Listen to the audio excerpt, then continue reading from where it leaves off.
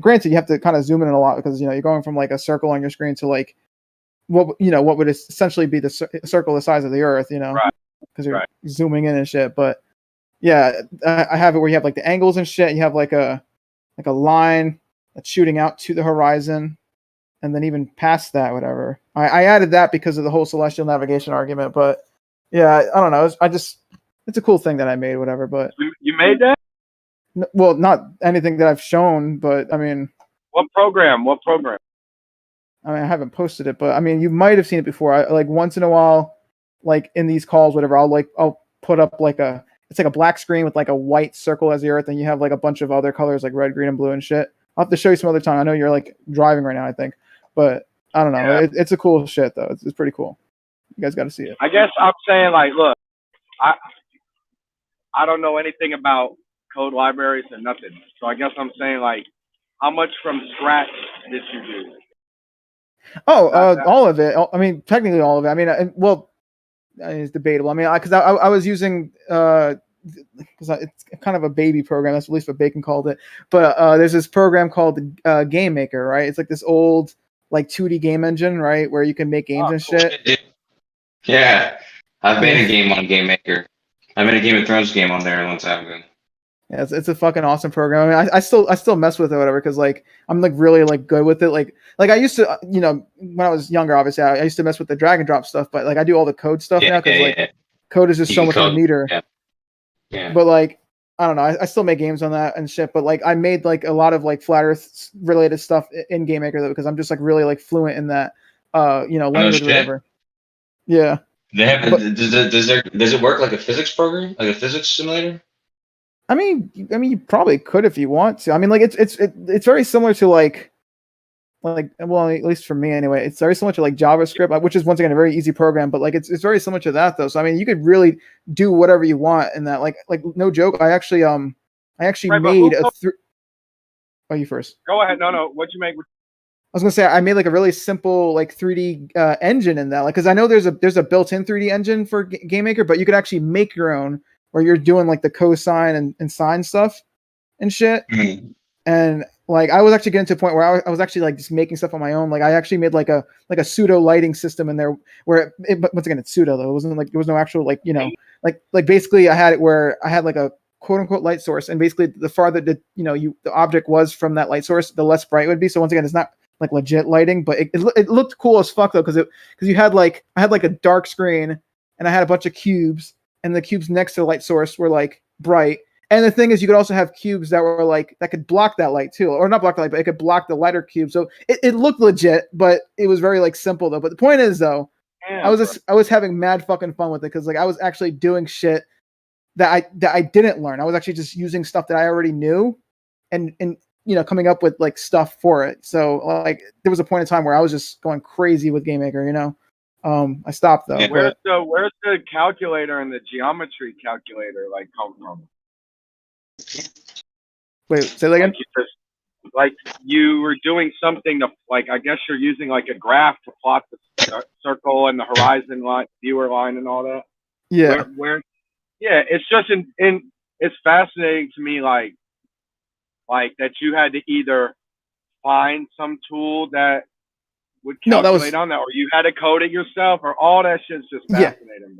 Yeah, myself, because for the Earth, I actually because in Game Maker you have you can use like I think it's like ellipse or a circle tool or whatever, but I actually make my own circles because their circles only have a limit of like 64 sides, which isn't technically a circle, but once again, that's how programs work. And so I don't like 64, just 64 sides. That looks like a fucking, like an octagon if you zoom up real close to it, So I was like, nah, fuck that. Let me make my own like circle shit. And I programmed it where obviously the closer you zoom in, the more segments there are, but also the segments that you aren't seeing off screen are deleted or whatever. So I don't know. I did some crazy shit for it, but you can zoom in indefinitely and it won't.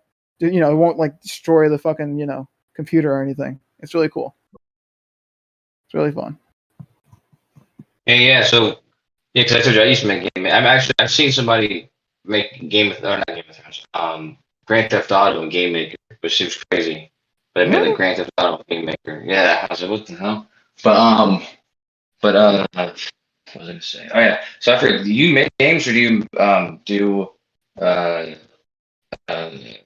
3D rendering? I forget what you. Well, What you do. I mean, like, I'm like kind of like right now, I don't really make too many, games. Like obviously back then when I was a kid, I would like make like really shitty games, and like right now, I'm still kind of working on like a little passion project, whatever. Like it's like a game with some of my characters and all that. There's a lot of cool stuff that I did in it. Like that program is, Game Maker is obviously, once again, it's a 2D engine, but I made some stuff where like you have like I made like a weird layering system where you have like 2D platforms in the background, and you can go to those backgrounds, like those background like levels and shit. Like I gotta show you guys if whenever that comes up again, which will probably be never because this is a fucking flat Earth server thing. But the point is though, I did stuff for that, and like I guess to answer your question, like for fun, I'm a hobbyist. I don't actually game design professionally. It's just for fun or whatever. Yeah. Yeah, but do you do 3D rendering professionally? No. Actually, I don't do anything professionally except maybe animation. I'm kind of doing animation right now. Oh, animation. That's what it was. Okay. Yeah. Okay. Yeah, because that's what I remember talking to you about that. I just couldn't remember what it was. So 3D animation or like what kind of animation? 2D animation. I probably could do 3D. I mean, I've touched it before. I just kind of, like I think 2D is mainly my thing because like I don't know, like I draw pretty good, so I'm like okay, let me do 2D or whatever. But I should definitely get into 3D though, because I think there's a lot more opportunities for that, at least in terms of like game design. Like that's in that, and also virtual reality and stuff. Yeah. Yeah, but that thing that shaders or whatever that shaders thing that Bacon was talking about. I gotta get into that, dude, because it sounds intense, but it sounds extremely useful. Yeah, I mean, I don't really. I'm gonna be honest. I don't really like know too much about the shader thing Bacon was talking about, but like, yeah, it seems pretty powerful, especially for this debate where you need like Blender sometimes doesn't suffice. But yeah, you flat earthers though, you know what I'm saying? You guys better watch out. We Globers are growing, to the point where you guys can't even handle us anymore. You guys are gonna get wrecked. Gonna get stomped. Yeah. They're getting new flat earthers every day, dude. They got Brummy and Numpty Noah. He converted to a flat earther supposedly. Okay, true. They're getting stronger too, but I think we're getting stronger at a faster rate though. So yeah, you guys better watch out. Yeah. Any flat earthers with an argument? Anything? Brummy's like me though, right? Brummy is like no, yes, he is, Coach. So he calls the Lemming Glober stupid, and that's it. He ain't coming with no dude. Really, you didn't know him back when he was picking on flat earthers, dude. He would. That's what I'm saying. He flip up, but yeah, now but you don't do that. No, he switched though, is what I mean. Like he used to be, and now he fights against what he once was. Yeah, but I said this story earlier because I was watching that video, that documentary about the Challenger, and then I was like, really, I've seen it a couple times. It's pretty sad, and I was saying you guys should watch it. And I brought up a story about how when Brummy used to be a huge Michael Jackson arguer, like he was arguing he didn't touch kids and stuff. And I told Brummy I used to argue that way too. However, then I saw that documentary, Leaving Neverland, and once I saw that, like there's no way he didn't do it. And I told it to Brummy because Brummy was arguing hardcore every day in gyms. And then I said that one day. Leaving Neverland. Hold it, Coach. I got to hear. Leaving Neverland was against Michael or for Michael? No, it was just about how Michael Jackson. It was like told from those kids. They told their stories and stuff. They went into detail. And Michael is bad, and Brummy still said Michael was good. Am I? No. I told him to watch it. I said, hey, go watch that documentary, and you'll change your mind. And he watched it the next day. He was like, yeah, dude, you're right. He definitely did it. I was like, yeah, dude. Okay. But Brummy, he honestly, it's not like you. Like sometimes you like to argue things, which is good, like scrutinize that kind of thing. He's not doing this to scrutinize. He's doing it because he honestly believes it to the highest Come degree. on, The same way he but believed that's the Earth was a weird. globe. He didn't just flip and go, all of a sudden, I believe it's he flipped and goes, I see how stupid the Globers are acting. He didn't flip and go, I just believe it's a flat. That's the point I think I'm making, and you seem to disagree. Why you think he thinks it's really flat all of a sudden? Yeah, he did. He literally, that's exactly what happened. He flipped it. It's just later on he says he's not going to call himself a flat earther, but he believes what the same things flat earthers believe. He just No. and at other times he'll call himself other times too. So I see him trying to. I do see him trying to advocate some of the more unintuitive, like counterintuitive, like the pressure next to a vacuum. You know what I mean? I do see him trying to now all of a sudden like supremely confidently champion the point now, right? But I know on the inside, that he's still, he got to be in the middle. He can't be there's no fucking way. You can't be all on one side. It would be over. It would be if a numbskull imbecile, if a lay person's like us could be all on one side, the scientists could be all on that side too, and then be over. You know what I'm saying? Yeah, but if we're numbskulls, imbeciles, and like Brummy's my friend, so I'm not going to insult him, but I will tell you that I don't mean it like I'm trying to humble myself. I'll humble myself too. No matter how low you think we are on the totem pole, I promise you, there's lower. And I'll just say, Brummy knows where he's at on the totem pole. Okay, I'll just say that then. We've talked about it a lot of times. But I guess can't no people on Discord be 100% all the way, or you be able to convince professional, and it'd be a domino effect. You know what I'm saying? No, that's not true. Come on, man. I know that. Look, you got to fight to get their attention. You got to fight to get their attention, and they don't want to hear it. And nah, and all that. It's a fight just to get on the stage. But their stage has been gotten a couple times. You know what I mean? And there's not an argument strong enough to fucking convince any professional yet, bro. That guaranteed all the way 100%. Yeah, but I don't think that takes into consideration the reality of every person. Psychologically and spiritually and emotionally and mentally and everything else that's a part of our physiology. Like when I was still a Christian and I came across this really alternative, quote unquote, radical, even what's the fucking word now? Heresy, right? I mean, if you believe this, you're going to hell. Like when I first heard it, I knee-jerk reacted against it. But the arguments were there. They were so simple, and they're arguments that I use now today. But I didn't accept it right away. It took me like 6 years to let it sink in. It was a germination period.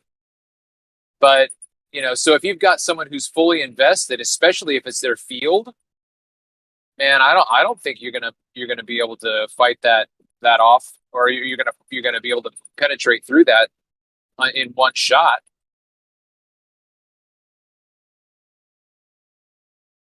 No, you're right about that.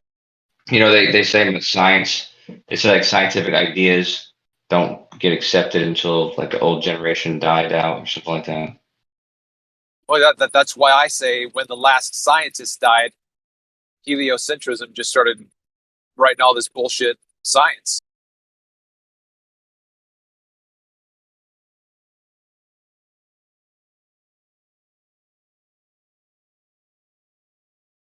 Right? Science doesn't prove anything. One more time. I said no. I'm saying the opposite. I'm saying that when the last scientist died, pseudoscience crept in and then started saying stuff like science doesn't prove anything. It's kind of funny because I think the claiming proof or whatever would be considered pseudoscience. Yeah, I know. Right, because you're a part of the generation that believes that narrative. But it's absolutely true that science proves things. Cause effect. That's proof. Well, I'm just quoting the guy who made up the term pseudoscience and defined it and everything. Who's the guy that made up the term pseudoscience? I mean, it was that Karl Popper. Didn't he define pseudoscience? I don't know if he defined it. I think so. But Well, yeah, I'll be more. Well, I'm listening. I can't talk. I say that again. You broke up for me. I said I can't talk for a second, but I'm listening. Oh.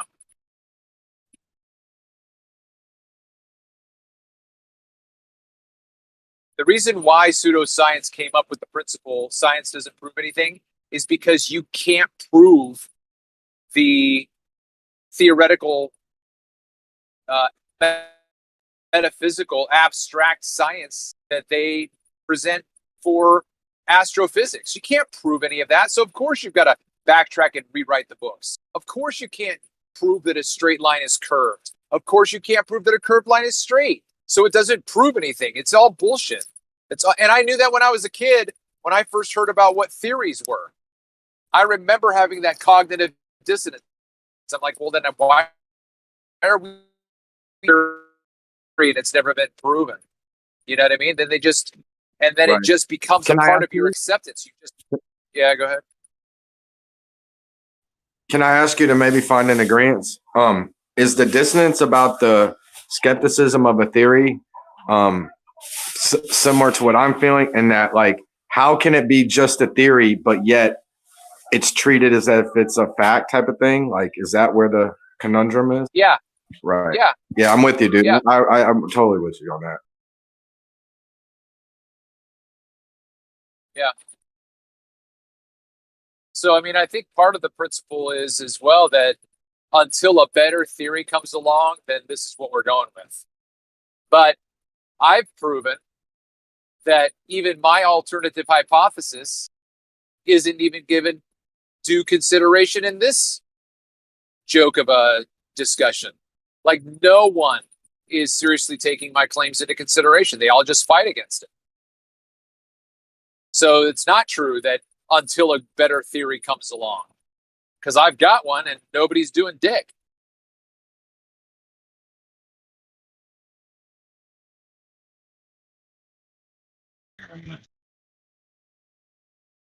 I feel you.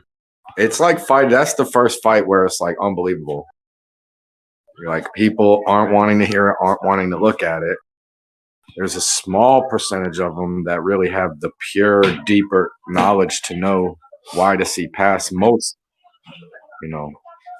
of the entry-level arguments. But bro, like, I'm still gonna stand on the point, man. There could be stuff strong enough that would convince professionals.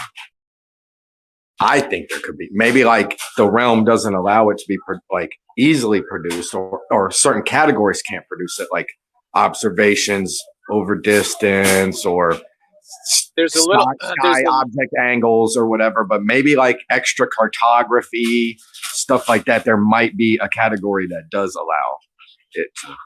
Field that does allow it to be overwhelmingly undeniable for a professional or for mainstream or whatever authority we want to put on it.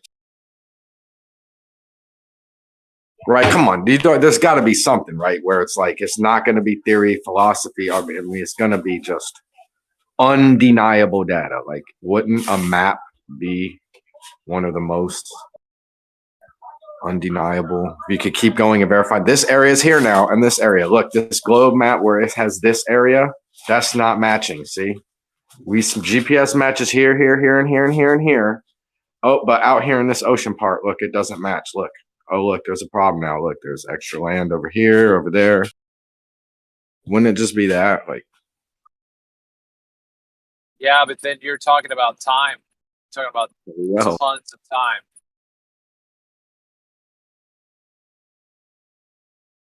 And money and resources. We have tons of time. Well, I mean okay, that's true, sure, right? So get on a Carnival cruise ship and use that as your Voyager. That way you can have a hospital, you can have a nursery, you can have, everything that you need to keep people alive, to keep it going for the next 200 years. I think the bigger problem is money, right? The people that believe or are trying to prove that it's flat, getting the finances to go on an expedition in Antarctica. Right. Yeah, exactly. For sure. Exactly. Yeah. And but even with my measly research that wouldn't require that kind of funding, still requires a great amount of funding, and it would be almost impossible to get that funded. I mean, 10 grand is not an enormous amount of money, right? Do you think for 10 grand? Actually, I don't even think 10 grand will be enough to do a expedition to Antarctica. We don't need to go to Antarctica. Okay. Well, where would you, if you had let's say 10 grand, what would you use it for to prove the globe? Well, I prove the globe. I would the other way falsify around. I would falsify the globe, but yeah. Well, I would have to sit down with a group of people and think about, okay, now how many boats would we need? How many cars would we need? Because I would want to do it both on the land and on the ocean to demonstrate the nature of mirage. And so, if you could rent boats or if you would have to buy the boats, I don't know. I mean, I don't know how much it would cost, but that would be one aspect of it. It would just be a matter of time. I guess if the right business plan was put together, right, to say here's the 10 grand I need or however much money you need, and here's exactly what I'm gonna do with it. Here's all the costs and shit. I bet you that money could be raised pretty easily. Well, but see, that's where networking has to happen. Like that, I'm not that guy. Like I'm the idea guy, even being on the field taking pictures guy. But in terms of going around and doing the PR, that's there are better people than I am. Yeah, it feels like begging, right? I mean, Witsit just joined, by the way. Witsit's got a good crowd. I bet you if he came up, or you together came up with a good plan for 10 grand, I bet you it could be raised pretty quick. It's possible. I mean, one of the things that I think could be doable and easier, because everybody basically has their own car. So if we could get a caravan of people to show up at the Bonneville Salt Flats, there's a campground 20 miles away. We could easily camp out there and spend an adequate amount of time on a particular location and just continue to show. But see, that for me would just be part one, because I would want to do that same observation in different areas that have different climates, so that we could use that cross data to understand that if I have these conditions in Utah, but I have these same conditions in another place, but I don't see what I saw in Utah, then there's something else going on. Yeah. Yeah, I think that, if you were to come up with something as far as a experiment, observation, or whatever, right? We should utilize the globers here. So before you even do it, see if it really would be proof or not, right? And let the globers shoot it down before you actually do it, and then find an experiment that both you and the globers admit would be proof or not be proof, and do it in the way that globers would agree to, and then that way everyone's happy. Mm-hmm. Yeah, I mean, I think that one of the things that globers could participate in with their theodolite fetish is to be the guys that do the surveying on the strip from Bonneville Salt Flats. Knock yourselves out and make sure that place is as level or as flat as you can determine it to be. And then when we make this observation. Yeah, honestly, dude, I don't think globers... Like, I actually ridicule globers that go out and do these experiments and shit. I spend fucking hours and shit making computer programs and crap to, prove something that's obvious, right? In my mind, the Earth is a globe, and that's fucking obvious. And doing these experiments is ridiculous, right? And for a glober to do it, I ridicule that. But on the flat Earth side, I can see why you'd want to do that. And I'm just saying, get input from globers, because that way you have an experiment that won't get shut down after you do it, right? Like that, White's black or whatever that dude's name is, White's white. he's doing that thing with the string on the beach, and the Globers have already shut it down before he even does it. But he still wants to do it. Okay, well, yeah, but how did they shoot it down? Is it a valid argument against what he's saying? Because I understand what he's going to do, and it makes perfect sense to me. So I don't know why it would be invalid. Yeah, we've talked about it a lot, right? And basically, what he thinks he's going to find is not going to be in any way proof of it being a globe or being flat, right? I mean, he's not taking consideration just certain aspects of it. We went through the whole thing. I don't want to go through the whole experiment right now, right? Because that's been done. Nobody's been talking about it. Well, I know what it is. Can you just summarize what the main criticism is? Well, so it's basically about the weight of the rope and the tension and all that shit. What he's trying to prove it's just not going to happen. Well, I don't. If that's your argument, then that's not convincing to me. Yeah, I honestly, dude, I can't be fucked to go into the details of it, and I've forgotten the details of it. Okay, that's fair enough, but I'm just saying, based on what you said, that wasn't very strong. Yeah, I've literally erased that from my memory, bro. Like, because I stopped giving a shit about it. Plus, I was probably drinking that day, and when I drink, I don't remember shit.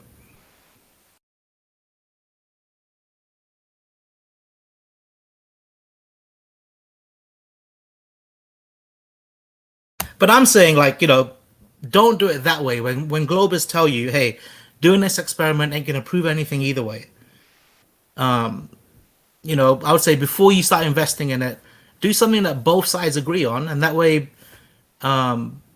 if you do find that it's flat, the Globers can't deny it. Well, they will anyway. You cut out, Whitsit. That was you. I said they will anyway. Yeah, but it's very hard to deny it if you've already gone through every detail of it before you actually do the experiment, right? Like, I will be honest with you, if that happened and the results went your way, right? Then Globers will spend a lot of time trying to figure out exactly what happened. Well, they would just dismiss it.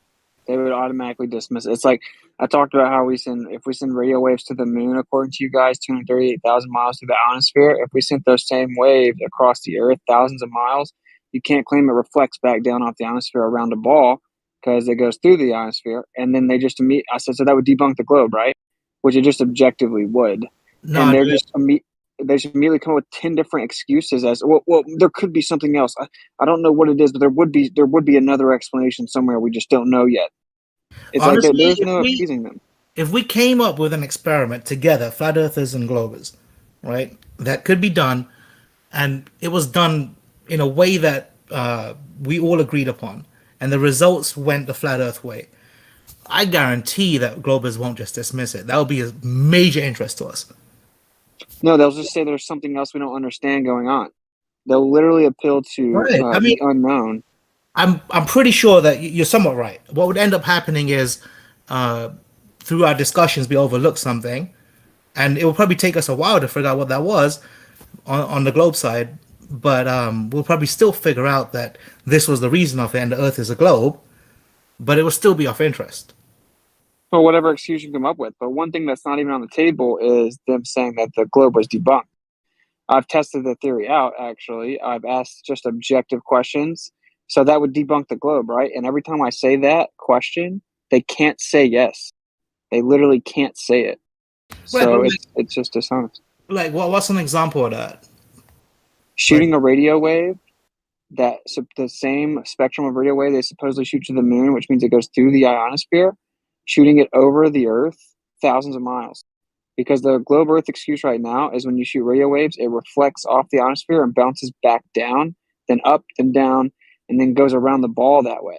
Because we shoot them like 10,000 miles with line of sight horizontally way too far, so they claim it bounces up and down off the ionosphere. So if I shoot the same radio waves they claim go through the ionosphere all the way to the moon, and I shoot them thousands of miles across the Earth, you can't claim it's reflecting off the ionosphere. So I said, so that would debunk the globe, right? and then they all go quiet. They go mute. They drop out of the room. They change subjects. They bring up Southern flights. They call me names. Yeah. Right. Yeah, Well, That's not what they do. We've explained totally it to you get that. before. Okay, what's the answer Shut your then, mouth, Zanuck? Zanuck. What frequencies of radio waves are you damn. talking about? The same that we shoot to the moon. regardless of the Well, frequency, if you're- though. well, the frequency matters. The longer Well, waves, the same that we shoot to the same we shorter shoot to the moon. waves. There's same we shoot to the moon. FM. There's AM. There's long waves You're of not ham answering the radios. question. Communicate. We're not doing So this. what? Zanuck. So do you know? Zanuck, are you not If you're going to make a listening? Zanuck, comment, shut up, Zanuck. you got Stop no. talking, If you're going to man. make a comment, you got to understand what you're talking Oh about. my God. So how do the You ham are radios? not How do you listening. talk to You're Europe not with a ham listening. radio? You're Wait, not You see what listening. we get? You see what we get? He Wait. immediately just wants to go on a monologue. And because I say it doesn't matter what they are, okay? I'm saying that your stupid ass paradigm claims that they go to the moon, okay? So it doesn't matter what they are, you claim they go to the moon through the ionosphere. So if we shoot the same ones horizontally, you can't claim they reflect off the ionosphere. And immediately Zanuck wants to just go on a long monologue about, well, you got to know, no. He is gonna It's Yeah, a well, I non mean, sequitur. Have you ever Here comes skipped left rock? virtue signaling. Yep. Moderate a fucking fair battle right here. Let them be on sides. Get someone in the fucking middle. Someone make them fucking talk to a middle person. Let's see who Yeah, wins. I mean, he just dismisses us and doesn't even want to hear the answer and says I'm monologuing. I'm not monologuing. What's it? I'm trying to educate you really easily about Yeah, radio you waves were and hold on, okay. monologuing. Yes, you Can I make a sentence? Can you guys agree? Can you let me make one sentence? No. This is a great. So what's it? This is No. why you'll never get an answer because everyone fucking gang piles on You me. can't I can't just get one say sentence one out. word. One Zanuck, watch, I'll fucking show you. sentence. Hold on, Zanuck. Listen Zanuck. carefully, man. Let me try to help everyone out here. One Zanuck, sentence. That's it's all a I'm asking closed-ended for. question. Can you Zanuck, do listen, that? listen. Guys, Zanuck, ask me a listen. question. I'll give you an answer. Zanuck. Real Listen, quick. I'm Give me I'm one a moderator, fucking Zanuck. I'm sentence. trying. You're still I'm gonna talking. mute you. You know I'm what? gonna count You to don't 3. want the If you answer. don't stop over The answer me, is I'm 40 muting you. megahertz 1, and also an angle. 2, I'm going to keep on talking while you're talking 3. over me. Okay. Angle Okay, and a you're 40 getting megahertz muted. frequency. Okay, good. You're stopping. Thank God. Was that just Okay, me so being muted? it was a So listen, hold on. closed-ended If it's question. below 40 megahertz, it will significantly be affected by the ionosphere. We already talked about that. So, and also so the is that what angle. we shoot If to you're the going, moon? hold on, wait, real quick, last sentence. If you're shooting straight up, just like someone mentioned, I think it was I don't know, about the rock skipping. You skip a rock at an angle, right? You throw it straight down, no skipping. That's also analogous to what happens with radio waves. That's all I have to say for now. Okay, so we can't shoot. Okay, so listen, we can't shoot these waves that we shoot to the moon any other way except for 90 degrees. Yes or no? No. Okay, so when I cite that NASA claims that they've shot it at another angle, you'll admit you were wrong No, and that's not shut what up. I meant by no. No, that's not the answer. That you can shoot it at angles. If it's at right frequency, it will not be affected or affected as much as it would be if it was at lower radio frequency wave. Right, Does that make sense? I hope that's clear because that is your answer, Witsit. And you keep on saying this. For weeks I've heard you say this shit. Oh, the Globers run away. They can't explain it. It disproves. No, it doesn't. It shows that you don't understand how radio waves and our atmosphere interact. So now you're backtracking your claim because I'm not backtracking anything. this is why I can't talk to Zanuck because as soon as I No, let you him make monologue, shit up. I Zanuck, said no. if You took keep my interrupting me- negative man, answer the wrong way. Let someone You know what? fucking talk. I feel like you don't even know what Witsit's point is. I could say what Witsit's point is right now, but I don't think that you could. So I'm just asking you real quick, Zanuck, what is the argument that Witsit is making right now as concisely as you can say it? Let me do the quote.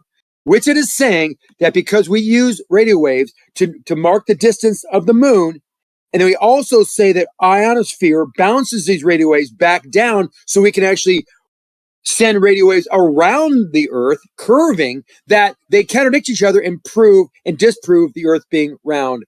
And those radio waves can be used. Wrong. Then now look, I'm going to talk. Okay, then now. good. You can correct me then. If I will be Okay, more I'm than gonna happy have to to admit if use I'm wrong.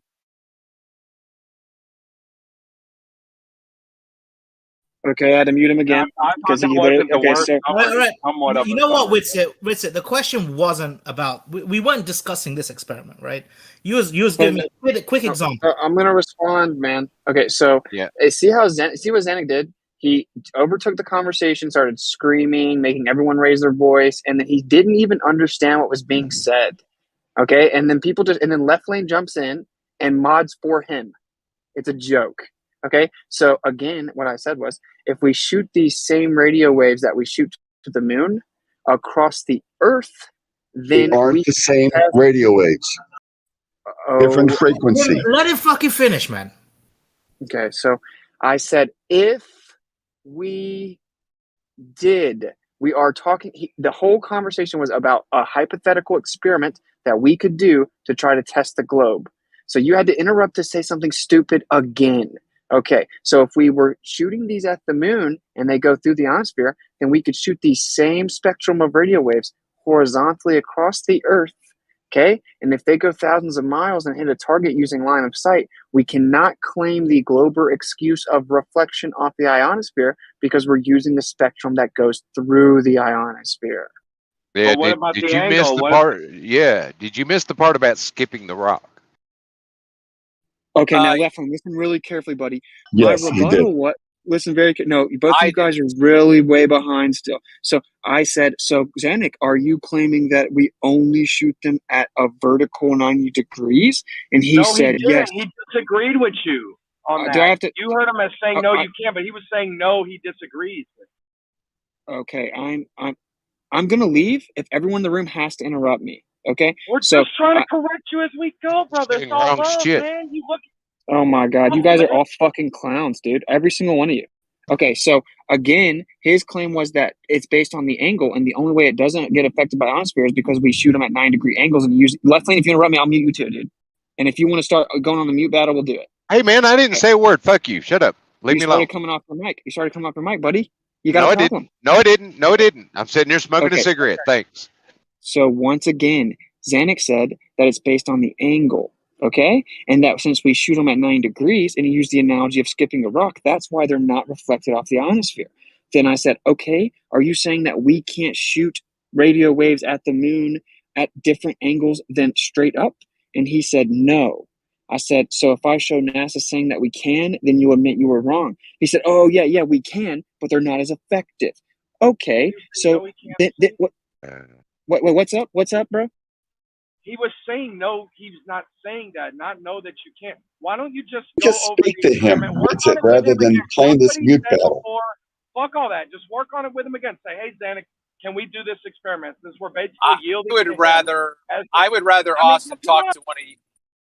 I would rather Austin talk to one of you guys because Zanuck can't regulate himself. He will talk forever. He will not stop talking. And then he won't let the person rebuttal. Wait, Silent but Medley, you're wrong. Silent but Medley, you're still not understanding it. So I would prefer if maybe when you don't understand things, let me explain why you don't understand it. Okay? So the reason I brought up the angle experiment, talk with him. Oh my God, you guys all have problems, man. You guys, this is why Austin, let me play devil's advocate with you real quick, Austin, because I've not looked into this. Okay, so here's my question. What was the frequency of the radio waves that Marconi allegedly bounced off the ionosphere, right? They didn't penetrate, they bounced off. What was the frequency? I don't remember. Okay, that's fine. I'm not trying to catch you out. I'm just trying to put point by point, okay?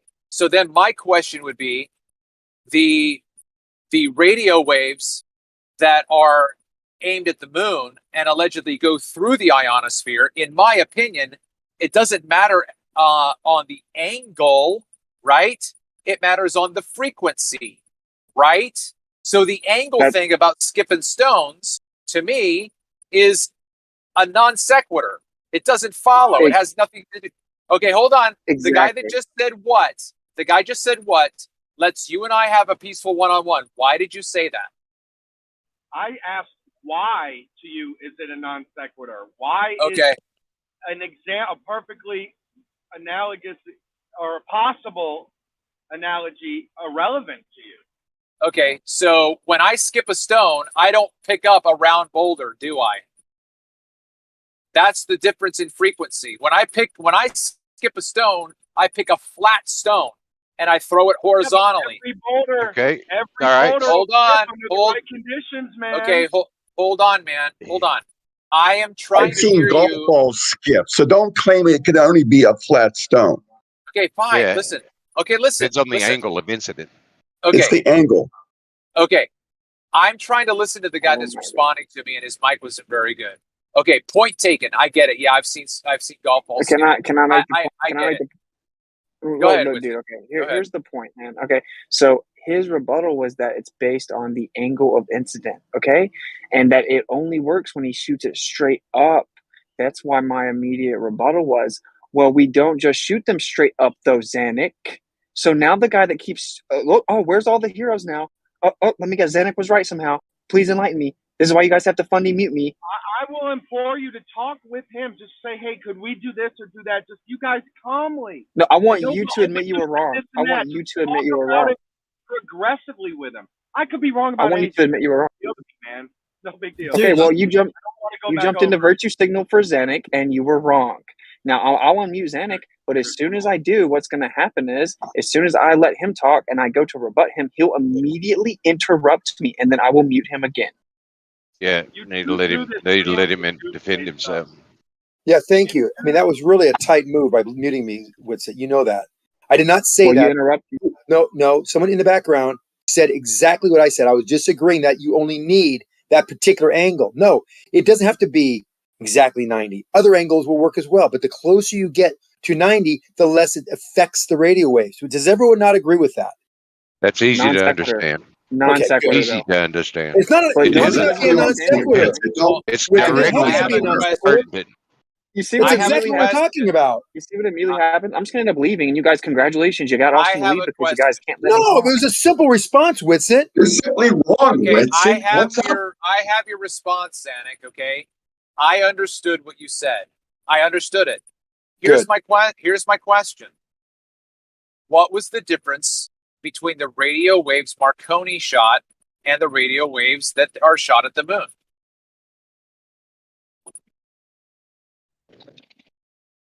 Lower frequency. Okay, so why did they change the frequency? So they can spirit through the atmosphere. No. Okay, so wait a minute. So Marconi's wait, hold on, please. Was that B-ball? Yeah. I was on mute and I was giving you the answer. Sorry. Well, okay, you were on mute, No, but you were giving me the answer. I was talking to a mute because my arrow is on the thing. I must have touched it with my touchpad. So I was talking to him. So what I was going to say is that there are much different radio frequencies. We have much longer wavelengths that are used that are less affected by the ionosphere. Okay, so Marconi's are something like 70 or 100 megahertz, and the ones that are really affected are below like 50 or 40, 30. Those are really affected by the ionosphere. You can get wavelengths that aren't that affected by the ionosphere, and they use those wavelengths to detect the distance to the moon. Plus, they use the LiDAR systems. They use laser. That's fine. Okay, so we're only talking about the radio waves that we shoot to the moon. Okay, so if we shoot them at an angle, a much lower angle, do they still go through the ionosphere to the moon? Yes or no? Yes or no?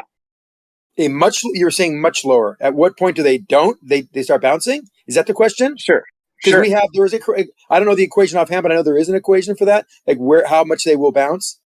So I can find that out for you, but it's not I don't know the exact point, but at some point it will be reflected. The majority will be reflected. So at some point, some angle of incident, you will have the most amount of reflection. Is that a good answer? You can't answer the question. You see, you can't answer questions. So I said, I don't know the exact answer for it. I just know there's a point. Interrupting. Now he's interrupting again. What he's trying to say with it is that if you do it at a different angle, right, or you do it at the same angle, right, understanding that some photons will still get through in both cases. If you do it at an angle, there's more fucking shit has to go through, more atmosphere, more ionosphere, so more shit is gonna get reflected or Brent, you think I don't understand that? You think I don't understand that? Do all the Globers in here think I didn't understand that? In both okay, so you guys are stupid then. That's not my problem. Why are you asking the question if you already understand it? Well, because you need to probably shut up and listen to my actual rebuttal to understand it then, don't you? Has to be knowledge. Hold on, Whitson. Let me finish, Whitson. Can I finish, Whitson? All right. The conversation we were having with Copernicus, right, was coming up with an experiment that Globers and Flat Earthers agree with. Now, you came up with this as an example for me, right? And obviously, I haven't even got to say it yet. This is not a good fucking example of the fucking experiment that would work based on what me and Copernicus were talking about. But Shill already put in. Now it's Zenix's turn. Yeah, for sure. Yeah, thanks. Yeah. So you guys have Shill problems. already put in the chat about the moon bounce, EME propagation. I'm just gonna leave. So we took. All right, peace out. Do you not agree that 10 gigahertz is different than 144 megahertz? I'm going to try to explain this so everyone can stop talking past each other. Okay, so the fact of the matter is, whether or not it goes through the ionosphere more or less is a non sequitur. I never said I disagree with that. You guys in unison Fundy muted me to strawman me. You lose. Next, the point is that it still goes through it, which means that if we can shoot it at a lower angle across the Earth and it receives thousands of miles away, that means it still got through it, okay? Because some of it can still go through the ionosphere, which means that that is impossible on a globe. What's your rebuttal specifically? Some of it can go through is with its claim, and just repeating it over and over again. I know, right? He just really doesn't understand what he's even talking about. Okay, so let me try to respond as evenly as I can. It seems to me that at this point, Xanax's response is ad hoc. Like, I would need to see a paper where these guys did a 90-degree shot, a 60-degree shot, a 45-degree shot, and at 31 degrees, it bounced, right? I would have to see that they've actually done this, because if it hasn't been done, then all you are doing is ad hocing and saying, yeah, I guess at the right angle it would do it, but you have no proof. Well, I understand refraction very well, and this is a refractive. This is refraction we're talking about, correct? Whatever. Wait, Xanax, are you saying that radio waves are light, right? And we're talking about 144 megahertz. Hold on. Keep ad hocing. Keep ad hocing. Okay, Trav, I'm not ad hocing or ad homing or anything. The Globers out of Travis, victory. listen, Witz, be quiet for a second.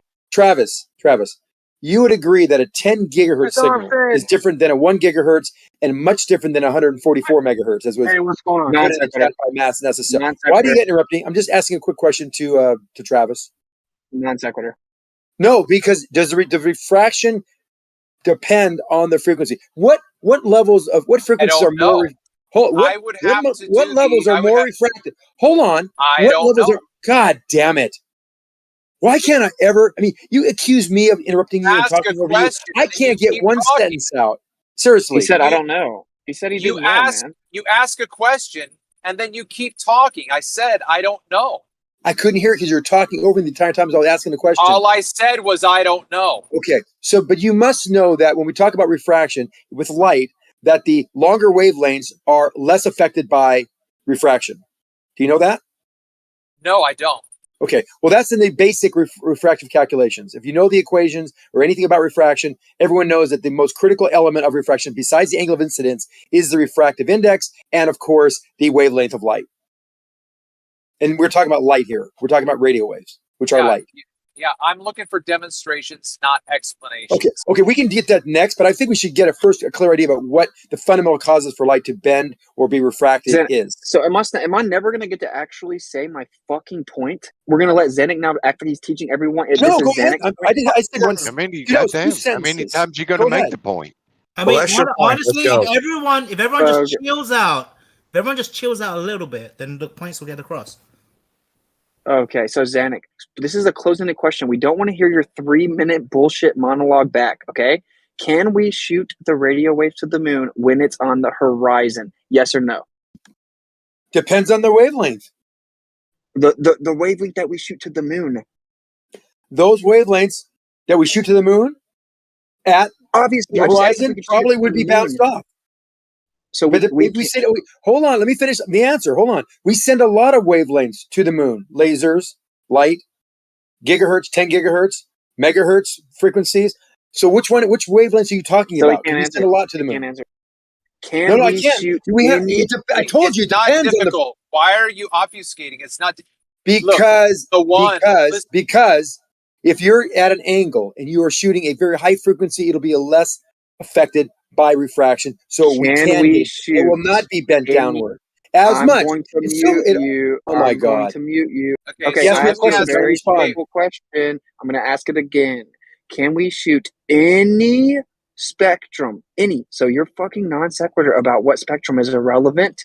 Can we shoot any spectrum of radio waves to the moon while it's on the horizon and receive a signal back? Can we reach the moon with any spectrum of radio waves while it's on the horizon? Yes or no? I don't know that. I don't know what if there'd be that much affecting the radio waves where it would be reflected or refracted. Sorry, I don't know for obviously sure. what you were doing. I don't think we measure. But what's it? I don't think we measure the distance to the moon when it's on the horizon. Just so you know. Okay, so obviously what you were doing. To it.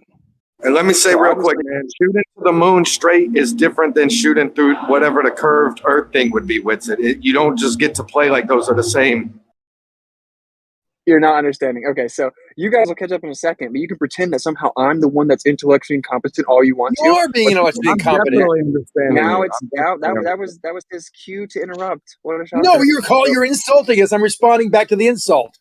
I literally defended the insults you were saying to me. So good try. So anyway, nice try. Now it's his time to interrupt again. So what we all just witnessed was he started spiraling and monologuing because the truth of the matter was he didn't know the answer. So instead of does anybody think I'm spiraling or monologuing? Please vote. So, see, no, you're not. I think you've chilled out, and it's kind of cool now. Witsit, just let's not make this personal, guys. Witsit, it seems to be you. Just for your own information, it is you spiral. We like the grandstand. You didn't make it we like the personal, grandstand Witsit. Oh imposter. my god! So he likes to see it. We he can just likes shoot to radio grandstand waves imposter and make himself look cool. You guys are a bunch of losers. So I asked the closed-ended question repeatedly, and instead of saying I don't know, Zenik had to monologue like 5 times. He finally said, I don't know. Well, just so you know, it's claimed that you can shoot it at any point in time that the moon is visible. Okay? No shit, Sherlock. Okay, well, talk to Zenik. He's the one that's not in the know. I didn't know if it was on the horizon. Why did you fucking tell him then? Why did you have to drag this out for 5 fucking minutes? Well, then now we can finally get to the next point that you guys have stopped being so dishonest and we got to the bottom of it. So the point is that we can shoot certain radio waves at the moon no matter what angle it's at, all the way down to the horizon. No, that's not true. It's basically true. Okay, which one is it? Some affected more than others. Basically true. You can, if you can see it, you can shoot a radio wave to it. It takes 2.5 seconds. Okay, thank you. Anything above 144, anything above 144 megahertz. Okay, so the actual answer is NASA's correct. Okay, NASA page show is correct. All the other Globers are wrong. So now we're going to move on with the correct answer. So that means there's a certain spectrum of radio waves that can be allegedly shot through the ionosphere. Allegedly? Yeah, allegedly. No, not allegedly. Okay, we'll pretend it's real. That's my whole point. No, you don't have to pretend it's real. It's real. Okay, perfect. That makes my point stronger if it's real. So that means that we can shoot radio waves at the moon at all the angles, all the way down to the horizon. Yeah, but not all the megahertz, though. Not at low megahertz. Therefore, so what? That's irrelevant. That's another non sequitur. So the point is, okay, now that we finally got here, the point is, if we shoot a radio wave that isn't going to reflect off the ionosphere, meaning that's presupposing it's in the right spectrum, so your monologues about the spectrums are irrelevant, then we shouldn't be able to shoot them low to the ground horizontally for thousands of miles because it would be physically obstructed by the Earth and it couldn't reflect off the ionosphere, correct? What are you saying? He's confused again. You guys can't rebut it. No, you're saying the same thing over and over again, but you don't really understand what you're saying. We're already agreeing. I talked to someone with a PhD the other day, and they said that this would be a sufficient test, and they're a globe earther. So I guess you know more than if you have a laser. So far, we're testing We're testing how far away the moon is right now. That's all we're doing. Well, we're pointing out that if the radio waves can go through the ionosphere, then that means you can't claim they reflected off the ionosphere. Different different frequencies. What's it? Forgetting. Dude, when we shoot a laser, when we have a laser, lasers are not reflected off the ionosphere. Oh my god, this is Do you understand that? I'm not claiming radio wave. Laser waves are not all the same, right? Hey, one at a time. One at a time. I'm not making claims about radio waves that we already shoot on the Earth. You fucking losers. I'm talking about shooting a different one that we shoot to the moon instead. Yeah, because you guys are constantly interrupting, and you're such a douchebag moderator. Stop whining with it. It's so unbecoming of you. Well, what's crazy is that we have whining, bro. Have a conversation, tough guy. We had the whole room funding music for 5 straight minutes. Needs to be made. Go ahead, Austin. Well, please. I can't make it when I get funny muted I know. for 5 minutes, and then a moderator amps it up. Anybody, if you don't let him make his point. Okay, so He's been it's just making very this point simple. for 20 freaking minutes. No. Okay, it's all recorded. So the point is, you guys keep bringing up, acting like I'm saying we're shooting the same radio waves we shoot at the moon on the Earth already. That's a lie and a straw man. My point is, if we're proposing a hypothetical test or experiment that would test the curvature of the Earth, we could use the spectrum of radio waves that we know aren't affected by the ionosphere if they go all the way to the moon. Then we could shoot them using line of sight. Then we can eliminate the excuse that it reflects off the ionosphere around the globe. Therefore, if it shoots thousands of miles and reaches its target using line of sight, it can't be reflected around the globe. Therefore, it would have to be going over a horizontal surface. No. Whoa, that conclusion, everything was right up until the conclusion. Yeah, I would say you're good up to the very end. Yeah, you were actually. I was like, yeah, he gets it. We understand. Hey, no, I know Travis. Perspective. I knew I was talking. Hold on. Perspective. I know I was in the middle of a sentence, and I was talking with NASA real quick. We were agreeing, and you're still talking over. Why can't anyone just shut their mouth when someone else is talking? I don't get it. I'm letting you talk. Go ahead, Zanuck. So I was agreeing with Nash Shill. He was correct right up until the conclusion. I don't know where that conclusion came from, but explain why. Because we are going to use this laser that can be shot to the moon at any angle. And I didn't know if that was absolutely true at the horizon. I know close to it we can do it. So we can see the moon, we can use a laser to detect the distance, and it'll be a reflected signal. He's saying that if we use that laser, that it's going to be reflected around the Earth, and it'll also disprove the Earth, because if we did that, we wouldn't be able to reach the moon because it's going to be curving around the Earth. But we don't see that with the laser. All right, now let Witsit respond. Nobody interrupt. Okay, so for one, we weren't talking about lasers, but either way, it doesn't matter. I'm not saying that it curves around the Earth. I'm saying that when we shoot the radio waves we shoot on the Earth, like Marconi's spectrum, they say that it reflects off the ionosphere. That's why it was able to go so far, and we can shoot them over 10,000 miles. What frequency was that? What's it? What frequency? I'm not saying it's the same frequency. You have to know the frequency to make that argument. I'm not saying they're the same frequency for the 30th time. Yeah, I don't know why Zanuck is interrupting. All right, Zanuck, stop interrupting. I just said what is frequency. It's not. You're asking a question. He said it doesn't matter. Go ahead with it. Right. So we're not talking about the radio waves you already shot on the Earth. We're talking about a new experiment. So if we use the spectrum that goes through the ionosphere and we shoot it over top of the Earth, we cannot claim that it's reflecting off the ionosphere, making it go around a ball, because it goes through the ionosphere. Your point now? So how are we going to use this to show the Earth is flat? Right. So I think he says if we're going to use that frequency to bounce off the moon, we can't show it going around the Earth. And I think I would agree with him. That would be a good test. That's correct. I think we all agree with it. Wow. It took 20 minutes of funny muting and another mod finally doing what a moderator does for us to get to the point. So we were all on the same page along the way. And you're muting me for no reason. I told you I could let you speak. Branch, just so you know, I was bringing this up because Branch asked about an experiment that both the globe Earth and the flat Earth could agree on, and then we could go test it. So I brought this up because if any globe Earther actually understands what I'm saying, then everyone should be able to agree it's just objective, and it would be a good test. Okay, thank you. Yeah, and the reason I brought the other frequency... They've done this test with... Hold on, Zanuck. Here's the thing, right? We were discussing an experiment that could happen that we can discuss somewhat peacefully, which both sides would agree on. And if we just get in arguments like this all the time when we try to figure this type of shit out, then how would any progress ever be made? It would never be made. And we all agree and understand what he was saying since the beginning. We were asking questions. A lot of it was unclear, but we understand the basis of it. He was basically saying, if we can, let me just, one more sentence. I promise I'll be done. He was saying, if we're in some situations, if we're bouncing off the moon, then how can we claim that they can also give us long distance communications around the Earth? And I get that. It's not, wait, can I just finish? Can I just finish? So we all agree that would be a contradiction. Oh my God, forget it. You know what? Go ahead. Have fun. Thanks. Okay, look, I understood. Look at. You guys finally came around to where Witsit wanted to get you. No, we knew he was going there, from Travis. Point 1. What I was trying to do is clarify why that could be. In some cases, you have reflections and refraction. You were fighting. You're gonna talk over me again? Can I just finish the sentence? You notice I'm always saying, can I just finish the sentence? There's a reason for that. Go ahead, I'm just responding to you, Travis. I'm just trying to respond to you real quickly. You say that yes, because in the beginning, we're trying to explain that different frequencies are reflected and refracted differently. That's it.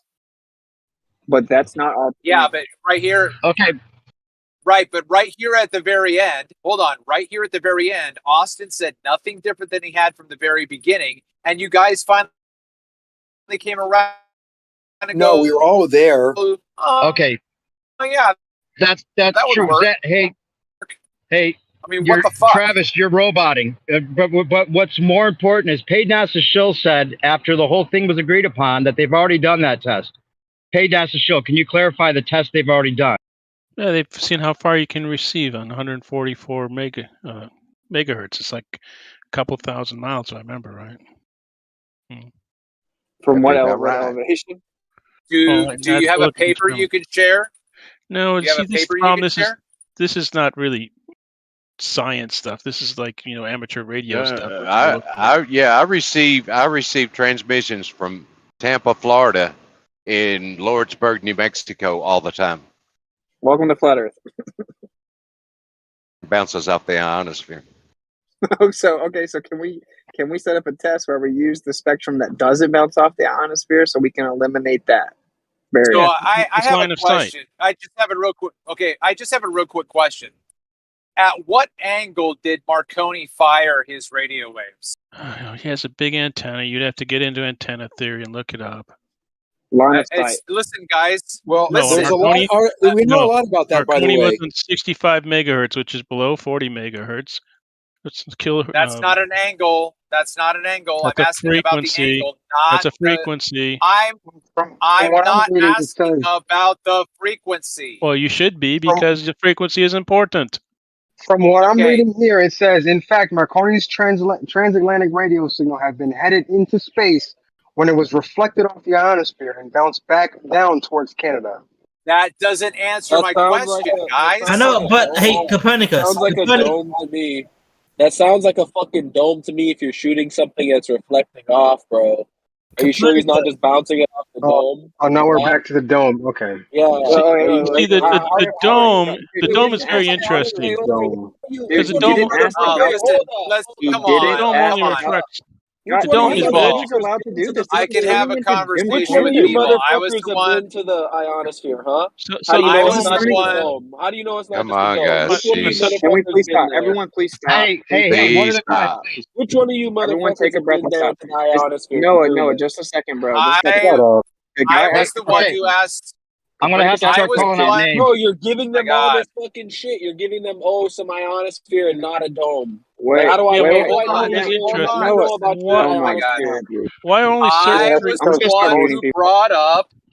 Listen, I was the one who brought up the angle, and B-Ball went and got a reference. Okay, simply because B-Ball described what Marconi did doesn't include the answer to my question.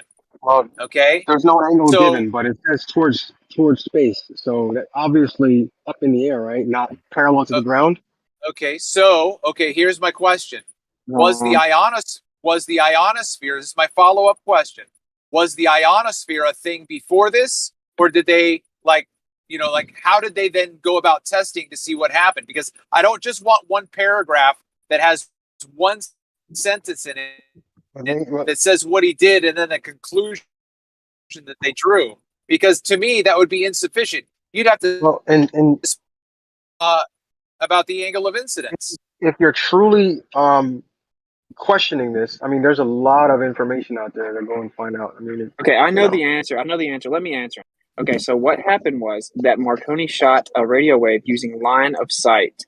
His detractors told him, you won't be able to shoot that 2,200 miles because it'll hit the curvature of the Earth at 200 miles based on your elevation using line of sight. He tried it anyway. He was successful in the first transmission.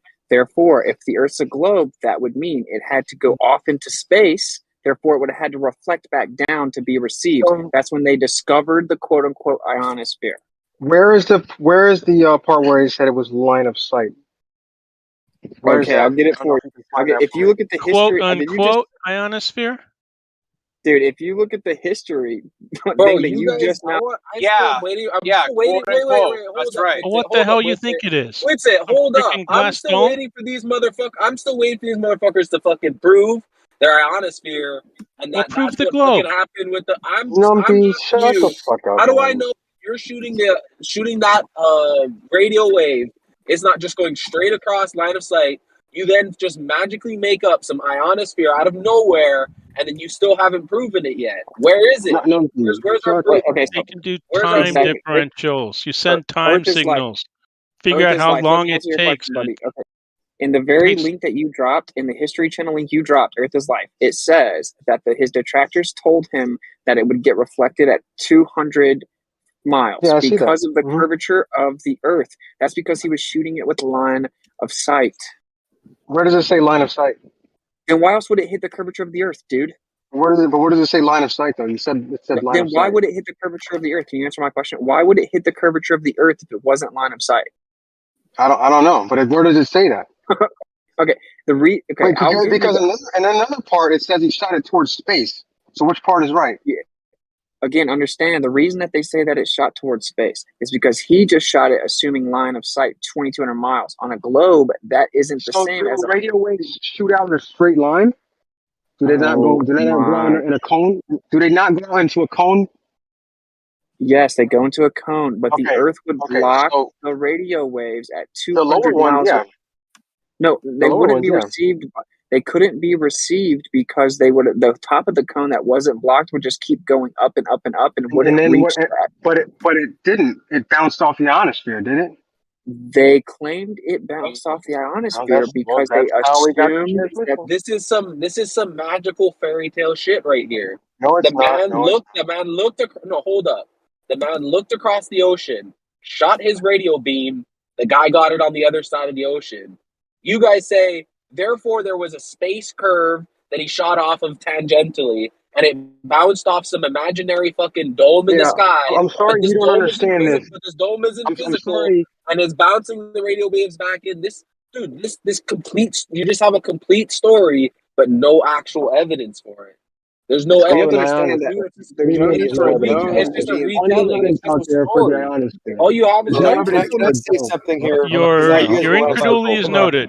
However, Marconi was a while ago, and we've done quite a bit of radio work since then, and we actually understand the ionosphere much better than we did when Marconi was around. Can I say something, NASA? Yeah. Because we know that this radio communication that we did with the moon was in the gigahertz range. Would we all agree?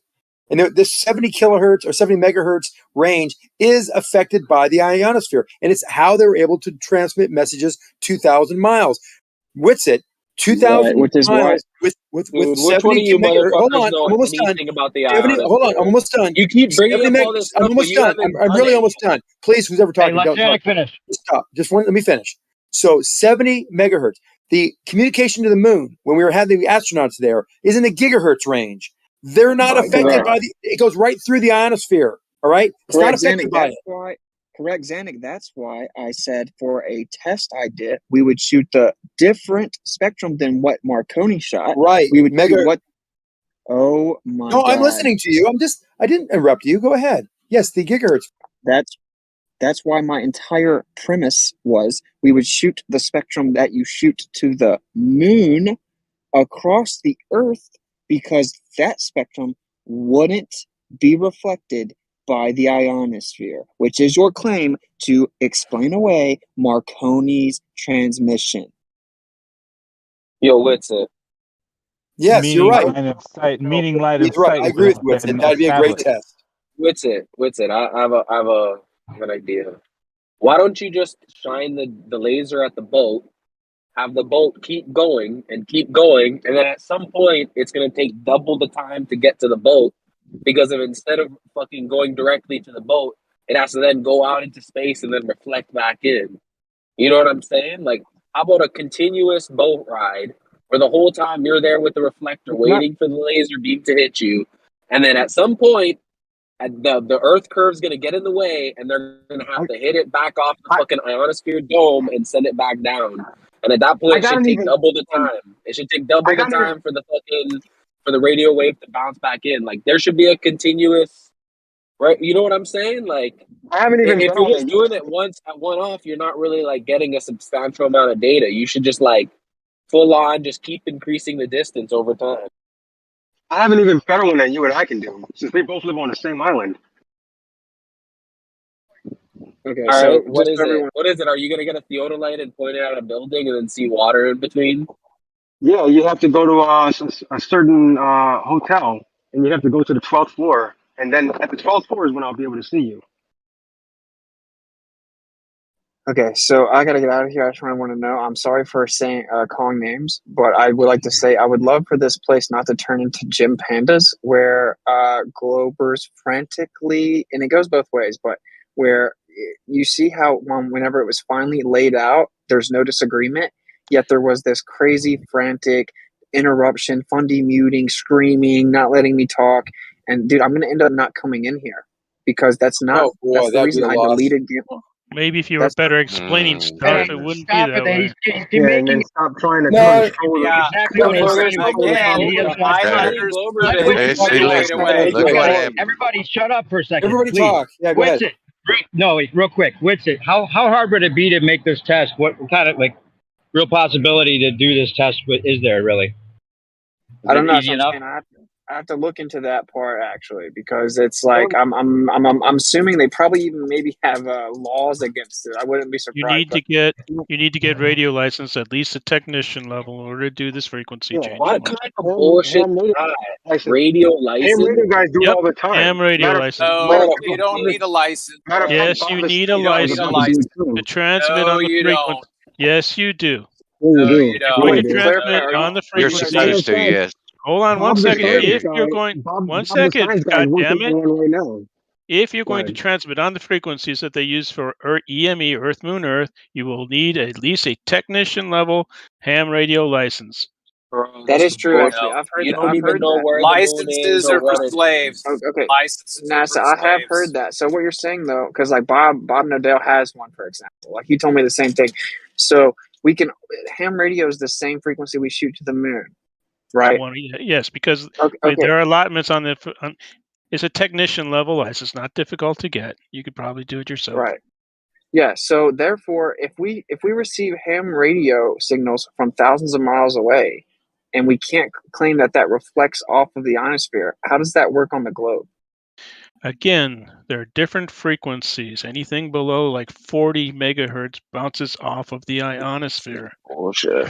The one that you use for Earth, Moon, Earth is like 144 megahertz, much higher. Can I legally shoot that one?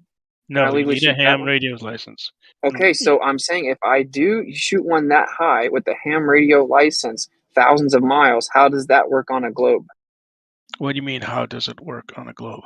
Well, it can't be reflecting off the ionosphere, so if I shoot it line of sight, how would it go thousands of miles? The thousands of miles generally are from guys that are really high with really big antennas. Yeah, we could do the math, right? We could do the math and know where the Earth's curvature should be. I'll have to look that up. I will have to look that up again. On the guy that did it had a really huge end. Okay, I'm gonna look into this, but I gotta go. That's what she said. Thanks, Witsit. You would agree that I'm trying to say I was gonna say if you stole my. A good thing I did because you're robot. You're robot. I just want to say to everyone, I apologize. Let me just say, I apologize when I lost my cool. Just the record. Say this, please? I'm sorry for when I lost my cool and called people names. It goes both ways. It's not just the globe earthers. But if we could all please stop doing that, then we would be able to have much more productive conversations. And that's why this room was started. I, again, apologize for calling names and getting heated. We should all try to set we got there. It seemed like it was productive in the end. So, yeah. Why is Zanuck? Bro, you're letting them get too far into the weeds, assuming all of this shit. You need to cut them off and make them prove every single. You need to cut them off and make them prove every single point. And they haven't proven any points. They haven't proven any points. All they do is talk about, oh, that sounds like a bunch of gigahertz. Yeah, okay, so we're just going to assume the ionospheres come down we to the sky, use those frequencies. and it's right there, and you shoot it off into space, but it don't matter because it just reflects back in because it's not like a ham radio operator. They haven't proven anything. They just keep assuming. We're sorry your education level won't allow you to understand these things. We apologize for that. Ooh, 144 megahertz, and you can get tropo ducting. These Globers have not proven anything. You need to go point by point with them and have them prove everything. Someone already posted the thing with it is you go so You're not far gonna into listen. the weeds with these guys. You give them so much. They're like telling you You're not about gonna the listen, huh? moonland. Okay. No, I'm trying to say something and then be done. Well, but you guys don't keep want to interrupting. understand what the frequencies No, are. I can't interrupt. I can't fucking say All right. anything, and you Hey, keep Numpty interrupting. Noah, So how about you understand? let Numpty Noah talk, but Witch's gone, Numpty. Okay, He's gone. It doesn't matter. I don't want to talk to these fucking Globers. Honestly, guys, it seems to me like everybody's arguing just for the sake of arguing. 144 megahertz is a 2-meter band, generally good to about 25 miles on a very odd tropoducting type day with really huge amounts of power. They've gotten as far as 4,000 kilometers. But most of these amateurs will use the kilohertz range.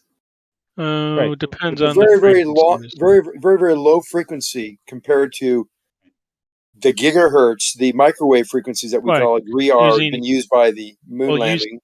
The 10-meter Bro, band. y'all are in fantasy land right now.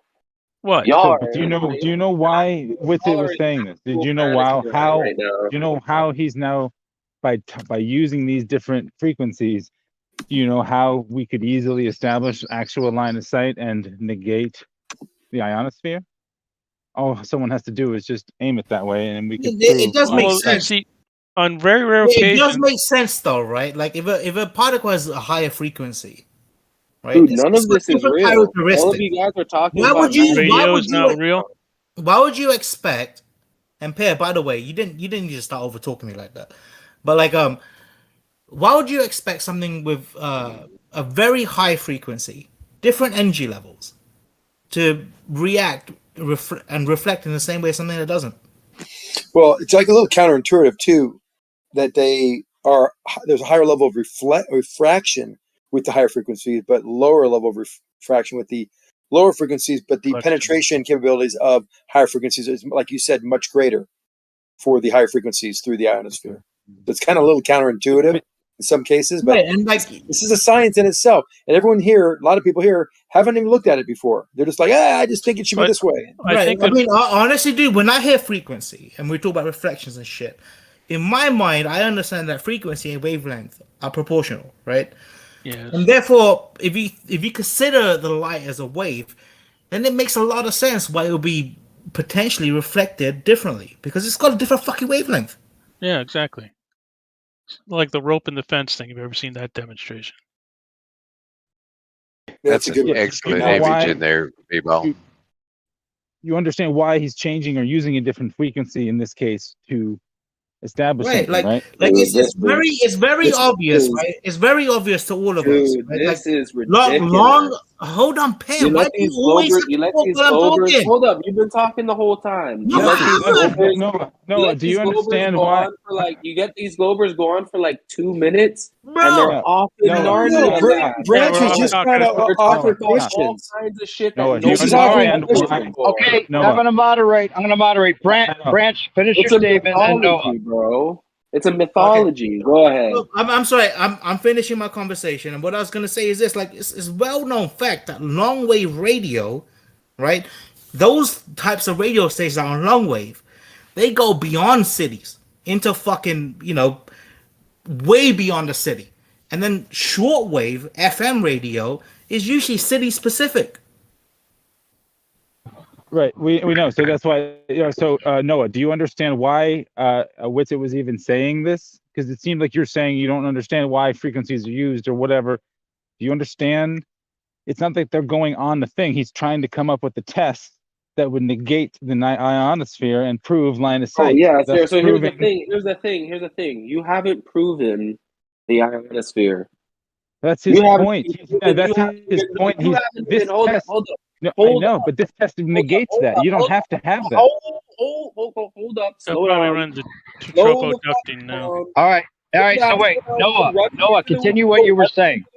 Yeah, no running into the weeds, bro. Just hold up. Let's take it slow. First things first. You haven't even proven an atmosphere, let alone an ionosphere. Excuse me, So we haven't proven what? You haven't even proven an atmosphere. What the fuck are let you alone- breathing right now? Hey, that's a show. Let him finish. That's it. These guys are assuming roundness. They're assuming some sort of ionosphere dome. Right. We know that. Yeah, but see, but Okay, hold on a guys, second. no, Hold on a second. that makes sense. No, Can I have 10 that's seconds fine. to very? No, Ted, that's All right, fine. Hey, that's a show. I got it. Respond. Okay, I want 10 seconds for a very. I want 10 seconds for a very simple experiment. Hold on a second. Okay, go ahead. Whoa, what is that? What the fuck? Somebody's walking somewhere. Bro, that's What ridiculous. Whoever's moderator, like, that's ridiculous. I'm here trying to just speak like a human being. Okay, wait. You didn't finish, Noah. Noah, if you didn't finish, I'll give you a chance to finish. Hey guys. Hey guys. Bro, this is ridiculous. He's saying they're going to mute me, and I was already on mute. Can you please Hey let me moderate you? just chill out a little bit. Calm down. Relax. One at a time. So Ryan, okay. Okay, so just real quick, we only have this brief article story of how they came to these conclusions, right? So I would actually want to see how they recorded all of this stuff, so that when Marconi shot, he's like, "Yeah, I didn't get anything. Try it again." You know what I mean? Like, how often did he do it, and when did he receive it? How fast did it take to get there?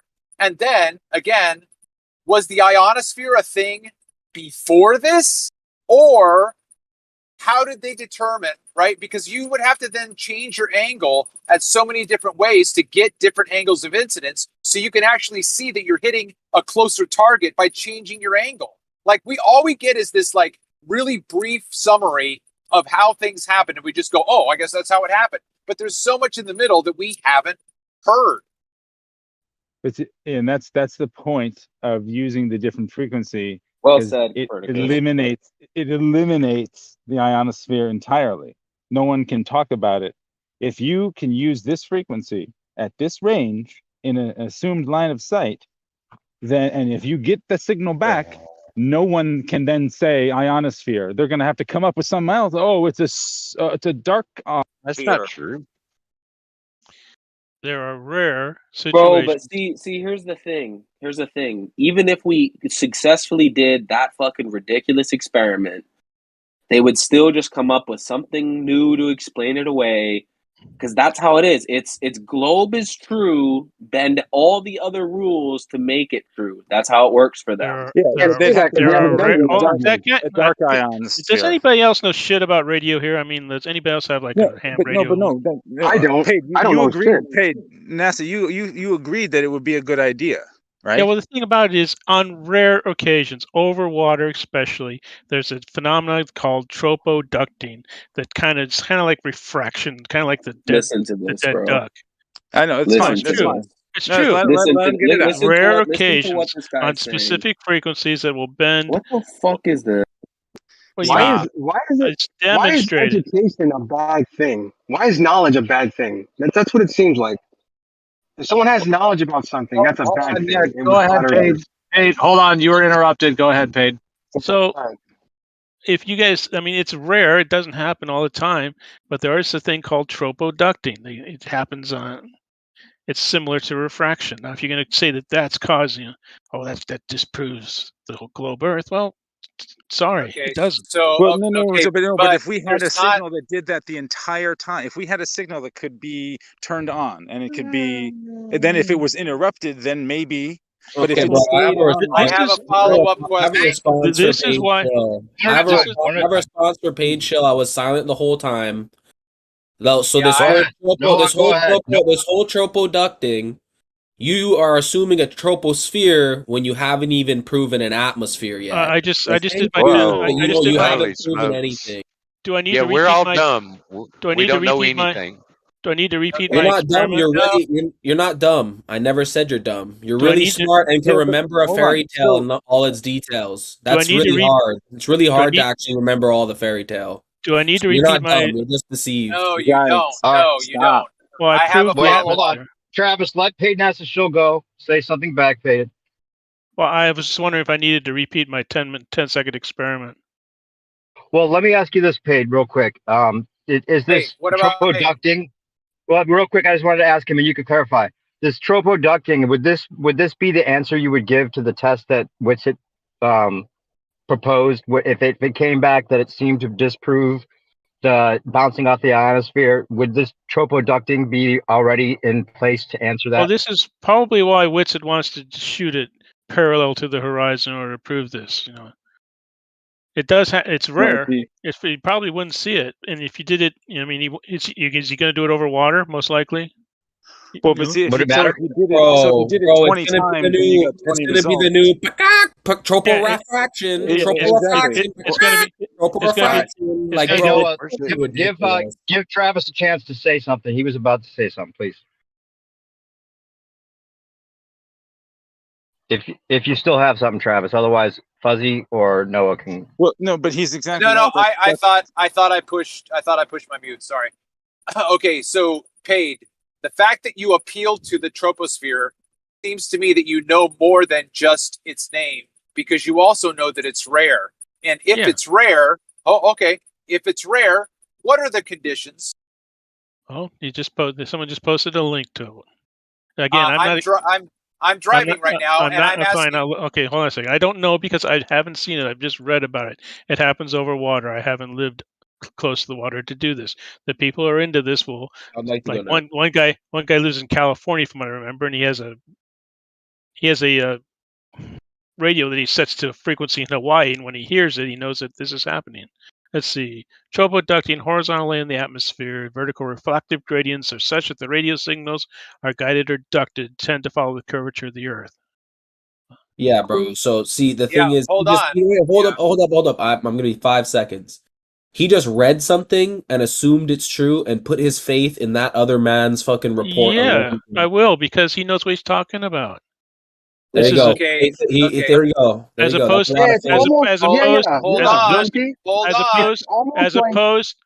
to people like you who know squat about radio. Okay, that's enough. Okay, look, that's enough shit flinging. I'm asking honest questions. Again, my outstanding question is because you made the claim, and what you just read said nothing about it. It didn't say it was a rare. It did not say. Okay, it said it was a rare occasion. Did it say it was a rare occasion, Paid? This article? Hold on a second. It did not what you read. Well, hold on.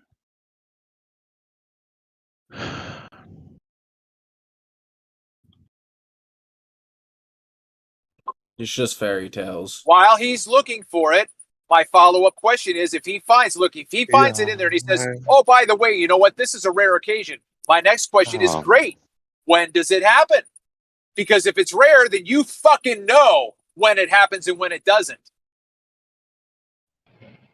And to Numpty's point, all of this could be just a claim to support the ball Earth. I think Earth's Life said something about what is being educated a bad thing. Well, if what we're being told is not necessarily true, but only to support the idea of a globe Earth, then it's not really being educated. It's only propaganda geared towards supporting the idea that we live on a sphere. That's the point that I think Numpty's been trying to make. Hold up, new perspective. Let me say something. New perspective. So, like, go ahead, Noah. basically, you have to fucking assume their fucking atmosphere. Then you have to assume their ionosphere. Then you have to, now I need to assume your fucking frequency band. Your incredulity is noted. And now when I go to a new frequency to disprove all the shit that I assumed based off your word before, you're going to then just pull out of your ass tropospherition or whatever the fuck it's called. And it's like, really, so it's already another assumption. It's another assumption to stack on the mile high stack of assumptions that this theory is based on. Yeah. Thank you for fucking not interrupting. Oh wait, you did. You're right. No, they probably will have an excuse. Let me respond to that. They probably will have something like that. That they'll say makes sense. Hold on, wait. Let me just say. But what Witsit was doing, and even though it is begging the question, it is taking their own claims and then reversing it on their own claims to try to disprove even their own claims, which he's had success in doing so far. So it sucks that we have to beg the question a lot of times, or assume that the readings they're getting are even valid and who's taking them and trusting at all what they're saying. But, to a certain degree, it does work because then you can take the claims and see where their mistakes are and then call them out on it. So it's just a different strategy. Calling us out on it would be actually going out and trying it instead of sitting in Discord and claiming that everything is fake. Well, that's a good point. If you're just claiming it's fake, that's different. New perspective. Here's the thing. New perspective. It's not fair. Here's the thing. We've already hold here. New perspective. Here's the thing. We've already pointed out many contradictions in their model. Hold up. Let me fucking speak. It's of no avail. They just explain it away with something else. So now what we have to do is instead of running off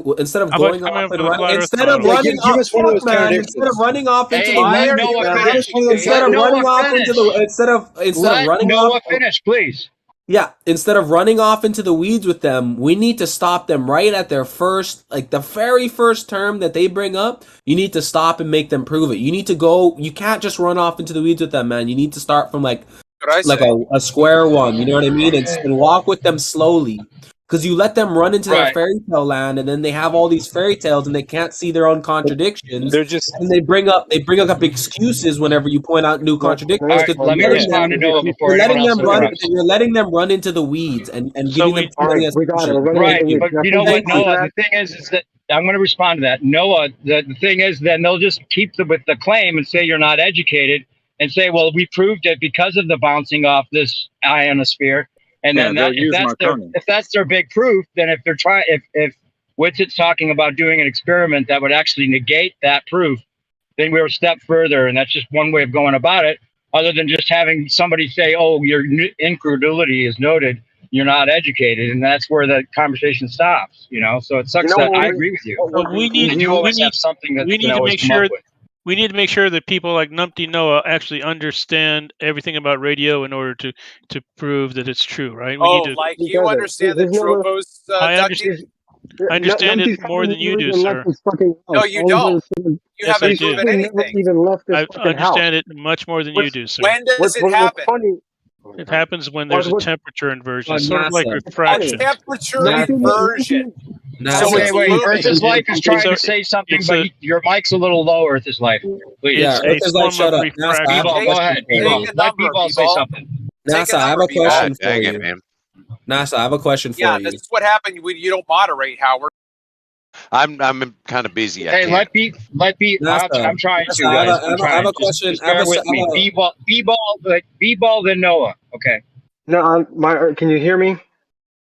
Yeah, you're coming in clear now. Yeah, we can hear you. It's just a little. What's easy is that Numpty could actually go out and disprove all of my observations, but he probably has never even left his house to even think about doing something like that. Oh wow! So that was absolutely worthless. Just outside my house, so you don't need to ad hog me. Worthless, man. Yeah, total ad hog. I was just outside my house, dude. I just came back from being outside my house. Like, what is this? Hey, Travis, let Numpty respond. To that. No ad homs, please. I don't know, bro. That was just an ad hom out of nowhere. I don't really need to respond to that. But I want to ask NASA Page Shill. Since you know so much about radio, I want to know how you're qualified. What's your experience? Like, what exactly do you know about radio? What do you not know? Like, what do you think you don't know that you don't know? Come on, paid NASA. No, they don't. You're making big. You're.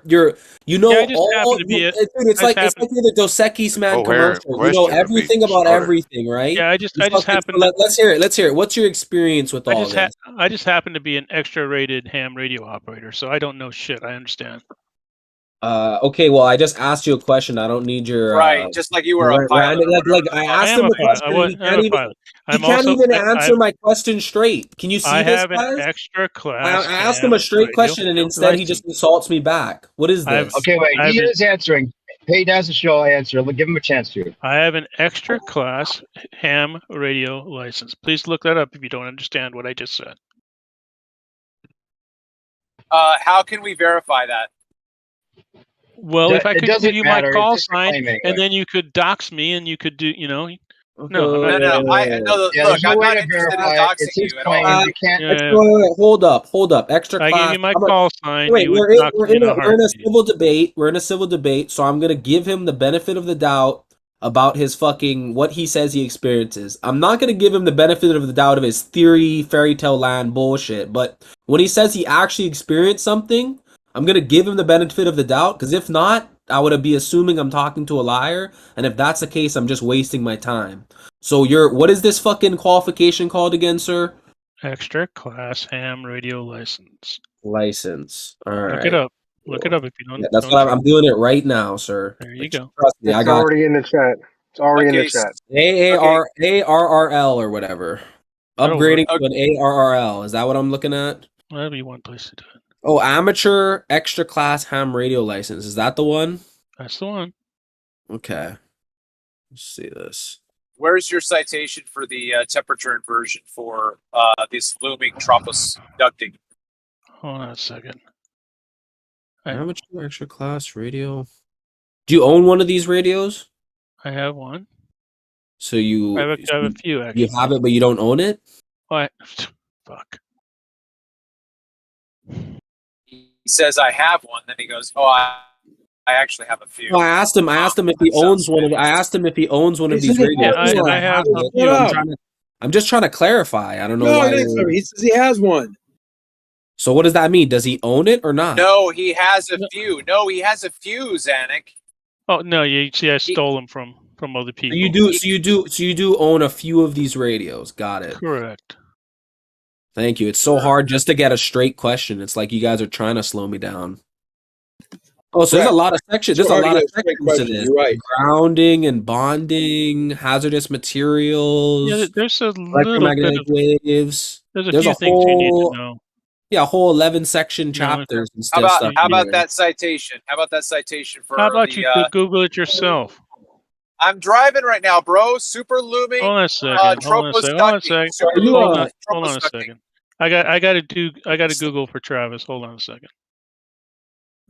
You got to learn all this shit to become a ham radio guy. This is There's a lower cost. In order to do the experiment that Whitsitt wants to do, you would need to get a technician license, which is significantly easier. So no, the amateur, you don't need a license. The amateur one is better than the technician. You need a license to transmit on the frequencies that you were talking about transmitting on. There's nothing illegal. There's like the CIA show up at your door. There is. No, not the FCC might.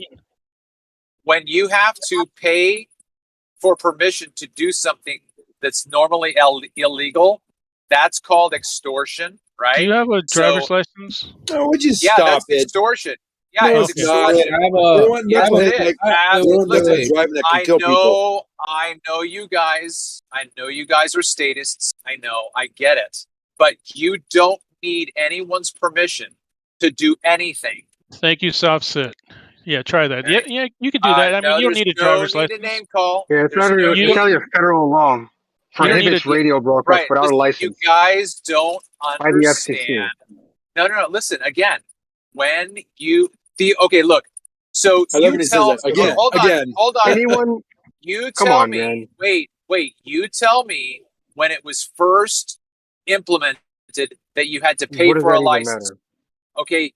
If you would not interrupt me, B-Ball. I was about to say because you want to know when it was first introduced. Okay, what is it going to tell you? B-Ball's been to Afghanistan. Oh my fucking god, B-Ball, shut the fuck up! Hurry up and answer your dumbass question. Did you not hear him say? I would have finished by now. Okay, here we go. If you can show me the day, they implemented that you had to pay to use a ham radio wave.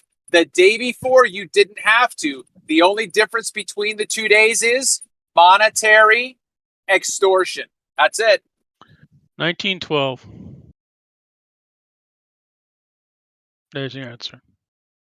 I wasn't asking for 1912 for the super looming tropos you got your ducting. answer. Yes, you got your answer. Now, what does that do for you? When was license first required? What 1912. the fuck? What the fuck? Okay, so the day before they implemented the license, it was free. After that, you gotta pay the man. So what? So what? You guys don't get it. If you don't get it, I can't help right? you. Did you have to pay for your CDL? You do not understand the difference between commercial and private. Okay. Did you have to pay for it? If you are not involved in commercial activity, you do not need a license. Does anyone need a driver's license? Don't they have to pay for that? That's Travis, because according to the Nazis, they say that you do. Nazis. Here we go. Thank you. Well, no, You but just lost. that's the point. Is that like Post what you're law. saying You is just that lost. if I was- Anyway, if I was so paid. You're using. If I was going to try to prove the Nazis to be bad, you're essentially using the Nazis. But according to the Nazis, they say they're actually good, and according to their right, you broke up. That's a So good you're point. saying Actually. That guy brought up a according good point. You're using the authority. You're using authority to like. We're Yeah, trying to see here. that's and an appeal to disprove what the authority. He's authority right. tells us. No, And then you're saying, but appeal the to That's an authority appeal says to you authority. can't He's do that. right. No, it's okay. Listen, Yeah, appeal to authority. He's right. Oh my God! Listen very carefully. I already went through this earlier today. The fallacy of appealing to authority is using someone who is in one field who has an opinion about another field, and you use that person's opinion as an authority. Incorrect. Okay. Look, I'm That's not going to incorrect. go back and forth. You're incorrect. Okay, that's it. Now, I didn't actually hear the guy who responded with the Nazi comment because you broke up for me. So if you want to repeat yourself, I didn't hear No, what you don't said. repeat the Nazi Yeah, no. bullshit. All I was saying is that you guys keep using what the government says as proof against the government claims. It's really ridiculous. I don't understand. Are you talking to me? No. Oh, okay. Dude, this place has got taken over by these fucking Globers. Let the fucking flat earthers respond, dude. Jesus. No, but I'm Yeah, has agreeing with anybody- Travis. I'm saying I don't understand why you keep responding to Travis in the exact same way. You're using the authority to say that no, the authority says that they're fine. What are you talking about? Has anybody been like driving late at night and hearing on the Where do you- AM radio stations? You hear a radio station from I like don't listen to AM anymore, man. Hey, do you remember back in the day? Maybe I'm on I do remember. WLS and came in real good occasionally at you would night. get an AM radio station from like St. Louis or Hey, something. have you gotten that citation yet, man? Yeah, I just posted it. In the meantime, you would hear a radio station from like far away, like we used to hear St. Louis, up in Michigan, way far away from where you should. And that is a form of ionic reflection. Yeah, that's nice that you have a fairy tale to explain a It's not phenomenon. a fairy tale. It's well documented. Well, here's what you have. You don't even need a ham radio. Hold list. up. Let me fucking respond. Let me fucking respond, you fucking fucks. Listen. Come on, fuck. You have an event. You have an event or a phenomena that's occurring. You're hearing AM from far away late at night. That is what you're actually experiencing. Then you add on a layer of fantasy and say, "Oh, it's because of the ionosphere." That's where the fantasy starts. No, and and it's really hard when I can't make a fucking comment. Why doesn't happen? And it's me versus 4 Globers. Why doesn't happen during the daytime? Listen, he needs to be muted. Listen, you guys need to mute these guys as soon as they interrupt. Why doesn't it happen in the daytime? Listen, right? If I were to say that the reason why we're able to hear the radios from so far away is because of the dome, but I don't actually have any technically proof of the dome. But the fact that I'm doing that is proof of the dome. Would you say that that's an acceptable proof? Well, here's a good point to that. Why, if it were on the dome, it would happen constantly rather than under certain conditions. How do you know? How do you know that the stuff doesn't get in the way of the dome? Why doesn't How do you know? happen all the time? How do you know the sun? How do you know the sun inside the dome doesn't have some sort of magnetic fucking property that changes what the dome does? Oh, here we go. Because no one's ever detected or made any reports. Here's the thing, dude. I know. Here's the thing, dude. Here's the thing, dude. It starts with the phenomena that you actually observe, and that's reality. And then you associate that reality with the explanation fairy tale that you read in a book somewhere. So that's the fucking thing I'm putting out to you right now.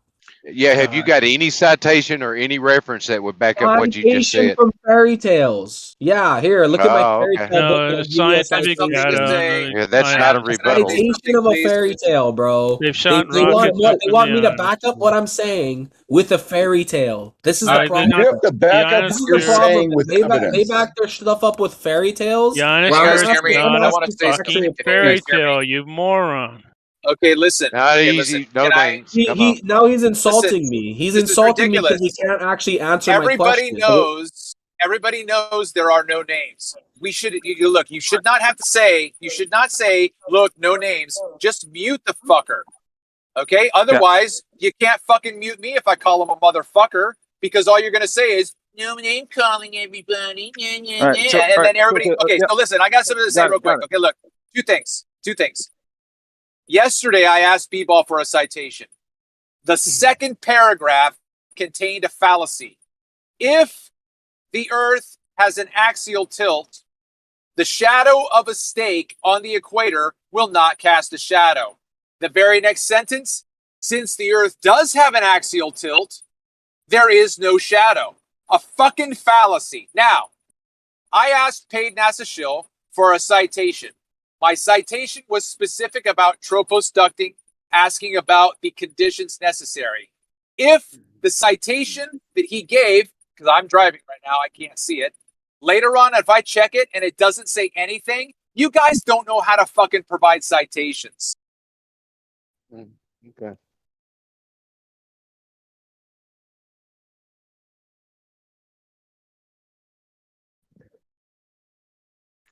So, do you have any other proof of the ionosphere other than claims that radio waves are bouncing off of it?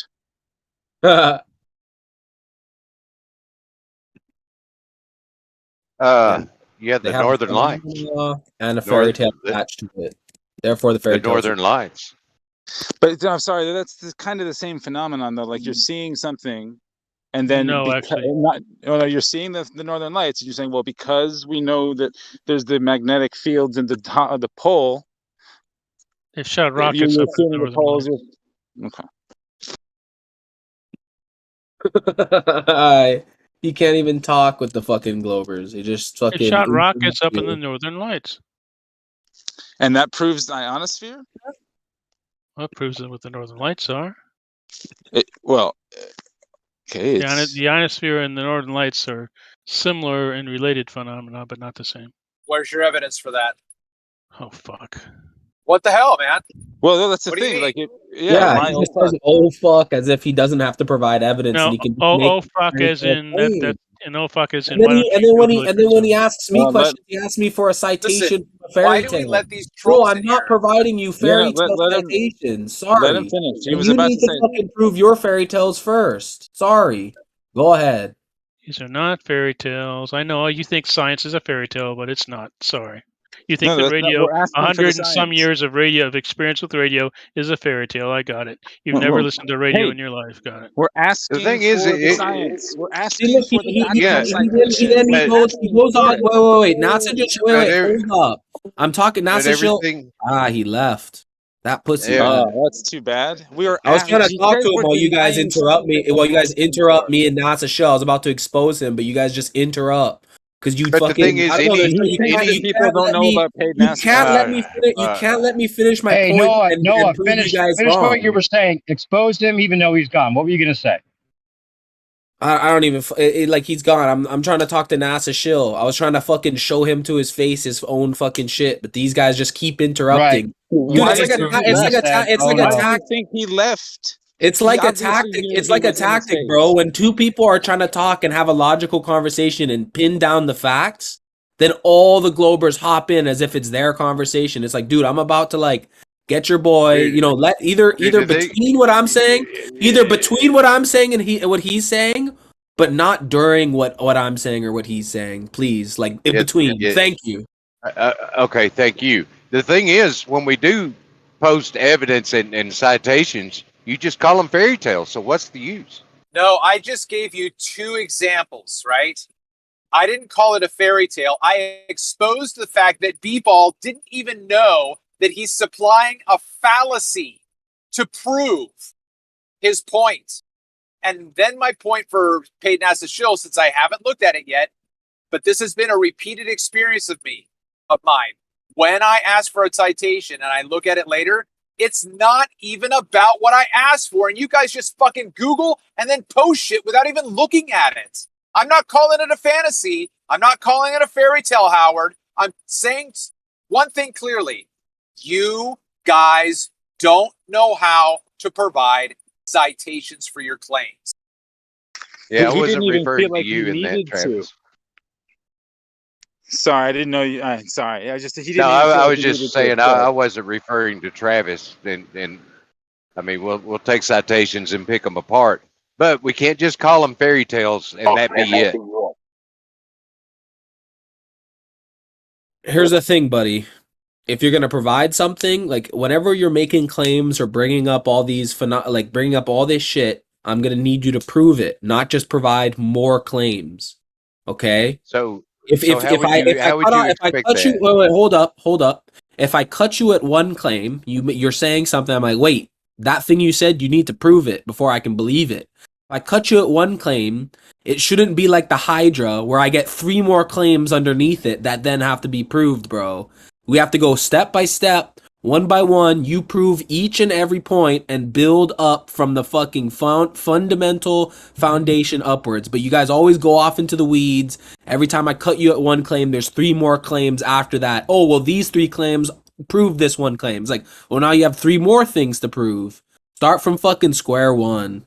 Right. No, but that's the nature of the beast. If they could prove any of these things, we wouldn't even be having this conversation, That's how they built the entire globe model, is based on each circular reasoning of each theory. It all supports each other, and that's it, though. It's all circular reasoning. So, Howard, what was your point for bringing up the Northern Lights? Like, what were you trying to establish? Well, they say that the Northern Lights are that like ions from the solar wind or particles from the solar wind get trapped in the ionosphere and they're illuminated. Okay, so is that a description of an observation, or yeah, that's just an observation. Yeah. Okay, so they have no proof for it. They're just describing what they think is happening. Yeah, but there's something up there, and someone describes it versus just saying what the hell is that, or calling it a fairy tale. I mean, we have to delve into these things, and we have to put a little bit of faith in the people that claim to know these things, because we don't know about them. That's where we get into trouble. He just said put a little faith, like as if he was giving me a sermon on the Bible. I might as well go read my Bible. No, don't you twist that? Don't you twist that shit up into the Bible? You just gave a little sermon. You just gave a little sermon. Does not only mean Bible. Look, they can't let me go. They can't let me speak. They try to mute me. They try to mute me. They can't let me speak. Let me take care of it. Okay, you did say the word faith, bro. You did just say faith, correct? Yeah, but they mute me. They don't let me speak, bro. I'm not allowed to speak necessarily. Here, bro. You just muted faith me. is Look faith at him. is not Look at him necessarily. Faith is not necessarily attached to the Bible. All right. I'm gonna moderate. Left lane. Explain what you mean. But I faith get to follow is not up necessarily a word that is attached to the Bible. But it's a religious. Oh, buddy. See, now he's straw manning me, and then he muted me in the middle of No, you're straw manning He made his point. You made your point. He did say faith. It does have a religious context if you say faith, and that's a good point.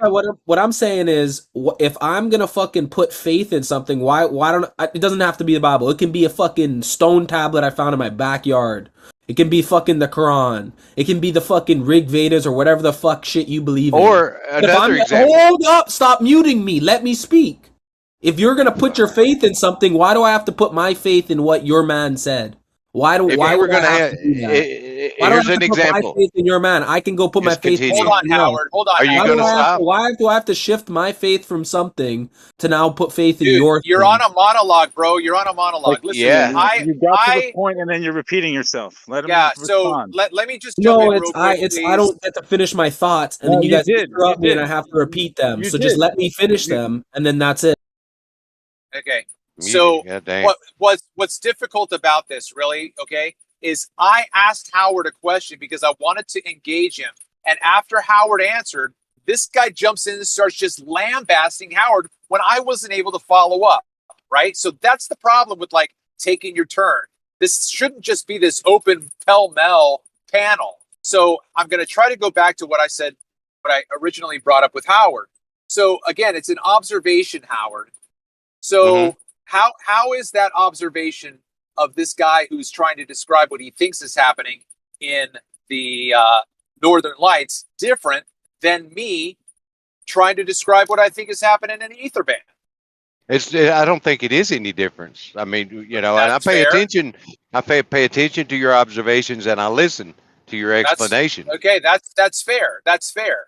So I think that's the point that I want to get to is, again, I'm only going to trust this guy as far as what he's telling me can be verified. Like if he's just looking and it's up in the sky and he can't get there, then I'm not going to like. You gotta have faith. I'm not going to believe what he's telling me. Well said, Copernicus. Well said. Yeah, that's where they want you to put faith in what they're saying. And what I'm saying is, why would we hold up, dude? Every time, why do I have to shift my faith to your thing, dude? That's a great point, Copernicus. Okay, are you through? I'm using faith in the way that if you had to have surgery, you would have faith in the doctor that was going to cut you open, that he knows what he's doing and he won't kill you. That's the kind of faith I'm talking about. Not religious, not biblical, nothing to do with religion. Okay, okay. Can I? Yes, left, right, got it. Okay, because that's something that mic check. You're good. So, yes, that's something that's physically tangible that surgeons can spend hours and days and years perfecting and sewing and stitching up and physically manipulating in the real world all day, every day, and can be taught all the time, right? And that could be physically tested, verified, and has been for a number of different years. That's very cool. However, if that same quote unquote person with a lab coat or with a white coat, like someone who's a surgeon, claims that something a billion trillion light years away is happening, and you got to have a little faith that I know what I'm talking about, we get into a problem, right? Yeah, and I understand that. So when you say we have to have a little faith in people and in the people who know what they're talking about, or the people who pretend to know what they're like, you could have someone who's really knowledgeable about every mythos in the world involving unicorns. That doesn't necessarily mean, and if that person then says, oh, and unicorns are real, but I don't actually have, I mean, I got this invisible picture of a unicorn, but you're going to have a little faith that I know what I'm talking about, because under these conditions, you would expect it to be invisible. Well, the thing, I do hear a lot of unicorns come up into these conversations and green pixie dust and things like that. But the thing about that is we don't have green pixie dust and pink unicorns, shitting Skittles. We don't have those things. That's the point. That's exactly I took the a point, cast though, but I took a cast of its footprint in the woods. I've photographed the unicorn tracks. So it's not just it's not just verbal. Yeah, but see, right, I got to left. He's got the unicorn tracks.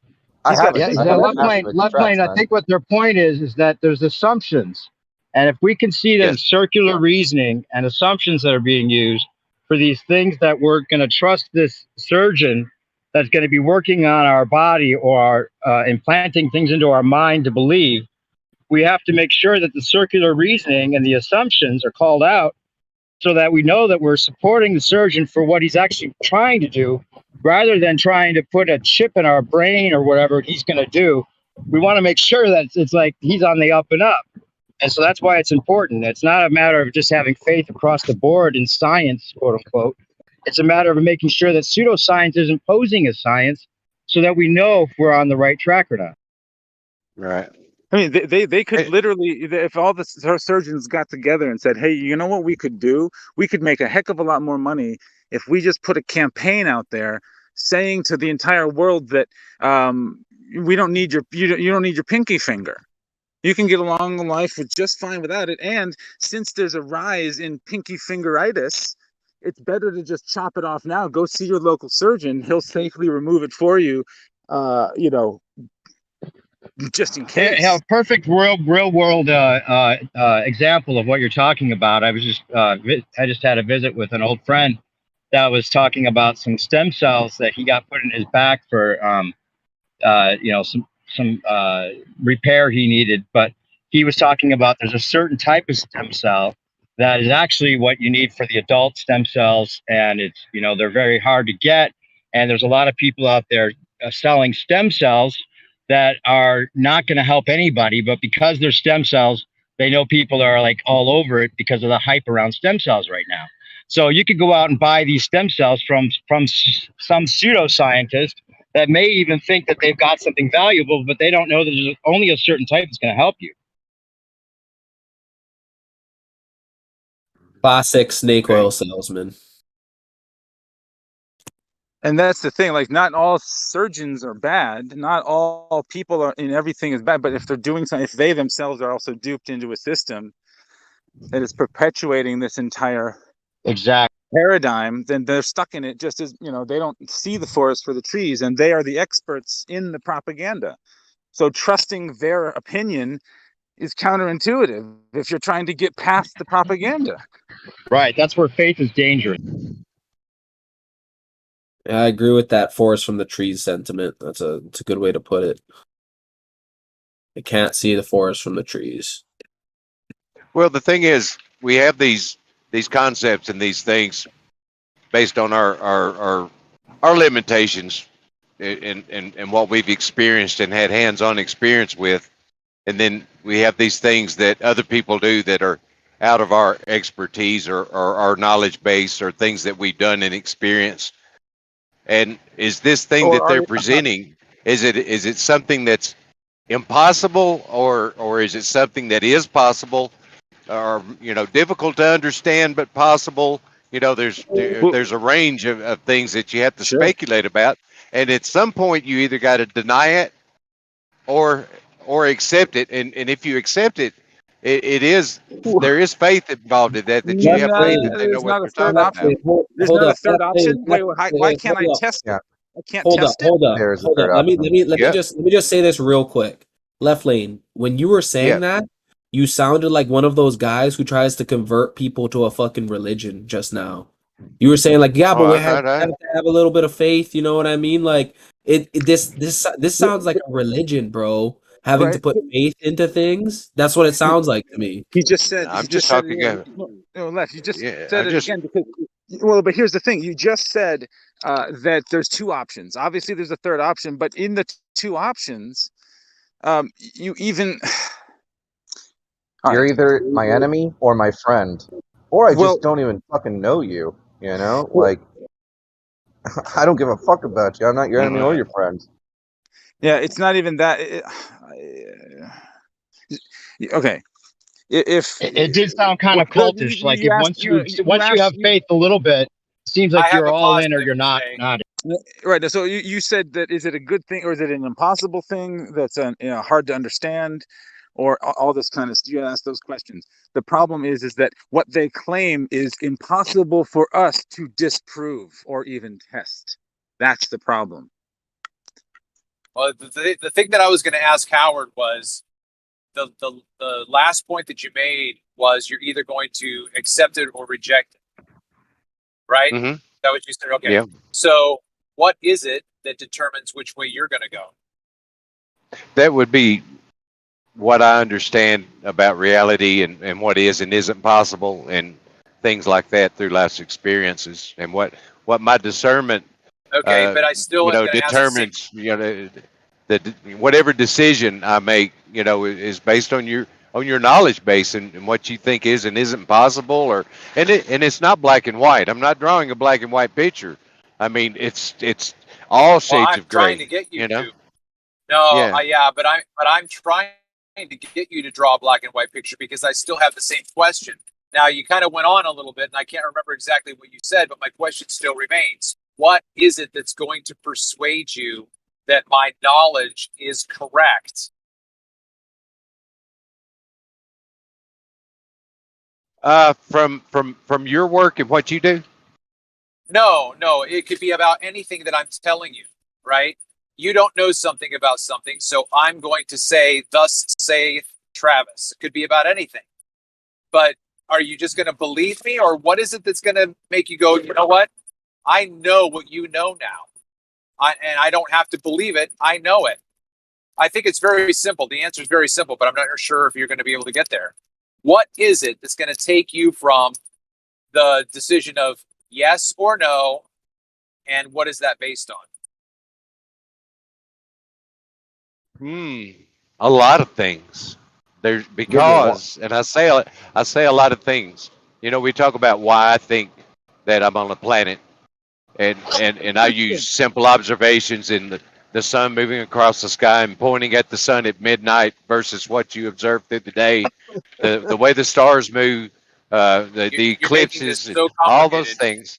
Well, I mean, but what you're coming down to, what would get me to say that planet Earth is flat? I've got No, is it's that not anything, it? man. No, it's anything that I'm telling you to be true. I'm asking you a very simple question. Well, I think it's still a difficult answer because you're not being here's my like simple definitive answer. in what you're talking about. Okay, here's my simple answer. Can I demonstrate my claim? If I can't demonstrate my claim, if I cannot prove it to you, then you have no basis to believe me whatsoever. And if you put your faith in me simply because I say that it's true and it sounds good, you're like, oh, that sounds pretty good. I think that's right. But I've not demonstrated it to you. I think you're being dishonest with yourself. Well, if I can't prove you wrong, yeah, and if I can't prove you wrong in just a common sensual fashion, then I would have to remain in that gray area. Because if I can't prove you wrong definitively, then I can't say you're wrong definitively. Gray area. Okay, wait, hold on. Wait. Let me moderate a little bit. He said gray area. Gray area is different than faith, though, right? I'll be done. I'll be done. Go ahead. I'll be done. Fuck. Now I gotta get it back. Hold on. No, it's not your burden to disprove me. It's my burden to demonstrate to you. Yep, exactly. You can't come up with an unfalsifiable claim and then say, well, we just don't know because it's not provable. I can't say one way or the other. That's bullshit. Yeah, but disproving is part of the proving, isn't it? But this is but if it's unfalsifiable, it's impossible to disprove. This is why we bring those things up, because it's not provable, yet we can make the claim. And since you can't disprove us, that means that you have to then say, well, it's a possibility. I can't say you're entirely wrong. That's why we bring up unicorns.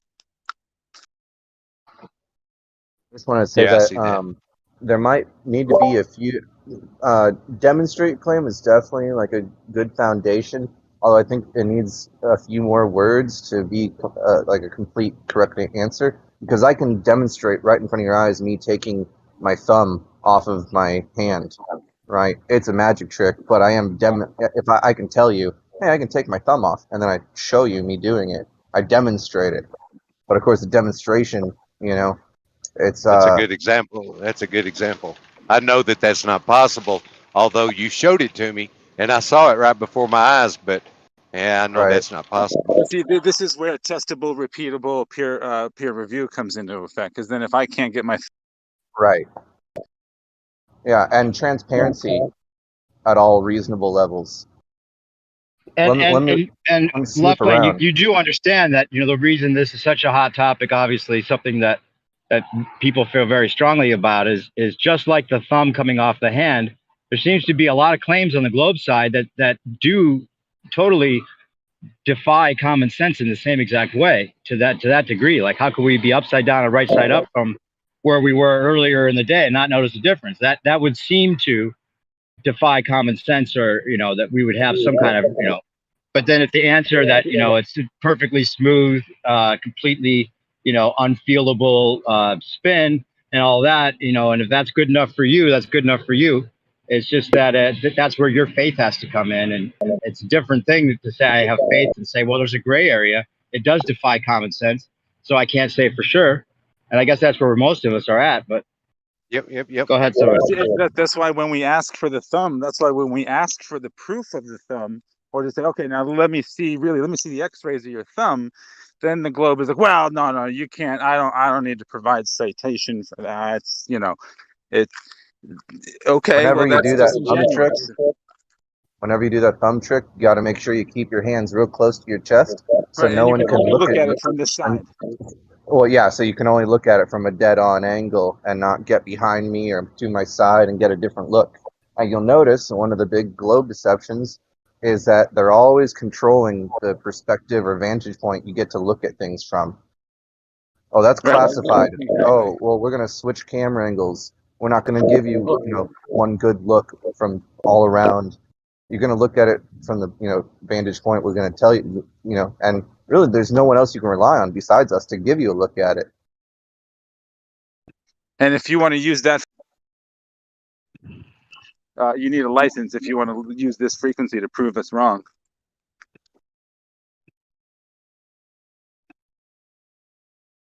Yeah, that would be me setting up a fence in front of me that says you can only watch me take my thumb off from a 6-foot distance. Exactly. Or do not from cross 100 the yards line. away. That's a great point, Bundy. You just fuck, man. You make such great points, dude.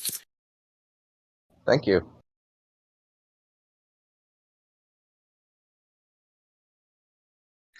But the demonstration is absolutely the foundation of it. Yeah, first you got to show me what you got, but then you're gonna need to allow me to snoop around.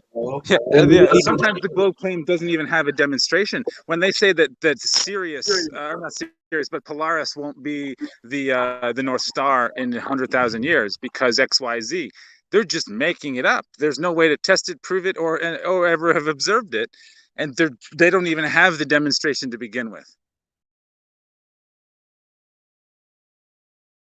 Yeah, I'd like my money back on whatever research they took to come up with that postulation. Like, how long did that take, and how much money did that waste for you to come up with that? Well, the way I understand it, it moves 1 degree per 72 years, and I would think that would be measurable with the right instrumentation. Every year is 72 years from the previous year, man. You know what I mean? Like, what's every year? Every year is the 72nd year from 72. Like 72 years ago from this year. Next year is going to have a 72 years. Like, it's every year is a 72. Like, what? When? Like, what's the cycle? When is it supposed to move again? Well, that means that that each year it moves 1/72 of a degree. Right, in 36, I'm sorry. In 30, yeah, in 36 years, it's moved half a degree then, and we should have the instrumentation to detect that in the past 36 years. Yeah. Yeah, but Howard, how have you verified that they've measured it? Oh, I haven't. That's one thing that I haven't verified. Right. That's just so, something. yeah, That's just something that's said, and I'm like, oh, well, that's cool. Yeah, I don't believe it. Yeah. How could you go back 72 years to see where it was? I don't know if they got the records. That they took good notes. Yeah, but you have to put faith that they took good notes and that they were off by 1 degree of something that was off by 1 billion years away. Well, so then, see, the only way that you could move that you could disprove it is to make the observation yourself over that period of time, which most people haven't done. So right, because it takes for fucking ever. Yeah, so that's where you fall into you either believe it or you don't. An entire lifetime, someone's entire lifetime to move 1 degree of noticeable light in the sky. That's a really cool story. Hey, I think Gio was trying to get in and say something, you guys. Yeah, I was just going to say that the 1 degree per 72 years is connected to the precession of the equinoxes, meaning that at the equinox, there's a different part of the sky that is at 0 degrees of Aries. What was once 0 degree Aries is retrograding, essentially. It's precessing. And that is something that the sky is doing. But the 1 degree per 72 years is the speed at which it does that, which is a 26,000 year cycle. But their explanation for it on the globe Earth is because of wobble. I don't think it's wobble at all, but they say it's because of the Earth wobble. And so they then have to extrapolate that onto, well, if the Earth is wobbling, then the axis is going to be tilting, therefore the North Star is going to be different. So it's like that assertion is not really based on the North Star moving. It's based on the explanation they have for the precession of the equinoxes, and then therefore because of that wobble, they're claiming that North Star position is going to change. Okay, so That's Geo, also my best guess, Geo. So does that mean that the entire zodiac is shifting with the North Star, or the North Star is the only thing that's moving it out? So third option, right?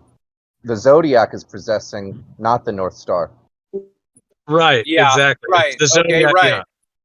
But yeah, well, either way, right? Yeah. So how do you determine which is which?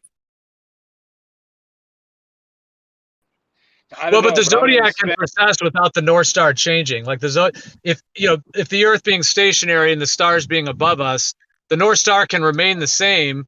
But the precession doesn't have anything to do with the North Star position change, and it has to do with the point at which the sky is aligned at the equinox. That is what's changing, and that's why you've got tropical and sidereal. There's different systems set up for that. But that just has to do with essentially, like, let's just call it a disk of stars. The disk of stars, the rate at which that is moving has a slight precession to it, but that doesn't necessarily mean that the North Star is doing anything different. But on their model, it sort of has to, because they explain that away because the Earth has to be wobbling, and then at that point, the North Star has to change because they're trying to say that the whole thing is wobbling. So it's like it has to be connected in their model, but with the Earth being stationary and the sky being above, that doesn't have to be happening. It can just be the actual, essentially the speed at which the zodiac is moving is precessing very slightly, 1 degree every 72 years.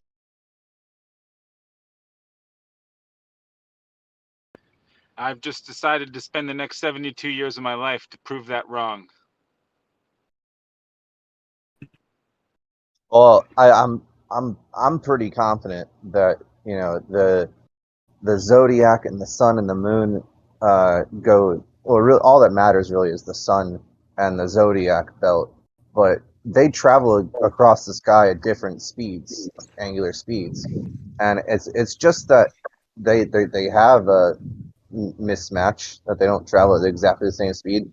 That results in the platonic year and the regular year and the platonic year and the larger cycles of it all. I mean, I could compare. Yeah, exactly. There's I was just gonna say real quick. There's like a slight difference between the sun's movement and the stars. So like the sun and the stars are moving at different paces.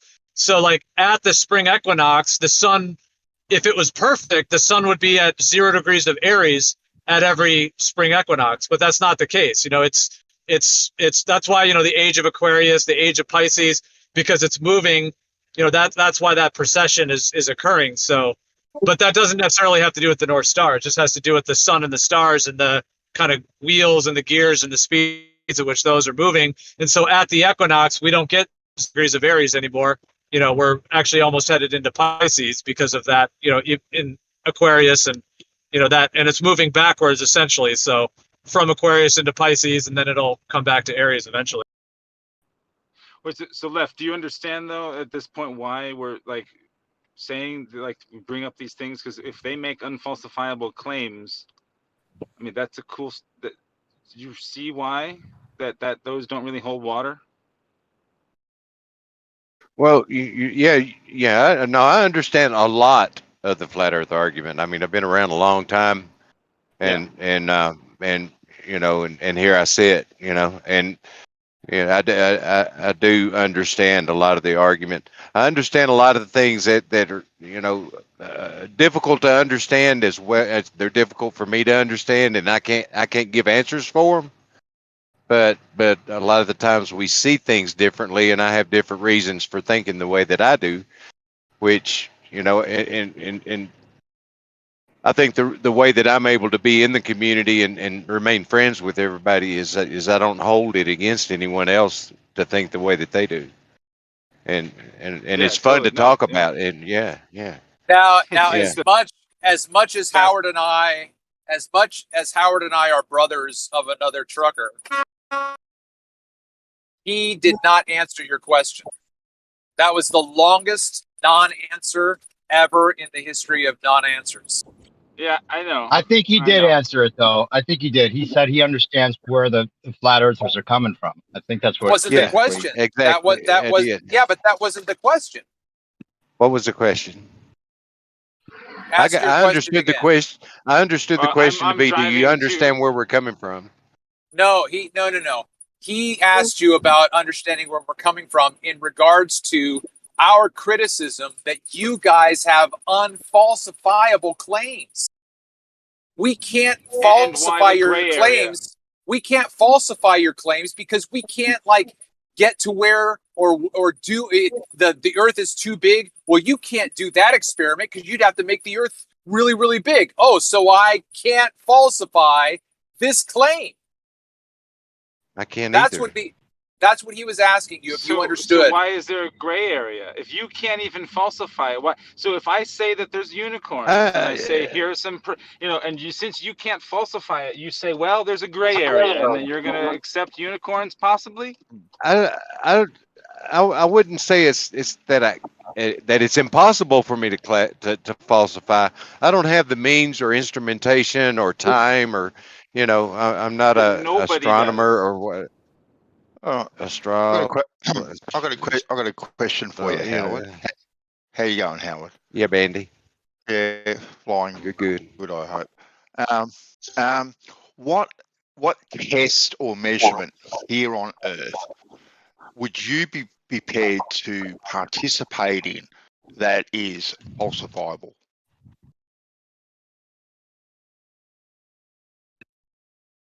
As far as testing curvature, I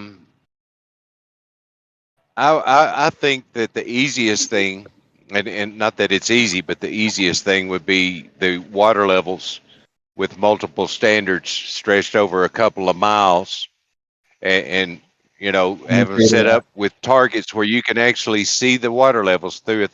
Of course, it involves optics. You're going to have to use a telescopic device. You can't get around that because you're going to have to. But you could sight, from my perspective, you could line up the first and the last water level, and the water levels in between those would be higher. You would be able to see that they were above that chord line from A to Z. Okay. Would there be a way, right, using water levels, right, that would satisfy you, not using optics? Right, I'm just adding on to this, not using optics, that if you were to set it up, make all your data points, make all your measurements and all that sort of stuff, that would satisfy you that yes, this water level does exactly what it is claimed on the flat Earth side, or it does exactly what it's claimed on the globe Earth side. Well, see, I don't think you would be able to reference the first and last point without citing that line. I mean, I've thought about it, and I can't come up with any other way to verify that you're lined up on that first and last one, and using that line of sight to see where those others are in your line of sight. Okay. Fair answer. Okay, so why would you be okay with simply citing one to the next to the next to the next? So if the second one lines up with the third one, and the second one lines up with the first one, then the first one lines up with the third one, and so on until you get to 20. Why wouldn't that just be okay with you? Because you would observe that same observation on either model, and you wouldn't be able to discern the curvature because each site is a different reference, and to do that would be best way to describe it, a segmented curve. If the surface was curved doing that, you would be citing a segmented curve as you went down through there. A segmented curve is called an angle. You know what I mean? Well, the lines, each line in between, like 1 to 2 and 2 to 3 and 3 to 4 and 4 to 5. If it were a curved surface, those lines could be not parallel, but you wouldn't know it. You wouldn't know it. How would you know it? You'd have to. That's where you got to cite first to the last and see where the others lie. Well, see, on that's that where. line. Yeah. Okay. So I guess that's where my simplicity comes in. You're making it more complicated because you are imposing something that you think exists that you don't and can't prove.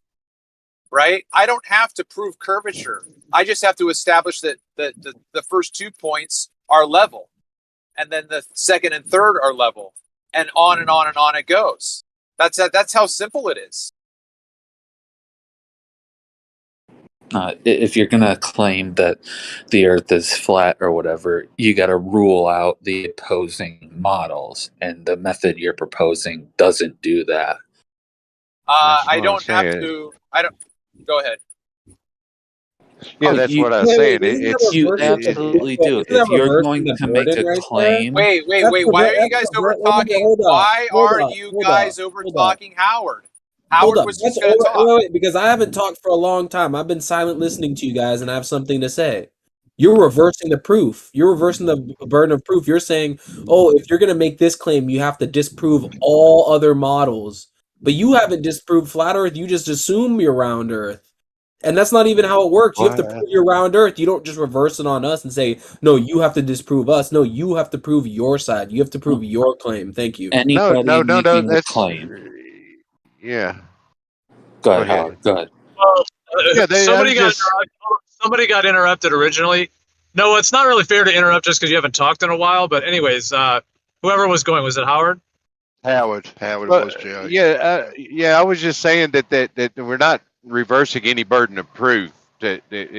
Your test has to be exclusively indicative of one model or the other, and if it's this, then it can't be that.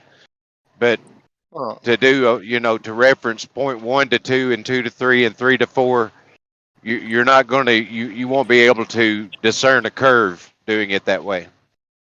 Yeah, but you can. Yes, but you can deduce, right? Again, the simplicity is if I build a 10-foot pad and I drive posts in each corner that are vertical 90-degree posts, there is nothing in my world that will even lead me to think that those posts are all diverging from each other.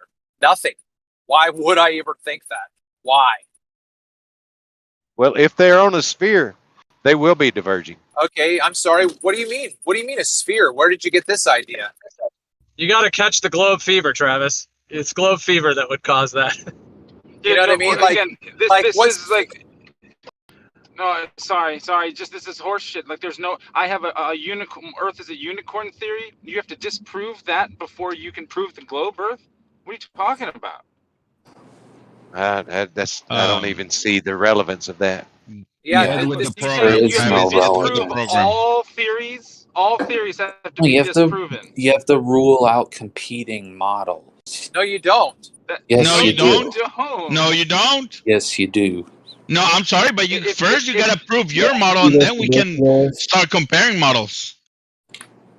If I have absolute proof of a model, if I have the absolute proof, I don't need to tell you how you're wrong because I'm showing you that this is correct. No, when there's two possibilities, when there's two possibilities for something, if I'm going to say that it definitely is A, I have to be able to show that I've ruled out that it's B. That's how it works. Otherwise, you're just making a baseless claim. To be correct. Why did you, if you proved A, that means that you have to go and say a theory X and Z over here have to be. I have to show you how you're wrong about that because I proved exactly what I was set out to do in the first place. Well, if you prove, I would say that if you prove A, you're in turn disproving B. You guys are missing the point. All the other models. That's exactly my point. You guys are missing the point. What Howard is saying is that if what you're claiming as proof of A is also compatible with B, and you can't have A and B at the same time, then it can't be proof for A. It cannot be proof for A and be compatible with B at the same time. It means it's not proof of A. That's what. Hold on. The problem. That's what Howard's saying. Who's saying that you have A and B, bro? Who's saying that we got A and B? You only have B, which is what you're claiming. Howard said it. My example was that I've driven posts into the ground, and they are all 90 degrees. All of them are 90 degrees. So Howard's response was, well, that's going to be the way it is on a globe too. They're all 90 degrees, but on the globe, they're diverging from each other. And on your world, they aren't. So they cancel each other out. It's a zero-sum game. That's the way I understood what Howard was saying. But never actually showed you them diverging. No, I get that. Right. It just is an assumption. They have to be. Right. No, that wasn't the argument. It wasn't an assumption. He was showing that the thing you're proposing to do, if he matches both models, they can't be both true at the same time. That's what I and just it's said. not proving. But see, then that's not that's proving. exactly his point. So if the globe had a shot of the Earth from far away with all of the posts diverging from a center, then it would be pretty open and shut case. But you don't have that. That's the point. No, I think he. We went from lining up water levels to diverging zenith Same thing. angles. The only reason why I did that was because it didn't seem that you would understand that the same thing was true of the water levels. Okay. You would have to. You're going to have the water levels are going to appear level in both models. Why couldn't we just use Pontchartrain Bridge as a water level? Because you don't consider what I have. Whoever the guy was who was the baller who seemed to think that falsification is a requirement. I do have a falsification for the globe model, and no one's addressed it head on. I'll make its statement right now because it addresses exactly what B-Ball just brought up. The alternative or the falsification for the alleged observation that bridges, lighthouses, distant landscapes, islands, oil platforms in the distance are obscured by Earth curve. The alternative explanation is that the conditions of the medium, with or without mirage, create an apparent obstruction. That is an alternative explanation. That is a falsification of your claim. Oh, it can't. No, it's just an alternative. It isn't a falsification just because it's an alternative. I mean, even one thing is to refute. The other thing is to disprove. Like you can at best be disproving it, not refuting it. Falsification would be refuting it, right? No, we'd have to come up with certain terms of an agreement as to what we mean by falsification. I'm just trying to be general. So, okay. So what would be your next step that you would say, oh, no, this is the next thing you've got to do, Travis? I don't know. That's your idea. Right. Well, I'm just saying that, again, B-Ball, it is very demonstrable that refraction is creating the observation that Pontchartrain presents to the viewers. It's absolutely demonstrable. So, well, what happens when they don't use refraction and they use GPS coordinates, and it still creates a curve? That's it's not like it's a natural phenomenon. Who created the program? Who put in the values? It's not like you go out to Pontchartrain and man created what you're going to see. Hold on.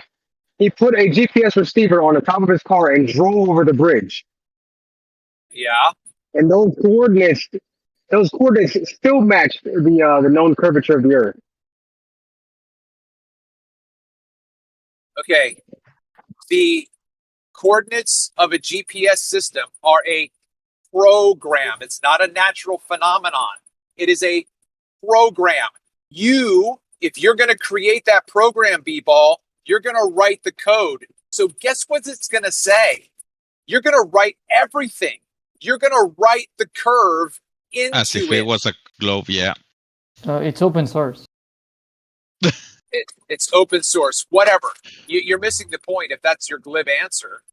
You have to understand that it was created. It's like playing the fucking Mario World game. He lives on a marble and he runs around the fucking marble. So all you got to do is the GPS was created to make it look like a globe. Yeah. Okay, Yeah, that's the thing. If that's the case, you can verify that by just reading the code, right? Because it's by open just code. what? By just what? You can by reading the code of the receivers. Yeah, but because the they're code open is made source. by a person to make Yeah, it look like a sphere. If I coded out Mario to live on a sphere, would Mario not appear to live on a sphere in my game that I programmed? But you can see that that's the case by reading the code. Like, yeah, if the code's doing that, what I'm looking at is Mario living on a sphere because I'm looking at what some man made as a code for Mario on his sphere.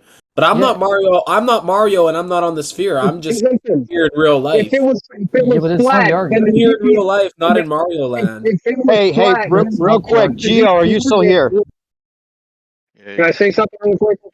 Yeah, I'm here. I was about to say something. I'm going to be too, but- heading in somewhere where I can't mod, so I'm just letting you know if you want to keep an eye on things. I can't mod right for a little bit. Oh, you were modding? I was trying to, yeah. Sorry. I'm just kidding, man. I'm kidding. I'm driving, so I haven't been able to mod too much. But anyways, Anyway, it'll be okay. Oh, Bandsaw's here. Okay, Bandsaw. Yeah, but notice it's also difficult. Like Travis, you were saying earlier, when everyone's over talking, dude, it's like on a phone, it's almost impossible. Like if people are going to be muted, they have to be expected to be muted for a long amount of time because you have to scan through all the swiping and all of it. Yeah. Yeah. Now, listen very carefully. I think what was interesting about what happened when I brought up my point with Pontchartrain and refraction, you notice what B-Ball did? He went in another direction. He completely avoided my statement. He didn't argue it. He didn't compete with it. He completely brought up something completely different, which is a tactic, right? Deal with my point. We can demonstrably show that refraction creates those observations. Unquestionably. how so? Well, I've done it on What my is that channel. demonstration? Okay, look, I've done it on my channel. So, I can describe it for you right now. That the nature of an inferior mirage has certain qualities to it that the Pontchartrain image demonstrates. Okay, a mirage has a greater than sign to the left of it. If you look at the typical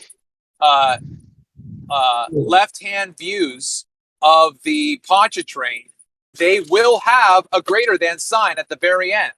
And if you're on the east side, or not the east side, but if you're on the right side of the Pontchartrain, it's going to have a less than sign. That is a telltale indication of an inferior mirage. And it's there in every single one of those shots. Oh, so that the argument was against that bridge specifically, right? Not in general about everything that it gets blocked by the horizon. Just so. No, okay. In regards to in regards to the Pontchartrain footage, it is always an inferior mirage in those. I've never seen the Pontchartrain cut off in half like the ships are out at distance in the ocean. It's easy to prove that it's optics anyway. Like Howard was saying with the water levels, just set up like 2 miles of them sideways, okay, orthogonal. Look at them, measure them, see if they're at the same height, and then line up right behind them. We're going to see that they're on the same level. We back away from them 2 miles away. We're going to see them at the same exact level all the way, as far as we can see. And then we get behind it and look, and sometimes we see obstruction. That shows you it's the medium we're looking through. If we can see them lined up one way and then get behind them and all of a sudden they're blocked, I mean, it's common sense, man. Who is confident here that a surveyor, going back to Howard's suggestion of the water levels, who's confident here that a surveyor can create a perfectly straight horizontal line from a tangent point, supposedly on the globe, from a datum point A? So from datum point A, he can create a perfectly horizontal line within a few mil here or there that goes for about a mile. Who is confident that a surveyor can actually do that? I guarantee you, I could do it within a few inches. Okay, then. Well, with the globe side, be happy with that, with a horizontal line from a tangent point. Okay, Howard. So if you can create a perfectly horizontal line in 3D space, so you've got all your pegs all marked out. Okay, so now we've got a reference point. Now we can get a water level, all right, a mile long, and you can fill it up with water, and you can take it from point 1, right, to point 2. Now that's either A, going to marry up or not marry up, but you can also too move that water level all the way down that line, and according to the globe model, every single time it is creating a new chord, right, a new perpendicular, a new horizontal. So that should definitively prove it one way or the other. Would you think? Yeah, it would definitively. So, and to get a surveyor to establish a perfectly horizontal line in 3D space, because I've already inquired about it. Well, here in Australia, it's about $800 to $1,000. Okay, then. So GoFundMe for $800 to $1,000. Then, all right, you have to get a mile-long water level. So you go to the pipe manufacturers, you put in a special order, you get one continuous pipe made, so it's got no joins in it, so you've got no dramas of leakage or anything like that, and you get a mile-long water level done.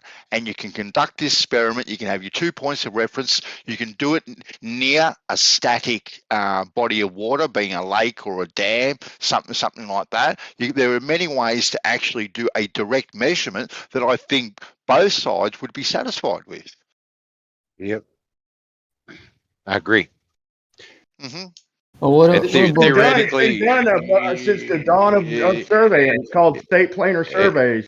Hey, just real quick, Bacon. I just put in my own personal Pontchartrain footage, but I also use another channel's video to help supplement the discussion. So it's not a technical, peer-reviewed paper, but no one engages with my content seriously. So it's there for you to look at right now, and it's a very straightforward explanation with observations that clearly show that the footage that I got on that particular day is not Earth curve but refraction.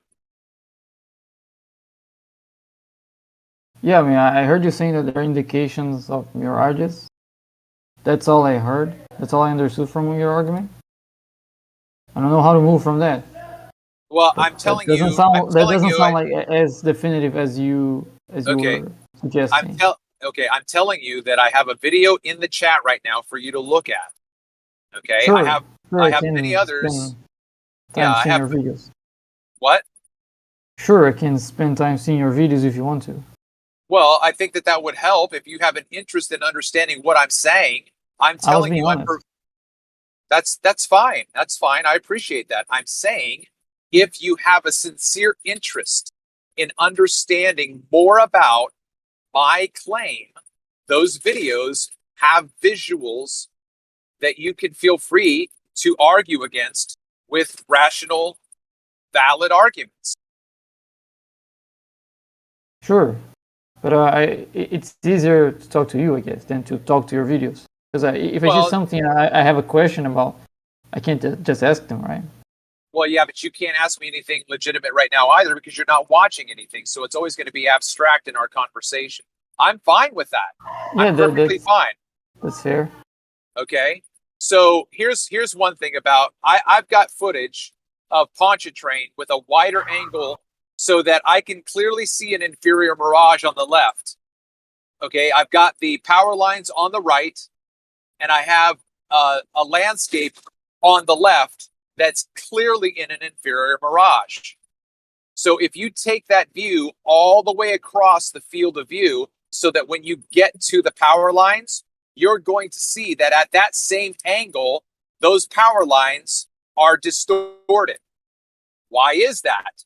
Well, on the other side, clearly there's an inferior mirage. That's the same angle all the way across the field of view, so that when you get to the power lines and they look like they're curving down, The explanation is that's refraction. Very clear. Very simple. I get your argument, but I don't think by pointing out that there are mirages on the image, that refraction can account for the whole curvature just because you have evidence for mirages. It doesn't sound to me like one is enough. Okay, great. So you tell me how you're going to differentiate between how much is curvature and how much is mirage when you have in your world both. Well, I am not the one claiming to have definitive proof for either.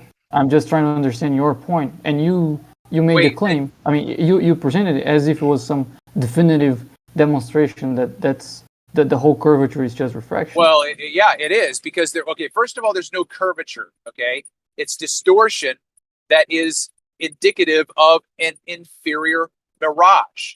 Okay, that's not curvature. Yeah, that's your argument. I get it. Okay, so that's a What solitary. we're trying to figure out if it's actually curvature or if it's just optical phenomena. And you see what it seems to me you're demonstrating that there is some optical phenomenon going on there, and I accept that. That's fine. It's probably impossible for that not to happen. But I'm not sure how that would rule out or account for the whole distortion that would have to be happening for that to look the way it does. Okay. Right. So then what we have to do then is, if you want to, I don't think we're going to do it right now, but if you were to find a photograph that you think demonstrates that Lake Pontchartrain demonstrates curvature, you're going to have to demonstrate which part of that image begins to show curvature. Okay? I wouldn't do that. I wouldn't try to use Lake. I don't know how to pronounce that. But that's what we're talking about right now. That's yeah, exactly but what that we're wasn't talking the about. point. I mean, you made a claim. I was just trying to understand. No, B-Ball. Why no, you made that B-Ball claim so brought up. confident? No, B-Ball brought up Lake Pontchartrain. I'm telling you that I can definitively show you it is an inferior mirage. No question. Yeah, that's what I was trying to understand. That how that definitively demonstrated all. And I still don't see that. I mean, I understand that you're demonstrating a possibility. I've told you two things. I have told you two specific things about an inferior mirage that you can look at and test. If those things are not there, then you would have grounds to challenge my claim. If you have an image in front of you that is in an inferior mirage, you are going to have a greater sine angle on the left and a lesser sine angle on the right. I can show that almost in every single. I can't even think of an inferior mirage where that doesn't happen. Okay, so that's one way. If you have an observation where you think that there's curvature there and there is a greater than sign, that is an inferior mirage. Secondly, I gave you an example in my own footage that I have landscape on the other side of Pontchartrain that is floating above the water in an inverted image. Clearly, that is an inferior mirage. That same okay, great. That same degree travels all the way across the field of view until you get to the power lines. And when you get to the power lines, lo and behold, in that exact same space, those power lines are distorted. What's causing that, Travis? An inferior mirage, very clearly. I'm not sure how that answers any better. What I asked. Well, I can't. Okay, I can't make it any clearer than that. So.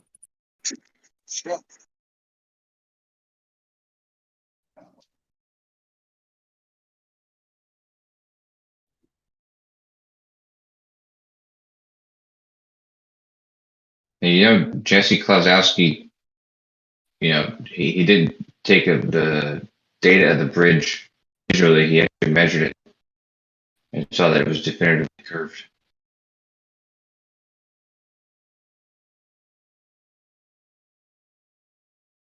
Oh, what about those experiments in which you have reciprocal shots between the autolights or auto levels in which they're both like looking horizontally, but for to each other they are below line of sight. Wouldn't that demonstrate that those line segments that you were discussing with Howard aren't actually level with each other? I understand the event that you're describing to me. Personally, I would have to be there repeatedly throughout different parts of the day, even throughout the week, even throughout the month. And I think that if that were the case, I could show you that those horizontal lines would continually move up and down. All right, but if I don't have any mirage, then I didn't say mirages. That's sure, a non. sure. No, I wasn't trying to answer you. I wasn't trying to answer you. I was just saying if you would agree with me that it won't be like for them misaligning to happen, for both of them to see each other below line of sight. Often you won't have any mirage, right? You need just like refraction for that to happen, right? Yeah, again, I this is a non sequitur in my opinion. I don't know why you're appealing to a mirage right now. I did not appeal to a mirage. Why are you mentioning it? I was just gonna ask if that's what you would think it is, because I wouldn't think you would think that. I was just gonna. So we are in agreement. I don't know what you're trying to explain, but I was just gonna ask if that would be your answer. It clearly wouldn't. I can explain why more. I can explain in more detail, though. Okay. First of all, what I clearly described was simply displacement. Okay, the line is going to be displaced vertically at different parts of the day, different parts of the week, and you're going to have a wide range of displacement, higher or lower. I would make that prediction, no problem. Now, to bring up your point about the inferior mirage. In order to get an inferior mirage, you have to have a particular distance and angle at which you're viewing your target. And it depends on the intensity of the conditions of the day and the position of the sun. Because I clearly have demonstrated that it is not simply the conditions of the day that, and by conditions, I mean barometric pressure, air temperature, ground temperature, humidity. Okay, there is another factor or two or three possible that go into the creation of an inferior mirage, because I have a video that I just put up where a friend of mine and I are on the same road, a mile apart, and he's swallowed up in an inferior mirage and I'm not. And we're looking down the exact same corridor, exact same time of day. It's just from different angles. So it's not the conditions of the day that create an inferior mirage. Otherwise, I would have had both from both angles. They would have shown me it's the not same only thing. the conditions, right? Excuse me? You mean it's not only those conditions, right? Because they of course they take they're part of it, right? They are a part of it, yes, but clearly there was something. Otherwise, if it was just simply that clinical, that it's air temperature, water temperature, barometric pressure, and humidity, then we were both looking down the same corridor. We should have had the same observation. Yeah, I understand that. That's fine. Yeah.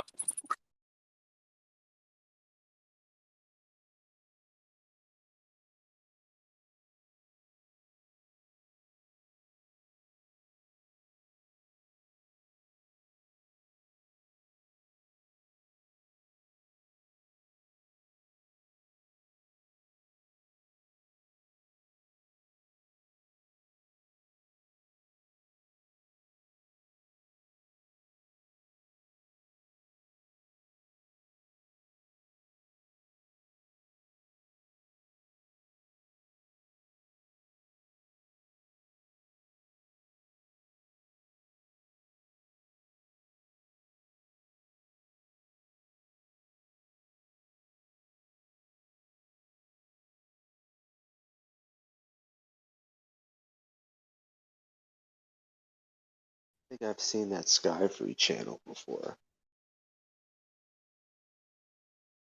They're the ones that do all that stuff like the RC boats on the lake and make the boat go over the curve, even though it's just on a flat little lake. Yeah. Yep, that's a good channel. They also make like buttons disappear by opening the garage doors and let humid air come in, and all of a sudden the button on the flat table sinks. That's exactly what I'd use. I use their video to show the same thing is happening on Pontchartrain. Yeah. Exact same thing. The last time I showed that video, I was like, they're like, oh, they're lying. That's not what they don't have the camera where they claim it is. That was the only. What do we get? What do we get in return? We get fucking lasers and sugar water, or fucking liquid nitrogen, or fucking liquid butane around a tank like 100 degrees below. Like, dude, we're showing y'all real life shit.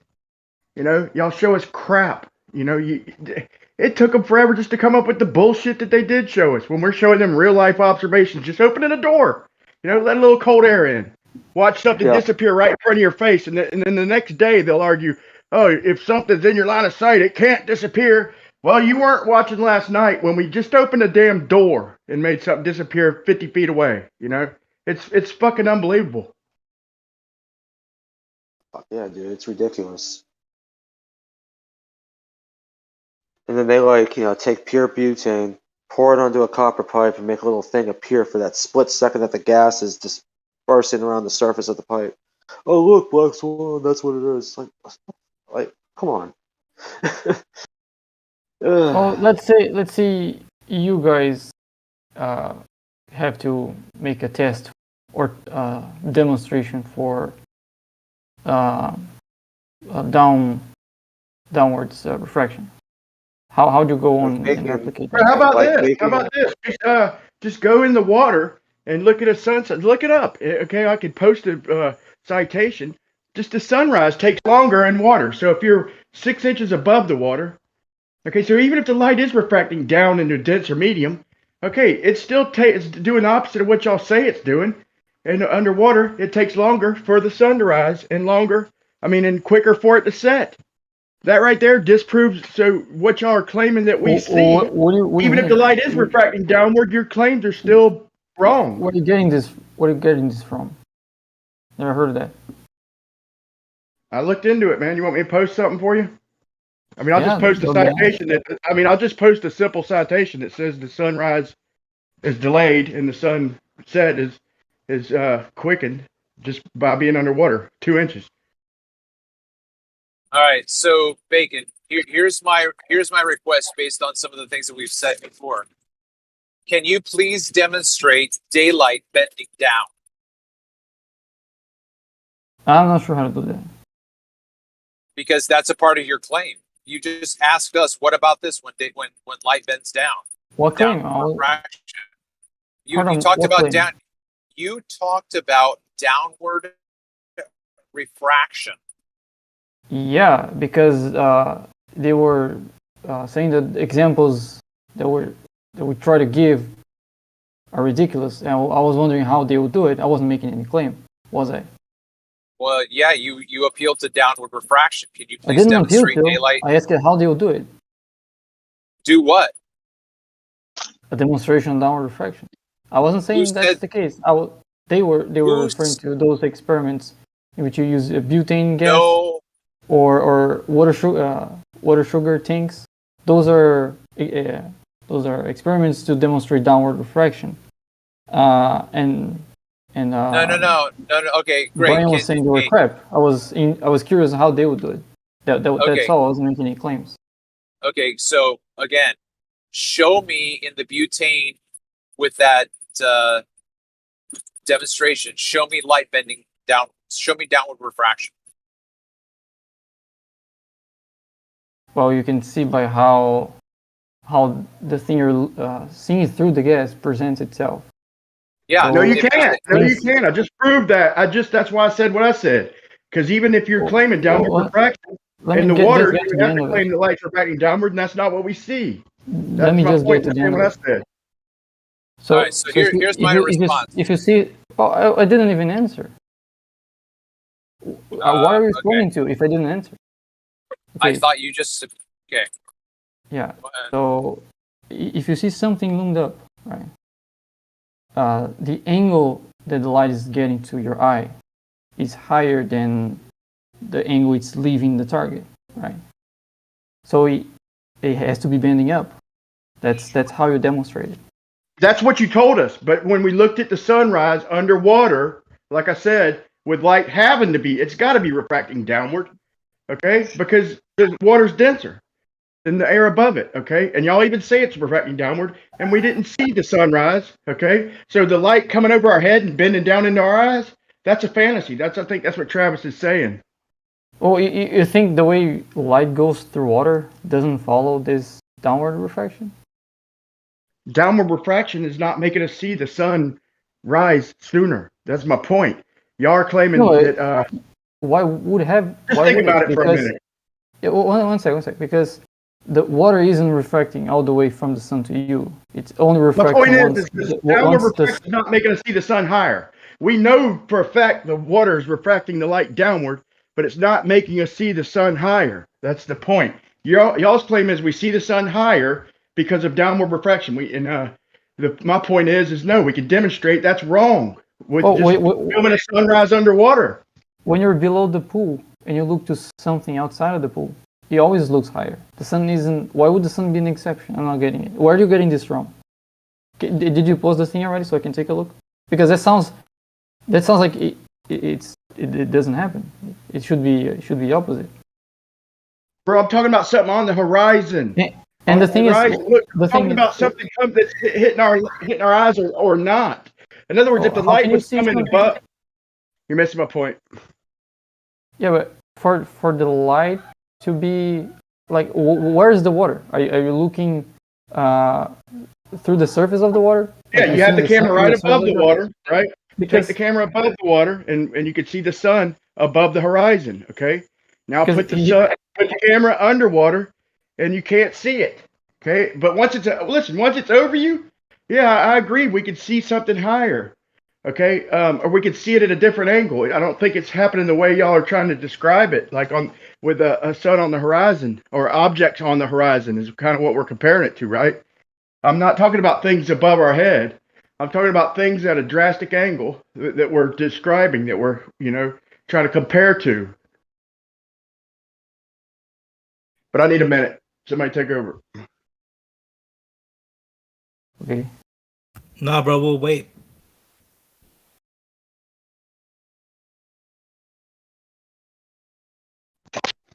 That's funny, bro. Yeah, I mean, if you look to something from below the water, the opposite seems to happen. And if you're saying with the sun it's the opposite, then I have to take a look at it. Not at sunrise, man. At sunrise you can't see. Oh my God, dude. Sunrise happens slower in the water, underwater. Okay? I'm not talking about objects. Anything we discuss, bro, we're talking about objects out on the horizon, right? Objects, whether it's Earth curve or refraction. None of us argue with refraction, bro. That's what causes all the shit that we see. In your model, the black swan is being refracted, it's being compressed, refracted, and refracted. So we have this 7/6R, we have compression and refraction from the fire boom. It's like we got all this shit going on. In reality, there's no Earth curve, man. It's right out there. It always is. I think Travis does his videos. You should take the time when you get a minute and watch them. And he puts up a hell of a demonstration of his claim, not just rhetoric. Yeah, I can do that. I prefer to do that with Travis present.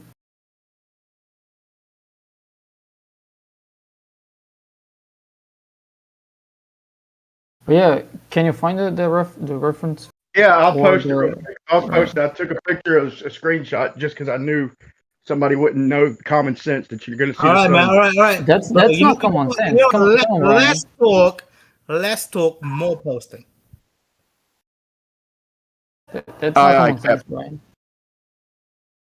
Yes, it is. Just like it's common sense, you're going to see the sun higher above us if we're underwater, like archer fish and all that. Well, maybe it ain't common sense. I'll give you that. I'll retract that. All right. I don't think I've ever been in an argument for armor, but today may be the day.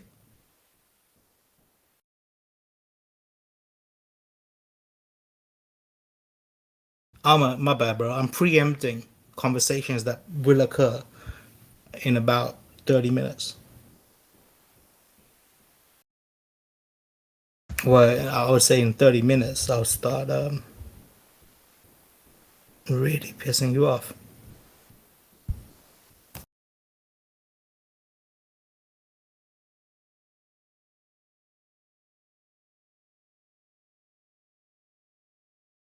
Hey, can everybody see the text chat? What's up, Branch? Please tell me you got another GIF. Not a GIF. Did you say Close. sex chat? What? Yeah, can you see the sex chat? No, that's not taking on. I'll post it after I eat. I can't find it. I gotta look it back up, but I'll post it after I eat. Well, in the text chat, we see just like my man Bacon here, not so kosher man Bacon here said, you can have you can see easily downward refraction in a tub, in a tank, just like in this one here. You have downward refraction, obviously, from the laser. Don't show us that. Hold on, Kosho. Don't show us downward refraction. Hold on one second, show us sir. downward refraction on the horizon. Hold on, sir. Hold on, sir. Anyways, you can see downward refraction. However, if there were no refraction, you would see this blue wall. There's a blue wall there, okay, and there'd be a light behind it. But obviously, what you're seeing, if you're down there where the laser is you see the laser and you see the blue wall beneath it. So you see It's the all laser irrelevant. above. All irrelevant unless you're shooting 90 to 90.02 degrees. That tells you. Our argument happens at 0.02 degrees. That's our whole argument, bro. If you have downward refraction, then you can have things raised up in your image. Kosho, how do you equate that to the globe? What? Like how are you gonna equate this little thing that you see in a fish tank to the globe? I was just like I just told you, downward refraction. Which Bro, here, listen. will give you things raised up above other objects. A good answer wouldn't be you stuttering, first of all, to think of what to say, and then saying that what you just posted answers it. So what I just told you. Yeah, I have something. Was that downward refraction, which is substantiated here? Downward refraction will illustrate itself to you as an image raised above where it was. So done in a fish tank, how can you say that would happen on a global scale? The same phenomenon, Branch. That's the last answer that I had. But No, that's okay, not the point. wait. That's not the point of the experiment. It isn't to show that happens on Earth. That's just to show that light can bend downwards. You That's all see, it's supposed to do. maybe I was very wrong about this. Maybe what I meant to say is, in 30 minutes, me and Arm are gonna agree on some shit. Armor's not here right now, dude. That sounded like Armor.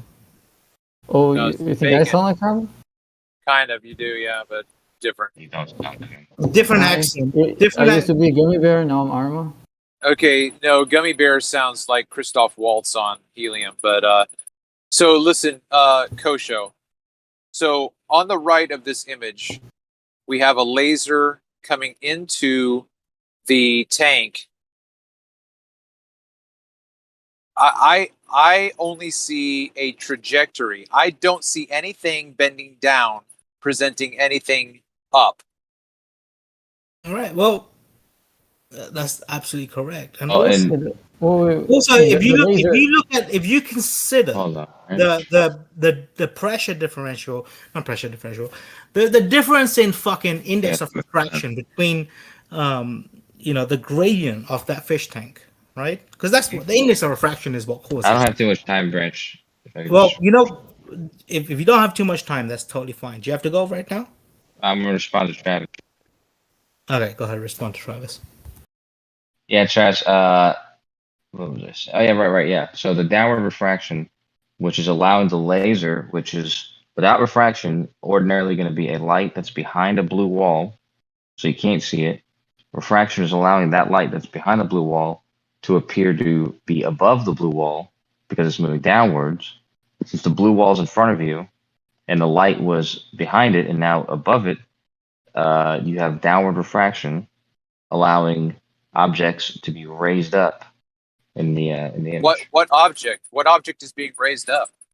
The laser. The light source. Yeah. Okay, So yeah. if you put a camera on the point that the laser is hitting, that camera, in order for that camera to see the laser, you have to aim upwards. You have to be tilted upwards because that's the direction the light is hitting the camera. Okay, listen, stop. We don't have a camera on the light source, blah, blah, blah. We have an orthographic view. It's not orthographic. It's just seen from the side. It's a side-on. It's a side-on view. That's what orthographic is. No, orthographic is a type of projection that doesn't have perspective. But I get what you mean. Yeah. Let's Okay. pick the wrong word. So, okay, that's fine. So, Kosho, tell me where the zenith of the arc is. The zenith of the arc? Yeah, the apex, or whatever you want to call it. Where's the top of the arc? It's going to be above that blue thing at some point. But Right. I don't think that's... Yeah, exactly. So guess what the laser's doing to that point? It's raising up. It's not bending down. No, It's going up to right. that point. No, that's the light's trajectory automatically. It's angled upwards. So it's pointed upwards at the sky. If it were a source, it'd be going in all directions. And one direction would be going upward. And the one that's going upward is bending down is the one that's being seen by the dude. Or seen on the other end. But it's only pointed upwards because he's pointing it upwards. Okay.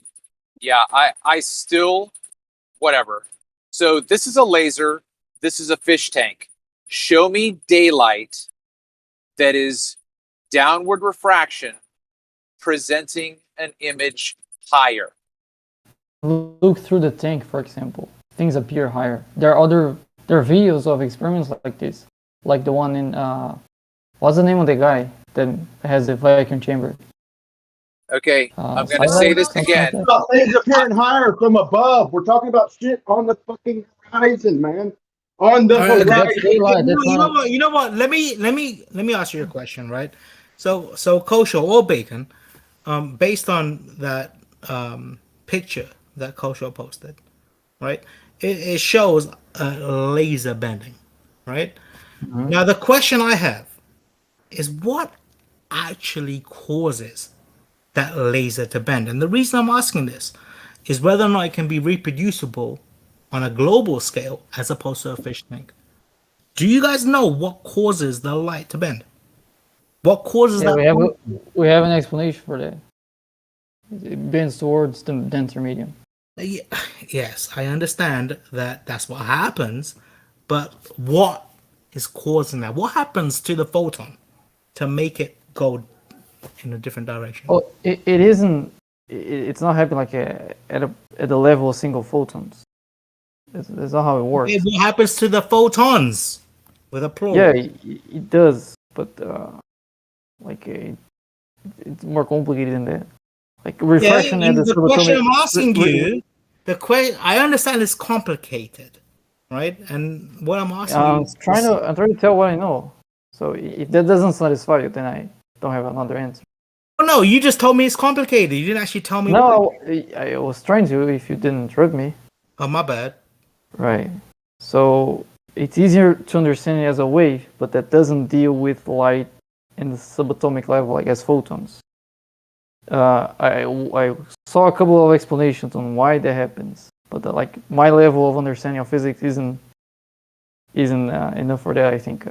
Got it. So you don't know why it happens, and therefore you cannot explain why the phenomena that you see in the fish tank would also occur on a global scale. That depends on what kind of why answer would satisfy you. I can say because of the gradient of gradient of refraction, and you can ask why does the gradient of refraction does that. Then I could try to explain you at the level of waves, and then you can explain why at the level does that, and then I wouldn't have an answer for you. Okay.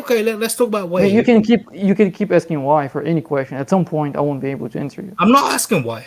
I'm saying, okay, let's talk about waves, right? And how waves are impacted like if we consider a photon as a wave, all right, how that would be impacted by medium.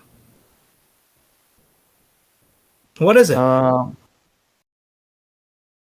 Yeah, the electromagnetic waves, they interact with the electrons in the atoms of the medium it's going through, and that interaction produces a second wave, right?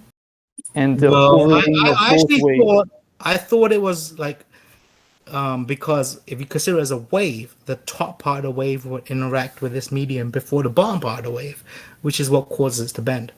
I thought that was the answer, but apparently you have a different answer for it. I didn't understand yours, so I'm not sure if it's a different one. Oh no, my answer is the right answer. Alright. So why the fuck are you asking me? You should be teaching me. And Jace will back me up on this. Well, I was just going to say that there's many different ways of explaining, all of which are suitable for their situation. Yeah, like they're compatible ways of explaining the same thing. Like tides, for example. You can try to explain tides using force vectors. Or you can try to do intuitively. Again, it depends on whether you want to consider it as a wave or a particle. If you consider it as a wave, then you could say that if there's a wave hitting a different medium, then one part of the wave is going to hit the medium at a different time than another part of the wave, which is why there's bending. That's not the explanation I saw. That is the explanation. But I've been trying to understand the answer for that for quite a while. I looked to a bunch of explanations. Even the ones I came close to understanding. No, man, I learned this shit. I learned this shit in high school, man. I'm pretty sure I learned in high school. It lies in the path integral, Bacon. If you look up Feynman's path integral, that's where the answer to this question lies. Do you notice? That's not an intuitive explanation. Do you notice, Bacon, how Jace isn't saying I'm wrong? I didn't say you're wrong. I just said I didn't understand your question, and it didn't sound like the answers I heard. Not necessarily it's wrong. Bacon. I'm playing, bro. Let's flush it. And why are you not? Because I mean, honestly, we both believe in the same shit. And I'm literally trying to throw shit at you that doesn't even equate to the question you was asking, just to, make you stutter.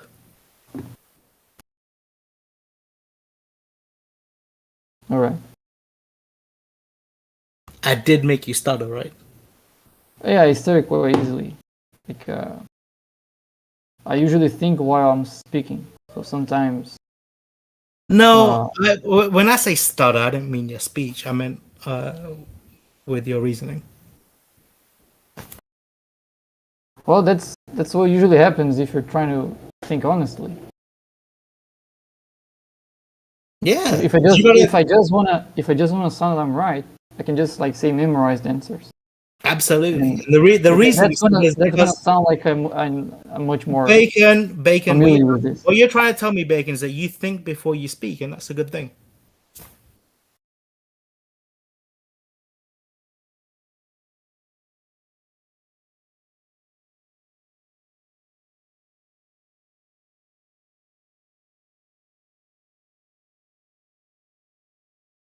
Fucking hell, Bacon. Yeah, I didn't. the conversation. I know we definitely did kill the conversation. Let's start a new one. Yeah, let's do it.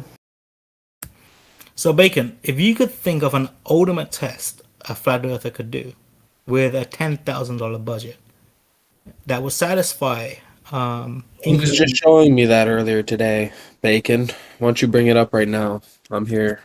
My hold the fuck up. Pear. I was in the middle of fucking talking, man. The fuck's up with that? Like literally in the middle right there. There's no fucking excuse for what you just did. Calm the fuck down. Settle down. Settle down. Just cut to the chase. Yeah, Bacon. You were sending me DMs of this. Won't you present it? Because it's exactly what he's asking. I was having a discussion on Kiwi server a couple of days ago about left to right curvature, and I didn't know how to calculate that or how to make predictions for that. So there's a video. It's a flat earther video of a high altitude balloon with a camera attached to it. It goes all the way up to, I think, 38 kilometers. So it goes pretty high. And if you just look to the end of the video, you can see like there's some slight curvature. And to just be sure that's curvature, you can just compress the image horizontally, and the curvature becomes pretty obvious. But I was hearing the argument that wasn't the amount of curvature we should see, that we should see much more. That was too slight for the globe. Of course, I didn't see any prediction for that. They were just claiming it wasn't enough. So I came up with one myself. So I wrote a shader that generates how the horizon should look like from given the altitude and given the camera specification, because that's very important. So the focal length, the width of the sensor of the camera, that changes a lot how the horizon should look like.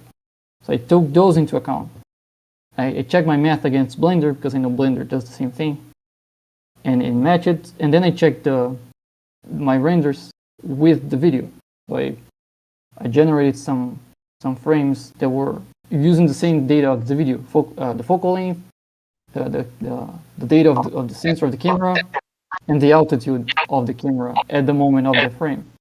Then you can surely, like, you can do all this stuff in a fish tank, bro. You could surely do it in the atmosphere. Then show us a laser doing that in the atmosphere, would you? Like we showed. You're very far off now, Brian. Not what I'm talking about. I'm not talking about the lasers. So I apologize. The amount of left to right curvature on the frames in the end of the video, and even in the middle of the video, matched exactly what the calculations for the globe produced. So it was a direct observation from a flat earther, and you can see curvature, like left to right curvature. So I thought that was a pretty strong evidence. I don't think that's going to convince anyone, because I don't think anything can do it. I mean, you got balloons up 127,000 feet. There's no curvature, bro. Brian, no, it's in the video. You can just look at it. Bacon, here's the thing, Bacon. Here's the thing, Bacon. Right? You got to consider like everything you say to flat earthers and what has worked in the past. I don't expect anything to work. I'm just saying that's one of the strongest. Yeah, but you got to believe your own eyes, bro. We show you shit bending in the atmosphere, like for real. We could show you examples on driveways and on garage floors. And out in the distance, we could show you laser beams bending exactly opposite the way you say they do. Just show us one doing what you say, and you never Brian, do. No matter what we show you, a shit up at 127,000 feet, no curvature. No matter what we show you, you see it with your own eyes. We show you NASA fucking bakery. No matter Brian, what, just like no matter what Brian, just like no matter what I show you, you're still stuck on the same stuff. All the stuff that I've shown you. Show me light bending fucking I've shown you downward, making us see things higher. You can show me light bending downward all you want. B-ball. I'm asking you to show me what we show you. Okay? The argument wasn't about obstruction. Everything you show us, B-ball, is proving our point.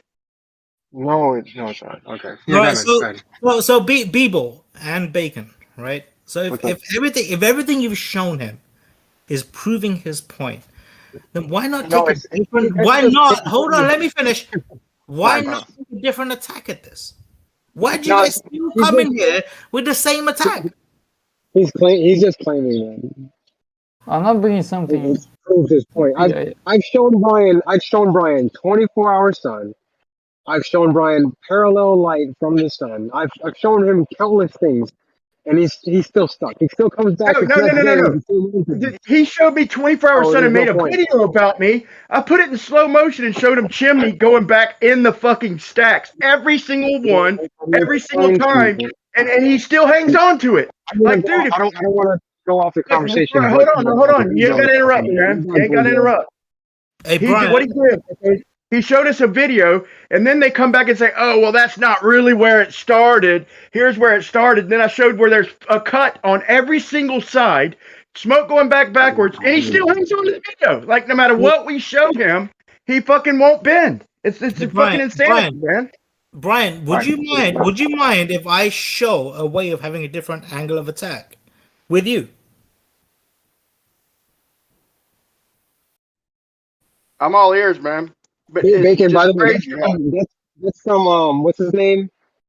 What's his I forget his It's name. just insanity, bro. No matter what we show them, they still hang on. They'll defend NASA. No matter what we show them, it's insanity, man. Brian, right? Hold on. Bacon. Branch wanted to have a crack at something, so give Branch a second. Branch and Brian. So Brian, here's the problem, Brian, is that if I do this with you, it's gonna get very psychological, right? And it would almost hurt you. Bro, I hate to say this, man. I'm weaseling out. I need a minute, man. Write a script, Branch. I'll be back. Put that thought on hold. Branch. All right, B-Ball, you wanted to say something? Can you hear me? Yeah, mate. Yeah.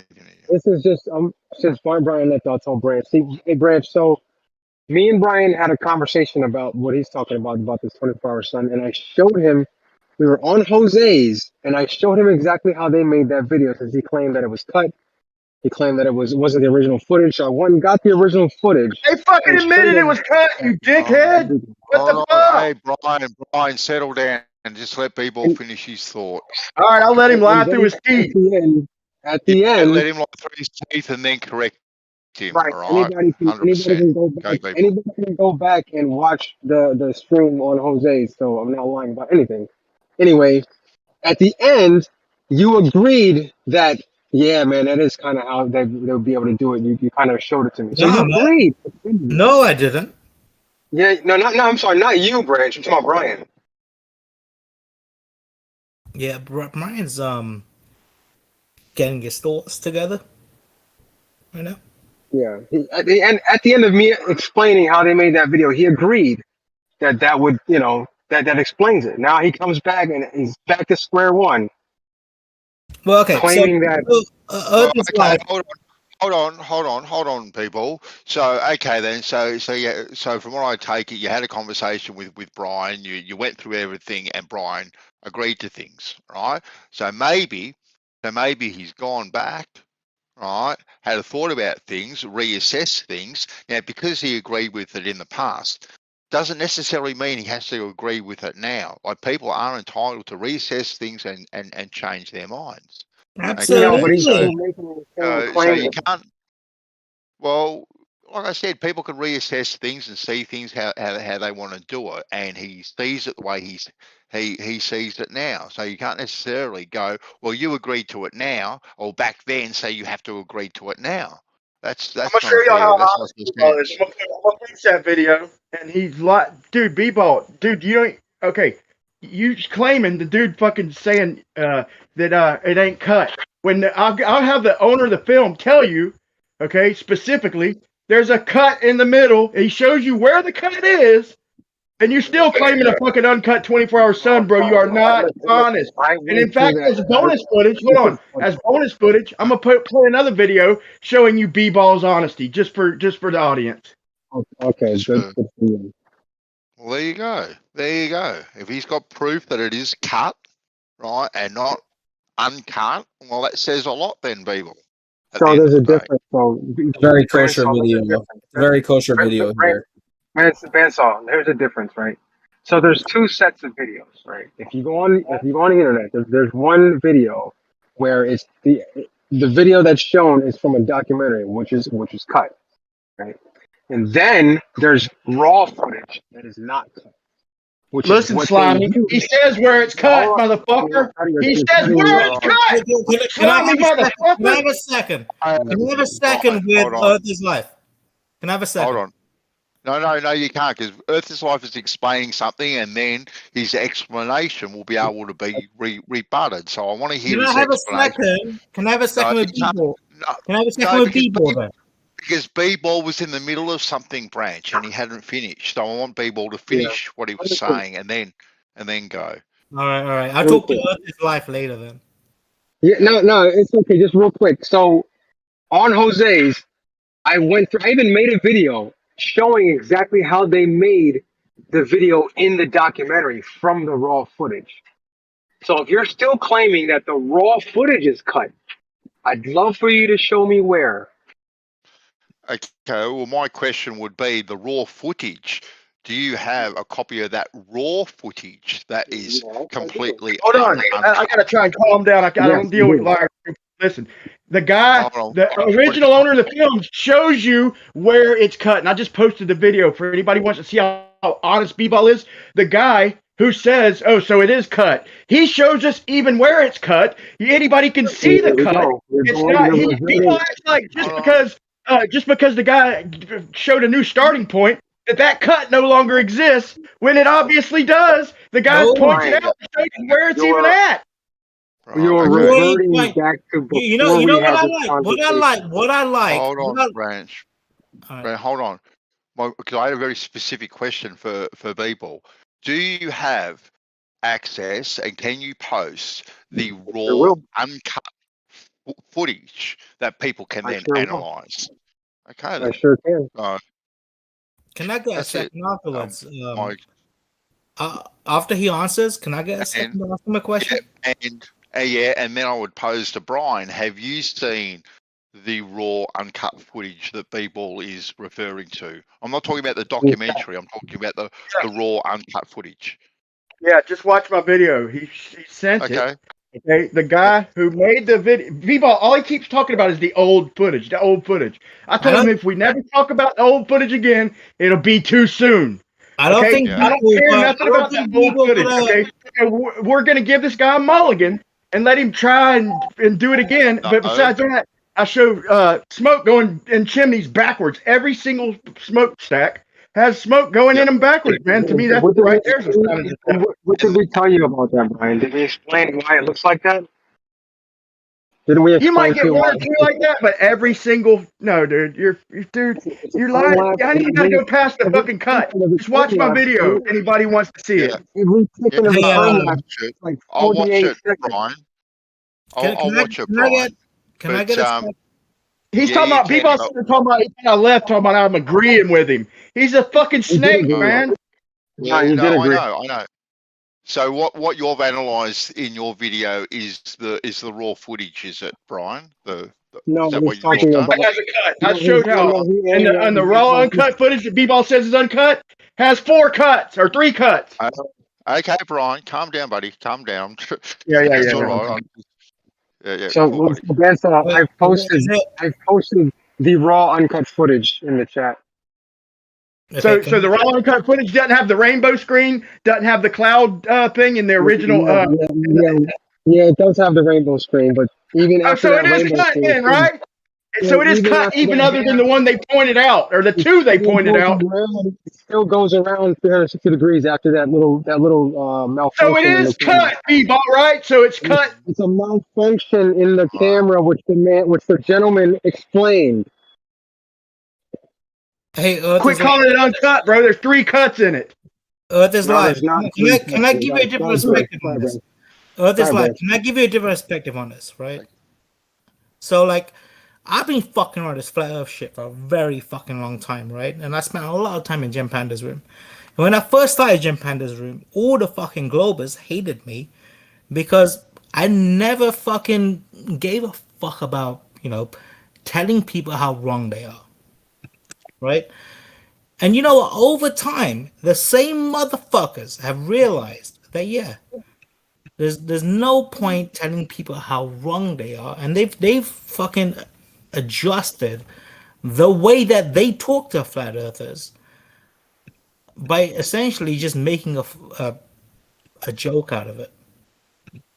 And now the question I'm going to ask you is this: I don't think you've had enough time to evolve into a good flat earther or a good globe earther.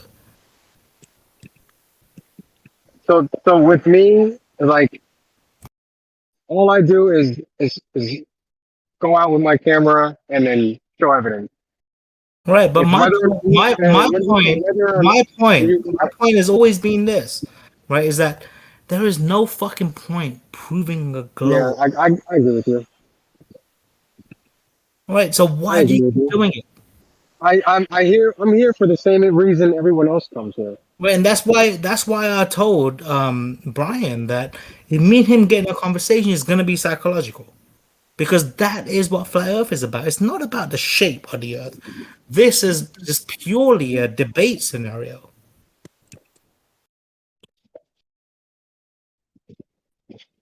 Right. It's all pretty much. It's all about like who can win an argument on the internet, who can out talk who. It's not about the evidence. I kind of agree with you. Hey man, sorry for calling you sloppy, man. I'm getting all fired up for damn nothing, man. But listen, no, let me say this, but don't put words in my mouth. Okay, now here I'll give you this, B-ball. This is one thing I will concede. Okay, whether that footage, I'll concede the possibility that footage is okay. I'll say it's possible that maybe it is real.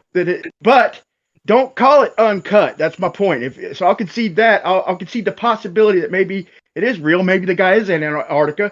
But I wish you'd do the same and at least acknowledge the smoke going backwards. But at least acknowledge that there is cuts. If nothing else, the cut the guy pointed out and the rainbow cut. By you saying cut, whenever you cut footage, does it randomly put the that rainbow pattern in there anytime you cut a video? The guy admits where the cut is, okay? In the middle. Okay. You see people?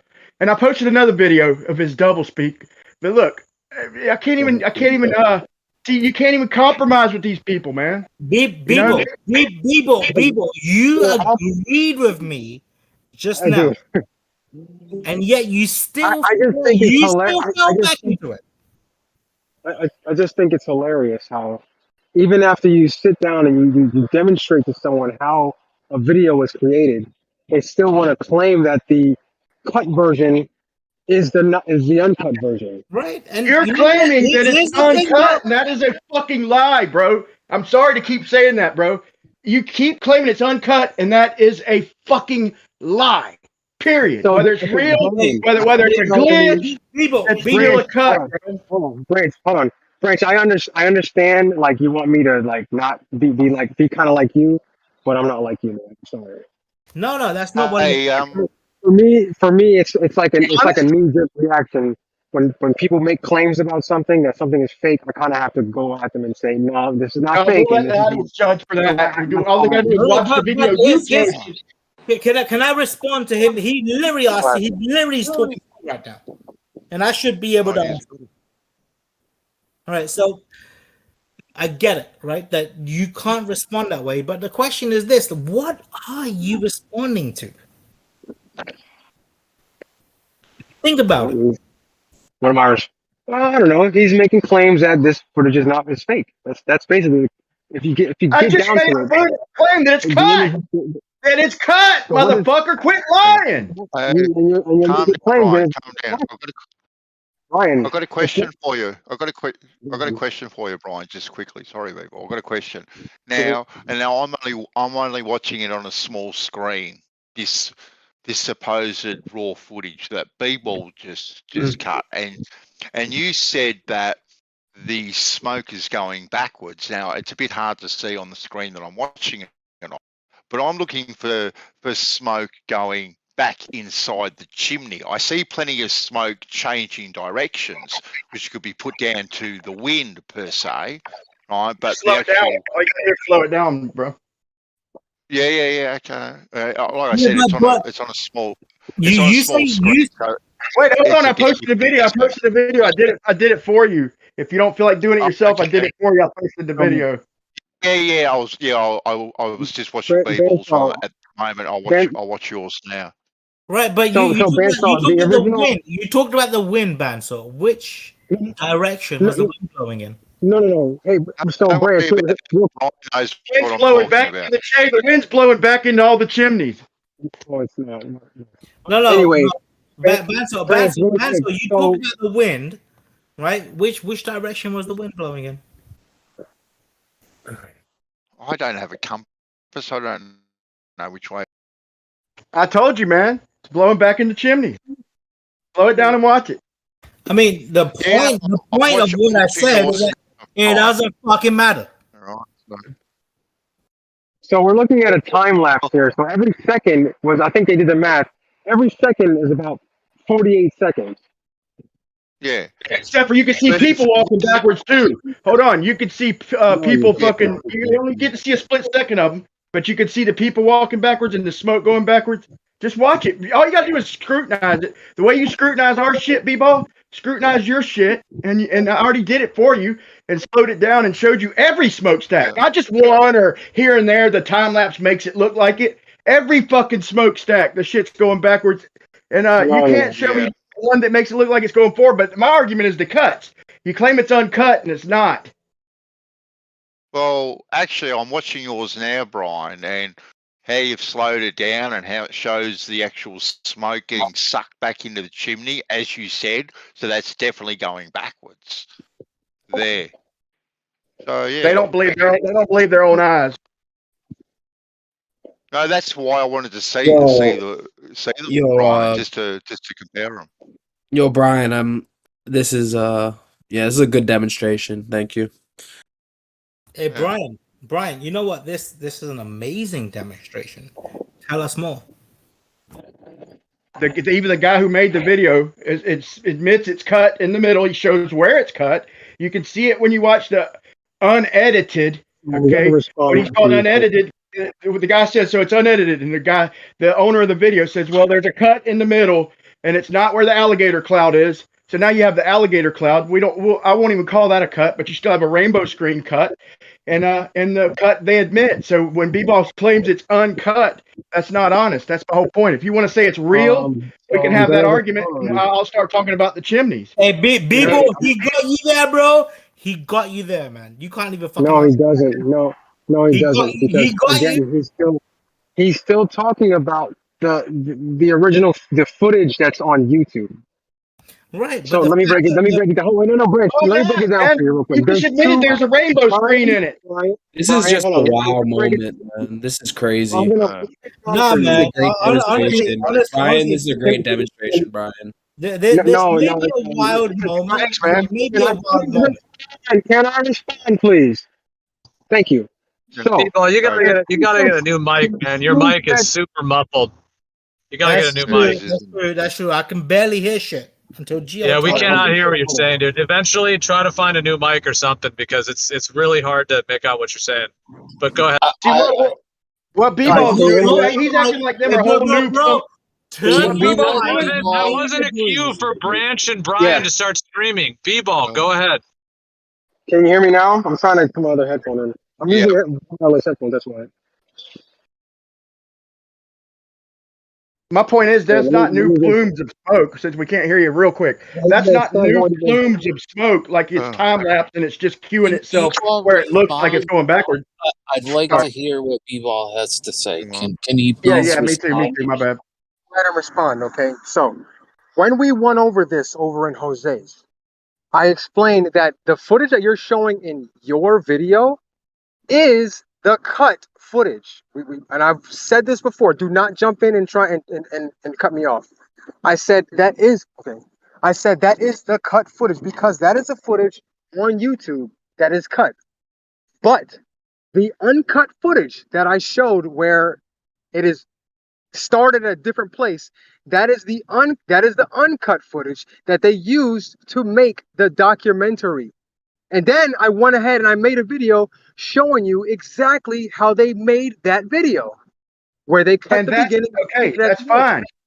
But so why the video, you're saying that I used the. Why are you saying that I used the old shit when I used the shit that you sent me? Please. Hold on. Why do you keep saying that the uncut footage is the cut footage? Why do you keep saying edit? There's cuts in it, dude. And you already admitted. Hold on, don't interrupt me. You already admitted there's a rainbow cut. So if you say it's uncut again, that's a malfunction in the camera. Which does what? You guys got to hold on. You guys got to go back and forth. Hold on. Brian, please stop screaming, dude. You have to calm down so we can listen to what's being said. We'll try to make sure you guys are not interrupted, but I would like to actually hear both sides. I think Brian, I don't know, Brian, maybe if you cut off B-Ball, I don't know if B-Ball has to finish. Please don't make us have to mute you. Just go one at a time and go through your points without screaming. I don't know who is next. Brian, I think if B-Ball is probably going to finish. But Brian, you can have all the time you need, but please just wait and then say what you want to say so we all can hear you.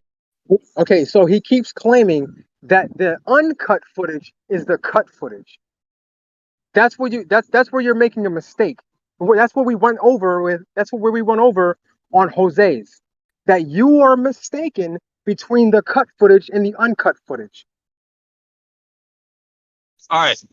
Don't make me mute you people so he can respond. Don't interrupt him. Give him the time he needs to actually respond. Go ahead, Brian. He's gonna interrupt me, bro, just like he did last time. But I'll try. Okay. I can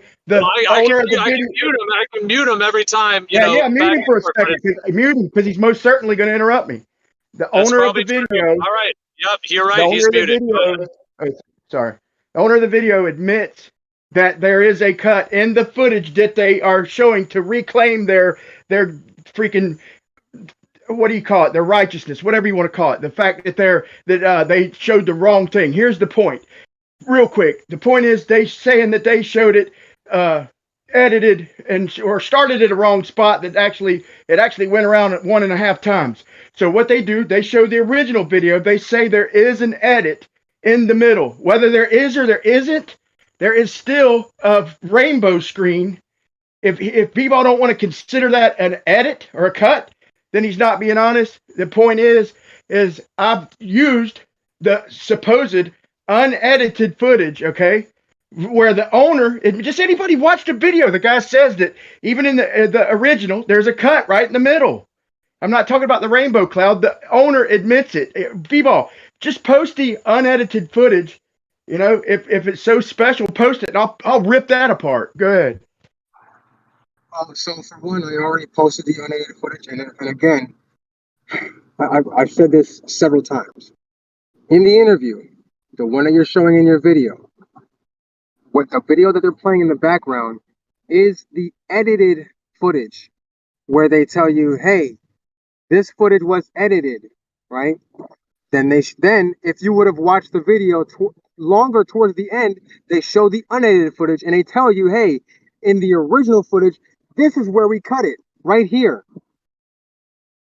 That's why I made the video showing you exactly how they made that video.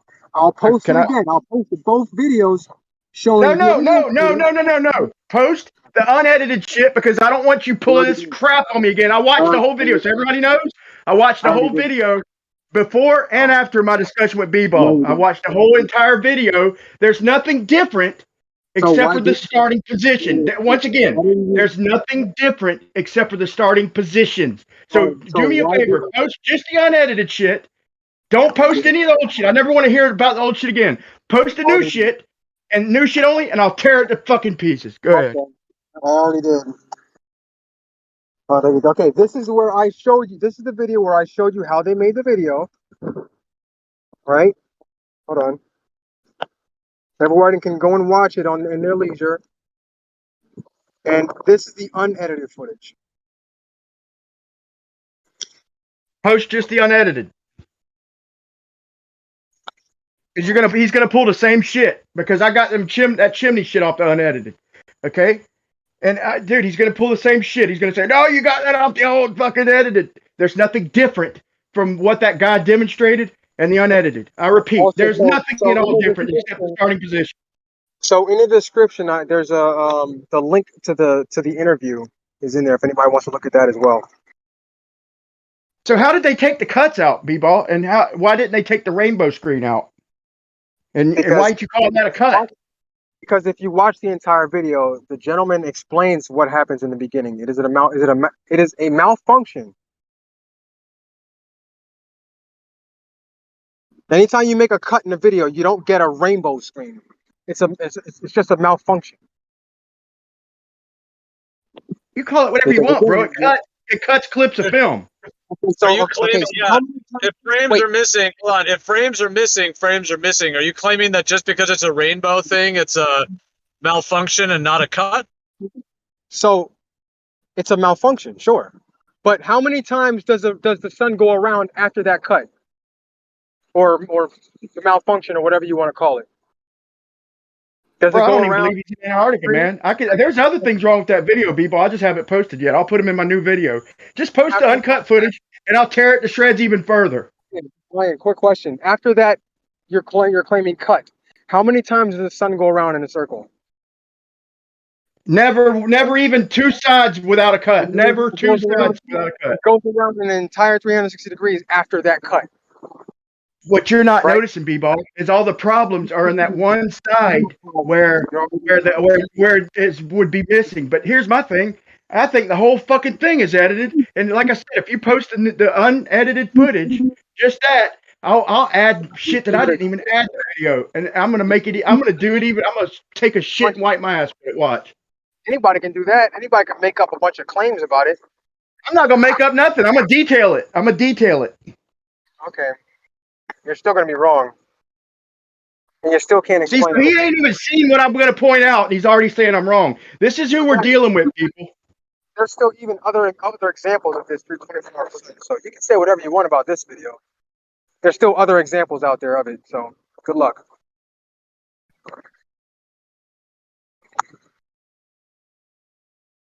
Getting all worked up, man. God, it's been a couple weeks since I've reviewed that one, but that is a hacked up video. That's for sure.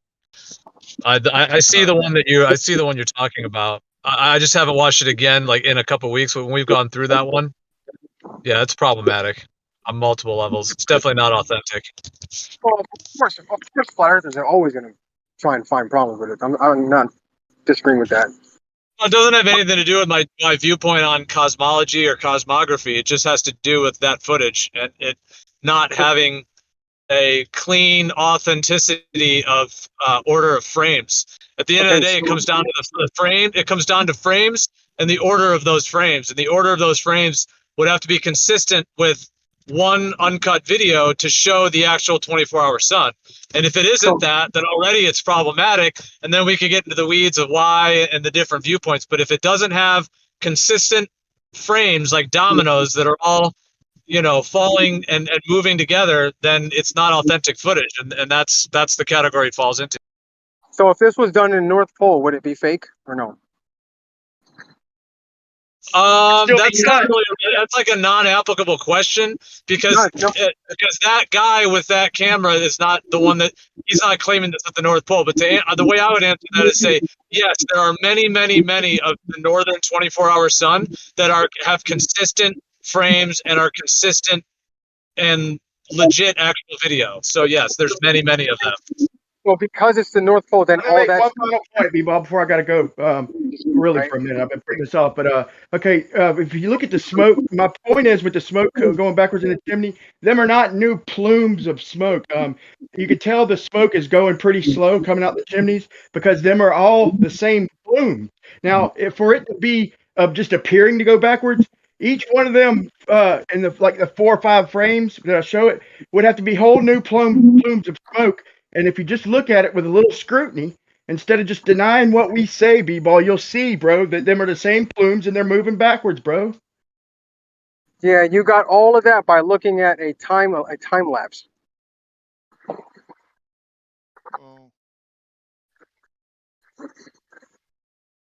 that right? Really? You're missing 48 seconds between every clip, right? It's a time lapse. Yeah, the smoke problem, B-Ball, is probably similar to the effect you get on a wheel when you get the spokes look like they're starting to go backwards at a certain speed, and with the time lapse, it's because they're playing it at a different speed. You might get those type of effects. Exactly. So because this is in the South Pole, it has to be fake, right? There's no way this could be real. No, I'd never be able to film that down here. No. So, B-Ball, just a one general question for you. If there is not a circle of the sun in the sky for 24 hours in the South, then that would be fake, correct? I'm sorry, say that again. if there is no 24-hour sun in the south, and I'm not talking 24-hour daylight, I'm talking the circle of the sun in the sky for 24 hours. If that does not exist in reality, then of course that would be fake, correct? Yeah, it would have to be. Okay, Yeah, so people saying it's fake, why would you ridicule that? If they're correct, they're correct. Now, if you don't agree with it, that's fine. But just because people say it's fake, that in and of itself is no reason just to attack that idea. Oh, That's true. Let's look at the other side of the coin, though, for a second. Like, if this is not fake, then what? And this is not the only. Well, there's a couple different things. One is does the 24-hour sun exist there? Secondly, is that one fake? If that one's not fake, as it were, just if, as it were, then yes, the people calling it fake would be incorrect. No, what would be the implications to the flat Earth argument at that point? That this doesn't exist. Well, it's kind of like the hands of a clock. Like the outer tip of like the minute hand on a clock, that's moving around the face of the clock. Well, if you were positioned at, let's say, the 6 o'clock position, you would not be able to see the circle of that sun as it circles around the entire thing. But on a globe, if it all kind of, goes down to the hemisphere on the bottom of a globe, then you would be able to, in that general model, you would be able to see the sun. So it's a big defining point, especially between the AE map and a globe Earth. That's for sure. The AE map, that type of layout in particular, yeah. Is the claim with this video? Is the claim with this video it shows the 24-hour sun? Is that what you're saying, people? Wait, hold on. Say that again. I'm sorry. Is the claim with this video it shows a 24-hour sun? Yes. It's actually correct. Well, you're incorrect. It doesn't show a 24-hour sun because the sun actually goes behind mountains. So it's not showing a 24-hour sun at all, just right there, without even scrutinizing any smoke, people walking, cars driving backwards or anything like that. It does not 100% show a 24-hour sun because the sun appears to go behind the mountain range. But are you actually satisfied with that negating the 24-hour sun for real, or is that just a pedantic type argument? No, I've got no problems with 24-hour daylight whatsoever. Grim, got it's just a mountain blocking it, and you can see the angle isn't dipping further than the mountain. You know what I mean? Like, yeah, and I see exactly what you're saying. And yes, it may be pedantic, but the claim still remains, right? Yeah, but I mean that's not really the point of the argument, though. So that part of the argument isn't really the point of the argument, because it would be even 24-hour daylight in of itself. But the 24-hour sun, and you see the sun is actually it's still going at the same angle. It's just behind a mountain for a second, and then it's not. That's not a aha, you're wrong, guys. That's not one of those kind of moments for the flat Earth. It makes the argument look disingenuous if you say that's your argument. That's all I'm saying, man. I don't think it's disingenuous to say here we have footage of showing a 24-hour sun, right? Because that was the claim that was put on the table, Grim. We have footage showing the 24-hour sun. Well, to me, either way, on a flat Earth, you wouldn't be able to see that either, right? So, I mean, no way does that even negate the argument at all, other than it's just you actually see that it's still daylight and the sun didn't actually go below the mountains. It's just behind a mountain. It didn't hit below, right? I mean, if you know that, if you can see that the angle isn't that way, then there's no real. It's just. I mean, I would be embarrassed to go see. It wasn't 24-hour sun. If I was, you know what I mean? Because I am not claiming a 24-hour sun on a flat Earth at all. I'm not making these claims whatsoever. I'm just looking at the footage that's been presented before me. I know. I hate all that. The claim that's on the table, here's footage of a 24-hour sun. And then when you look at the footage, it's just like, okay, then, well, technically it's not. So, hello. But technically it also is. Well, technically it shows 24-hour daylight. Okay. It actually does say a 24-hour sun, but you don't see the sun because of a mountain. The sun didn't actually dip below the horizon. Well, you don't know. At the base of the mountains, right? No. How long do you think? I mean, even if it duped under the horizon for 10 minutes and came back up on the angle, it would still be proof that there's a 24-hour sun. Well, no, it And wouldn't. so, are there any other sources of daylight? It wouldn't. It would be enough proof to show that there's no place on the South Pole that around on the flat Earth map that you know what I mean, that you're able to see that. That like there's no. I don't understand why this is such a arguing about splitting hairs when you're just trying to prove if the head exists. Ben, sorry, can you hear me? Is that Ed? Is that Ed? Yeah, I have a question for you. Are there any other sources of daylight than the sun? Of daylight than the sun? Yeah, Well, are there any other sources of daylight than the sun? That's a rhetorical question, I presume, Ed. No, I'm asking you because you made a distinction between 24-hour sun and 24-hour daylight. So that's why I asked. Yeah, Right, I so think. are there any other sources then? No, there's not, obviously. Oh, okay. So then there is not a distinction. So it is 24-hour sunlight then. Thank you. Well, it's 24-hour sunlight, 100%. But I have sunlight here, right? Without the sun being in the sky. Hello. What is the longest time in Australia where you can have sunlight? How long? What, 18 hours?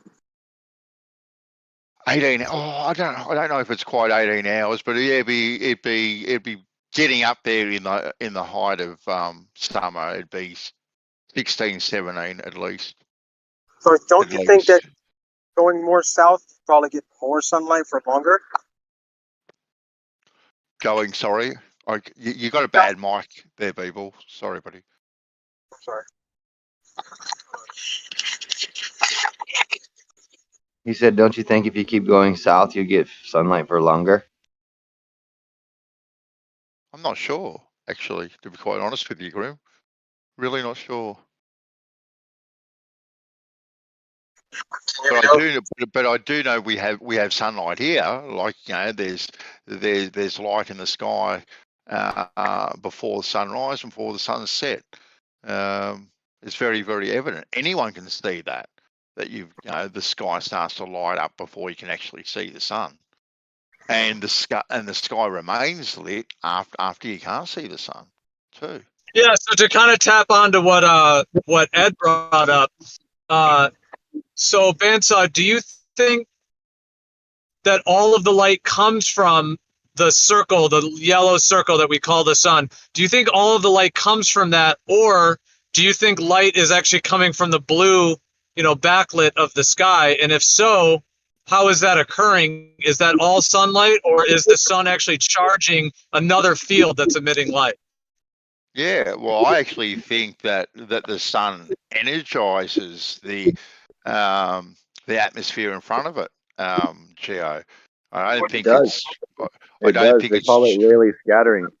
Yeah, I don't think it's traveling in little sun rays or anything like that. I think it generates and like a power bank, in front of it. And yes, we do get reflection and all that sort of stuff, and to see the sky so bright in Antarctica, because like I said, like here when you can't see the sun in the morning or in the evening, but it is still light in the sky, it's nowhere near as light as it is Antarctica. But when you have all those reflective properties of all the ice and all the snow and all that sort of stuff around, well, of course that's going to create a difference to exactly how bright it is around you as well. So there's all these different atmospheric conditions. Now, whether or not light is bouncing off a dome or whatever, if there was a dome, I can definitely see that as well, Gio. But I'm not.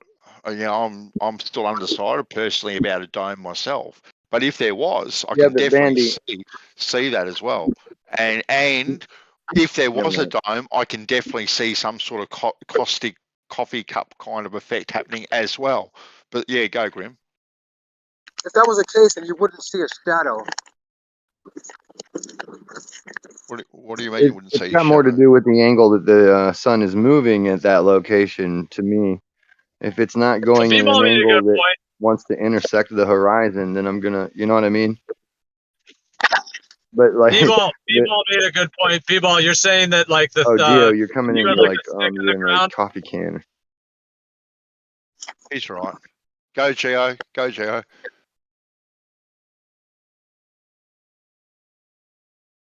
You got jumped all over. Go, Gio. I wasn't meaning to step on Gio. I just couldn't hear him. No, he was okay. You're okay, Gio. You can be heard.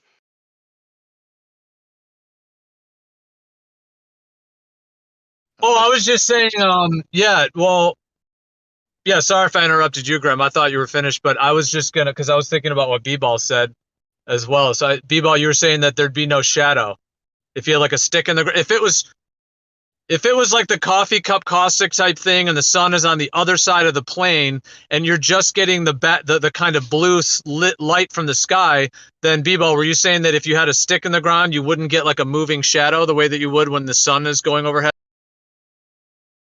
I'm sorry, I missed all that. I was talking to me. Go ahead. You said.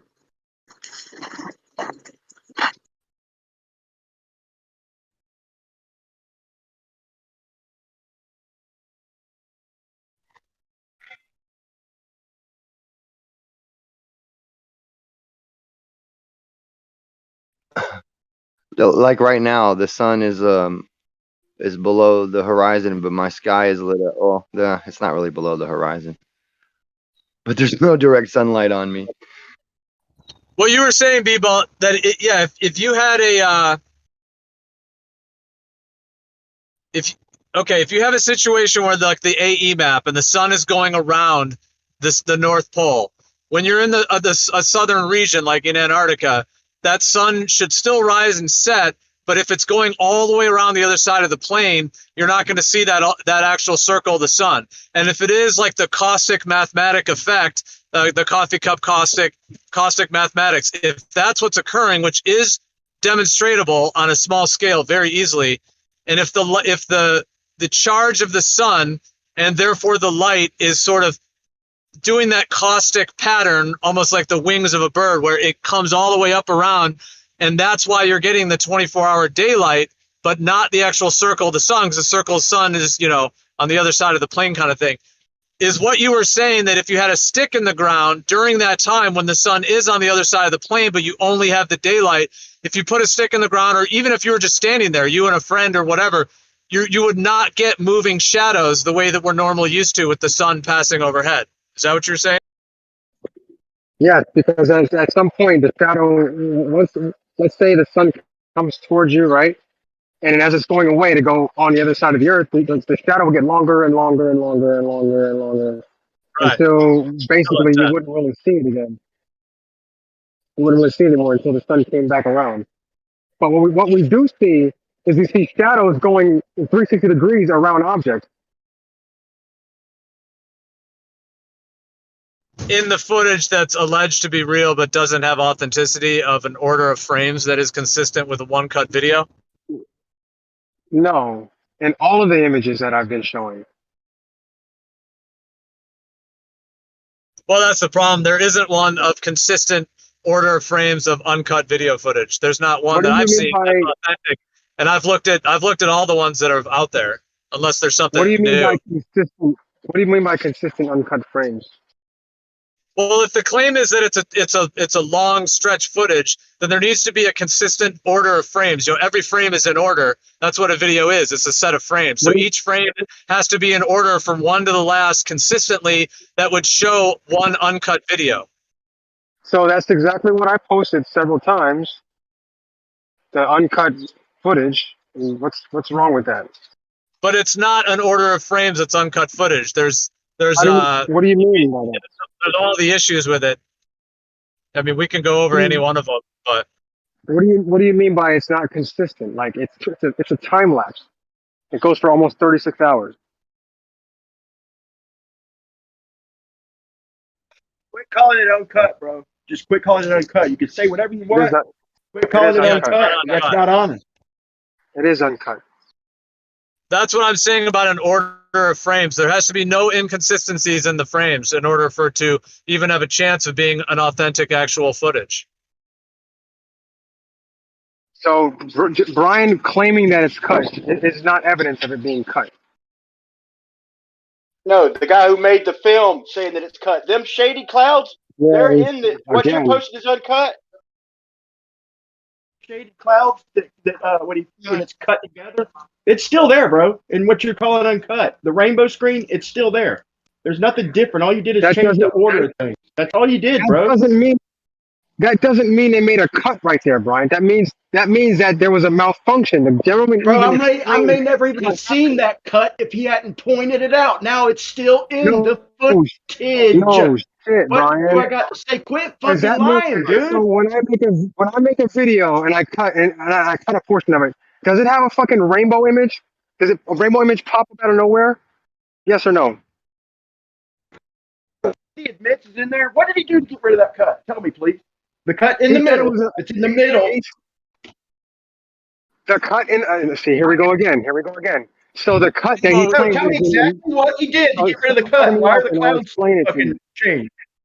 I was just gonna say real quick. The thing is that we gotta go through these things with a fine-tooth comb. I mean, if someone wants to share, I'm driving, so I can't really look at anyone's screen. But ideally, if somebody had, on a PC, can share it and go frame by frame, because that's what needs to be done ultimately. Because people remember, the one ISS footage, like Kosho had brought it one day, and I've seen it for years. It's one that's thrown around, and it's claimed to be, 50 minutes of uncut footage. I forget the exact number of time, but it's like a pretty long amount of time of ISS footage. And Kosho brought it, and of course we're like, all right, we went through it, and actually after we went through it with a fine-tooth comb, there were multiple spots where cuts could have occurred. And Kosho even admitted it. And he you did the same thing on Jose's, and Jose pointed out a cut like in the first 10 seconds of the video. What's the command to go frame by frame? Because if you want to do it, I can share my screen and I can go frame by frame. What's the program? What's the program you're using? YouTube. I think it's the period. Is it the period? Maybe it's the period, yeah. The cut that's in the middle of the original footage, the owner of the footage says that he points out what to look for. Even it's where the clouds blend in the background, and it's in the original footage. The guy admits it. I'm not gonna let you keep lying, B-ball. You're fucking lying through your fucking teeth, dude. Okay, guys, hold on. Calm down. Wait. Because we're going in circles. Hold on. Listen. Let me answer this one question though. What did he do to get rid of that cut, please? Bansal, listen, I'm going to post a video and I want you to be honest and I want you to go watch it. Take like a few minutes to go and watch this video and my explanation of how they made the documentary footage. Give me 1 second. No, B-ball, I don't want to watch, right? I just want to watch the raw footage, right? I don't want anyone else's, hold on. I don't want anyone else's commentary over the black background to try and pollute my thought process of whatever I'm seeing. I'd much rather just watch it raw without sound and make my own judgment of things. Okay, let me explain it to you. All right. So, and Brian, please don't butter. Please don't butter. So on the internet, there is the cut footage, right? That's on the internet. The one that everyone claims that the clouds were different. Well, actually, clouds were the same at the beginning, at the end. So in that video, it starts on the mountain, right? If you watch the video starts on the mountain. There's music, and it goes around, and it ends on the mountain, right? Are you following me so far? Yeah. Okay. So how they made that footage is they took the original footage and they cut that, and they used that to create the footage in the documentary. And in my explanation video, I showed exactly how they did it. Okay. Does that make sense? Well, I hear what you're saying. What Brian is confused with. Hold on, Brian. Hold on. No. Wait, I'm not done. Brian, let him finish. You'll get a chance, buddy. You'll get a chance, Brian. Let him finish, please. What I'm claiming that Brian is confused about is that he thinks that the original uncut footage is cut right where they say it's cut. But that's not what they were explaining. They were explaining, hey, this part right here is where we cut it to make the documentary footage.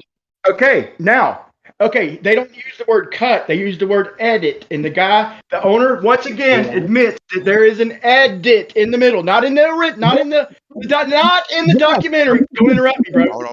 It's not in the documentary. It's in their footage. He admits that but here's what's worse. He calls it an edit. He points out what to look for. It shows where the clouds blend together. Okay, where the clouds blend on the horizon. That is also in what you're calling unedited. So what did he do to get rid of that edit? And why is it still there? What are you talking about, Brian? The raw uncut footage is not edited. They use that to make the edited footage in the documentary. How many times I gotta tell you that? You're not in the middle hold of up, the hold up, documentary hold up. footage. You're not listening to Brian. You didn't even respond to it.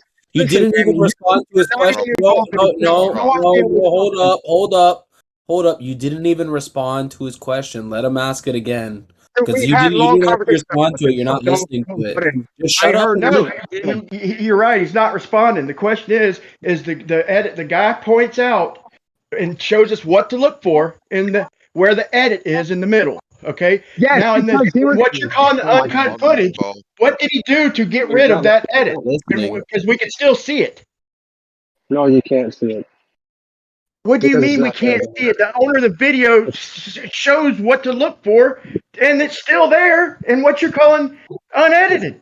You're the only one calling this unedited, B-Ball. The owner of the video doesn't even call it unedited. The guy scrutinizing it gets the owner to admit that it's edited. I'm not talking about the old video. One more question. Why would they edit? Brian, okay, let's stop right there. Do you have the footage of what you just claimed of the guy saying this? Yes, first 20 seconds of my video. I'll post it right now. Yeah, I'll post it too.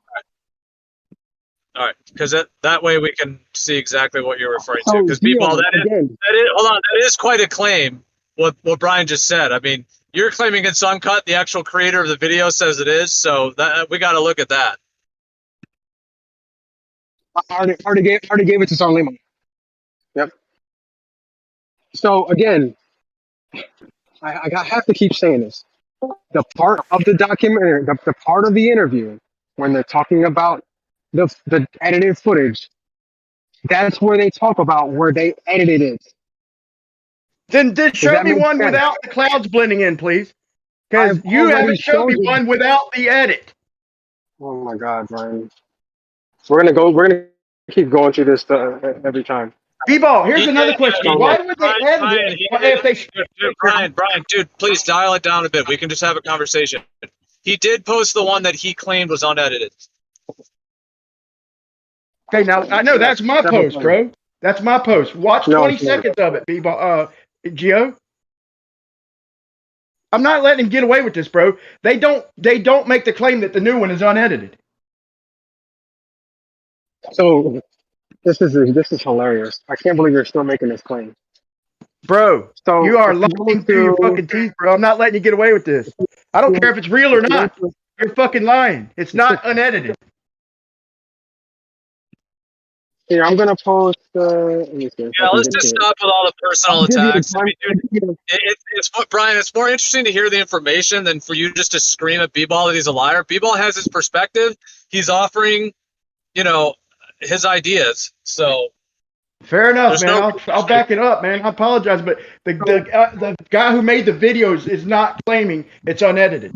Okay, when they try to save the day with the video and the new starting place, why would there be a cut? Why would they edit it in an insignificant place, B-Ball? If they had a day and a half of footage, why would there be, if it began at the mountain, ended at the mountain, why would they have cut it on at all if they had a day and a half of footage?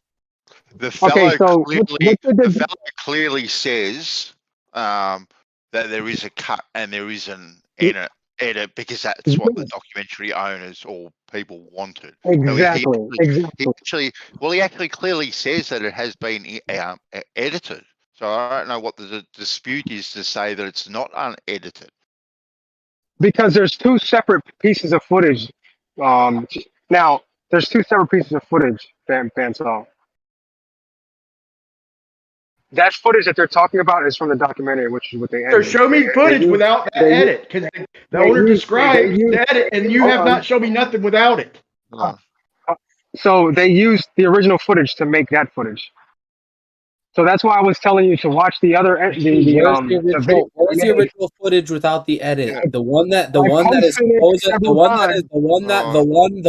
is supposedly the footage without the edit. The one that is still the footage without that is claimed to be without the edit. The one that is the one. Come on, Bandsaw. You gotta.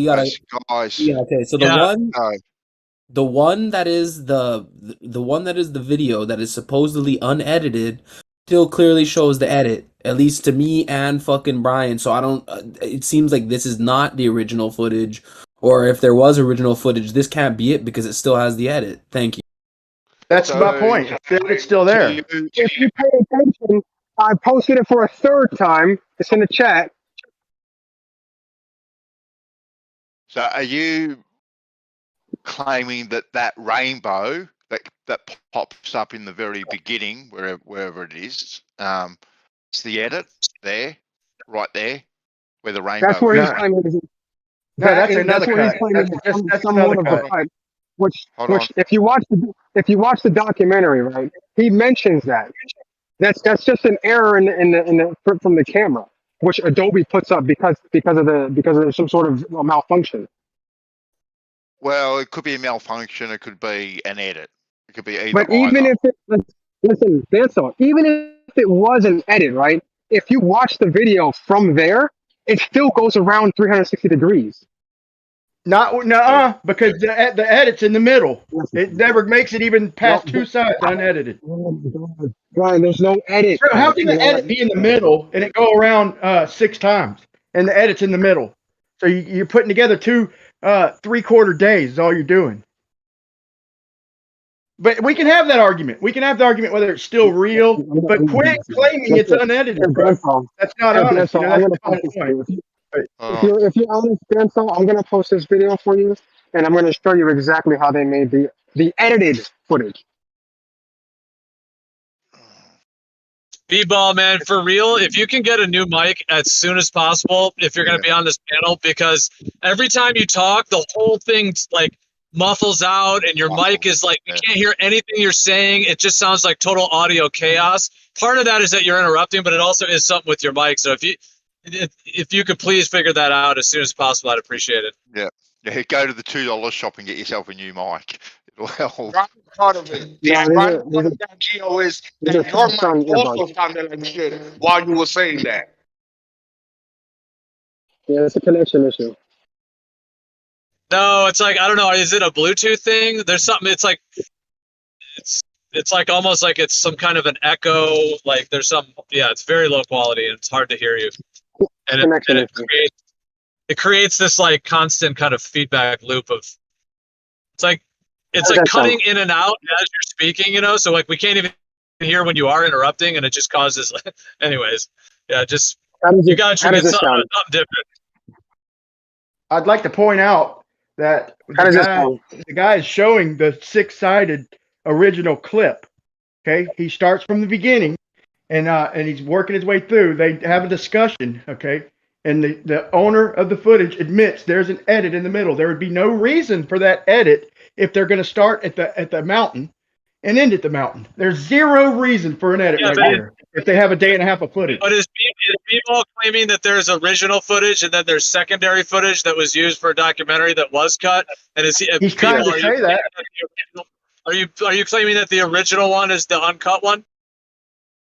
There's nothing without that edit, though. There's no footage at all without the edit in that particular spot. They point out what to look for. Yeah, that's what I found with this one as well. Well, again, oh my God! Listen, Gio, you have to watch the actual interview to get the context.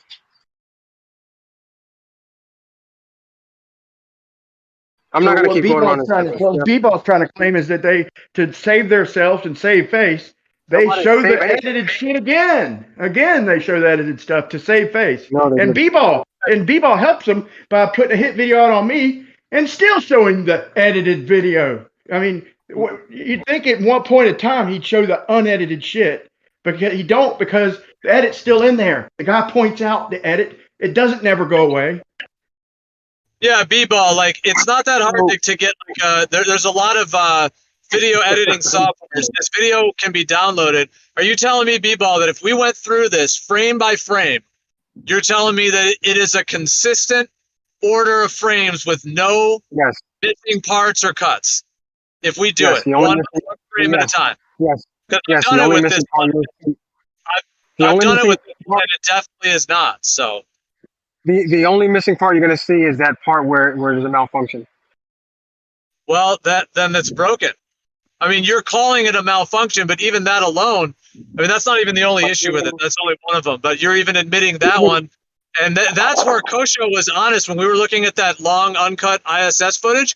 He was honest to be like, yeah, you know what, man, there could be a cut there, you know? And then when we broke it down, it's like the longest, it was only like a couple minutes where there wasn't one of those that's possible. So it's okay.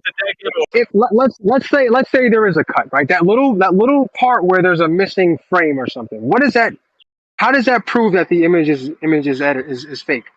It's right in the middle. It's on the third side. So you can't have 6 sides and Are you talking about where they mentioned the sun goes behind the light post? Talking about where you see the clouds on the horizon shade out a different color where it bands together. You've never shown me footage without that, bro. Brian, which is where they said they put the two ends together, like I demonstrated for you on Jose. No, it's an edit.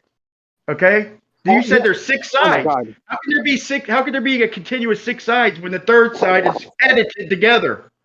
Oh. Okay, and so did you watch the video I posted where I explained how to do it? Did anybody watch it? I am kind of watching it now. Look, I don't know if you guys want to analyze this frame by frame. I've worked out how to do it frame by frame. If you want to do it, or we can just keep on going round and round in circles. But I don't have video. I don't have because he's making claims, man. That's the only reason I keep joining back in. He keeps calling it unedited.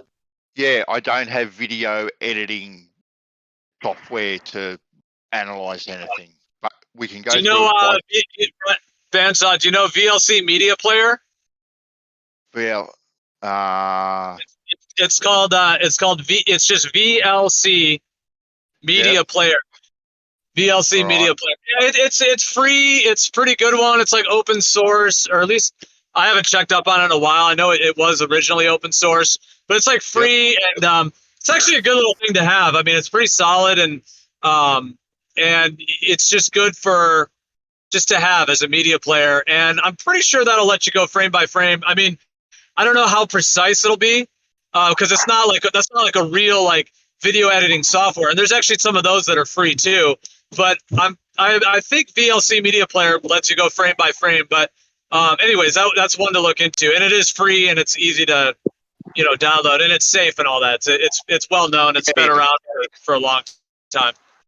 Too easy on. I'm downloading that now, but like I said, I've worked out on YouTube how to go frame by frame. So yeah. By the way, it is open. Oh, yeah, it's VLC Media Players. It says it's still open source. Well, with YouTube, you can click the right arrow, but it's going to go like 3 seconds at a time. So I don't know that there's any way to actually go frame by frame on YouTube alone. It just skips 3 or 5 seconds if you do that feature. VLC Media Player, I'm pretty sure will let you go frame to frame.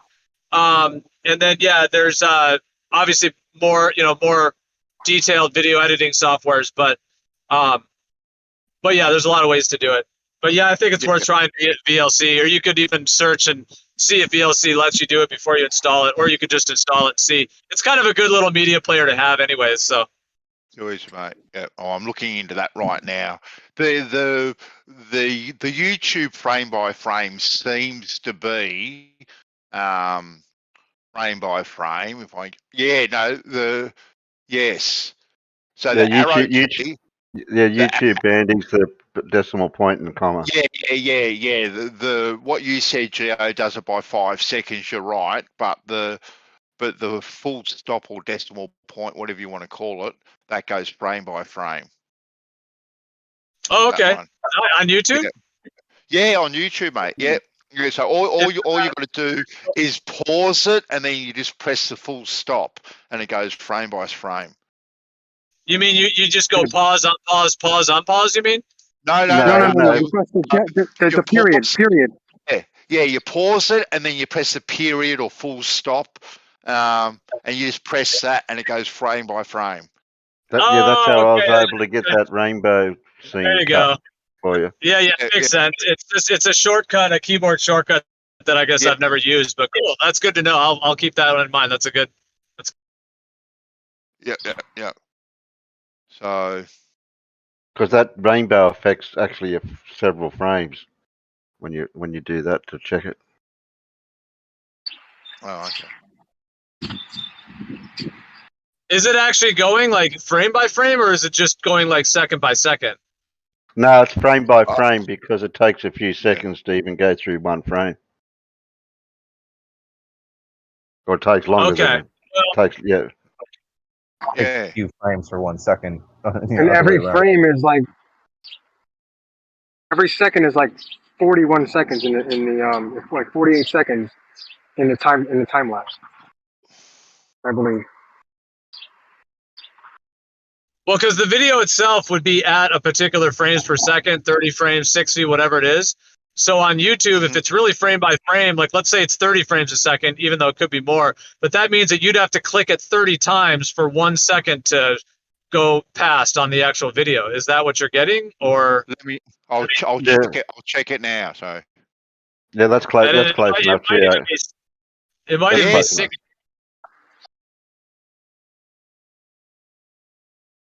I've clicked it about 24 times thereabouts, and it's gone. Okay. It's gone 1 second on the video. So it's gone 1 second on the video. All right, then that is frame. All right.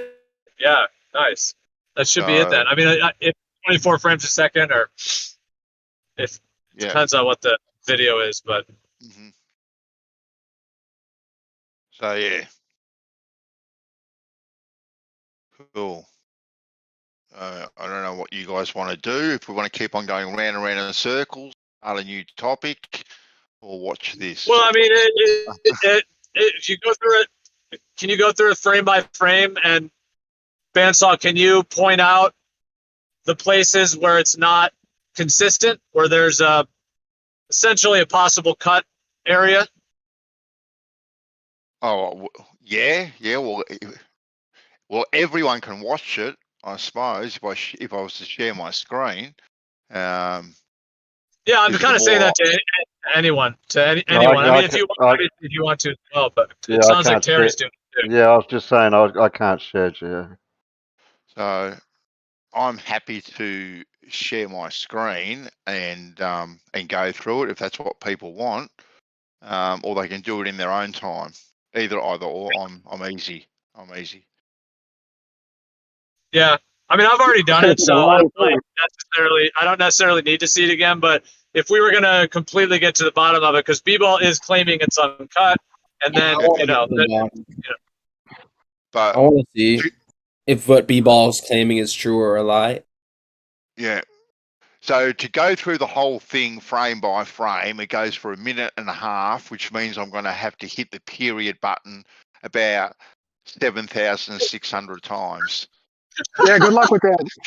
Good luck with that. We might want to put it. The way to do it is like a super slow motion. Yeah. Yep, go through it frame by frame. Yeah, there are no problems. There's a lot of missing frames. 2,700 clicks. You got 2,700 clicks in your finger, right? Exactly right. I don't want to wear up my fingers. Oh, you're gonna wake up tomorrow with blisters on your fingers, B-Ball. There's many things I could say if I wore out my fingers, but I'm going to leave that one right along. I've calmed down a little bit. Now let me. This is so obvious. Okay, watch. Try and answer these honestly, B-ball. Okay, so you're saying the edit on the third side is where it stopped and where they restarted it. Is that what you're saying? Or is the edit, or is the beginning where they said it was? Which one's the beginning and where's the end? Exactly. That's all I want to know. In the documentary footage. I don't care about the documentary footage, bro. Please. In the unedited shit. Okay, what's the beginning and what's the beginning is at the beginning. Okay, which is at the beginning. Which is in front of the gymnasium, right? It's right after the what is it? Right before the at the gymnasium. Yeah, sure. Okay. Now then the rainbow screen. Okay. Then the edit on the third side, right? No. Okay. Then why did they edit? Why did they clip it together there? Please tell me why they ever edited it together there. What do they say in the documentary? Why do they say they did that?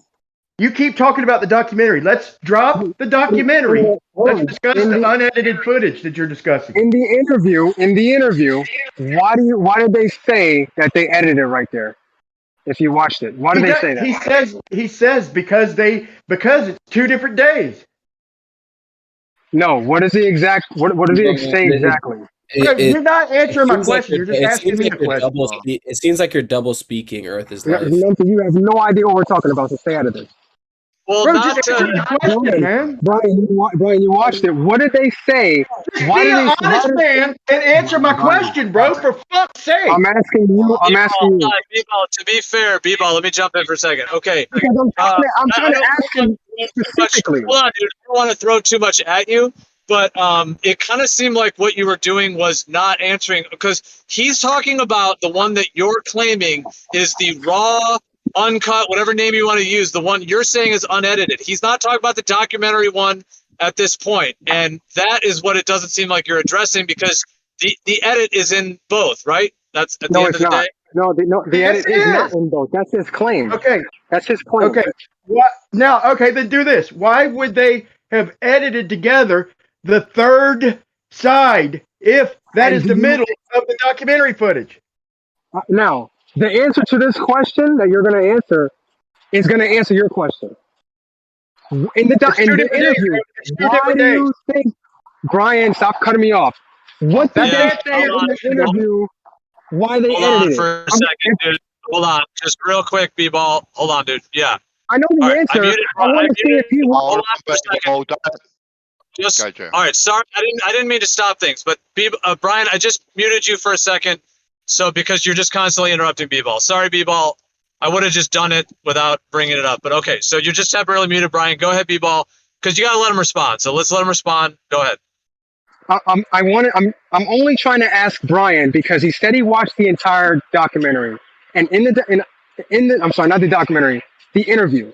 In the interview, they mentioned why they edited the uncut footage. Why they edited it. There's a reason why. Did you not hear their explanations for why they edited it? Okay, now pass the mic. Let Brian respond, and okay. Go ahead. Because he never said why, but there's only one reason that you would edit something together, and that is if it was 2 different clips. Now, give me one reason why they would have to edit 2 different clips together. There's only one reason I can think of, but if you give me another one, I'll consider it. Okay, so if you watch the entire interview, I did, dude. They said, hold on. They said specifically. They said specific. I'm going to answer your question. They said specifically it was an editing decision. Okay, they wanted to start and end on the mountain, right? That's why they edited it and brought it and put the 2 ends together, which is exactly what I showed you how they did it. Okay, so they had 6 sides of continuous footage, and that you're claiming is unedited, but they had to edit the 3rd side to start at the mountain and end at the mountain. No. Mm-hmm. You're not using your common sense, bro. With his reasoning, B-ball, do you think that he would have given an answer that the reason I edited it was because I wanted to keep up the deception of the world and keep them under an illusion. Do you think he would have said that? No, he would not have said that at all. Right. So he would not have had to have made an edit there if they had 6 sides continuous footage. There wouldn't need to be an edit there, people. Okay. The reason why they edited it because it was nice. It was a visual effect to start and stop with a mountain. That's it. That's not where the edit is, B-ball. That's two sides after the edit. You're missing the whole point. If you're showing 6 continuous sides, okay, so the mountain is shown twice. Now, they would not have to edit on the 3rd side if they wanted to show the mountain if they had the 6 sides to begin with. You're not using your common sense, bro. So hold on. And B-ball, B-ball, you're now admitting that it's edited, B-ball. You're admitting that it's edited now. No. Only thing I said, no, I didn't. Only thing I said was, and originally, they took the undercut footage and they edited it to make the cut footage. Which is exactly how I explained in the video where I go through exactly how they made the documentary footage. Bro, if they had almost 48 hours of uncut footage, why would there be an edit there? I am addressing it because I've made 2 videos about this. I have addressed it. So stay out of this. No, I'm gonna stay in it because you don't have more right to this chat than me. You have no idea what the hell you're talking about. Me, sir. Sorry, that's not how it works. You don't tell me what to. You don't tell me what to say and what not to say. Sorry, that's not how it works. I muted B-ball just so he wouldn't interrupt you, but just don't throw ad homs though, because then if we mute people, it's like I don't want to get into a thing where like we're just muting a guy while someone's ad homing him. So if we're gonna do the temporary mute so that people can be heard, please don't ad hom because it's just I don't feel like it's in integrity to keep someone muted while someone's ad homing them. So, but go ahead, Noah.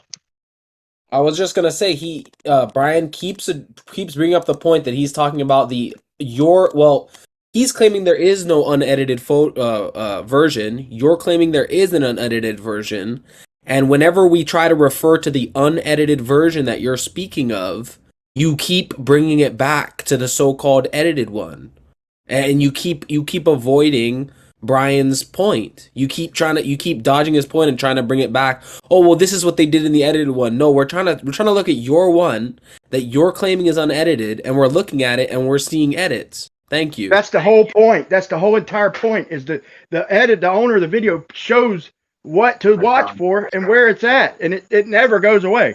That clip he's talking about. What an edit is, B-ball. Let me tell you what an edit is. Well, you know what an edit is. You make videos. Okay, so it could be 2 different days put together, or it could be a gap in footage. That's the only 2 possibilities, B-ball. It's a gap in footage, or 2 different days put together. You tell me what else it could even be. So again, I made a video explaining exactly how they made it using the unedited footage. That's all I'm going to say. Wow. That's all I could say, bro. Is wow. So what else could the edit be if it's not 2 days stitched together or a time gap stitched together? You know, what else could it even be? So Bandsaw, if you want to go ahead and go through that frame by frame, you can go ahead and do that, man. At this point, that would be more interesting. Hey, where you been, man? Where you been? So I mean, that's where he's been. You keep wanting to claim that the unedited footage is edited. So I want you to go through and tell me where it's edited at. You're the only one who claims it isn't, B-ball. Just you. Well, hope you know that. Because not it the owners of the footage, not the guy who scrutinized it with the owner. Just you, B-ball. You're the only one who says it's unedited. In fact, the guy who was scrutinizing it with him was actually shocked. He's like, "So this is edited?" He's like, "Yeah, it's edited." Yes. Yeah, he says why it's edited, but it's still edited, B-ball. But when he said it's edited, which one were they referring to? First, tell me what's an edit. What's an edit? What could an edit possibly be? And we'll go over it. I asked the question first. Which video were they referring to?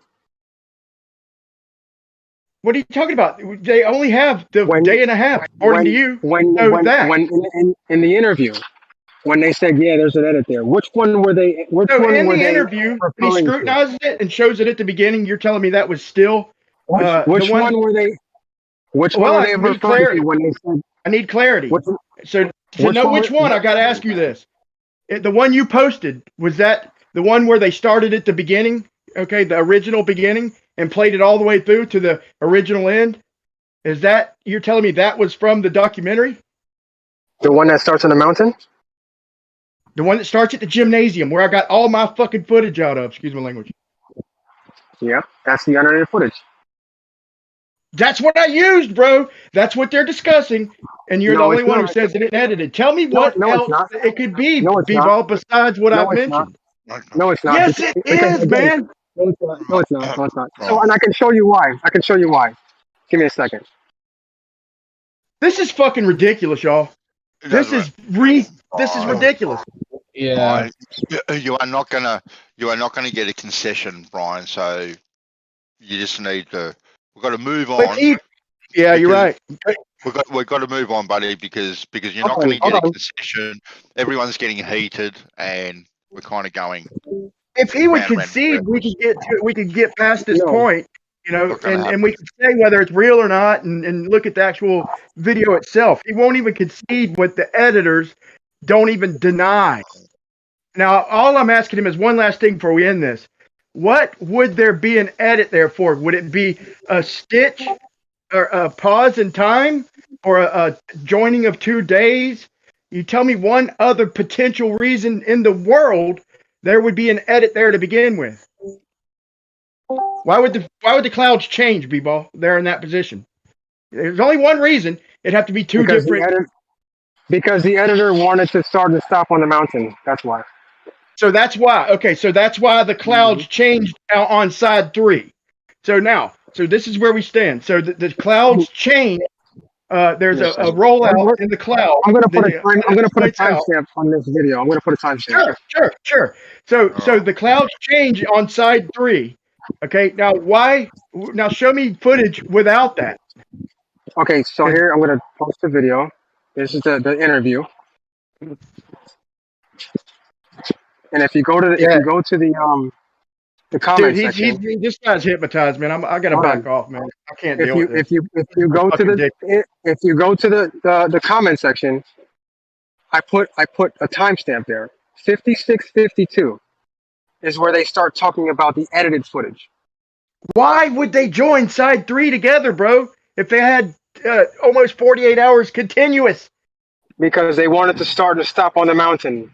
That wouldn't make them have to edit side 3, pal. And remember, if you had watched my if you had paid attention when I showed you how they made the video, they cut out the whole beginning of the video. Bro, they would not have to edit side 3 if they had 48 hours continuous. They didn't edit side 3. They did edit side. Then what side was it, B-Ball? Let's make it worse. They didn't edit side 3. What side was it, B-Ball? Side 1, gymnasium. I already showed you how they made the video, Brian. We keep going around in circles. You're never gonna get it. You're never gonna get it, Brian. You're never gonna get it, bro. We can listen. We can talk about this for hours, and I'm gonna continue saying the same thing.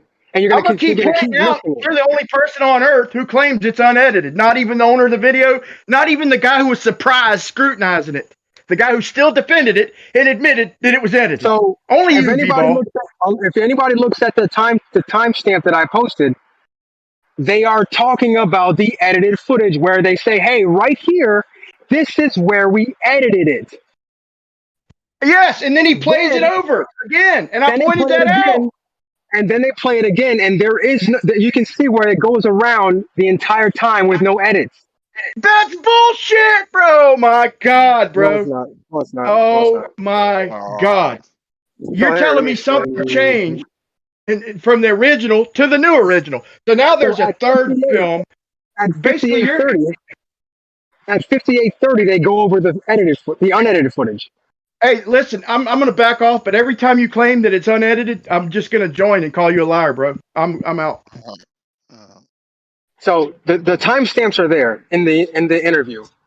If you go to the comment section, I put unedited version 58:30. That's where they go over the unedited footage. That's where I got my clip from, jackass. Okay, Yes, I fucking did. Okay, Brian, post a picture of your video, real quick.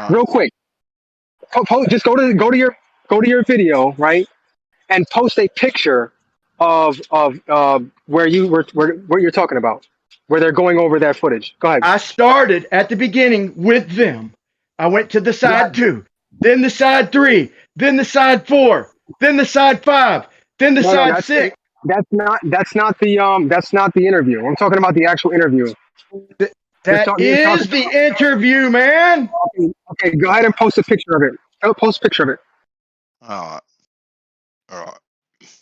Because I'm going to show you that you weren't looking at the right I can't believe he's saying it's not the interview when I got the guy's voice in the background doing the interview. Just listen to the video, bro. Brian, relax. Hold on. People, hold on. All right. We've hashed this out for an hour and a half. Right? Exactly the same points are being made. It is not getting anywhere. It is getting heated. Everyone is shouting. We've got to change. We've got to change it up, guys. Hey, Bantha, I have a question. Before we change it up, I have a question. He's telling me that I didn't use the video from the interview, when in my video you hear the guy's voice from the interview. Yeah, I know. It's ridiculous. All right, well, Brian, we'll send it. We'll send it to the jury. So for now, yeah. Fair enough. I'll call truth. Yeah. My ears need a break. Yeah. Can I ask Brian a question before we move on? Okay. If it's about something else. No, it's about this, but it's simple and you can just tell or not tell. Can you, using whatever link B-Ball keeps dropping, can you tell me the timestamp? That's what I. Yeah. Can I get the question out, dude? Yes, it's about 40 minutes. 40 minutes. Hold on. Can you give me the timestamp in that video where the edit is that you keep talking about? It's about, I'd like to look for myself. Yeah. Listen, I'd like to look for myself, but I'd like to look. I'm going to post a video. No, It's just about drop 40 the minutes. timestamp. Listen, I'm going to do you one better. I'm going to post my video that shows the interview, and in the first 10 seconds, you'll see where the editor claims there's a cut. So just watch 10 seconds of the video I post.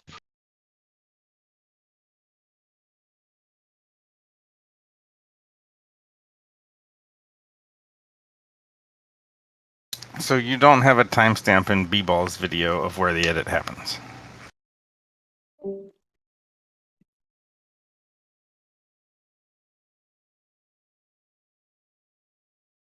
I'll do one better. I just posted the video of the interview, okay, where they say it's edited, okay? And I'd say it's about 40 minutes, but no, I don't know exactly, right, off just the top of my head. But I only played shit from the video from the interview. I swear to God on my life. If you watch my video, you hear the guy's voice in slow motion. As I slow it down, you hear the guy doing the interview. B-Ball is just lost his mind. I don't know. I'm willing to call a truce, but my stance don't change. All right, so I will. So you don't have that timestamp in the. Now listen, if you're high and mighty and can't watch 10 seconds of the shit I just went through the trouble of posting, then I don't know what to tell you, man. I just don't want to watch your video. Yeah, you don't care. I want to try to get as close to the. Don't want to see the truth, do we? It really isn't that much. It really isn't good without God. It's not a question about whether it's much or not. It's that Brian has made edits and the video has made edits and it's edits on top of edits on top of edits. Yeah, but this has nothing to do with edits. This is the claim from the owners of the video and the guy who was surprised it was edited to begin with. But the point is B-Ball saying I'm showing shit that wasn't in the interview, and that is ridiculous. That's ridiculous. You can hear the guy in my video. It's fucking ridiculous. He says, so there is an edit. And the guy says, yes. They're referring to the edited footage. That's what they're referring to. And he points out I just wanted the timestamp in the raw and the supposed raw raw footage about where 40 the minutes, edit about happened. 42 minutes maybe. So here, I'll post a video, and this is. He don't want to see my video. He wants to see B-Ball's shit. That's right, Brian. I want to see B-Ball's video with your claim. Bro, just watch 10 seconds and you won't need to see any more. You'll see he's fucking delusional. No. So what I did was I made a video explaining exactly how they made the edited footage. How they took the show me a clip without the edit and tell me why there would be an edit there. How they cut the beginning out. They started on the mountain, right? And then they moved the other part towards the end so that it's cut in the middle. I showed exactly how they did it. So they didn't have almost 48 hours of continuous footage then, right? Oh my goodness. Oh my God. So here we go again. They cut out the beginning of the video to make big deal. They had almost 2 days worth, right? It's an editor's decision for the documentary. Yeah. All right. That edit is there. It never goes away. What I showed you is from that supposedly continuous shit where they admit there's an edit, and I pointed out 2 other edits. Just watch my video, and we can claim we can. I know we keep saying the same shit. This is stupid, man. All you do is keep bullshit going, bro. Okay, guys, enough.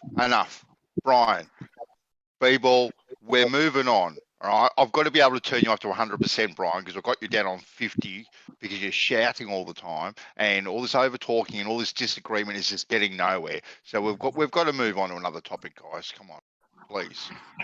All right, truce again. Retruth. Retruth. Retruth. Thank you, Brian. Thank you, brother. So, Bandsaw, last time we talked, you agreed with me that refraction proved gravity. I don't even make outlandish claims like that whatsoever. Let's move to a topic that's we can really nail down. Like refraction is caused by gravity.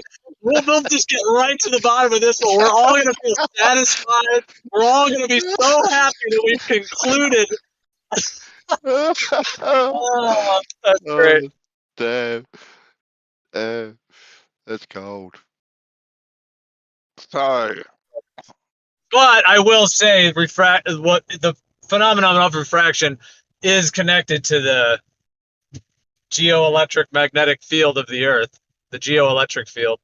Yeah. And I don't mean geo that has anything to do with the fact that my name has that on Discord. It has GEO in it. I'm talking about geo meaning Earth. Like that's how I see it. Like there's an Earth magnetic field spectrum. Which is part of the electromagnetic spectrum that they've erased that from the mainstream model and then replaced it with all of these theories, to eradicate it, and then they've displaced the whole thing into outer space.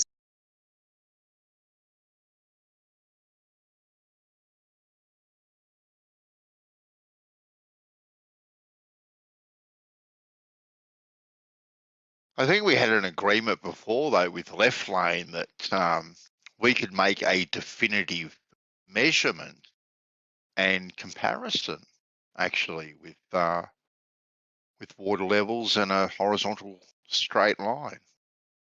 He was pretty definitive about his opinion. So that's interesting. If any other globers would also to be definitive in their opinion on that. Making a direct measurement.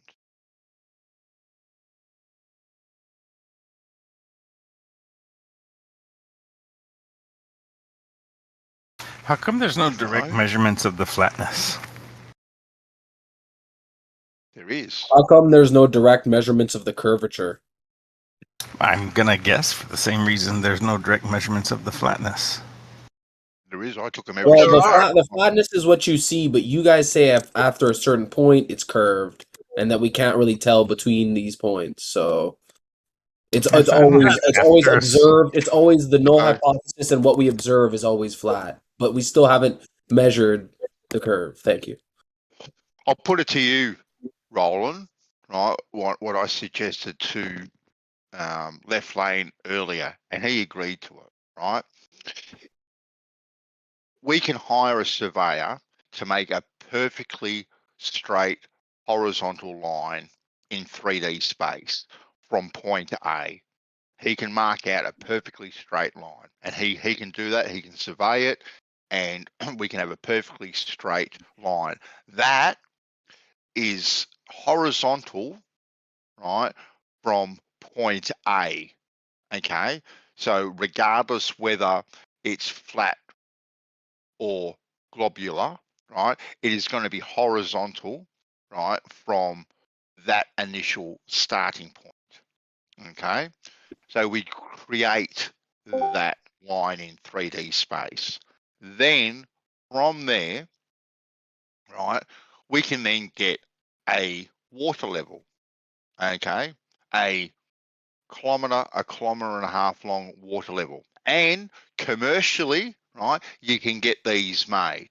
Right, you can get a piece of tubing in a continual length for about a kilometer and a half. I know this because I made a phone call just before with a company, and it costs about $7,500 to get a continual piece of tubing made up, clear tubing of about an inch in diameter, which would be a really long water level.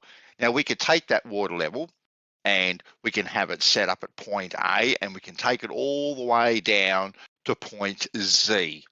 All right. Now those should read the same. Now, well, they shouldn't read the same on a globe. Actually, they should read differently. But even if they were to read the same, okay, neither here nor there, right? Then we can move that water level all the way down that horizontal line that has been created by a surveyor. And on the globe model, every time you move the far end of that water level closer and closer to you, you are creating a new chord. You are creating a new horizontal. So at no stage should that marry up with the horizontal line that has been created in 3D space. Now you can do this in 3D space anywhere. You can do it on a salt plain, you can do it in the middle of a paddock, or you can do it next to a static body of water. Right, so you can have several different reference points. So with that, if something like that were to be conducted, right, and you could see that the water level and the horizontal line would marry up and there would be no deviation whatsoever, would that yourself be enough for you to go, I need to start asking some very serious questions about things? Yeah, sure. Yeah, that would be. The trouble is, I have seen what is almost what you describe, and it matches a globe. It doesn't match the flatness. No. Surveyors can do what you say, I think, and 100% they can, and it would cost about $1,000 to get a surveyor to create a horizontal line in 3D space, because I've already made that query as well. I think some of them have done it for free and put it on YouTube for you. And Rolling, you know about the planar surveying versus geodetic, like the difference between those? I do not claim to be an expert on surveying. Because in planar surveying, it's just what it sounds like, planar.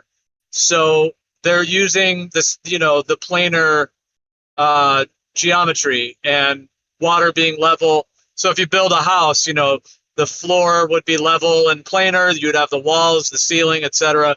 So planar surveying is based upon that, and that doesn't. It sounds like you're saying planar surveying is very local. Yeah, it is. It's usually in smaller areas, but it doesn't involve any curvature.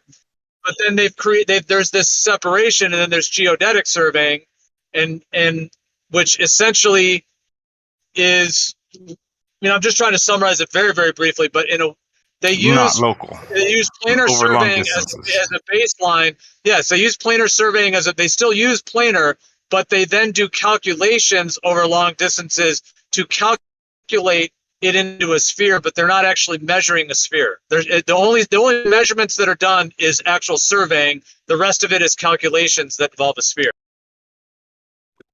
I mean, planar surveying involves calculations as well. Not for any curvature rate. There's no 3959 radius calculation at all in planar. Oh, then yeah, I agree with that. But the planar thing is extremely local. You said that yourself.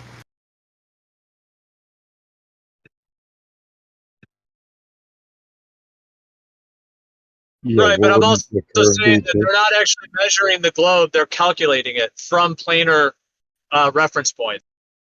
But if you do two planar surveying things simultaneously in two different places, and you can show that you don't get the same plane, like the planes don't match up, like, isn't that showing the curvature?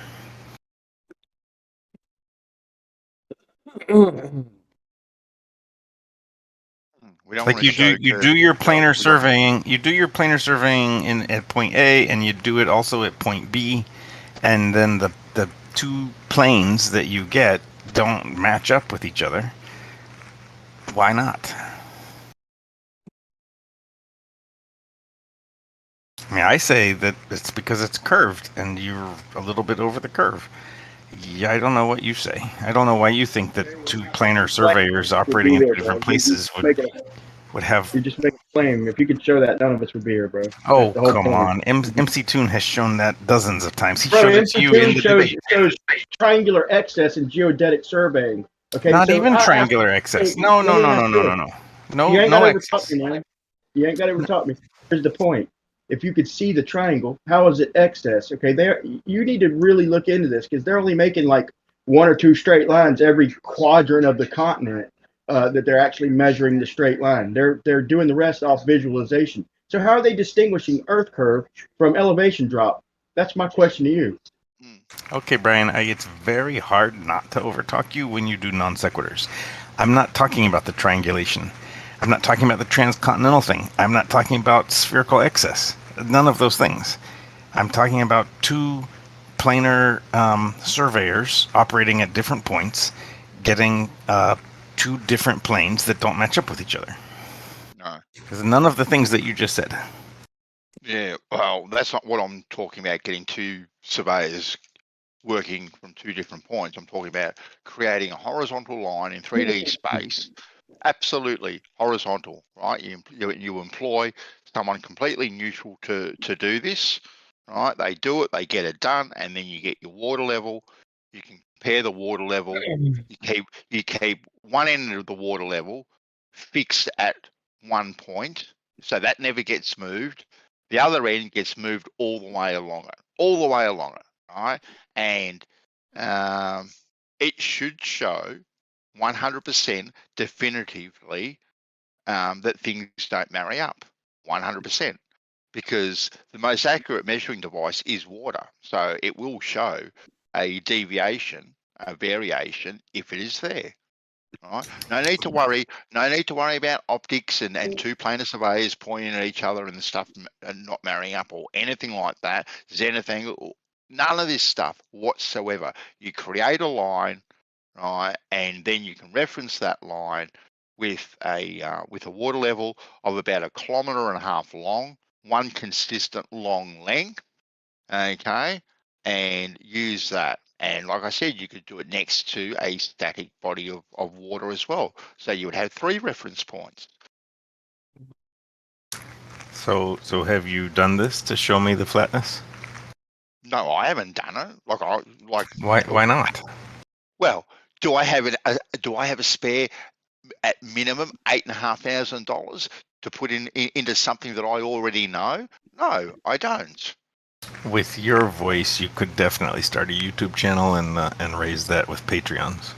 Oh, not with my voice, not at all. Oh yeah, definitely. It'll go backwards. I can assure you that. But I think that's a definitive way, and I've mentioned to a few people, and they have actually agreed. So instead of worrying about. So wait, if we did that, and it came out globe, would you really change your mind? Would I change my mind? Yeah, if we did what you just described, and the results were like clearly globe, would you change teams? Oh, with a direct measurement, like I'm suggesting, I already know what the measurement's going to be. I've worked with water. I've worked with these tools. I know what the measurement is going to be. You've never had a 7 kilometer tube. No, I haven't. No, so you haven't done this. So you haven't done this. Right. No, but I've created horizontal lines in free space and all that sort of stuff. I've done these sorts Over of things. very short distances. No. I've done them over fairly long distances, actually. I've worked on very big dams. Okay, so if you and a glober got together and actually did exactly what you described, and we all agreed it had been done properly, and the result was globe, would you change your mind? If we could all agree on the techniques that were being used, right, and the direct measurement that was going to be used, and everyone was on board with it, and whatnot, wow. You wouldn't try to come up with an explanation of why. You would say, "What if it proved flat? Would you switch teams?" Yeah, I think so. Yeah. If I'm being honest, Rolling, like a direct measurement like that, like I know what it's going to read. I know exactly as do I. Exactly right. So But I'm one of willing. us is wrong. But one of us is wrong. Well, you're always wrong, Rolling, but that's neither here nor there at the end of the day. But I'll put it out there. If we did a direct measurement like that, Not a direct measurement like that. The exact thing that you just described. Yeah, that is a direct measurement. All right, interesting. That is a direct measurement, Rolling. Right? You have that horizontal line. You have the water levels. You can put it next to static water. Right? This should show definitively, like, because if you do it over a mile, right, or 1.5 kilometers, you've got 8 inches there to play with, or 4 inches, depends on how you want to look at it, right? But 4 inches, I can measure that with my hand. I don't even need a tape measure. I can use my hand to measure that. So I don't even need a tape measure to 4 measure inches? that. I could think of something else you could use. No, maybe you could, but you know.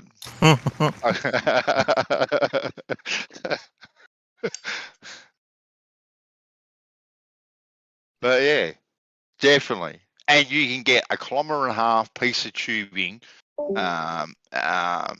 custom made. It's a special order, and it costs about, well, here in Australia, it costs about $7,500. I don't know what it would cost in the US. Maybe I don't know. Why does cheaper. it have to be continuous? Why can't it have a? I don't want any joins in it. I don't want any compromise in the pipe whatsoever. I want it a continuous length. I don't want a silly slice bar cane leaking sieve of a water level. I don't want that at all. But that's absolutely ridiculous. I don't want it leaking. I want it continuous. Right, with no possible chance of leaking, because you're going to be moving the thing. So if you're going to be moving it, they're going to be joins. Those joins could get compromised with the weight of the tubing, plus also to the weight of the water in it as well. The joints. Yeah, I mean, 7 kilometers of water in a 1-inch pipe is going to be. Why are we talking about 1-inch pipes and 7 kilometers long? I'm not talking 7 kilometers. I'm talking 1.5 kilometers, not 7. Regardless, why are we talking about inches diameter and kilometers long? You frustrate me. Why? How does it frustrate you? Well, because only in Australia and America do people mix. You don't do that. Yeah, we do it all the time. It's easy. It's easy. It's wrong. It's wrong. It's easy to. Centimeters. Just say it's 2.5 centimeters diameter. And we'll call it good. Yeah, you get about 25 thereabouts. Or These are millimeters. whatever. Now we're gonna. Okay, fine. All right, about 1 inch thereabouts. You know. You get All right. it Well, at I about yield. a mile- I'm gonna yield mile long. to smarter and more interesting globers than myself. Oh, really? Yeah, sure. Why not? You've wrecked me. Easily done. Damn. Must be late. Yeah, I'm gonna go watch some Professor Dave videos so I can get smarter. Oh, damn. Really? You are not. Hey, Vandy. Imagine watching Professor Dave videos to get smarter. God Yeah, damn. yeah, God Terry. damn it. It's fucking. Is that ID or OD, this pipe? That is hilarious. Fucking hilarious. ID, internal.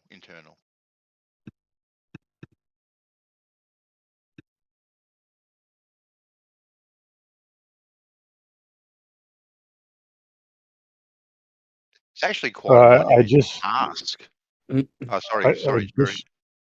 Yeah, I just posted a video of Professor Dave finally explaining something. How he's not a professor. Really? Who would have thunk it, Jerry? Who would have thunk it? Not me. He's brilliant. He's not a professor. Ah, damn. God. It is obnoxious that somebody that is not really a professor and isn't even trained in physics can make such obnoxious anti-flat Earth videos, isn't it?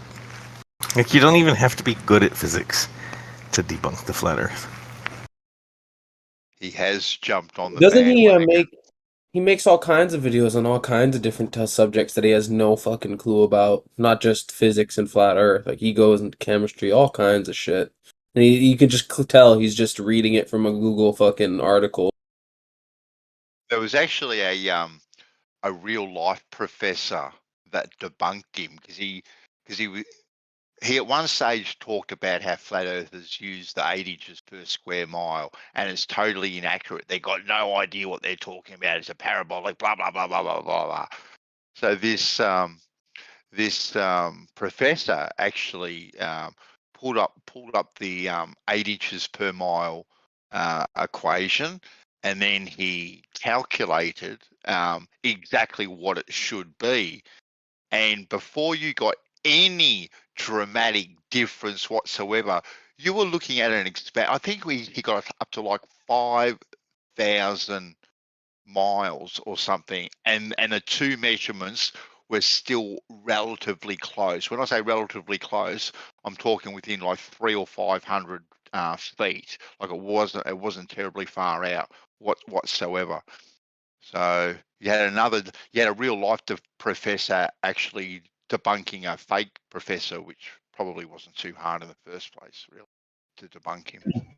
Yeah, even FlatEarth.ws says that it's quite accurate over short distances. Exactly. And seeing as you can only see about 1 foot over 1,000 miles. It's within 1 foot over 1,000 miles. Yeah, exactly right. And seeing as How far can you see?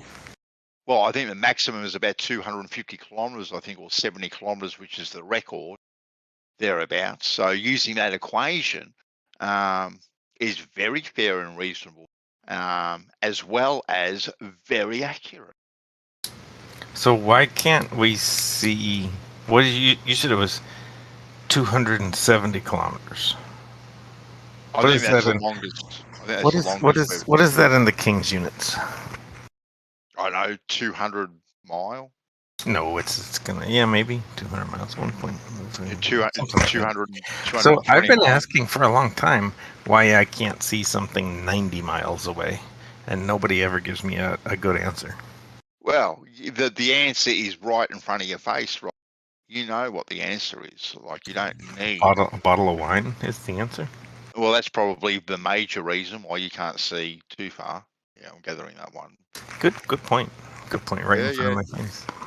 Yeah, the record, you could see beyond it. You just can't hardly make nothing out because the atmosphere is so dense. He picked a clearest day. The guy said, thing said, it's the clearest, sharpest, mountain. It's a giant mountain which looks like a speck, 200 miles away. So. Right. Like if you something that's always kind of I guess been funny to me is you guys like to talk about this angular resolution of the eye and the Rayleigh limit and blah blah blah blah blah, but like that applies to looking at sort of passive objects like mountains or whatever. If the thing you're looking at is a light source, that doesn't apply. What are you talking about? Do you think light isn't affected by the atmosphere? Oh, of course it is, but the angular resolution and the Rayleigh limit and that stuff, it doesn't. It's really not the appropriate thing if what you're looking at is a source of light. It's appropriate if you're looking at like trying to make out details of something. But like if you're lost, the like signal mirrors. The pilot is far away and he can't necessarily see you. You're past the angular limit of his eye, but your signal mirror he can definitely see. So But so now, Roland, you're talking about two completely different scenarios. So now you're talking about A, being on the ground and looking horizontally, right? Oh, through jeez. something. And Yeah, now, and why now is there you're why is talking there a about, gradient in the atmosphere at all? and now you're talking about a plane flying overhead and you flashing a mirror. They're not even comparable, those two examples. Yes, they're comparable. No, they're not. You No, might they're not like comparing them, but they're comparable. No, they're not. They're not, because the atmosphere will get thinner and thinner the higher you go up. Because Won't why? it? Because why? What do you mean because of why? Why does it do that? Because it does. That's how the atmosphere goes. Come on, say the G word. You know, no, you want me to say the G word, and you know what? You know what? I tell you what, right? Because I love gravity. I love gravitas. Now, the fact that you have sneakily and slimily hijacked the word gravity, right? To twist it, contort it, manipulate it to mean what you think it means, right? Is just really completely and utterly misleading from the globe side. Right? All gravity means is weight. So you have different density layers, and things are layering themselves accordingly. Right? We all know So that. that's fair. That's fair. But then you can actually reassure me that you'll never talk about the vacuum of space being next to the air that I'm breathing, because you know that the density gets less and less and less and less and just tapers off to nothing. So like no dome is needed to contain the atmosphere. It just, for whatever reason we don't know, tapers off to nothing. There's no vacuum of space next to the air that I'm breathing, right? Don't know it tapers off to nothing. I've got no idea. But you know it tapers off. You know it tapers off.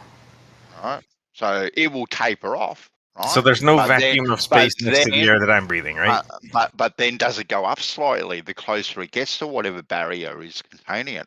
I don't know. Who knows? Idea. But there's no vacuum of space. That's kind of a good point. No vacuum of space next to the air that I'm breathing. That's kind of a good point, because if you take like a glass filled with water and put it there on the table, like right when you get to the glass, there's like condensation near the glass. So it's like the medium kind of changes even before you get to a barrier or anything. Yeah, sure. Those are great possibilities. Nevertheless, there's no vacuum of space next to the pressure that I'm breathing because it tapers down, right?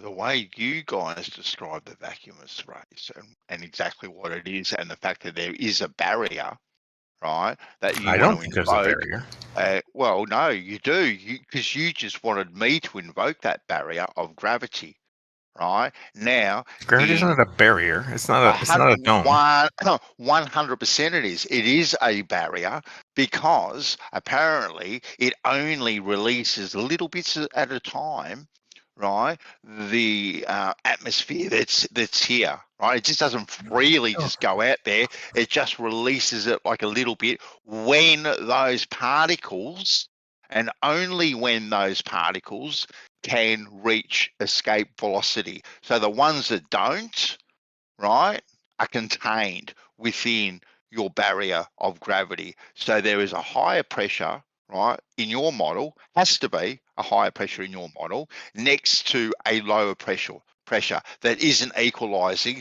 the way Not we at can all. demonstrate it. Yes, there is 100%. You just said in your own words, the higher you go, the less density and less pressure. That's all. That's all there is. It just keeps doing that. That's my model. That's my model. No, that's my your model doesn't say that at all. Your model my says model that. does. Your model. Mine does. No, hold on. Your model says there is a barrier of gravity which only, right, releases the gas little bits at a time. That's not what my model says. It is, yes, 100%. No, someone's model might say that, but not mine. Yeah. Well, you're got a different model to everyone else. I don't know everyone else, so I can't answer that. Then. Well, then if you're going to fight for the model of the big blue spinning testicle, you want to get consistent with it. I don't want to be consistent. I have my my model. Well, and my model doesn't say gravity is a barrier at all. Okay, then. Well, then there you go. So you just want to argue for the sake of arguing, or do you want to argue I what your think for model myself. dictates? I think for myself, and I don't follow the sheep. Whatever the sheep happen to be saying, whether it's flat, globe, whatever. So there is no barrier. You do want that, right? You do want me to hold on. So there is your gravity, but there is no differential whatsoever between that gravity layer and your version of outer space. It all just slowly changes. There's no gravity layer. Yes, there is. There is gravity. Not on in Earth, my model. 100%. Not in my model. You don't have gravity on Earth. Yeah, there's gravity. Okay, then. But my model doesn't have a gravity layer. Well, your gravity has to contain the atmosphere, right? Doesn't it? No, it doesn't. Why doesn't it? If your model, right, that has gravity in it doesn't contain the atmosphere around the ball, right? Then why is there any atmosphere at all if it doesn't contain it? My model is that the particles that constitute the gas decelerate as they try to move away from Earth. That's it. Nothing else. Okay. That's literally it. Okay, interesting. No more, no less. The further you try to get away from Earth, the more you decelerate. Mm-hmm. Okay. Fair enough. Fair enough. So it's funny. The fact that there's an atmosphere being a consequence of that is whatever. The model is the farther you try to go away from Earth, the more you decelerate. Oh, it's funny how we've gone from a direct measurement that can be pretty conclusive to something that, once again, we're up over our heads into spacity. Over your head, really? Yeah. Well, it's over everyone's head, actually. Not mine. Well, your spacity isn't over your head. Where's your spacity? Underneath your feet? You don't know where I am, do you? Well, not exactly. I could be spending my free time on the ISS talking to you. You could be, but you ain't. We know that. All right, we know that. It would explain why I have such a small amount of time to spend with you. You're here a fair bit, and that just probably confirms that you're not on the ISS because you drink too much red wine anyway. They won't allow that on the ISS. You won't be able to smuggle it. I just kid about that. I never debate and drink. It's bad to mix those two. Yeah, exactly. Yeah. But yeah, there's also I have a coffee cup that says don't drink and drive. But I do have to tip my hat to you in being able to hijack the word gravity, right, to make it do everything. And that's not me. That's not my model. Yeah, well, you still invoke gravity, which gravity has been hijacked, and which is very, very convenient because it's been hijacked. Right, it's now used as a weapon because now we have really, really big numbers and really, really little numbers where nothing can actually be proved one way or the other definitively because of this magical word called gravity. It's not magical to me. It's a simple thing. Well, it is. The further you try to go away, the more you decelerate. That's it. It is. It is like, because gravity does all these magical things like pulls water up rivers, over hills. And no, it doesn't do any of those things. It does none of those things. So are you saying that gravity does not pull water uphill? Yeah, I am definitely saying that. What gravity does not. 100%. You've missed the chat for the last week because that's apparently whoa. Gravity does. We're talking about my model, not someone else's, right? Okay, so gravity doesn't pull water uphill. Why do you want me to like follow and not think for myself? I'm just clarifying. I am just clarifying things. So in your model, gravity doesn't pull water up hills. So so in your model, what creates water to go up hills then in your model? I've never witnessed water going uphill. Oh, it's a very Wow, thank you. observable Thank you for phenomenon. that. Wow, look at that. That's kind of honest for you to say. Yeah. Well, it actually does happen, Noah. It actually does happen, and there are very explainable reasons for it. But I would like to know what Boulder's reason for water flowing uphill is. It's hard for me to generate a reason for something I've never seen. However, to the point I think you're trying to make, in my model, my personal one, gravity defines down and up. So it's just like a begging the question, affirming the consequent sort of thing to like get into this debate about uphill and down. Like gravity is the reason of the uphill and downhill in the first place. So, like I don't know, like in the model, in the if you try to jump, Gravity really has taken the place of God. back towards the center is gravity.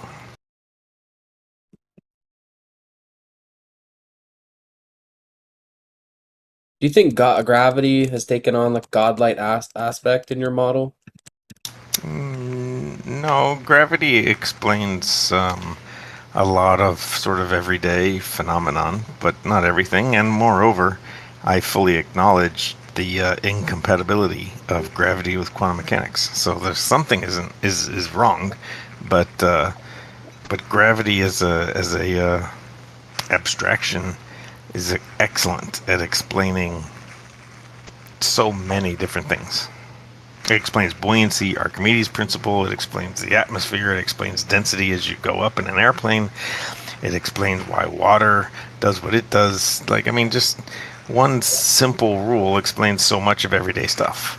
But it's not godlike, and it's probably flawed. I'm okay with that. I mean, 8 inches per mile squared is flawed, but it's still useful. It's a good approximation, basically. Exactly. It's bang So on the money. it's kind of like a utilitarian way of looking at it, really. Everything that I know about science is a utilitarian way of looking at things. Cool. Guy ain't half bad. The models of transistors and how they work and how they turn on and off and act as amplifiers, all of that stuff is also approximations and also utilitarian, and it sweeps as much under the rug as it possibly can, because if you try to really think about everything all at once, you make too hard of a problem to solve. So you take what's useful and you throw out the rest.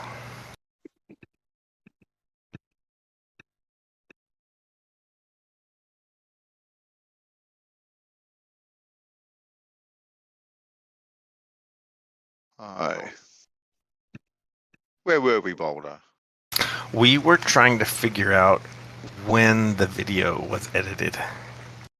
No, we're not going back there, number one. Okay? Just giving you the hot there. We just wanted the timestamp of the actual edit and whether it was in the documentary, the interview, or the original. Yeah, no, we're not talking about that. We spent 2 hours talking about it. So you'd be happy with a direct measurement like I suggested? No, the only thing that will make me happy is you coming back to the globe. So a direct measurement would not make you happy at all? Would a direct measurement bring you back to the globe? 100% if it was definitive, definitely. Then it would make me happy. If you could show me definitively a direct measurement that shows this, yeah, I could not argue with a direct measurement at all. Why isn't indirect measurement so problematic? I mean, you make indirect measurements all the time and you accept them. Why is this particular indirect measurement so frustrating? So, what indirect measurement? Which one are you talking about? Well, I mean, I would speculate to say every measurement you've ever made has been relative, a comparative measurement. Yeah, and they're all been pretty much bang on, the measurements that I've made, and others that I know, my peers, my teachers, my work colleagues. Bang on the money, bang on. Bang on, huh? Well, I have used tools too, Boulder. They're called laser pipe layers. But you sound like you've done and so you must have established a right angle in pipes or wood or something with Pythagorean theorem, right? You must have measured this side and that side and the hypotenuse to make sure the angle is right. I mean, that's such a basic standard thing to do. Yeah. Yeah, but that's indirect, right? Why is it indirect? Because you didn't measure the angle, you measured 3 sides. You measured 3 lengths, and from the 3 lengths, you concluded that the angle was 90, and it's very accurate. It's a very good way to do it. But you didn't measure the angle. Didn't I? How do you know I didn't measure the angle? How do you know? I'm trusting you've had similar experiences to me, and if you want to know that something is a right angle, then that's measuring the 3 lengths is better than trying to measure the angle. Yeah, I just do 3, 4, 5. Yeah, 3, exactly. 4, 5. Exactly. Bang. But that's indirect. Spot on. It's indirect, but it's great. Oh, I mean, that's my favorite example of how an indirect measurement can possibly be superior to trying to do a direct measurement. 3, 4, 5ing something is 100% accurate. But it's indirect. It's 100% accurate. And indirect. And 100% accurate. So then we agree that indirect measurements can be extremely good. If they are accurate. Okay, so let's dispense with the talk of a direct measurement and agree that indirect measurements will suffice. No, they won't suffice if they're not accurate. Okay, so we'll argue about the accuracy of them, but we do not require a direct measurement. Indirect measurements will suffice.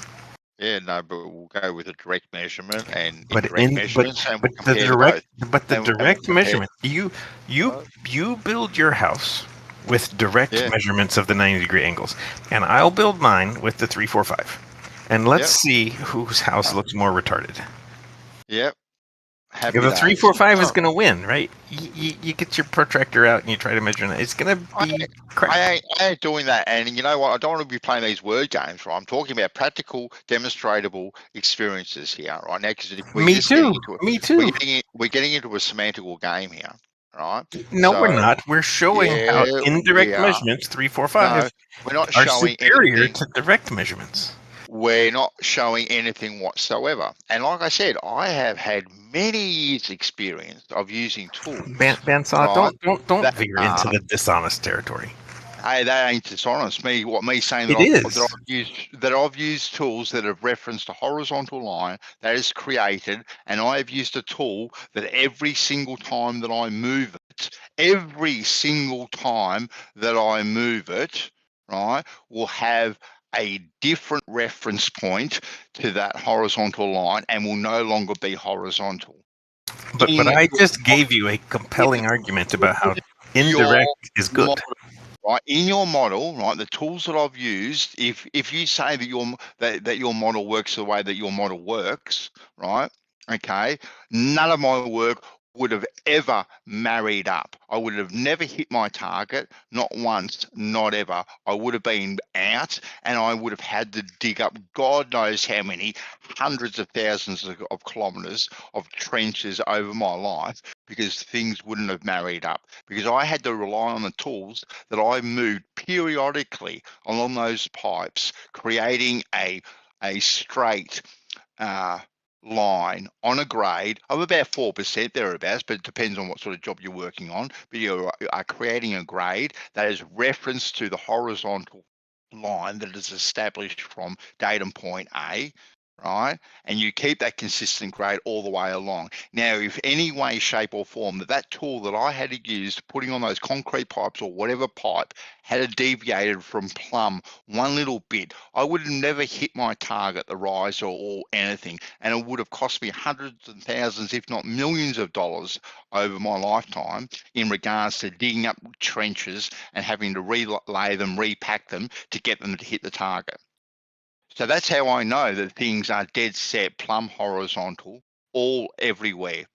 pools, fish tanks, horizontal lines, everything you establish are horizontal to one another. And I know that for a fact.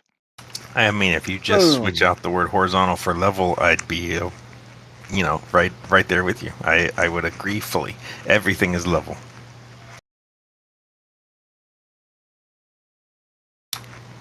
But level means conforms to the surface. Level doesn't mean planar. Level means conforms to the surface, whatever that shape is. I would have never hit my target on your model, ever, not once. But you never did. have hit it. But you are Never on my hit it. model, and you did hit your target. No, I ain't on your model. Your stupid unicorn whale fart of a model. I ain't on that because the tools that I used would not have worked on that model at all. But they did work on that model. No, neither they didn't at all. But you're on that model and you used those tools, so they did. No, stop telling me what model I'm on, all right? Because they would not have worked. Well, let me ask you. But they did work. I want to ask Bowler a question then. Okay, so you say it forms to the surface of the Earth. So how can you tell the difference from spherical curvature versus elevation change? What's the difference? Define elevation change. You're going to have to invoke a datum and then all sorts of stuff to start talking about elevation. We're gonna get lost in the weeds of the word elevation. So elevation is any point higher than mean sea level. That's defined Mean sea 0. level is the datum. Yep. Okay. So what's the difference from elevation change over land versus spherical curvature? If it's due to the land. If you're using mean sea level as your datum, then that's reasonably congruent with the sphere. I don't know. There's no difference. Mean sea level and the surface of the sphere are like pretty damn close to each other. Also, what you're saying, there's no difference that you can have a flat plane with undulations and get it confused as spherical curvature? Over very short distances, I guess that could happen, but that's not the case here. How do we do long distances then?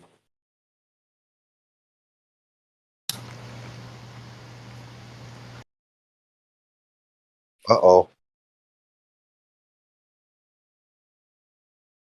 I mean, annoying things. You do transcontinental triangulations. You trust the surveyors. You use satellites that you don't think are real. Pick your poison, man. They've been doing it since the mid 1800s, at least that I know of, using terrestrial-based things, and they've been doing it in the 19th century or 20th century and 21st century using satellites. I mean, I don't know. You don't think those things are real, though, so whatever. So that's a straw man to my argument. I never claimed satellites aren't real things in the sky. Sure. Then transcontinental triangulations from the 1800s and satellites from the 1900s. That's how you can do long distance things. Where they use the gridiron method in the majority of that to guesstimate areas. They didn't even measure it. They used the gridiron method. No, I don't. It wasn't concerned with area. They used the gridiron method. But so? Well, they haven't measured the whole lot, and they used the gridiron method, chains and ropes and type of stuff. Ropes? What are you talking about ropes? What are you talking about ropes? And if they used a gridiron method where they didn't even measure anything, they just guessed, it ain't a measurement. If they've just Maybe I don't know what the gridiron method is. Well, maybe you should research your Indian transcontinental surveying technique a little bit closer. I'm not talking about India. Where they did, well, at least there they did, and they probably used it everywhere else, where they used what they call a gridiron technique, right? So these places that they can't even get to and whatnot, or they just don't have time for, right? They don't survey at all. They just guess and they go on. That's why it's called the gridiron. That's why it's called the gridiron. It's a technique. Well, it's not a measurement if it's a guess. Well, but some of it is measurements, but just based on what you're saying, just taking you at face value, some of it's measurements and some of it's guesses. So, well, then it's not a measurement. The whole thing, then, is it? It's not a survey of the whole thing. If part of it's guesses, well, then you got nothing. Then you got nothing really to put on the table if you don't have a measurement. pretty sure that's an all or nothing fallacy, Bandsaw. No, I don't care Would you like a link to that? I do not care. I do not care for one moment about the different debate technique fallacies. One little bit. Yes, you've never been hampered by logic, right?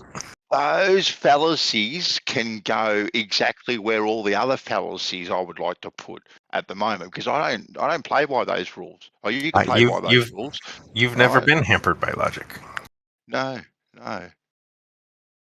But get to the point. What's the point? You don't care about the structure of an argument or how to be persuasive or how to discriminate evidence or anything. So what's the point? Oh, I definitely discriminate evidence, and I definitely do analyze whether it. You discriminate by whether it supports your conclusion or not. No, not at all. Not at all. I look into absolutely everything. Anyone that gives me something to look into, I look into. That's actually something that I do. I agree, you do. Yes, exactly. I do it. Just do it. How come no one else? What can we? You know what, Bandsaw? I have a request. Transfer the mute from Branch to me. Ah, that's unfortunate. You don't want to talk? You can just mute yourself if you don't want to talk. Poor Branch. He got a little angry earlier, and his mute has just gone on for a long time. So, what's your point, sir? Like you're tapping out? Yeah, I do want to tap out. I feel like you got body slammed. You have to retreat. Throw up the white flag. I get it. Yeah, you could say that, or you could say that I personally feel that I'm starting to sound like B-Ball and Brian earlier. We're just. Oh, really? We're gonna go round and round and not make any point. Okay. I don't want to subject the server to that twice in one night. So you wouldn't like to see a direct measurement? I don't care about the directness of the measurement. 3, 4, 5 is better than an angle. So indirect, direct, it doesn't, like, I just describe the measurement, and whether it's direct or indirect, who cares? If it's the right way to do it, it's the right way to do it. You're the one hung up on about how direct it is. And I think because you can rule out all sorts of useful things with that stupid argument. Really? Well, I'll put a proposal on the table, and now you're saying that the proposal that I put out there on the table is stupid. No, the proposal you put out, I said do it. Okay.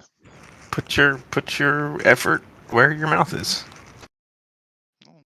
People can do it. No, you do it.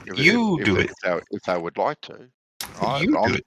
I'm just trying to put out a suggestion there, right? That would create a measurement, right? That can be done if people want to go ahead and do it, if they are uncertain one way or the other. Now, I'm pretty damn certain, right? And like I said, I'm not going to spend $10,000 on equipment myself personally to try and prove or disprove anything. Right? I don't have that sort of money just to throw around willy-nilly. But I tell you what, if someone wants to start up a GoFundMe or whatever and raise the money, right, I will 100% participate in it. I'll be hands-on, right, if it's in the same country, right? If it's not in the same country, create another GoFundMe and I'll go to that country. right? And I'll still be hands-on with it, okay? But I'm pretty sure that if I was to do it on my own, number one, no one would agree with it one little bit. So I think it has to be a group effort, right? Number one, I think it has to be a group effort on both sides. Get it done, get it over with, but make this direct measurement. That's what I think. Been saying this for years, actually. So I mean, I don't think your idea is terrible. It's brilliant. Yeah, It's so do brilliant. it. But it's brilliant in like now you just want to like everybody to imagine how it will turn out in your favor without actually doing it, and that's the like slimy part. No, I'm not being slimy at all. I'll put it out there. If people want to do it, they can do it, or they can keep on arguing. It's up to them. I don't mind either way, to be honest with you, Boulder. I've got absolutely no dramas whatsoever. But I think I think there's a very simple way to actually put it to bed. I'm pretty sure, however your experiment turned out, the other side would construct an explanation for it.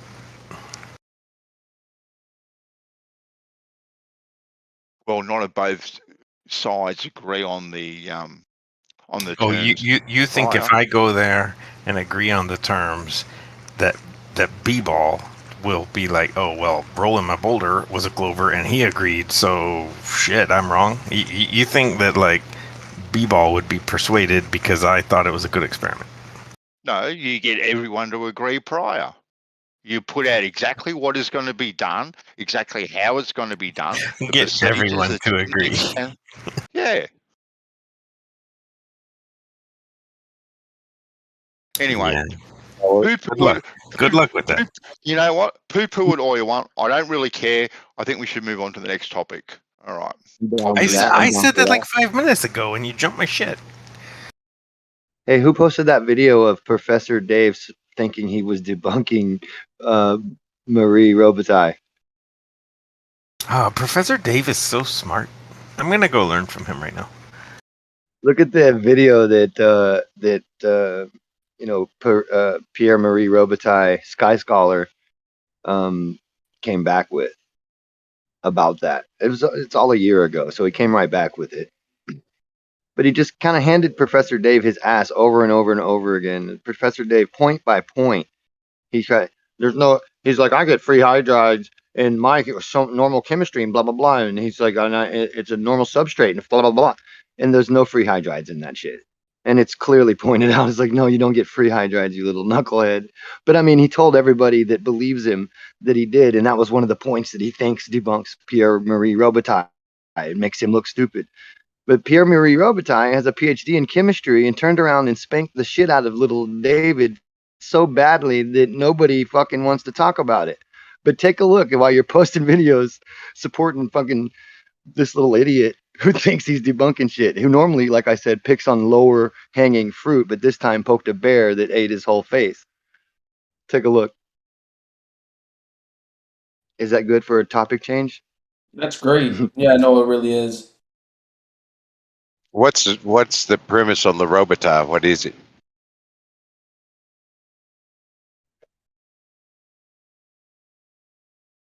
Oh, he was just talking about some things in chemistry and stuff.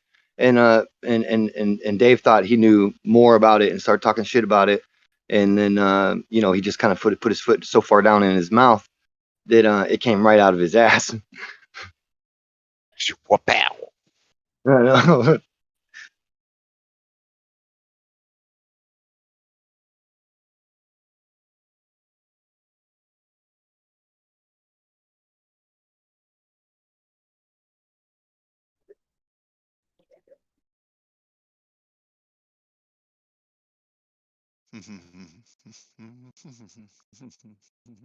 See, Professor Dave is hopping on, this guy's Sky Scholar, Marie Robitaille, whatever. He's the guy who fixed the MRI machines and dialed them in to like double their, resolution. with what he knows about, signal to noise ratio, radiation, and all this Kirchhoff's law shit of thermal emission.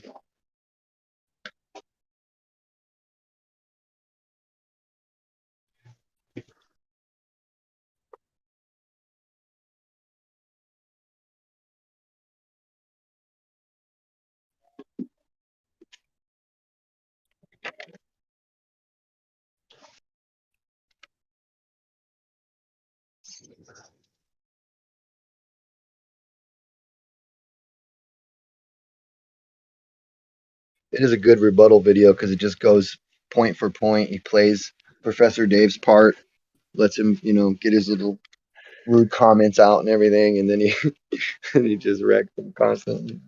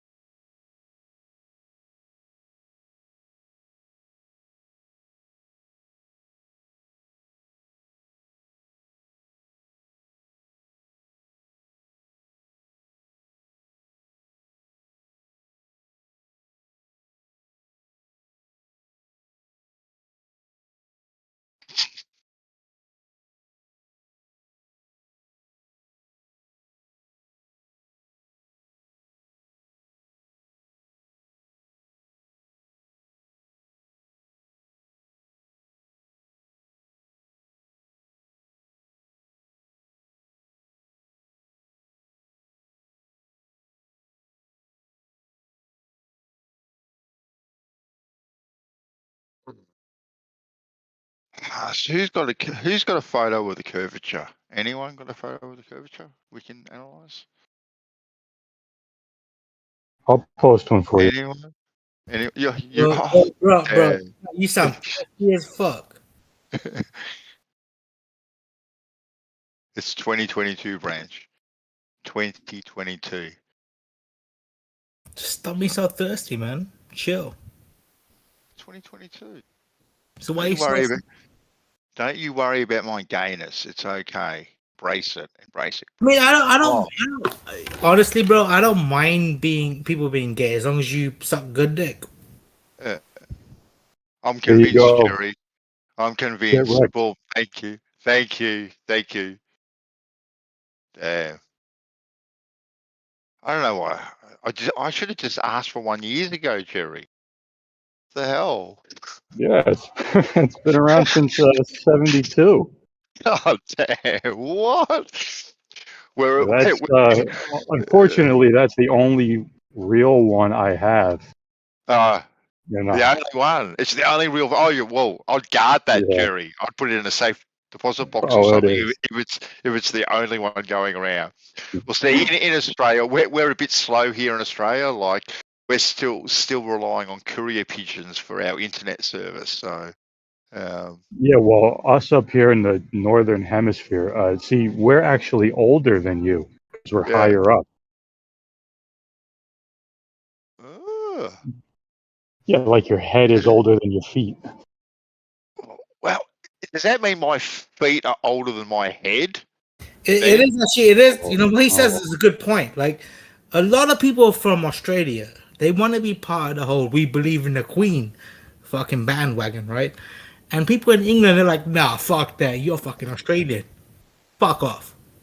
Leave the Queen alone, the dear old thing. But what I mean is, like, you're never gonna be the same motherfuckers that believe in the Queen in Britain, right?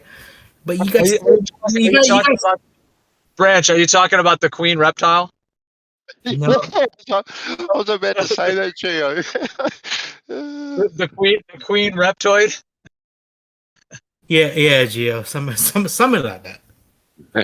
Dude, there is definitely another species of entities that are ultimately a predator on the human race. Well, This is not I all do appreciate humans. you. I do This is appreciate not all you. human. Like, the level of corruption and murder and insanity and lies and deception and all of that is far beyond what the human soul would ever do. Like the actual, in my viewpoint, the actual human energy. So yeah, it's another force entirely. But they're convincing a lot of humans to do their dirty work for them, and they have a lot of people controlled. But they are of another species, and they're like a different spirit world vibration that's like intersecting with ours. Gio, like I said, man, I appreciate you trying to help with the conversation between me and Banso, but like we don't need to hear about this fucking bullshit you're on about. Like we're talking about fucking Australians and Dude, that's a weak troll. I just popped in. I was listening to some music. I just popped back in. Next time, motherfucker, listen. Oh, settle down, Branch. You numpty Branch. A little strong. I did you a favor, Branch, and I took the red off you, and you're gonna go out of your way to have the red put back on you. I feel it in my bones. Oh, I'm It's sorry. coming. Should I have kid gloves on certain people? No, it's cool, dude. If you have to have a demonic vomiting around the concept that there's actually another species that is a predator on the human race, which it itself is demonic, then I would understand your need to just kind of have a short circuit in that moment. If you need to, it's all good. Do you know I can conversate with you all day long about shit like that? Well, it's interesting because it starts to put things in a different light. Instead of the idea that this is all like just evil humans, that it's actually something else entirely. And okay. So think about That's this. exactly what those evil humans want you to think. Well, hold on, Gio. Let me ask you a question, right? So, all these UFOs that we potentially have seen, right? They come, they don't really interfere, right? Almost like they're not allowed to interfere, right? Interesting. Yeah. Not one little teenage one wants to fuck around with us at all.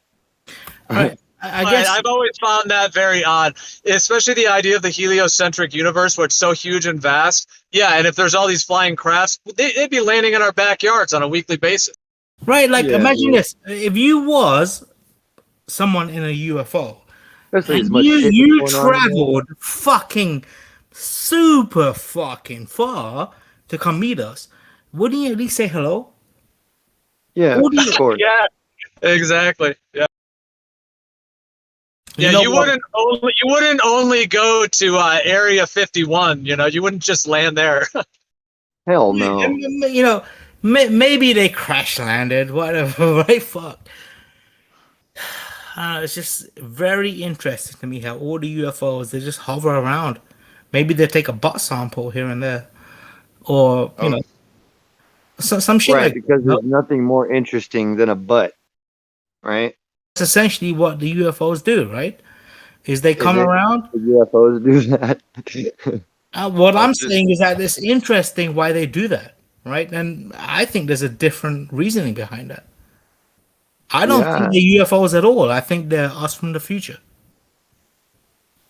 That's interesting. Well, there's a couple different ideas of what they could be. Yeah, that's very interesting. Us from the future. I like that. Also, what do you think of the idea that they're like interfacing with this dimension, meaning that they're just manifesting into our reality, like in and out of our reality from perhaps another dimension or another spirit world? Right, but that actually falls extremely into line with them being from the future, right? Like the moment they come into our state of time, now at that point they will be in a different dimension if you believe in different dimensions. Well, they didn't really all start looking alike until people started showing pictures of what they thought they looked like. And then they all started looking just like that. I mean, the interesting thing is, right? If you look at the evolution from us to apes, or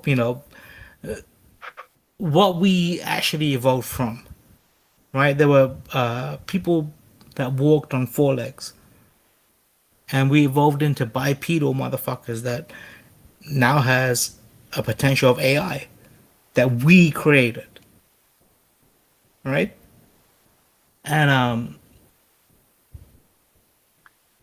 that endeavor is not something that's going to be apparent in all life forms that are created on planets, right? We're going to have a lot of planets out there with a lot of life on them, but they're not going to be able to fucking create AI like we have.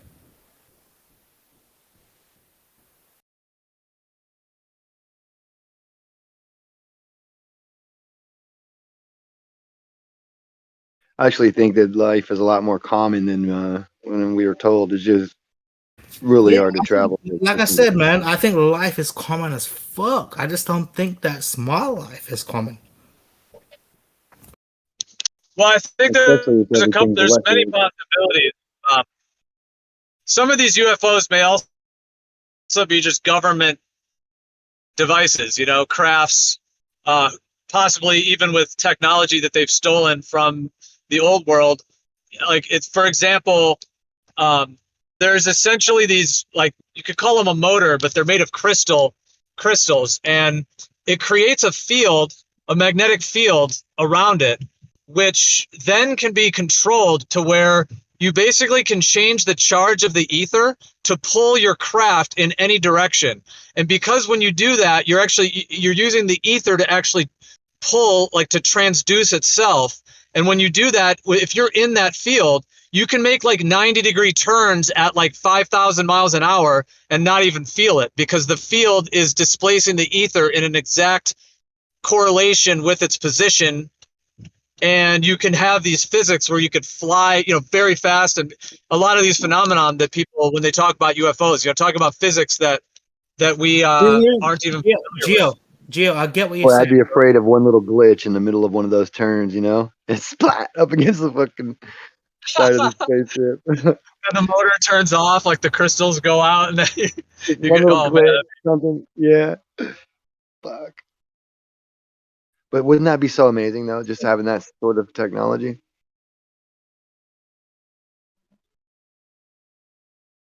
Yeah, because I mean, some of these UFOs, they do that. Like, they move at incredibly high rate of speed, and then they make like sudden movements where, for example, they'll be going one direction, so it'll look like this light going really fast across the sky, and then it'll just literally stop and reverse and go the other way, seemingly instant. Like, it's not even slowing down. Like, it's literally just, they can dart and do that kind of stuff, which is just, and like making right turns, U-turns, things like that are way faster than any craft that any military that we're aware of. It's like way faster than any drone or anything like that. I mean, if you think about it this way, right, I think that's what those are, though. Gio, think about it this way. In today's day, basically drones. Nobody's in them. Let's say they're not the normal kind of drone. Hold on. Grim, do you have Branch turned down, or Branch, do you have Grim turned down? Because you're No, I'm both just kind of trying to power through him because he doesn't let go. Like, oh no, Yeah. Grim is definitely a lot more important than I am. So no, hold on. He actually did get in a millisecond before you, Grim. All right. So. Grim, I was just trying to say, like, if you consider us as humans, honestly, I don't remember what I was going to say. So go ahead. Yeah. I'm sorry about that, dude. I think the delay or something. I got a red bar. No, it's not that. Like, you totally fucked up the flow of the conversation. Yeah, I'm sorry. I was just gonna say, well, right? I hope it's very good. I hope it's very good what you got to say. This is kind of why I did that, because I thought this is what you were doing again. Yeah, Branch, joke is over. Stop it. Let's let someone go. Your I robotic was thinking German, Geo but yeah. might be right. So can I say what I was gonna say? Well, be serious now. Yeah, I mean, like, I personally think that, if you look at all encounters of the third kind, right? They're all very obviously hush hush because of our governments. But it all boils down to this. I mean, the only reason they should be hush hush is if it is our future selves coming to tell us, or seeing us, or doing shit like this. Why else would people be so hush hush about it? So what do you mean by that exactly? Like, are tell me what you mean. Are you talking about like a luminary, like kind of like a spirit of like ourselves from the future? Are you talking about time travel, like actual humans from the future? What do you mean? I know you're half trolling, but I'm also willing to kind of see what your idea is. No, So what I mean is like I'm not talking about anything in the near future, right? I'm talking about like, let's say about maybe 40,000 years from now, right? Where that's a couple years. Yeah, like a long time from now, where we've not only mastered who we are, but we've also mastered space and time, and therefore we have figured out how to travel back into time. And 40 Right, years, that makes sense. Yeah, 40 absolutely. 40,000 years from now. Probably smart enough not to do it, right? If we really like what where we're at. I mean, the question is this, right? The question is Fuck up. simply this: like, let's imagine Never 40,000 mind. years from now, we do come back to take a peek on our ancestors, right? Wouldn't we just hover around, not really interact, hover around and be as discreet as possible? And we fucked up by being discreet because people obviously saw us, but isn't that exactly what we would do? We wouldn't come and talk to the leaders and say shit because that would fuck with the timeline. We would just fuck around. I gotcha. All right, bro. Anything else? Go ahead. Are you done? You got me. All right, dude. That was a bit of a monologue. I'm muting you just so Grim can respond. Go ahead, Grim. You have the floor, uninterrupted by Branch. Thank you. Yeah, I was just gonna say I think Geo might be onto something, that they would be, drones maybe, but not the kind of drones obviously that we think of today. They're like those machines that generate the fields, and this is a plasma field, and they interact with magnetic fields, and it could be very easily because they do make these in a laboratory, and these little balls of lightning bounce around everywhere off of other magnetic fields. So it could be it could be that, like, also, and maybe even some natural phenomenon as well, because we do have a lot of electrical shit going on out there that we don't know a lot about, but we do know that those things do exist, ball lightning up in higher atmospheres and lower atmospheres. But Grim, I guess Grim, one of the major factors of what I was trying to say is all of these UFOs we talk about and potentially see and shit, right? They don't interact with us. And my point is this: that's extremely like what we would do if we came back and visited us from the future. Do they anal probe us, or do they not interact with us? Because you're like telling me two different things. I'm trying to figure out if you're just playing. No, I'm not playing at all with this. I really do believe. I do not believe that all UFOs are us from the future, but I think that some of them are. I don't think this is like there's UFOs from the future that are us, and there's UFOs that come from other planets. I think the other planet thing can still exist, but I believe that. But all the anal probing, that's by us. I think a lot of the whole fucking going around our a lot of the shit that occurred in the 60s, 70s, and 80s, right before everything got logged into an internet database. A lot of that shit was probably real, and the way I see it is, they don't need to come back to our time anymore because any information they want about us is online, which is why, prior to this information age You don't really believe that, right? I do really believe that. Oh, good. So, all right. So this is what you really believe? I mean, I'm Branch. I come here to fuck around, motherfucker. What do you want? Yeah, yeah. I do really believe that. Like, come on. But if I tell you I really believe that, are you still gonna say that I don't? Because you I'm still asked me gonna ask if I you. really believe that. I didn't tell you you didn't. I Do you asked want you. me? Do you want me just to say I disbelief. don't believe it for you to fucking? It's inferred, but it isn't said, right? It's kind No, of implied. I really but not do. I said. really do believe that a lot Do of you our fucking really? extraterrestrial UFO sightings were just us. And when I say us, we don't look like us anymore. I'm talking about 40, 50,000 years from now. We don't look the same. I think it was just us with our own advanced technology that we look the same. we discovered from an ancient time, like Gio was saying.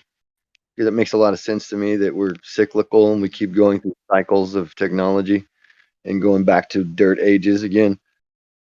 It seems reasonable to think that that's the case, and that this is, these governments that rise are actually of secret societies who, searched for the old tech because they knew that it was there, and over the next few hundred years or whatever, they've rewritten history and controlled You understand that mankind. Indiana Jones was not a real story, right?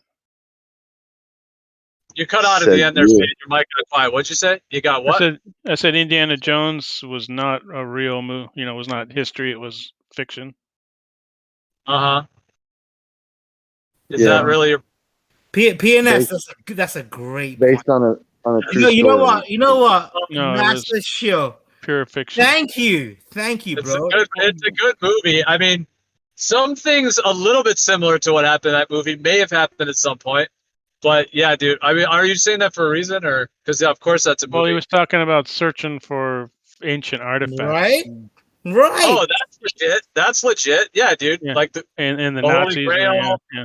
Holy Do you Grail. know about, they found it, and it's in Area 51 now, right? The Ark of the Covenant is there, right?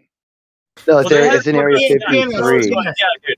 The people in control now have definitely hijacked. Hold on a second, Brent. The people in power now have definitely hijacked a lot of the ancient, in my viewpoint, ancient technologies, artifacts. For example, I think one of those Indiana Jones movies, wasn't it called The Crystal Skulls? Well, and they kind of made a Hollywood kind of style out of it, which is not really what the crystal skulls were. But the crystal skulls actually were crystals. The reason they're called skulls it doesn't have to do with dead people. Has to do with that it's like a brain. It contains energy. It contains memories and knowledge and information. And these are actually in crystals. And they're not shaped like skulls, like human skulls either. They're actually different types of shapes. But the shape and the way that it's designed has to do with the memory that it holds and the capacities that it has as well. So like, yeah, they took that from partly from an ancient concept of these crystals that were able to store and transfer information and knowledge and energy, even medicines and a lot of different qualities that they had. Well, World War II actually had a lot to do with this because, like, if you look at the Germans, good point. The Germans actually really believed in a lot of stuff, right? Where they actually, their whole fucking science community was revolving around these phenomenons. And you gotta understand that this same collection of people came up with relativity, right? It's an obvious fact that it was a German that came up with relativity, right? Einstein was a German. It's very weird why people try to think like Einstein's like an American motherfucker and they try to own him. But in reality, the Germans came up with physics as we know it. You know why Einstein ended up in America, right? Grim, do you know about the crystal skulls, Grim? Because you were gonna. Yeah. I know a little bit about them. Yeah, I thought they were actually Grim, do you they were. I thought do you some of think there them was like were actually ancient? skulls. Oh, sorry. Go I ahead. I thought was there was gonna like ask you. Do you think there? Go ahead. no. Well, I was just I'm gonna not gonna talk. I'm gonna mute for a bit, but I was just gonna say also, like, in follow up with that, do you think that there were ancient cultures that used crystals to store memory? Which we're kind of do that today, anyways, with our computers. But I'm talking about like in a more advanced way. Do you think that's? What do you think about? Well, even how do you say this? Even if they weren't trying to do it exactly that way, they were onto something, right? They, so I can't be sure one way or another. But I mean, I know they were using the right materials in a lot of different cases. As far as like big vats of water in particular types of containers and shit like this that could have potential differences. Because water can store energy and lots of different shit, and a lot of the materials that they're working with are different silicates and ionized stones, and it seems like there might be a lot of like circuitry involved in a lot of their stuff. So I really, they might have been operating on a much higher level than we give them credit for. And What do you think of? What do you think of like? coincidental. What do you think of the idea of like plasma crystals? Well, yeah, they exist. Plasma crystals exist. I mean, this is the way that plasma can take, even a piece of dust and other atoms and different things, and then incorporate them all together into one rigid structure in a plasma to form a new phase of matter, which they're talking about right now, just recently discovering that this is a feature of these natural plasmas in their natural environment, and that they have other effects on light and different things like that they even ever were able to study on Earth because of the gravitational well or whatever, compresses these lattice structures into, unreadable structures. So they don't see them in the way that they are actually, or can be without, being in this particular extra field that we're calling gravity. So it's interesting. Plasma crystals are fucking mind-boggling in a sense, really. When you think of it astronomically, like what are all the implications? It's just like, well, there goes your distances and shit. Now you're getting red shifts and shit, and you're having these different effects, and you're attributing them all to like expansion and shit like that. Yet you don't actually see anything expanding. You're just getting a data from an inferred idea that says it must be because this type of shift is happening in the light.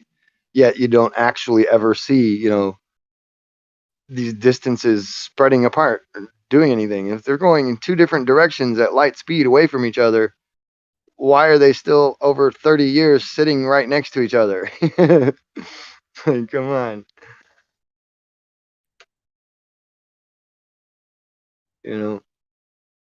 That kind of shit. So Yeah, that's very interesting. What do you think about crystals and plasma crystals and superfluids of a form that can actually pull energy directly from the ether to power communication and to power devices with like electrical power and communication power? Harnessing them to do. Yeah, I don't know. You probably could even not even. You don't even have to really use the word ether to get to the source of the the power. It's always an external source. You're not in a closed system like they tried to tell you. So, in the sense that there's electrical currents, and with those electrical currents are tons and tons of matter that go in and out of the fucking atmosphere too. It's not just this thing where they think it's just like gas escapes a little bit from the atmosphere, and that's the amount of gas that, you know what I mean? They're bullshitting us on that. It's not a closed system at all. There's material going in and out constantly. So, I just think we really got sold the wrong idea of the whole thing. So yeah, the plasma crystals and all the different stuff that could be feasible. A machine that could draw that. You know what I mean? I don't know if you need to draw it out of the ether so much as if because we can't really prove an ether, but we can use their own axioms to do some pretty interesting shit as far as not free energy, but energy taken from a external source that wasn't thought of as a source. So it's basically free, it's like, it doesn't cost you anything, basically. It doesn't need to be renewable or anything like that, since it already is.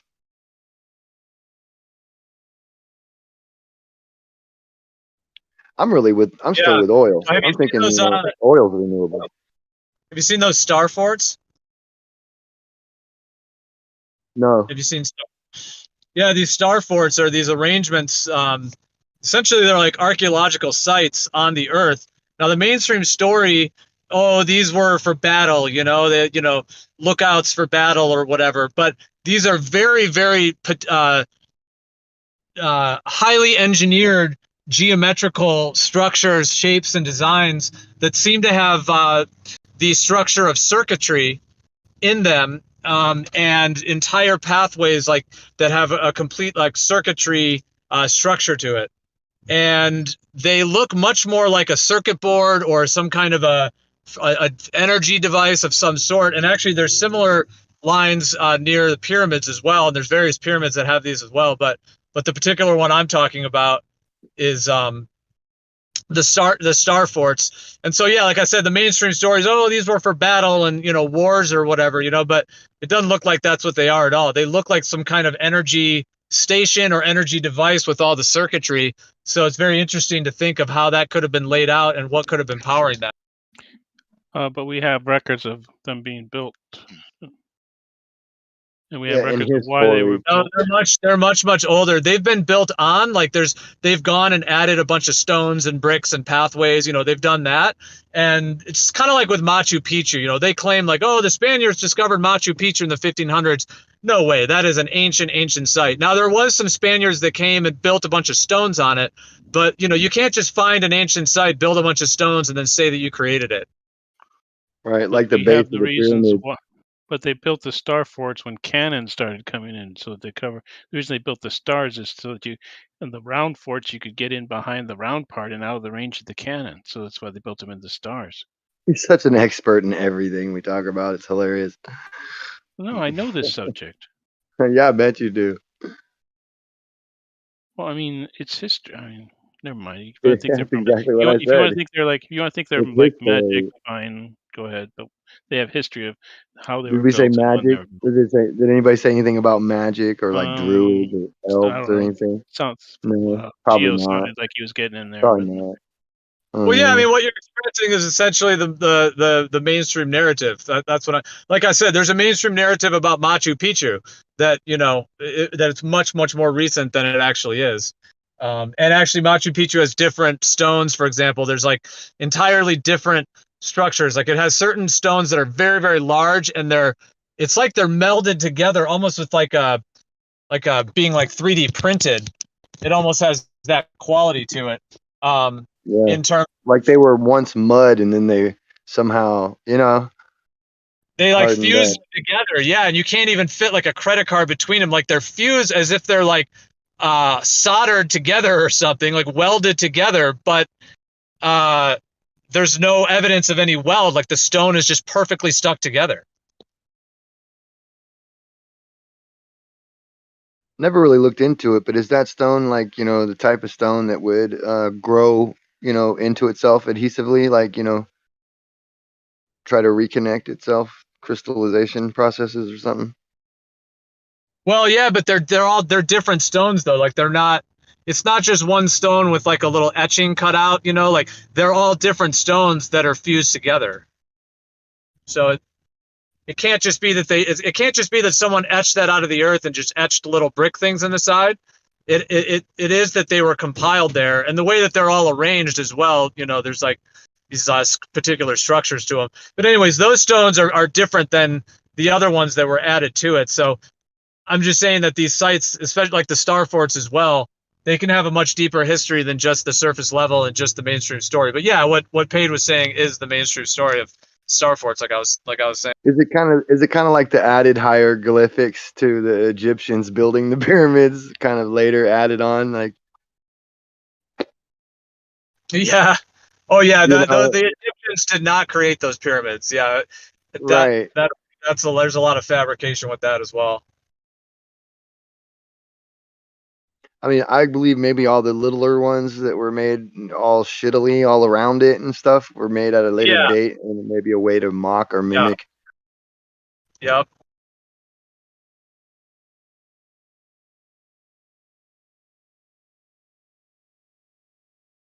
It's just weird how the older the architecture goes, the more precise and the better it's done, and the more, the bigger the blocks.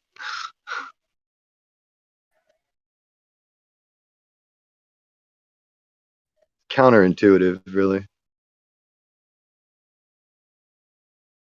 Well, a lot of the architecture, the ancient architecture that we can't even recreate today on a lot of these old buildings, almost looks like it was like 3D casted, 3D printed in some way.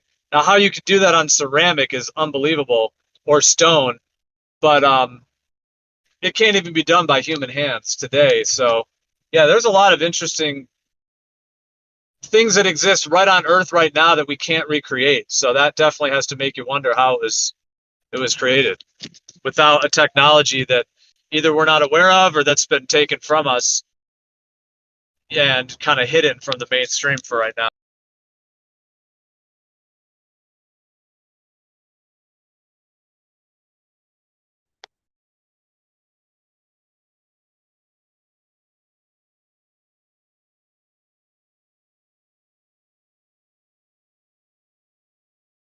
Grim, do you think there were giants ever on the Earth, like giant beings?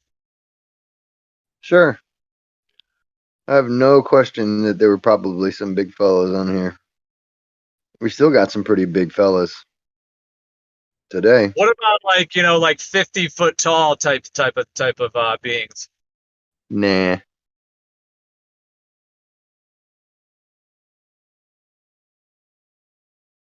Doesn't mean that they weren't there. I just don't really. Of those things in Star Wars, those that are and they wrap the wire around his feet and then they all collapse. I forget what those things are called. I'm saying like a huge being like that, one that would just squash you if it stepped on you. Yeah, I don't think so. No, I don't really believe that.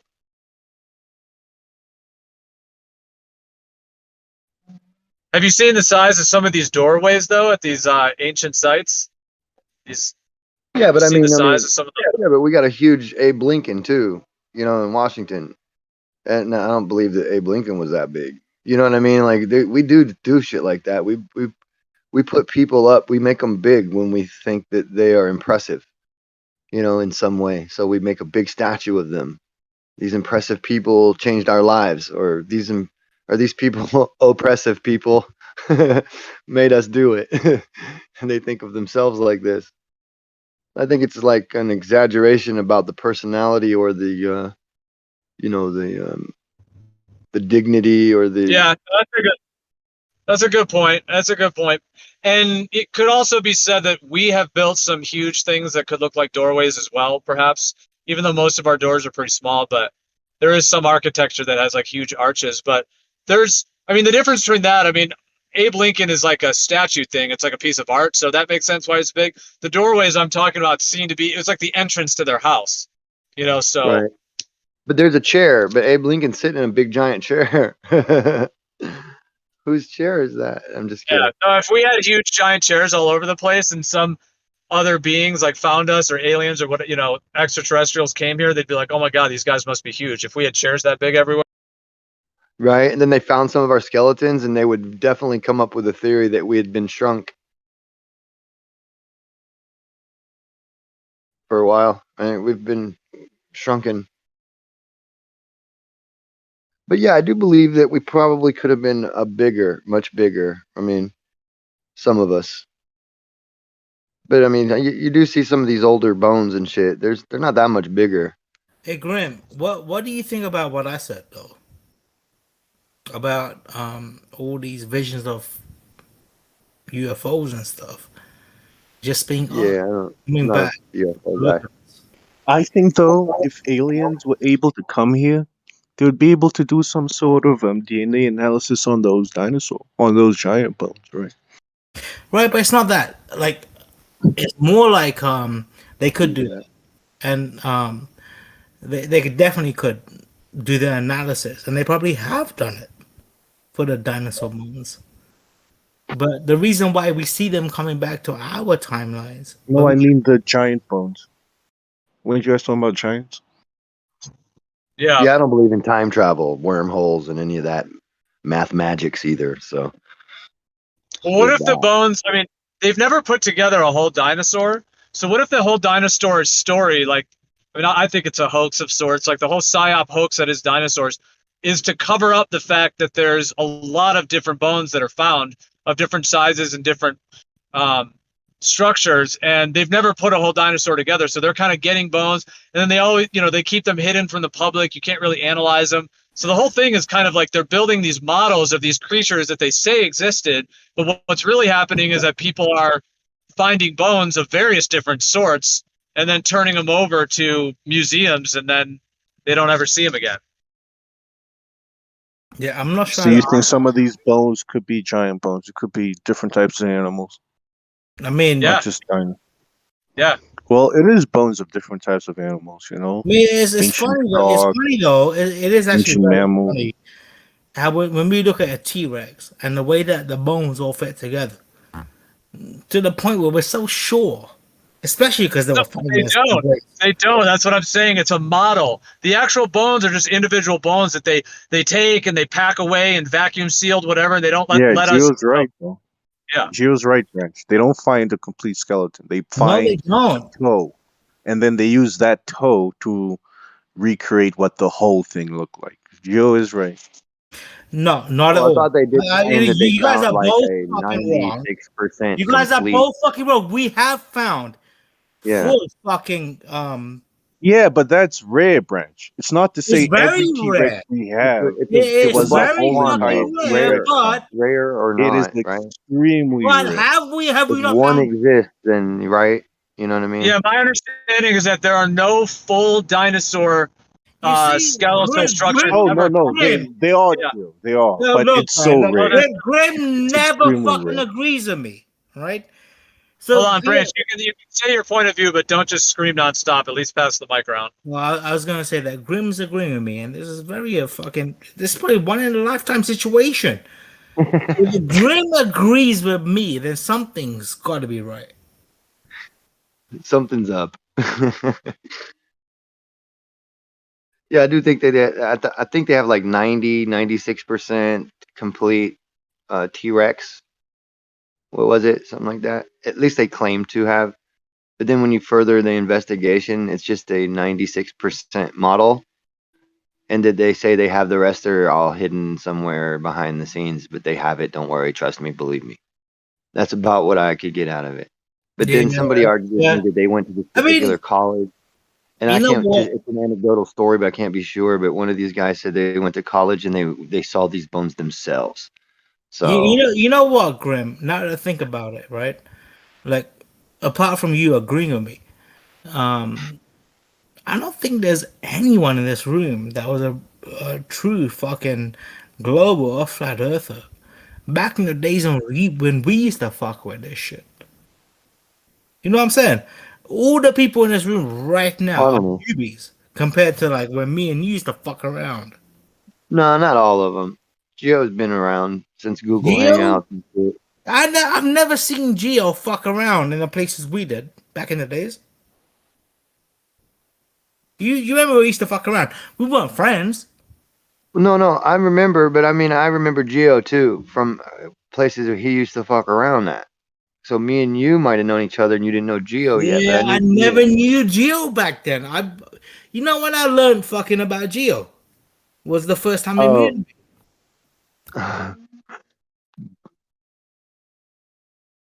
I'm talking before Nathan Oakley.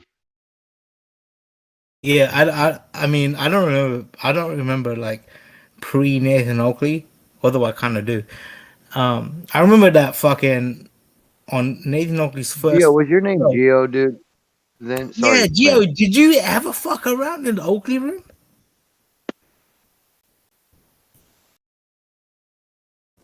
I do remember this though. The first show Oakley ever had, he was like, "I'm not gonna fucking talk in the room. I'm just gonna let people fucking talk." Yeah. And then I was like, and then he started talking. I was like, "Bitch, shut up." That didn't last long. I just remember telling fucking Oakley to shut the fuck up because he's not allowed to talk in a room that he's not supposed to moderate. Yeah, he changed his little platform up after a couple weeks real quick, didn't he? I mean, the only reason we went there was because that was the only place to go. Right? Kind of, yeah. Well, there was a lot of different people, or some of the same people that I knew. I think there was a familiarity to it.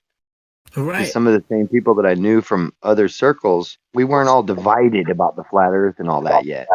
That division happened after a few weeks of, I think people start talking to each other like Glover, Daddy, and then all of a sudden the whole truth group broke up into little pieces. Yeah, you wasn't like hold on, Branch, hold on, dude. The thing is, when you talk over Graham, we can't hear what's being said at all.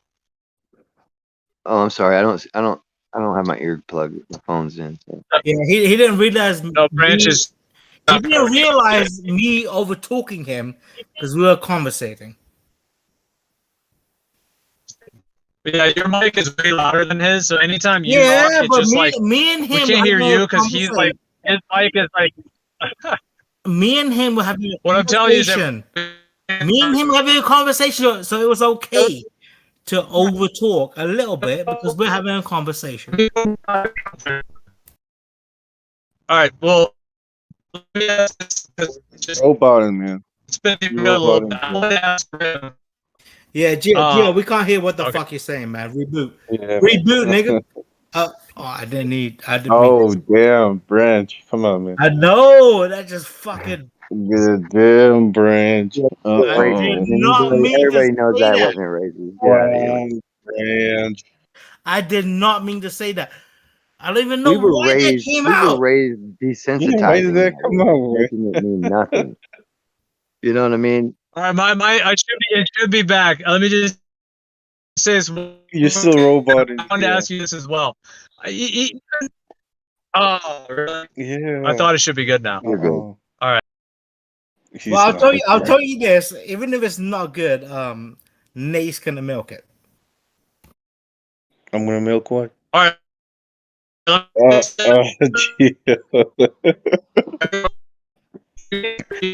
just getting worse. Nate, that was like a full 10 seconds, bro, before you got the joke. What, Branch? I'm trying to say I said the joke, and then 10 seconds later you was like, "What?" And then you laughed. So I was trying to say. I was laughing. I was just trying to say it's pretty funny how it took you 10 seconds to get the joke. I still haven't gotten the joke. I was laughing. All right, well, shit. Why the fuck keeps did getting you worse. laugh? Why the fuck did you laugh? I laughed at Gio. I'm telling you why I was laughing. Oh I was shit! At Gio. Oh shit! You This laughed is at Mike me. kept You laughed at me. You know what, my man? Why don't you go ahead? Branch was talking to you. Stop shouting, buddy. Talk normally. Yeah. Right? And stop being so abrupt. All right. I'm going to take off mute, but stop your shouting. All right, and stop being so abrupt and share the mic around, please. Absolutely. Thank you. I just like to fuck around with Nate sometimes because we have history. Okay. We do. I don't need to shout. I don't need to have to be turning you down or muting you. Like, I'll tell you this, like, honestly, I could probably talk as much shit as I want to Nate, and we'll probably turn around and be friends again in the morning.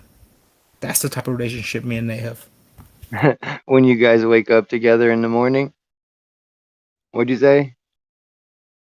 I mean, I don't think the fact of the matter is people don't. Nate's like, I I'm not a mean, part of it. Nate gives a Oh, little. I'm definitely a part of that. I'm Big Spoon Oh, Branches. you down Little with Spoon. them? Yeah, I'm the Big You Spoon down with Branches. branch Little tickles? Spoon. Branch Yeah. tickles? Yeah, I'm a quarterback branches receiver, yo.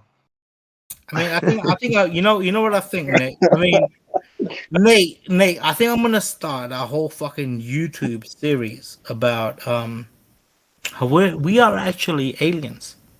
Like when we look at the whole gray type of alien, if you want physicality that we perceive aliens to have. I personally think that's what we're gonna evolve into. And I think that in the future, we are the exact aliens, those greys with small fucking mouths and fucking noses and big ass eyes and heads. I think that's how we are gonna evolve as people and become. Really? I mean, Nate, it makes sense, bro. Like, I think we're just gonna get fatter and more sloppy, right? The way things are going. no, if Nobody you look, can lift a finger if you anymore. look at the greys, the When kids were skinniest. little, they used to ride bicycles and pedal No, them themselves, but now every they're all part battery operated, and the on the kids are just getting fatter and fatter. all right, the biggest part of what I'm trying to say is an increased size of cranial That's size. shrinking too. All right, man. You know what? Our brains are shrinking, dude. Look, we were smarter when we were Cro-Magnon. We had more cranial space. Yeah, you know what? I mean, you're probably right. It's nuts. Again, who the fuck was this me? I'm a drunk fuck. No, we're all. It's fun to talk to you though. The shit you're throwing around is, it's catchable. It is, and you're probably right, not me. Well, we're probably both fucking wrong, but who cares? It's fun to chat Look, about it. Grim. I said that sarcastically. I'm never wrong. Ever. Sorry, what? I'm never wrong. I've never have been wrong in my whole life. Oh, hold on. Let me switch over your name to I Dallas mean, Dave. think about this, bro. Like, I'm dumb as fuck, and you guys know me as a personality way, right? Come on, you're not that I dumb. got paid a lot of money from corporations because I'm never wrong.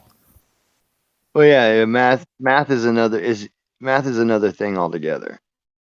You can be good at math. It wasn't but because of math. It was just any project. You literally I did was on, accounting. any project I've ever been on is always successful because I'm the shit. Because you can count well. No, I'm talking about like I've actually moved up corporations in different ways, and it wasn't like, if I started off in technical support, I was the shit in technical support. Oh yeah, have you tried turning it off and on? I could tell people. I could do that job all day, dog. I could tell people to turn it off and on again. So all right, so I'm on my computer now. Okay, the question I was going to ask before, Grim, to go back to some of the topics we were talking about. Grim, do you think it's possible that even on a globe Earth, it doesn't really matter what sort of shape or cosmology you have for this to be the case? Grim, do you think it's possible that giant dragons actually existed and flew upon the Earth? Well, my whole idea of what giant dragons were actually plasma formations, like fire in the sky. You know how we have Steves today, and how people can see the aurora borealis. I would imagine that there were more rigid structures, like plasma structures in the sky, maybe even from between planets, and they were, So is that yes or no? Is that a yes or no? So that would be my idea of what they might have thought they were all seeing in the sky when they paint those things.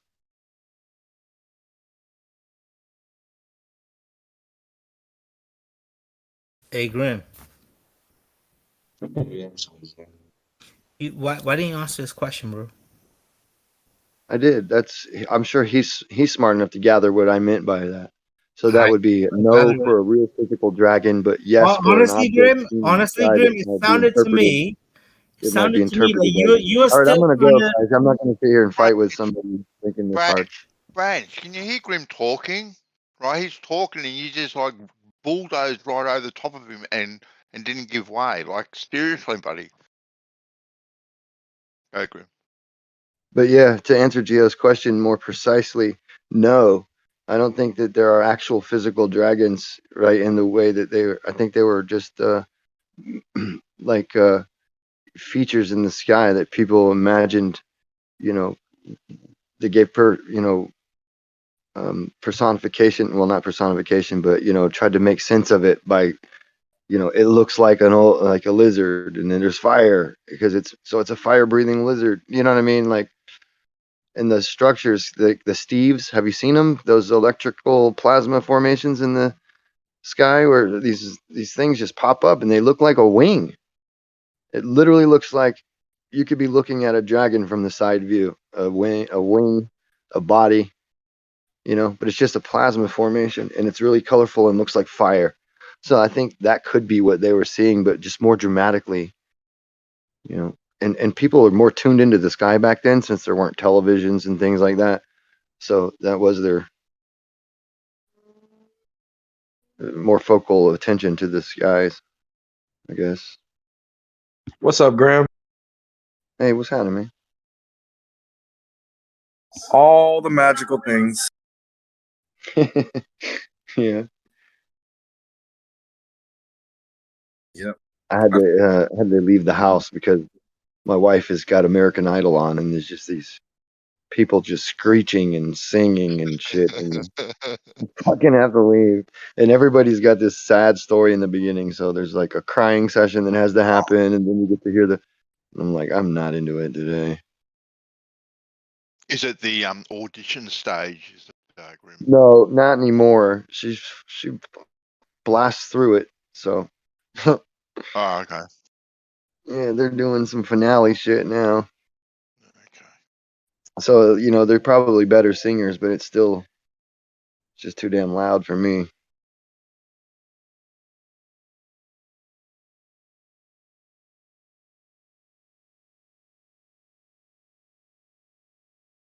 And then they re-sing songs that you're supposed to be familiar with, but they do them in such a way that it doesn't sound like any song I've heard before. So and part of a song being good or not to you is its familiarity to you too. Psychologically, I don't think they understand that very much.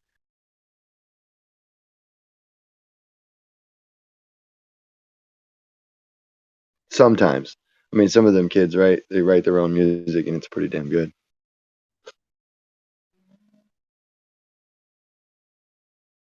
I love singing.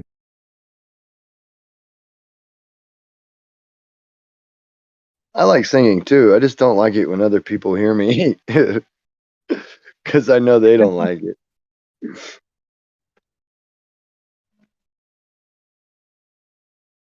This is that one song I sing, and it's the only one that matches my voice I can do.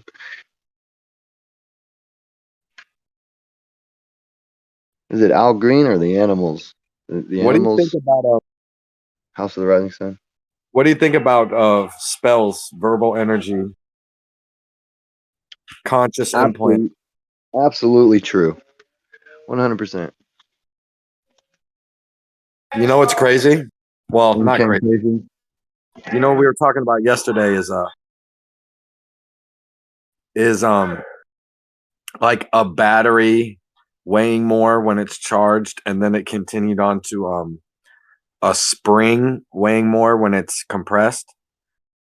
And you got me thinking a little bit when you talk about the plasma, like mass, the matter of the plasma constantly leaving and stuff. And this energy is matter. Anyway, so they was talking about the spring, and then so I'm gonna tie this into the verbal energy here in a second. But then real quick, tell me what this example apply. Like when you throw a football at somebody and they catch it real quick for a split second before the energy dissipates into the ground, did the whole system of the person and the football weigh more for a split second. Would that be true? Well, yeah. What angle? Yeah. Of course, it would be. Right, No, because you've added no, weight to the you know system. what? Like this You know person is now what? He's holding the right, ball. Grant. He's Oh right. shit! Grant, Are you like, asking Branch or me? Because I can't. I didn't know. oh, shush. Go ahead, Brant.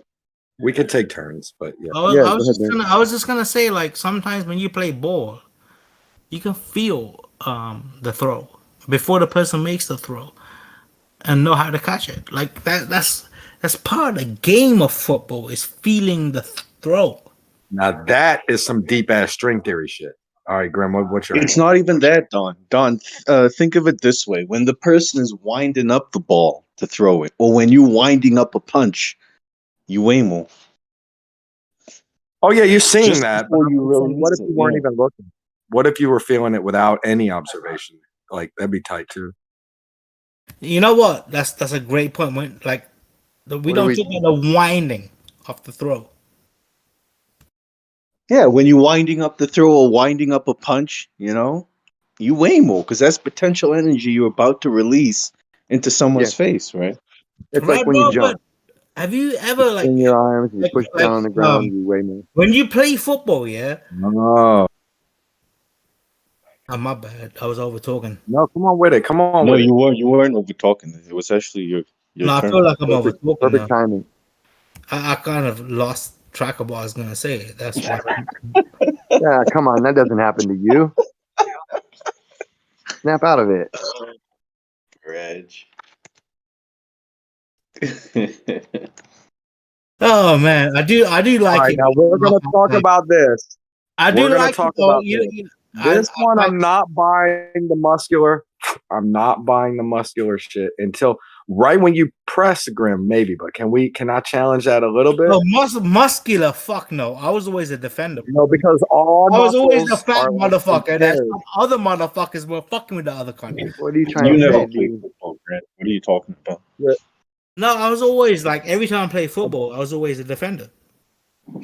I've heard that. I was never example. fucking quarterback. Hell no. Were you not good enough to be on the offensive No, side? I I'm really. sorry, I'm just kidding. It's not that. I Dude, really the best players enjoy, are on defense. I and you really know it. enjoy the one thing I loved about fucking American football, right? Because I came from playing rugby in England to playing American football in America, right? But the one thing I loved about American football was, your whole goal as a defender is just to fuck the other motherfucker up. No, I respect. Like, can you imagine? Defense is totally right. Like, can you imagine being the fastest person on the team, right? But then, and having good hands, but being so fast that you needed That's to why I don't cover a like. wide That's why I receiver. don't Can you like. imagine that shit? Everybody always gives most benefits to the fastest motherfucker on the team, right? But without the defenders, you ain't shit. Right, but the defender could be the fastest person on the team. That's what I'm saying. Like, there's a lot of them, like No, Champ Bailey's fuck and no, bro. A lot of times they are too. A lot of times Have you ever met a defender that's middle not? linebacker. Middle linebackers have to be able to read the play, have to have good hands. They got to be very fast and take a hit and hit. You know what I mean? Like you got to have different types of people in different spots, and you need the body for it as a linebacker. I don't think Branch has that kind of body type. Like you got to be a wide, stocky dude, low center of gravity. Okay, hold on. A lot of people think I'm like. That's what I was, a middle linebacker growing up. No, hold on. A lot of people think I'm like. I grew out of that. A short ass Last year of high school, motherfucker. everybody else kept getting bigger. Ain't you, Branch? No, some scrawny, tiny Indian. People fucking consider me as a typical Indian, and I'm not. Yeah, you not? No, bro. No. He's 6'2". I'm damn. I'm about 6 foot. I will say this: I'm not exactly 6 foot. Well, in those heels. My driver's license says 6 foot. But when you're in your heels, though, you're at least 6'2". I'm closer. I'm closer to 6 foot than I am 11 and a half. Okay. So you're 5'11" and 3/4, 3.8 is what you're saying. Yeah. 5'11". I mean, the 5'11.8. only reason this is a thing is like my cousins and I mean, shit. I'm They're 6 foot, tall but as with my fuck. hair, I'm 6'4". I'm like one of my only cousins that's not 6 foot.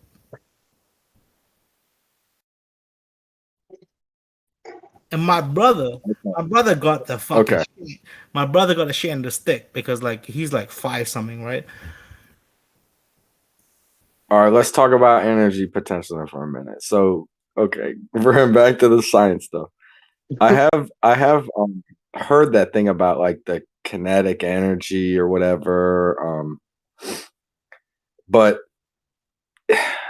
can you tell me more? Is it even while you're just in standby mode, or isn't it actually right when No, you? I mean I get what you're saying, but I think that what you're forgetting.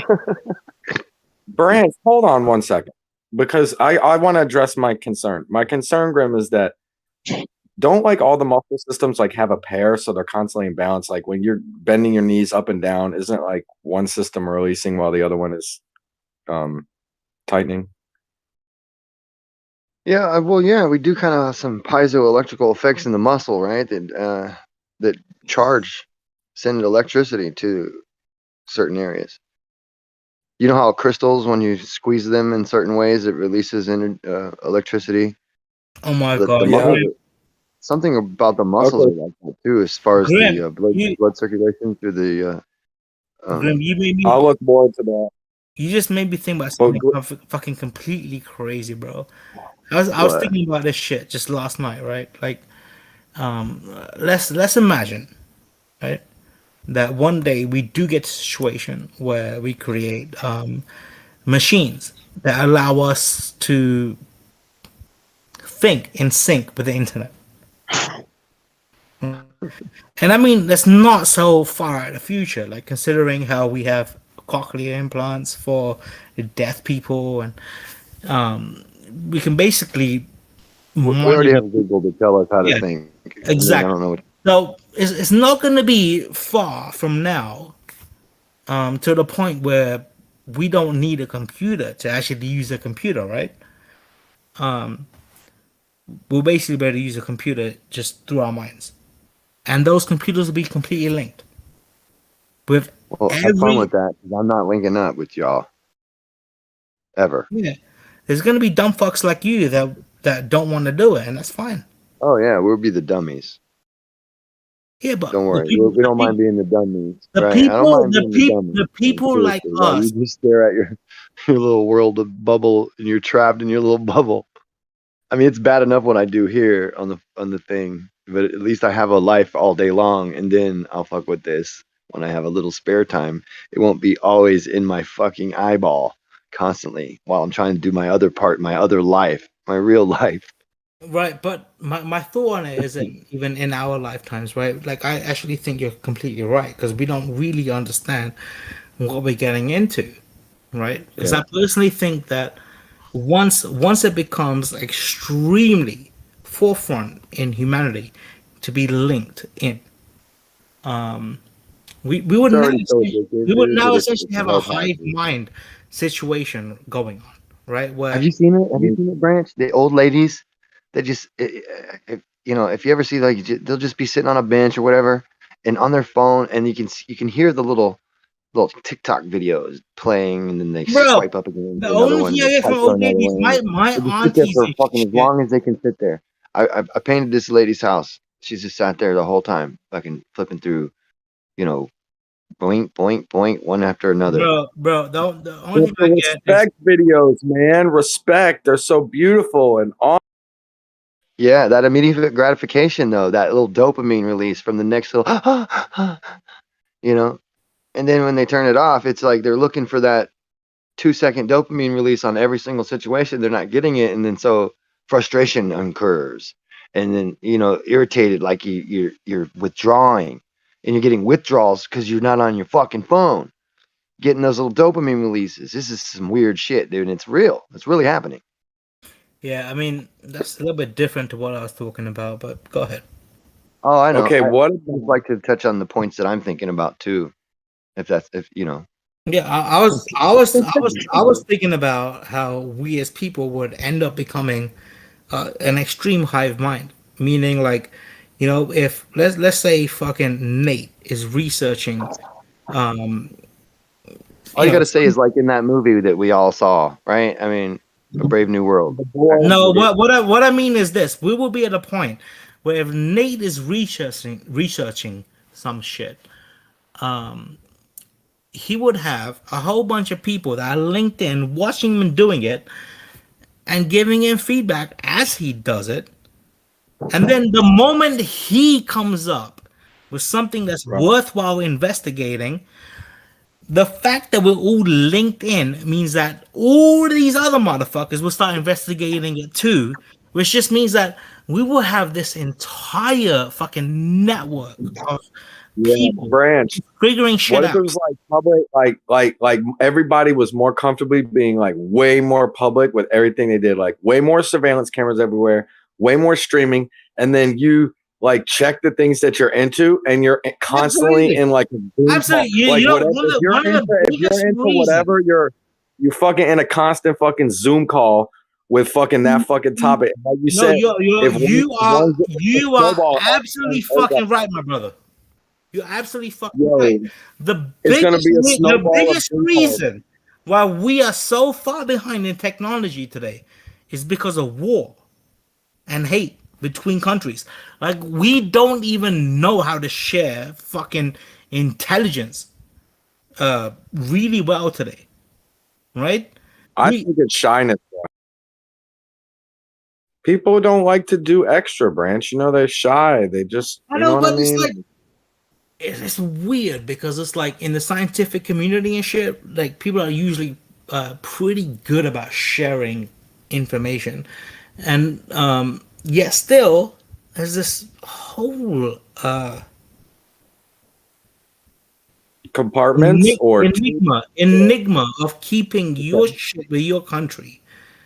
yeah, Yeah, there's teams. There's definitely teams of science. Yep. Even though it's supposed to be open, there's corporate teams, political teams. Not open. I mean, say national team. I mean, we as a fucking animal. Can you bless the animal though, please? I'm just trying to say, we as an animal can't get along, right? I mean, even if you look at what we want to do with new technology, usually our militaries want to use it to fight other people. It's bullshit. It's fucking bullshit. Okay. Well, Nate, what do you think? Is it bullshit? I wasn't even listening, man. I wasn't listening. He's right. No, Branch, absolutely. Nate, you trying to say You know that you're what right. I say is fucking not worth I it? wasn't listening. I'm sorry, man. Well, could you summarize in one sentence what it is you were saying, Branch? That we as people don't give a fuck about ourselves. We care about how to fucking defeat ourselves in war. Yeah.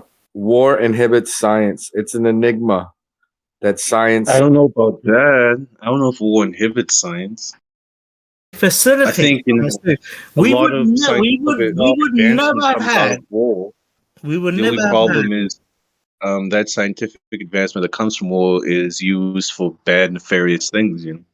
Right. Yeah, well, there was more. He was pointing out this kind of like an enigma where it wants to cooperate, but at the same time it like wants to compete. Kinda.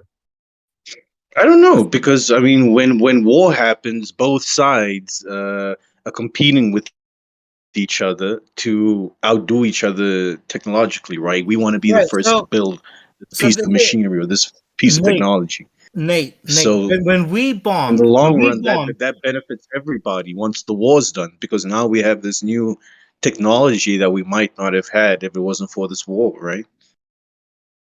Right, but Go it's the wrong technology, Nate. Like, we could have spent this time really understanding. Is it? Yes. Is it different? I mean, look at it this way. World War II, it was a race to build a nuclear bomb. And the benefits of that is now that we have nuclear energy. You know, we know how to harness and use nuclear energy. And while that might be a You good can't point, do it that cleanly, but we can do it. Right, but let's imagine if there wasn't a world war and Mhm. all great minds were working together. Mm-hmm. Then what? right? Like Maybe, you guys, Go ahead, Don. well, I was going. I mean, you guys have good points. You know what I'm saying? Like Branch and I think acknowledge, your side of it, Nate. But think about like he's offering another branch like of just a totally different avenue where through cooperation different stuff was bred, or a different avenue through cooperation to still get to the same atomic bomb. I know the pressure is there, but there might be other branches. You know what I'm saying? To where If you think about the whole splitting of an atom, right, to create enormous amounts of energy, that technology is inevitable.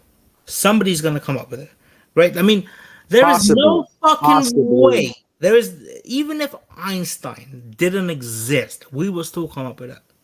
It's inevitable because it's just fucking physics. We still would have come up with it. right, but there was the pressure. Like you got to admit the fact of the pressure of the war competition or whatever. Like you got to admit that could be a keystone variable, or you might be right, and we would have gotten it eventually. Like, right, I think both sides should respect each other here. I do. Yeah, I mean, I definitely see Branch's point of view, and yeah, maybe he's right. Maybe if there wasn't a war, we might have still figured out, nuclear fission, but it might have happened way later. It might have happened 40 years after it initially happened, because there wasn't that pressure for it to happen so quickly. That's why maybe things like the ISS took so long. We were putting people in space in the 60s and 70s, but the ISS only came about in the 90s. That was a joint international effort, but because there wasn't the pressure of a war, it took so long for that to happen. Well, I don't know. It's because there's no pressure for war why we haven't gone back to the moon. That could, that's another factor. It was during Cold War. There was a race between America and Russia to get to the moon. Now, because that pressure isn't there, maybe no one's taking those risks. Because going to the moon is pretty risky. People have died trying. Maybe now, because there's no pressure, no one's taking those risks to go back. It could be a factor. You're right, Greg. Sorry, Nate. This is the last time I agree with you. Rest of the night, you're a fucking dickhead. All right. That's fair. Yeah, no, but those are valid points you are bringing up, Rich. Yeah, I'm not supposed to bring up valid points. I don't get paid to bring up valid points. Right? You don't get paid at all, which is a shame. I don't need no more money. I plan is that all you and Dawn were talking about, though? I don't know, bro. I think that I do need money. I don't think I actually have planned out my retirement very well. But I'm pretty sure I'll make money when I need it. I'm not a dumb fuck. I can't make money when I want to.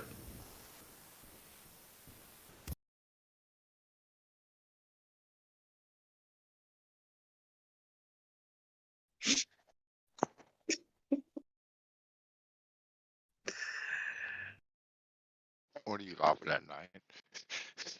You type it in caps.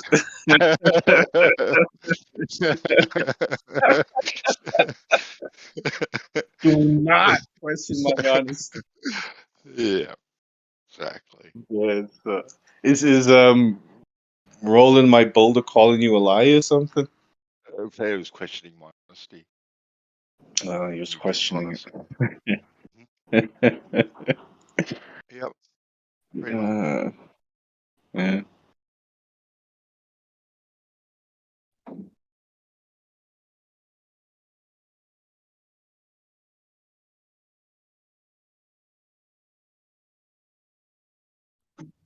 Sorry.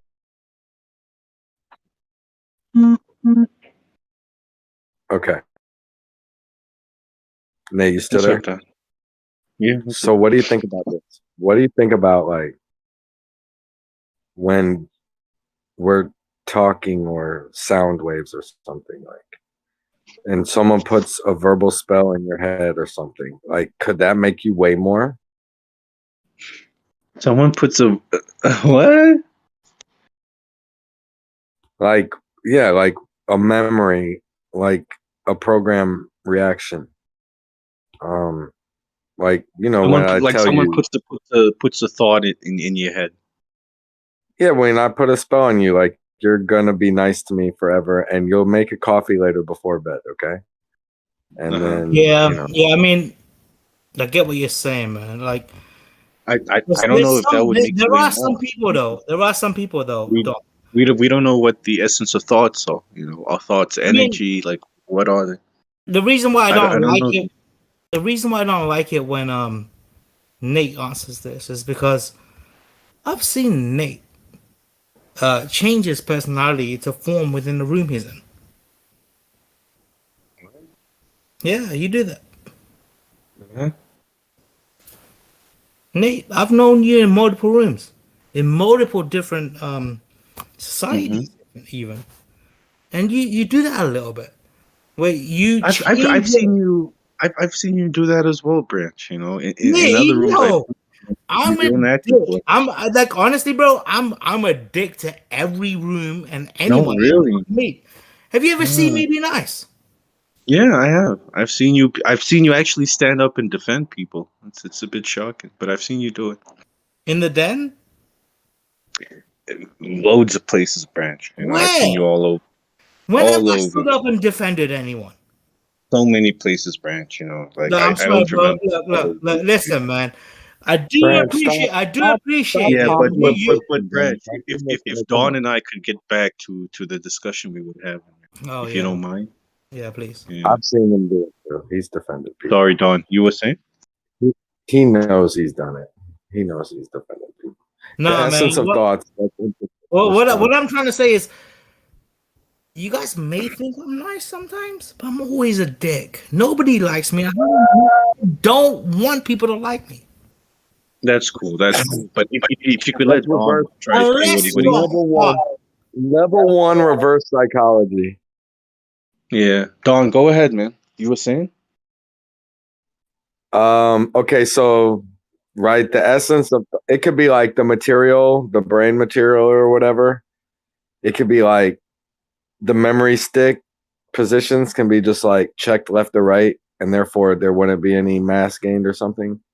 But like, I don't know enough about the electric shit to where like the computer memory, is it just adding or is it actually adding like electrons or atoms or anything to make it way more, or is it just doing a left or right, like an on off? If it's on or off, electrically, like you're adding more stuff, more energy or something. But if it's anyway, yeah, that's. Yeah, I have no idea how thoughts work, Dawn.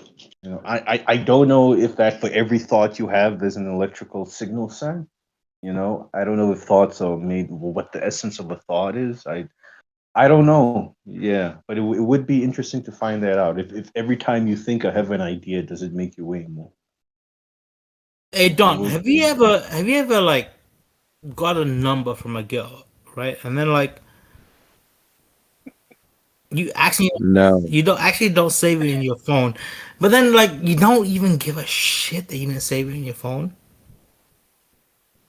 Like you think for a second, oh, I lost a number, and then afterwards you're like, fuck it, it's just another bitch. I hate when girls have numbers and then probably would let me call them, but they've changed their phone and you don't have the number anymore. That's what I don't like. Right? I leave like 20 messages at least.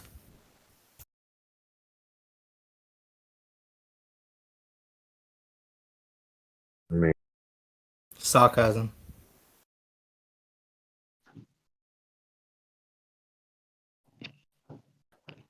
Yeah. Do you really think a spring weighs more when it's compressed? Do you Yeah. remember? Do you remember because when I really do think energy and mass are the same thing. Yeah, but you guys remember like before fucking texting, right? When women used to like change the voice when you call them the fucking voice shit. Like the hello, can you leave me a message? Shit. And they'll leave it to piss you off. Like they'll play a song to just fucking I don't know, maybe that's an Indian thing though. You know what I'm talking about? It makes no sense, but like, have you guys never had a girl, right? She's so mad at you that she won't pick up your calls, and then she changes her voice message answering shit to play a song just so you can hear the song?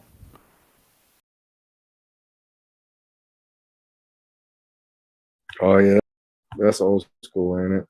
I used to not like Yeah, the man, that's ringtone. old school. When That's you old call school. somebody and it plays a fucking song when you're calling them, that shit did not last long. Yeah, it lasted a Yeah, long but time. Look, everyone loved that shit though. Everyone loved having the little, what would they call, polyphonic ringtones? It's not even actually the real song. It's just like the song, but like a Super Mario version of it. You know, it's like a Super yeah, Mario. like No, are you 128 talking bit. about when I call you, your phone plays a jingle? No, Yeah, what I mean the is like the you jingle is No, supposed to Nate, be a Nate, famous song. Nate, no, Like it's not. Nate. it What would I'm talking play, about, it would play 50 Nate. cents in the club, but it sounds like Mario music. You know? Yeah, but Nate, I'm talking Yeah. about this. I'm talking about, bruh, when I call you Mm-hmm. on my end, instead of hearing bring, bring, I hear a fucking Oh, actual a song. song. Yeah, Yeah. yeah.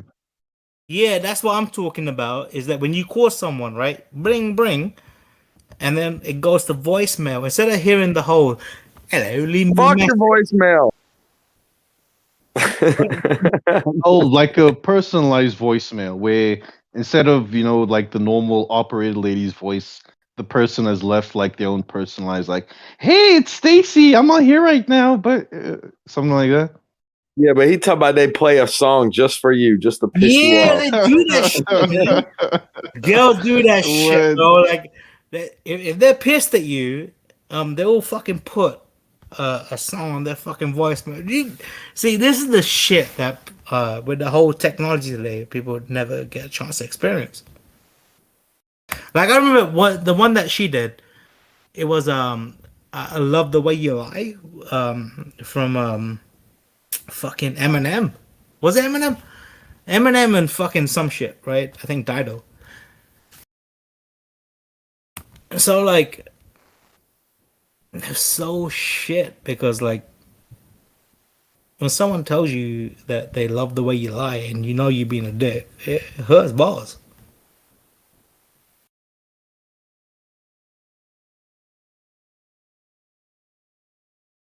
I'm about to be muted, so save me, Don. Okay. Did you never get a girl play I love the way you lie to you? Tender as the night.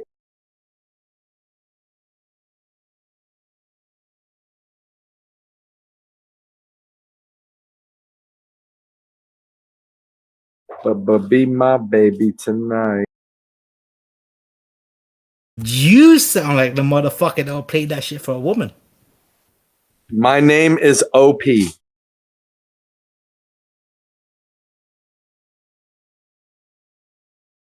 OP1 or OP2?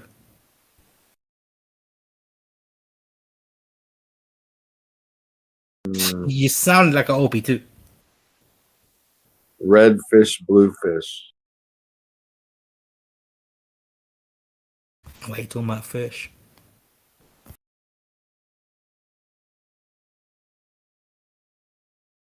Have you guys watched I'll recommend something to watch. It's the Russell Brand and Ben Shapiro conversation. No, Respectfully. I mean, honestly, like, I've got two recommendations for shows, and it depends if you're black or white. If you're white, watch Devs. If you're black, then There's this time machine, this time fucking show I watched. But it was very black oriented. I have a criticism of the first episode of Time Traveler's Wife TV show. Dude, Yo, Don, have you watched Love, Death, and Robots? Yes. Oh, okay. Season 3 as well? I watched season 1 twice, and I watched season 2, like episode 1, and then I kind of I just played the rest in the background. I got to rewatch it. And have you seen season 3 yet? Okay, well, that's what I mean. I've seen the first 2 seasons at least once, and I've seen the beginning of season 3. It's only one season, bro. It just came out. There's 3 seasons. Yeah. No, it just came out. And yeah, the new shit. I'm not. The best part, yeah. She's fucking grooming a horse, yeah, and then she's like, the dude was like, why are you combing the horse's hair or some shit like that? She's like, no, I'm grooming the horse. And if you look at the whole, that shit is deep, bro. Speaking of deep, like that Roe v. Wade shit was deep. Shit's real out here, bro. it's not that deep. The show is like a chick flick. It's not deep. No, that Love Robots show is deep as fuck. Oh, I thought it was about fucking the time traveler's wife. I don't, and then you got to be deep. I'm saying, like, it's so real. Like, it puts, you know what I'm saying? It's so real, you know, on the surface that it's like, it's at the core of everything, you know what I mean? But it's like, it puts it on the front, and it's obvious, like, it's, you know, it's relatable stuff. It should be easily relatable, but it's so real to the core. Like, and then it's like abstract, that some of the, you know, alter medium, you know what I'm saying? The abstractness, that makes it more complex. Like, you know what I'm saying? It's just really cool. Yeah, really but cool. if you look at the show, right, the dude meets up with this chick who's like about 12 years old, and from then on, she falls in love with him. A 12-year-old girl. It's very So what, grooming. That's why they brought up the whole grooming joke in the first fucking episode. Is because it definitely is grooming. Let's talk about this then. How can love be wrong? Should we let's make that the topic of discussion. Should we define love as just caring and compassion and all good thing, only a good thing, never hurt? I think love itself is But I know paradox. I've seen paradox. I will tell you this, ever bro. seen? I actually think in today's day and age, you're better off not falling in love. It says better not to fall in love. But what about just love? Because love in today's society that we live in doesn't last more than, you know, a few. What about karma, Branch? I mean, when you talk about love, that's a different love that our ancestors had. Love today is like, let's get married because it's something fun to do. No.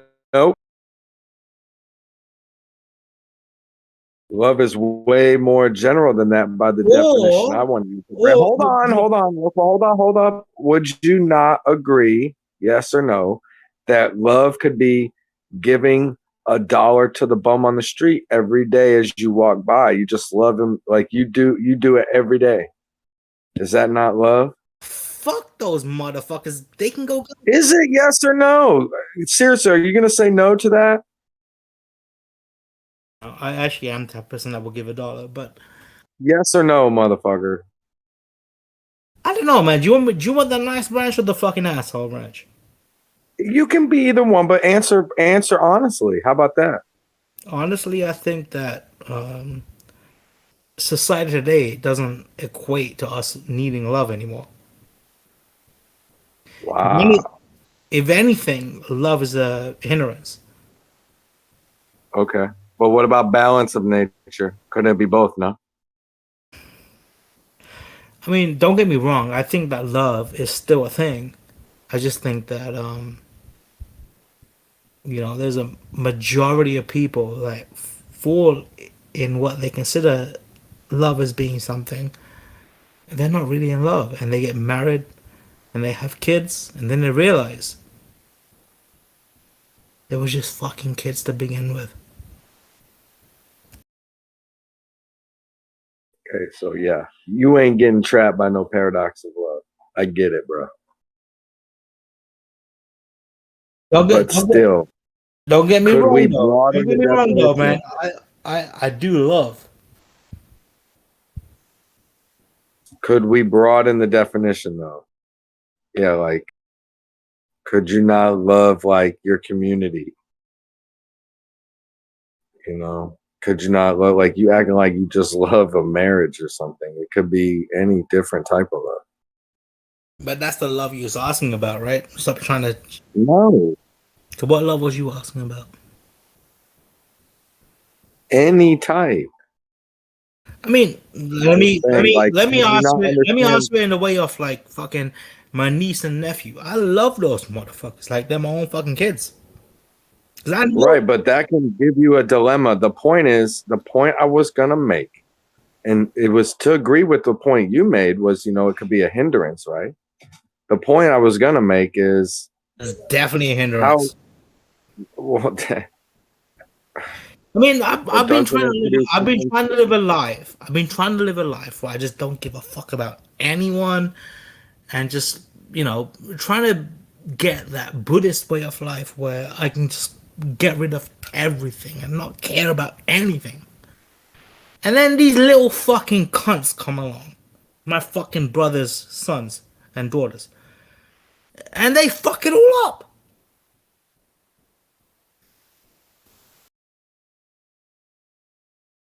All right, well, kind of have to have a goal in life to act if it's a hindrance or not. And your goal is, I guess, to get through your days as comfortably as possible and to grow.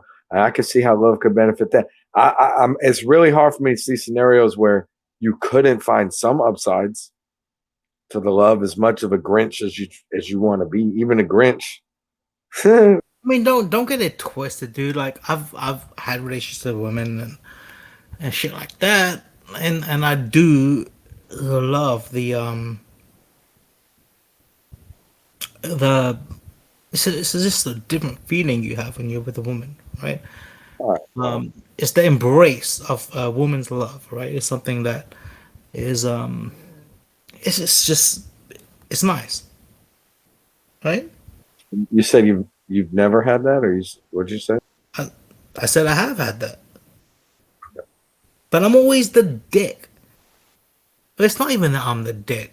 It's more about the fact that like I've already realized that it's not gonna work out, and I'll just be fucking with her if I make her think it's gonna work out. Oh well, that sounds pessimistic. And you're saying you got their love, so maybe you could give it back. And this is the Earth Awakenings, debate Discord channel. You know what I mean? So maybe like that, and they do talk in here a lot sometimes about the spirit, good morals and stuff, and positivity, and the goodness of God. Positivity. If I could just get it out real quick, man, the goodness of God is spoken about sometimes, and maybe you try walking the ways of love, and maybe what I'm saying, some things would be good. You can have the awakening right here.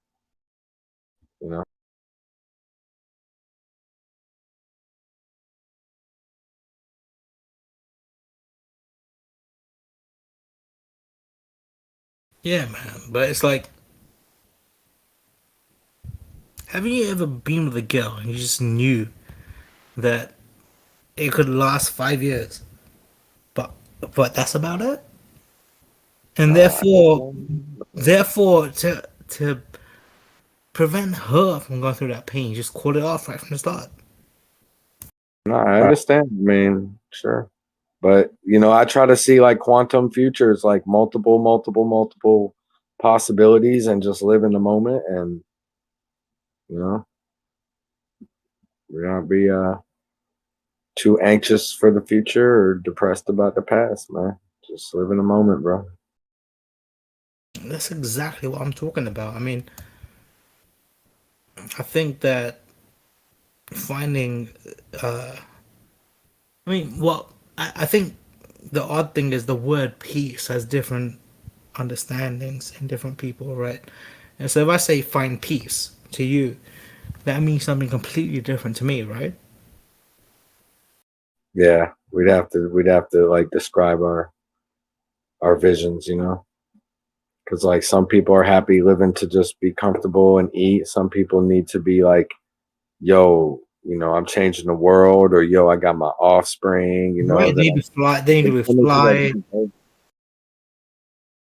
Yeah. So everybody's piece is different, and I think that it's cool as fuck that we all have these different acknowledgments of peace.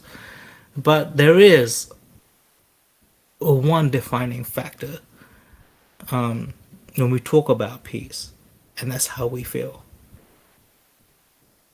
Have you ever taken the personality test, Branch? That what is it, MBTI or something? I've taken one for fucking work. I did once.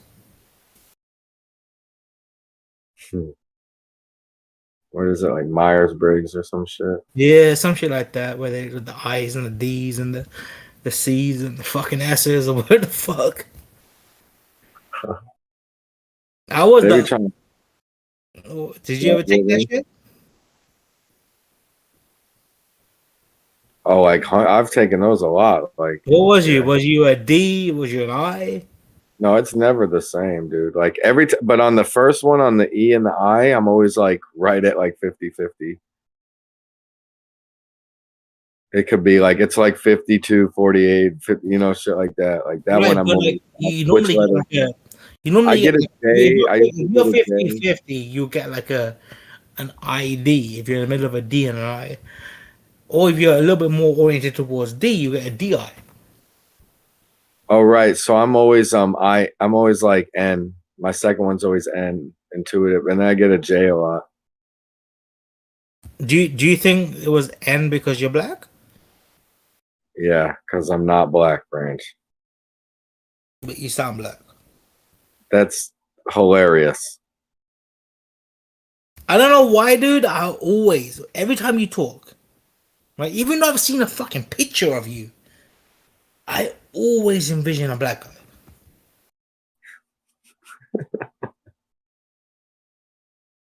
I mean, I'm not racist. I swear. I hope I'm not racist.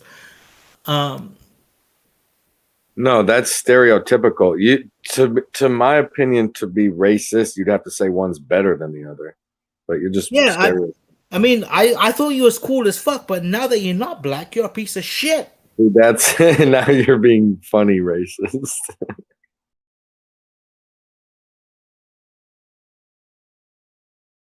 Well, That's thank God you said that because I was about to get muted.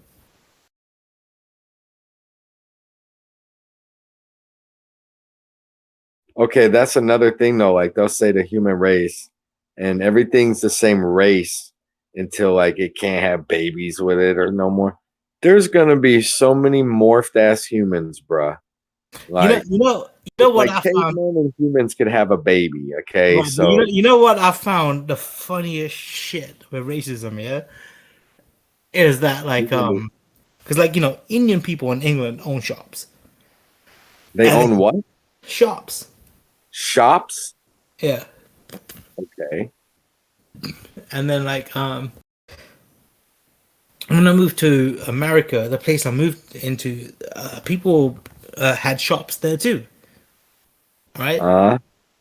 And the funniest thing I found is that dogs will be racist towards their owner's preference. In the shop? You so fucking right, dog.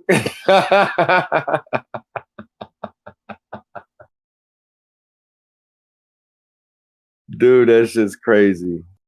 Who you stole that from, Branch? That shit is so funny though, but it's true. It's just fucking. I didn't steal that shit from no one. I mean, you just bring out the best out my vagina. Thank you. Yo, speak up if you think he's bullshitting right now, bro. This shit is so true. This shit is so fucking true. But look, I've only seen. Tell me about it over there. Did it happen in Europe for real?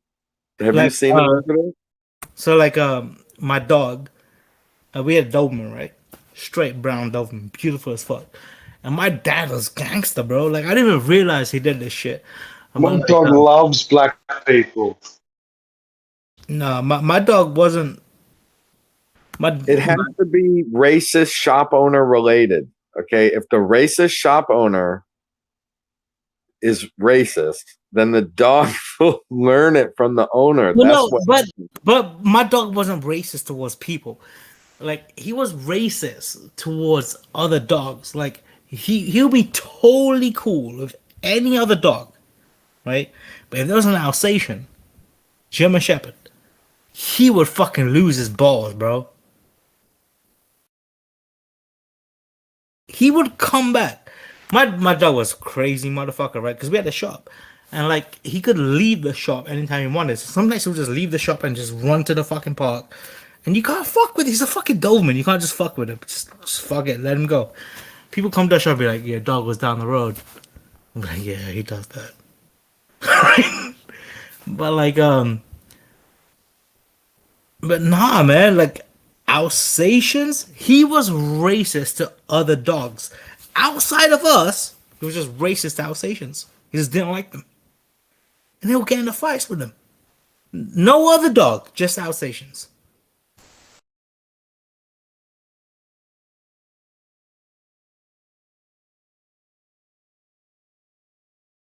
Have you ever thought that you could be 2D?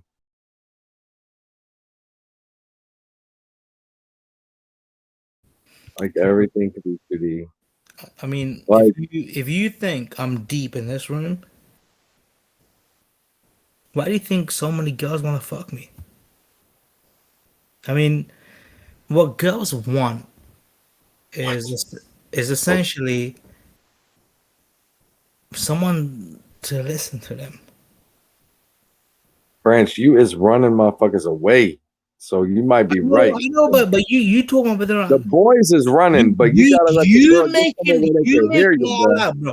Bro, you making out like me being deep is a bad thing. The way I see it is being What deep. is deep? Your anus?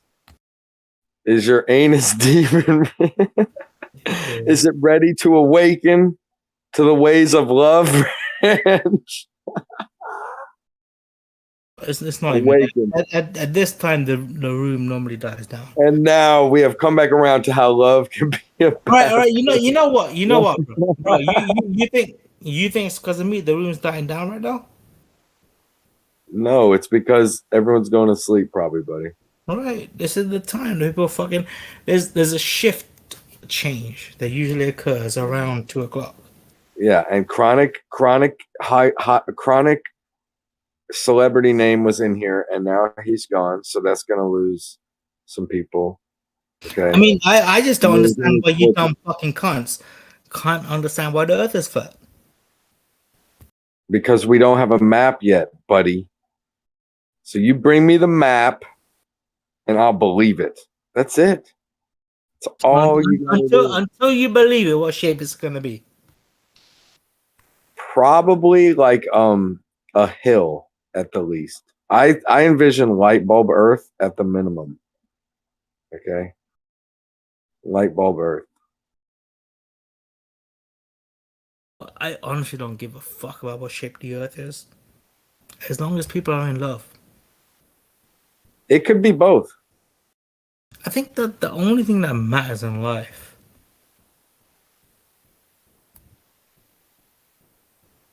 is that happiness that people have. And that's to you.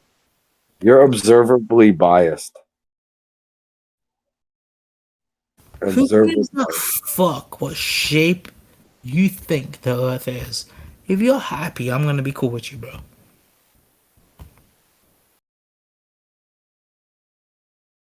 Like,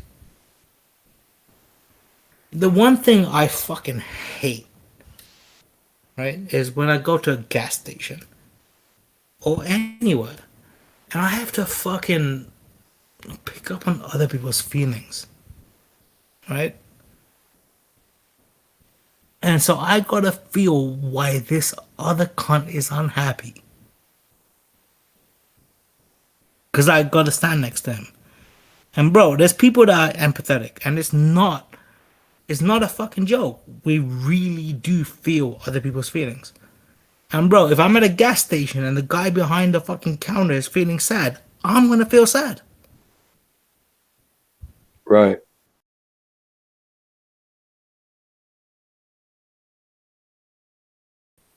And it just fucking makes you wonder, like, Do you okay here? Yeah, it makes me wonder. And Nate, if you have any thoughts, if you're listening, that type of thing, that connection, like the chemical reaction, the observation, whatever it is, the empathy, is it like God, how was I gonna say it? Is the empathy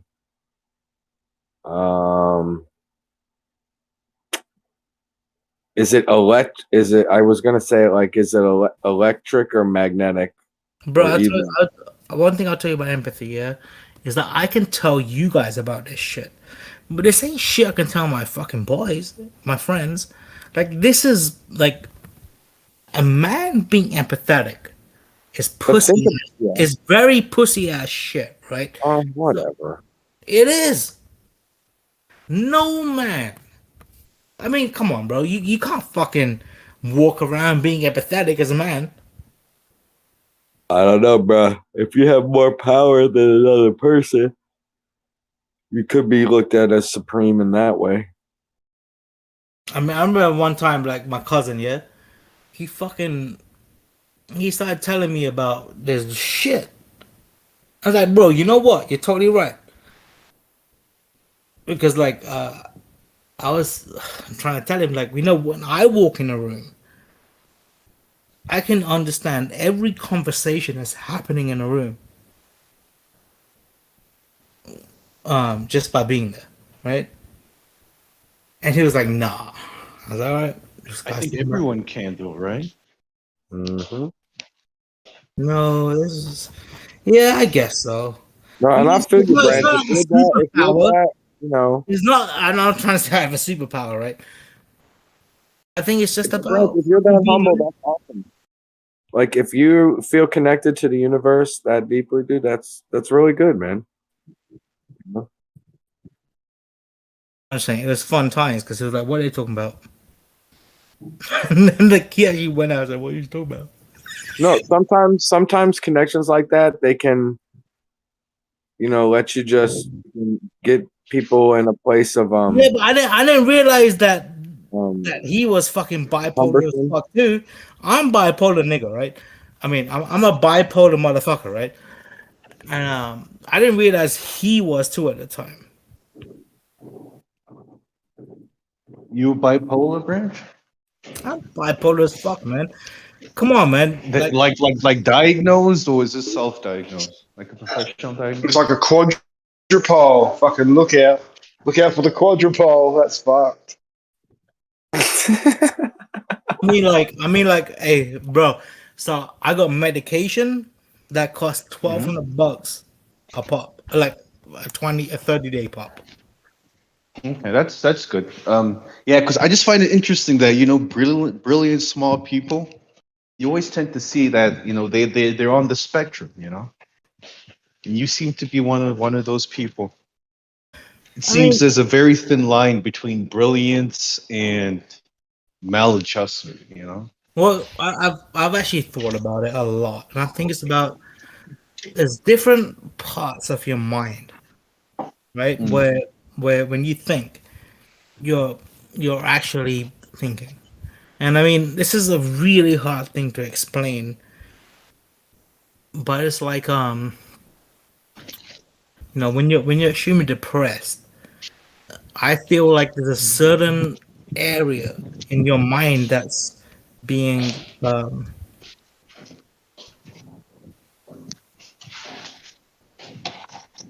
Is it worth me talking, bro?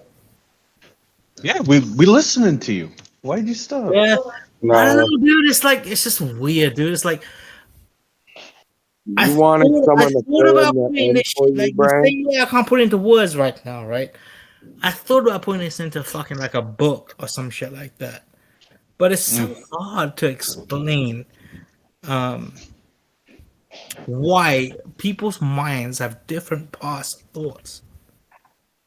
Like inside your mind, if you really get to a point where you're meditating, if you want, or just chilling in your bed and just thinking, you will realize that there's a part of your mind that focuses on depressed thoughts, and there's part of your mind that doesn't.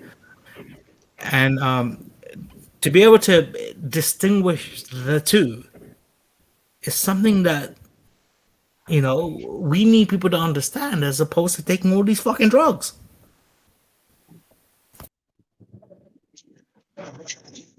I agree with you, man. I actually agree with you.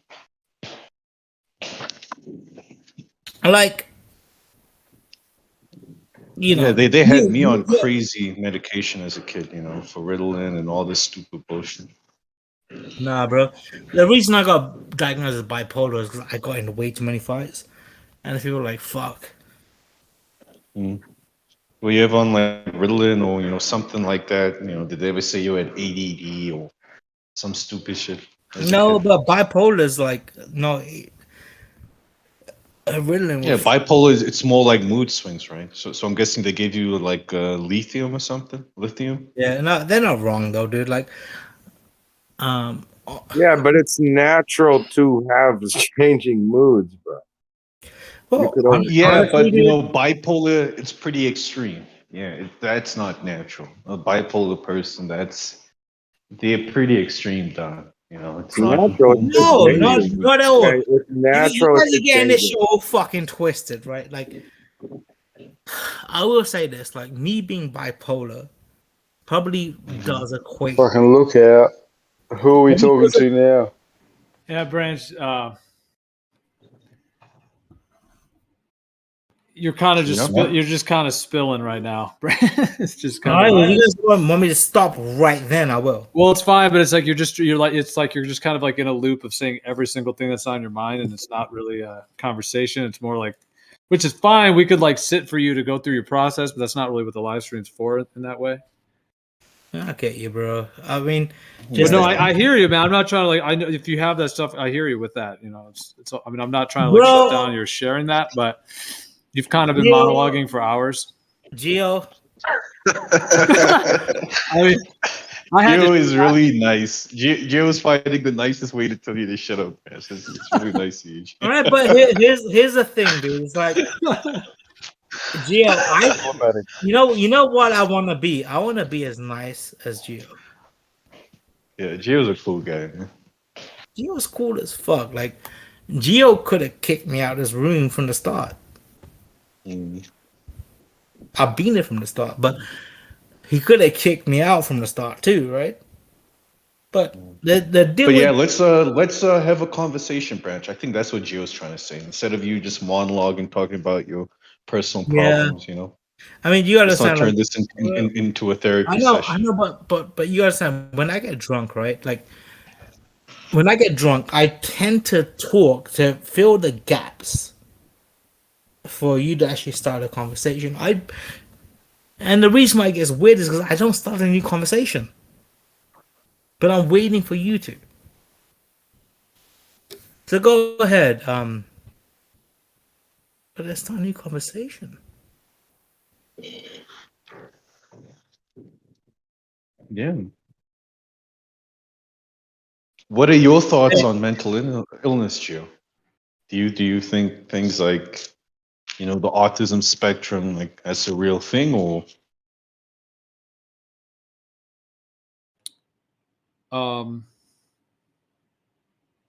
Yeah.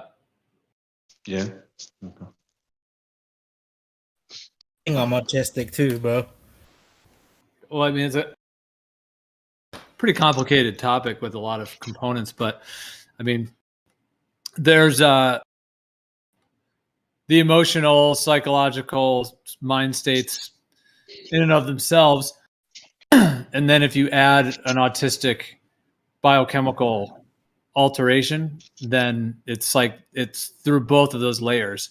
So the person would still have the psychological, mind state in terms of their unconscious mind, their conscious mind, and whatever traumas, whatever spiritual layers and levels that they're experiencing reality through. And then if there's an autistic component, which I see as essentially a biochemical poisoning at the core developmental stages of life, then yeah, that can be two layers. Gio, I don't see. They interact. They overlap and interact, but it's like kind of a lens through which the psyche is expressed.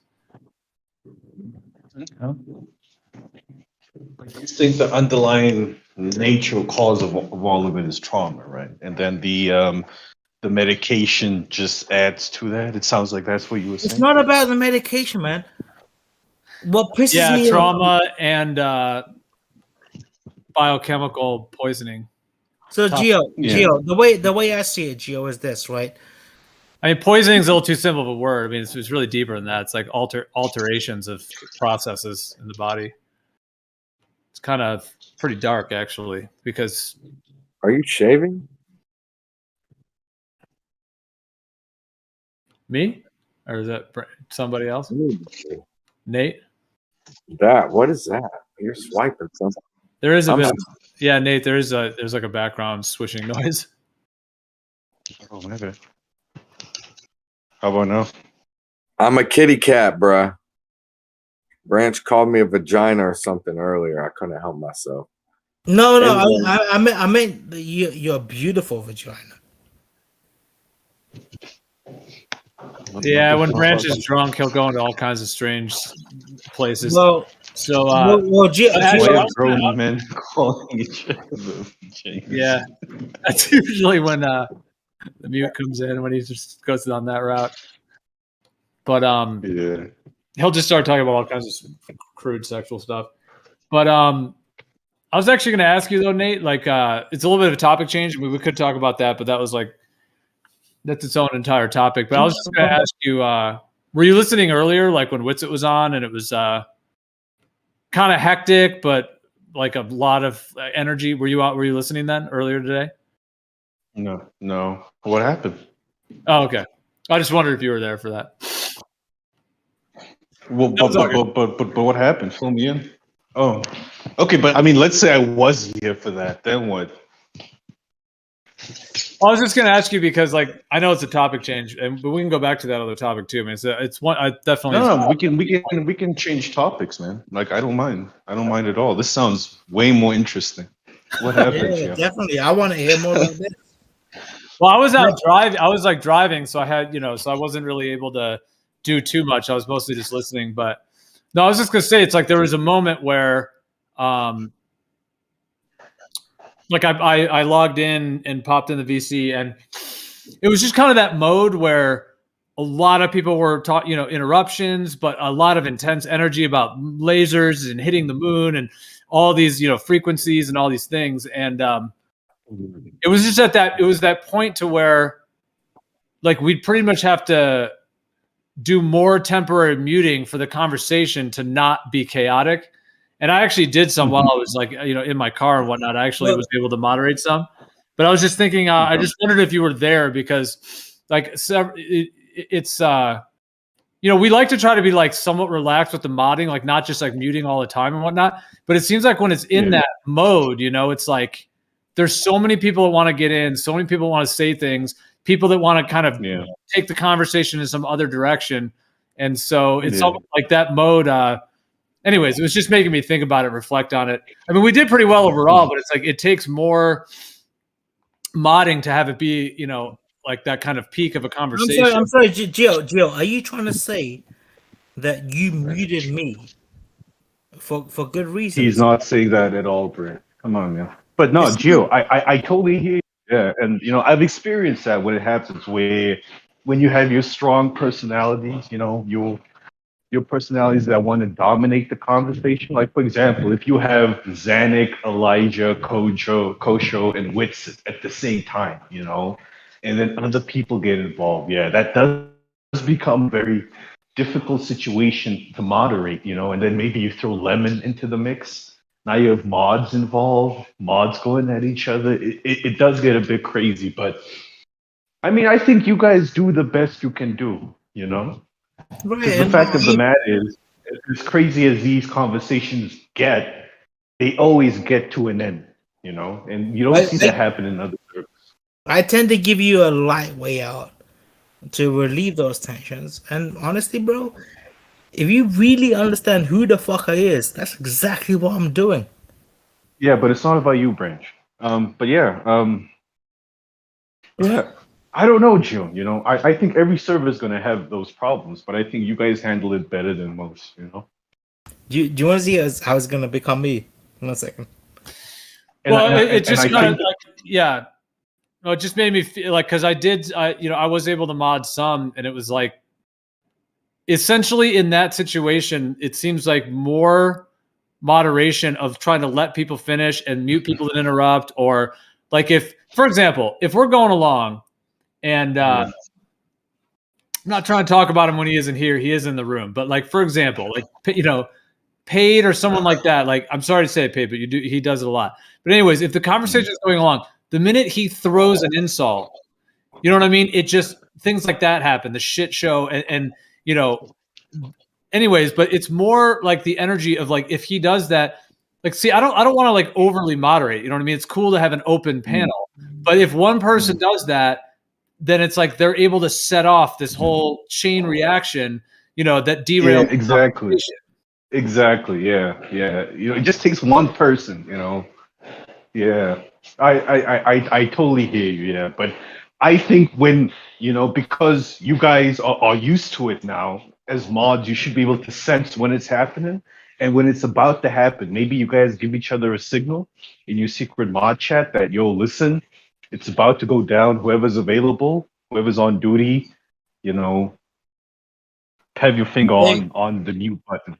Hey, Gio, I will say be this, a bit more aggressive in your approach during that specific situation, and there's nothing wrong with that. There's nothing wrong Nate and Gio, with having.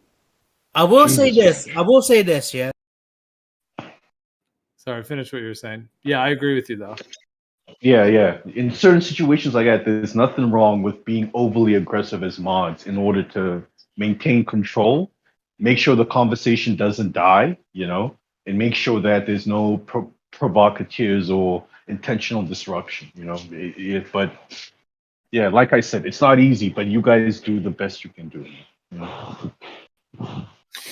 Yeah, no, it's definitely, yeah, I agree. Well, because the thing is, when in the heated moment like that, yeah, there's people that will do the interruptions or the different things, and it's like, in a way, often when I've done more modding at those times, it's actually better because the people, they're actually, like, for example, if you have two personalities, like let's say it's like today, it was like B-Ball and Brian Leakey, like they were. Oh, that I saw. That I was there for. Brian and B-Ball.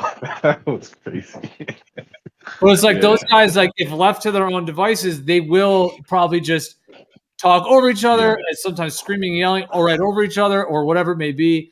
And it's like at that point, no one can hear what's going on. So to do just like little temporary muting, even though it takes more work for us, it'd be nice if they could just do it on their own. But sometimes, obviously, the energy is, happening. So it's like I know I did that a bit today, and it was like it was good because we were able to actually hash through more. Because what would have just turned into a dumpster fire and kind of gone off the rails by just doing the temporary muting, like they were both actually happier, because they're like, okay, they know. Like Brian, like knew that B-Ball was muted for 30 seconds, so he knew he could say his piece and not, because it's like both sides do like little tactics. You know what I mean? Like, okay, it's like they'll pretend to be quiet and they'll let the other one say their shit, and then right when they want, they'll just boom, interrupt and like, out of nowhere, yeah.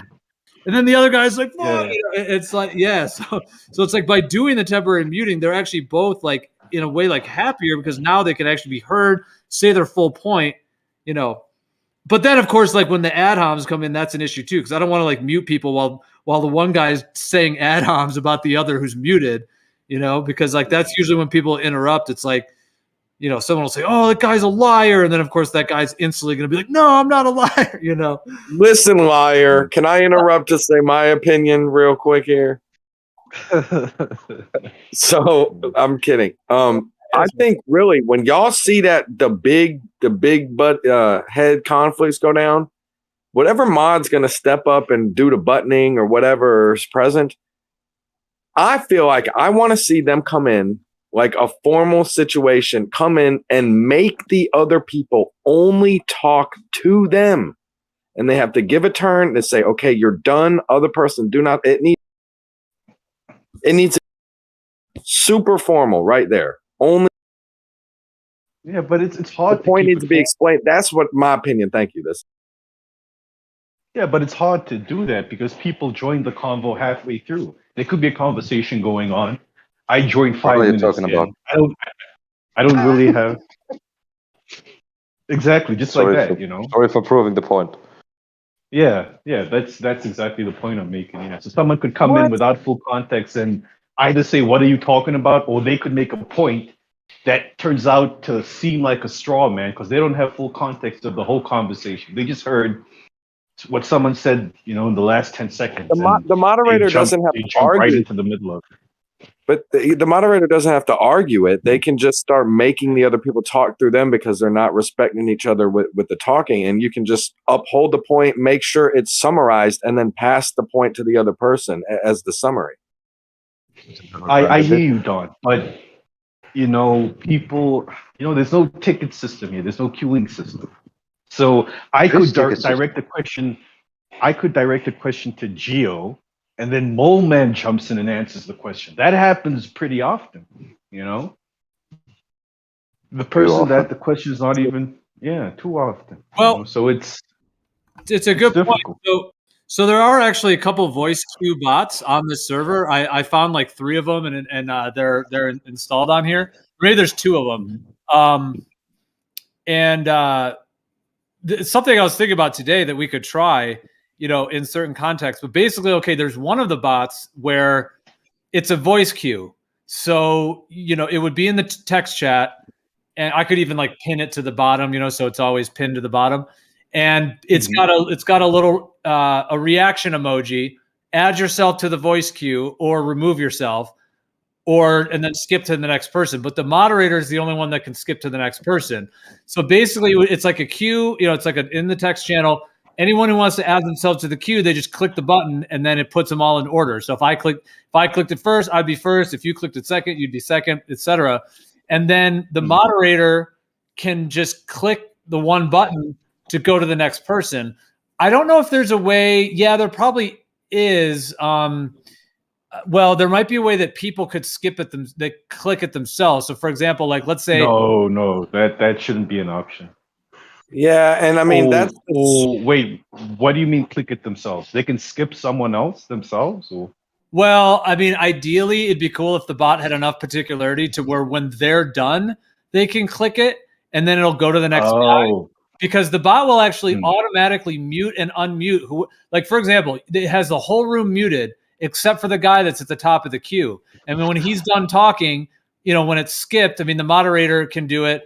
I don't know that it's like that it's specific enough to where you could click to pass yourself, but you can't just skip through other people because obviously then everyone's going to be, you know, unless there's like a good honor system. Like if everyone has that mod power, just skip to the next guy, then obviously people might just, you know, skip it. So that would have to be like a trust system because I don't think that the bot would allow it to be. But anyways, but even if the mod does it, but the point is that everyone in the room is muted except the guy at the top of the list. And whenever it's skipped to the next guy, it mutes the guy who was, you know, talking, and then it unmutes the next guy in the queue. And then you can just keep adding yourself to it. And then every time the next person. So the conversation would be a little different because it wouldn't be quite as organic in terms of like kind of just open, but it would be way more controlled, more like a radio show, you know, and it's like you could have your full 30 seconds and then the next guy. Granted, you know, you might have something to respond to from 2 guys ago, you know, or 3 guys ago that you have something to respond. So obviously it's not as much back and forth.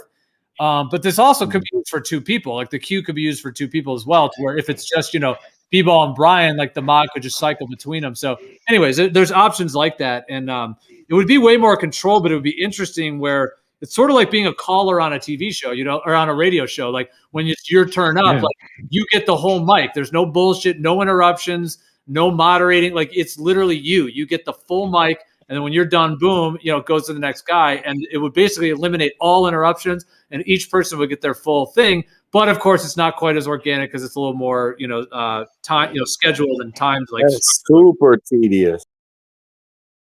Yeah, it's very tedious, but we should test it out. You know, I don't think we should be afraid to embrace technology like that. Let's give it a trial run, Joe. Test it out for a week, get feedback from people, see who liked the bot, who didn't like it, what changes could be made. You know, but there's nothing wrong with giving it a try, man. Give it a try. Give it. Yeah, give it a try. Yeah, Give it a as soon as they be like, one-week he'd be trial. like, all right, bot initiated. You gotta get Yeah. Yeah, I mean, we could try it. Like, I mean, if you know, if we could always do this in like the other like live stream too, as well. Like we could do it in the other live stream, but if we did it in here as well, like it wouldn't be for the whole time, but it might just be like, you know, hey, let's do this for a half hour, or you know. But yeah, it would be worth trying. I think it'd be interesting to try it, like a voice cue. And then there's another bot that I have, which it doesn't really like mute and unmute people, but it basically just puts everyone in a list, and then the moderator can skip through them. But it's similar, but it just doesn't mute and unmute automatically. But yeah, it's like a voice cue kind of thing. Yeah. Yeah. And it's not like the bot's going to be needed all the time. It's just in those situations where it gets a bit too frantic, a bit too Y'all better. The bot's heating up. Watch out. He gonna bot you. Yes. Yeah. But also it'd be Something like interesting, like to do it from like a live stream host perspective. So let's just say that I'm hosting it, or whoever one of the moderators is actually, or Witsit, for example, because obviously when Witsit's here, like when he's talking, you know, there's a lot of people responding to him, and he's kind of, you know, in a sense like the center of whatever the discussion is, because he's making points and saying things. And then, so in that case, it'd be interesting to where like, and this could go the other way. I mean, it doesn't really have to do with what you think the shape of the earth is, but it could be like that, to where like, you know, whoever the host is, whatever, you know, whatever their view on the shape of the earth is, but either way they're hosting, and then people are joining the queue, and then they're kind of like the radio show host. So like they might say a point, and then, you know, let's say it's about bouncing lasers off the moon or whatever, and let's say Witsit's hosting it, and then like if you added yourself to the queue, you know, and then Don was second, then I was third or whatever, as we add ourselves, he would like ask the question or make the kind of point or whatever, and then say, hey, do you guys have a rebuttal? Boom. And then if you were the first in the list, and he would say, okay, Nate, you know, boom, you're up. And then you would say your 30, 45 seconds, you know, point. And That's then perfect. Joe. And then he would like respond to you and be able to rebut it or be able to respond, and then maybe even give you a chance to respond as well. And then at some point he would go to the next person. It's sort of more like taking calls, like in terms of like a live stream host kind of vibe, or it doesn't have to be taking calls. It's like a voice queue system with that. But the thing is, anyone could host. Like it wouldn't only be Witsit or moderators. Like anyone could. Like because there's like a guest live stream host role as well. So I mean, if you wanted to host, you could host. It could be the topic you want to do, and then you could be controlling the voice queue as people, you know, are either asking questions or bringing up different points. So yeah, there's a lot of like options there.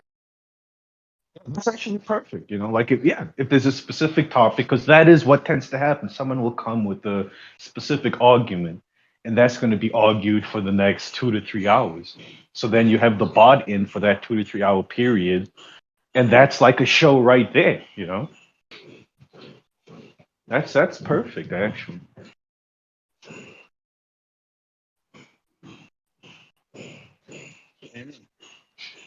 The whole giving other people control of the bot thing, you know, if you want to do that, yeah, if it was my server, I wouldn't feel too comfortable giving people who ain't mods control of a bot in the server, you know. But maybe if there's like proper controls around the bot, there's, you know, very limited things they can actually do with it when you give them control.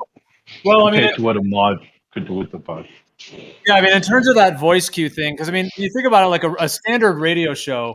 You know, let's say you had the guys hosting the show, you know, George Norrie or whoever it may be, and you know, when they're like taking calls, yeah, that's basically what it is. It's a voice queue, you know. So there's a topic. The live stream host or the host is kind of, you know, bringing up the point, giving some history, some background, whatever it may be, and then boom, first person comes in, and then they say their point, and then there's some back and forth and some, whatever it may be, and then obviously they move to the next person. So I mean, that's basically that kind of style. But I mean, in terms of the bot in here, basically the way it works is I just have to tell the bot which roles it recognizes as a mod role, and the only real thing it gives you to do is lets you cycle through. I think it lets you remove people too. So, I mean, it's fairly loose in that way to where, let's just say like, you wanted to host an hour on a particular topic or whatever. And if you wanted to use that voice cue bot, I could give you the role to do that. And it's not going to give all kinds of other, powers to do things. It literally just gives you the ability to control that particular voice cue, so. Yeah, but the thing is, Joe, they could be someone I don't like, and I don't queue them up, or I keep skipping them on purpose.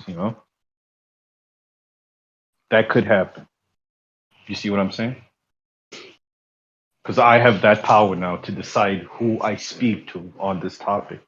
Right. But I mean, if you're the, I used to call it, it used to be called temporary live stream host, but I think I changed it to guest live stream host.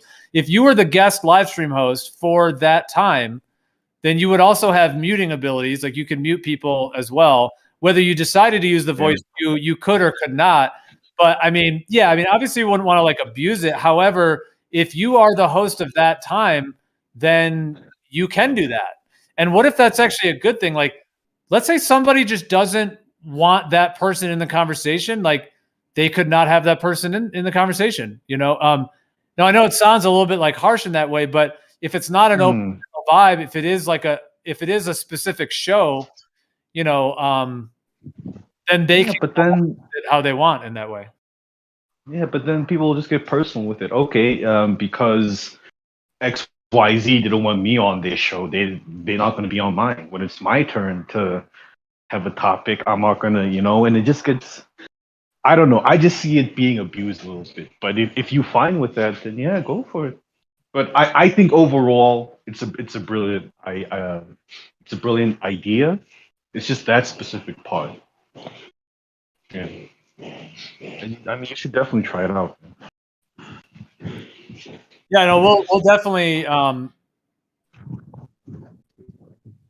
Yeah, like I mean the way to do it is like we've talked, having like, for example, 2 live stream rooms. So like this room would always be open, for example, an open panel, obviously within reason, within moderation, but more of that open energy. And then like the other live stream 2, for example, could be like we've talked about for more like structured debates or things like that. So really what we're saying would kind of more fit into, in terms of that structure, more like in live stream 2, where you're not really like shutting down the kind of open panel show to do that, where people can choose who's muted and who's not. It's more of like a specialty thing where, it's kind of like if you were hosting a debate, for example, then you would have, let's say 2 people, 4 people, whatever it is debating. And yeah, like you would have control. Like it's only those 4, and you would kind of, host it in that sense and, let people finish or, give this side 3 minutes to say their point, the other side 3 minutes. So it's kind of like, similar to that, but with the voice cue thing. Yeah. I mean, I know what you mean about like skipping people or, dramas like that. But at the same time, if somebody is hosting, then it's like they're curating the content. So just like, George Nori curates the contents of his callers, like he dumps the caller when he's, when he wants to move on or whatever it may be. And in a way that makes it interesting because then you're kind of getting like, something that he's kind of, kind of leading in that way. Then actually that's actually perfect. Then if it's going to be in a separate live stream and you get to decide, how it's structured. Oh, then that's perfect. Yeah, and then that way, if let's say, I'm not sure if you were here a few days ago when Banso and I were trying to have a discussion and it kept getting interrupted because it seemed like people didn't really want to hear us have that discussion. Yeah, then we could have taken it to the other live stream. And then people that want to get involved, they can come there, while the other VC, stays as an open panel and they can carry on talking about something. Yeah, it's actually a pretty good idea, man. So then, is it to say that the bot wouldn't be used in the open channel live stream? Or Yeah, no, I hear what you're saying. I mean, it's all kind of options. Like, I mean, like we could also have it to where even in the open stream, if it's kind of that peak moment where a lot of people want to get in and there's possible interruptions, yeah, we could do a voice cue thing, kind of in the moment in that way. Or we could save all that for the separate live stream. But yeah, that was a good example what you brought up. I think I know which one you're talking about. You and Bandsaw were going back and forth, as you guys do, and you were going very deep into that particular topic. And then somebody else who wanted to kind of, I'm not going to say derail, but they definitely wanted to push it in their direction, as it were. So they then started like, boom, saying certain things, and then it kind of sidetracked the conversation you two were having. And so when it's an open panel like that, it is an open vibe to where, that can happen. Granted, yeah, you could, the moderators can still moderate to keep it on topic and whatnot. But anyways, yeah, like for example, if what we're talking about, like if it was structured more to where Bandsaw was the live stream host or you were, for example, then you guys could have actually kept that conversation going. Maybe you could have brought in some people, if they wanted to like ask questions or kind of add to it. But yeah, like you guys could have actually done that without, basically being blown by the wind into something, something else, Yeah. I hear. Joe, just give me 5 minutes, man. I'll be right back. Yeah, me too. I got to do something, but yeah, I'll be listening.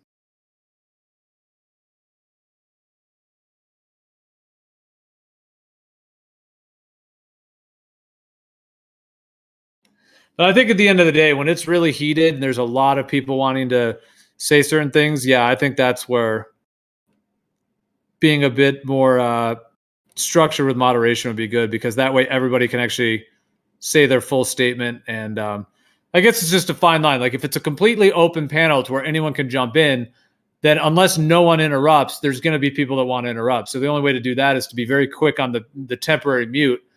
So if someone's right in the middle of saying their point and then someone else comes in to sideswipe them, then yeah, just like instantly mute them and then, unmute them after. But it gets pretty, like it takes a lot of moderation to do that, but it's the only way to like have it open and try to not have people interrupt each other.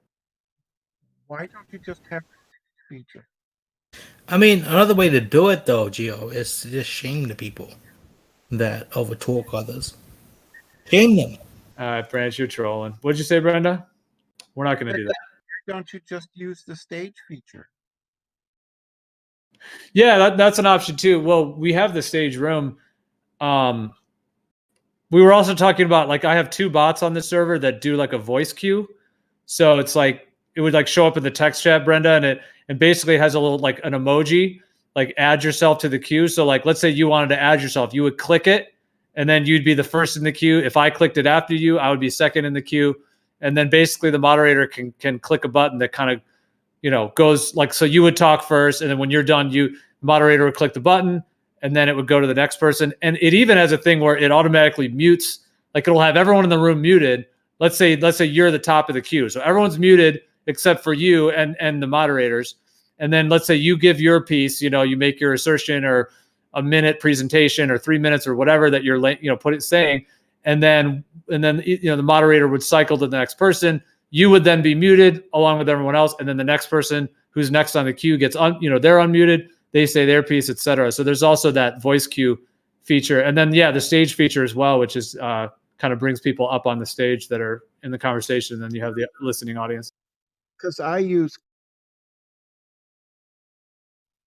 don't know if you've ever heard of Clubhouse. I use that. A lot of my friends have gone to Clubhouse from Discord. And that has the similar kind of structure. You have speakers and an audience, and then people can be brought up to speak, and then they can be put down back into the audience. But if you're in the audience, you can't talk.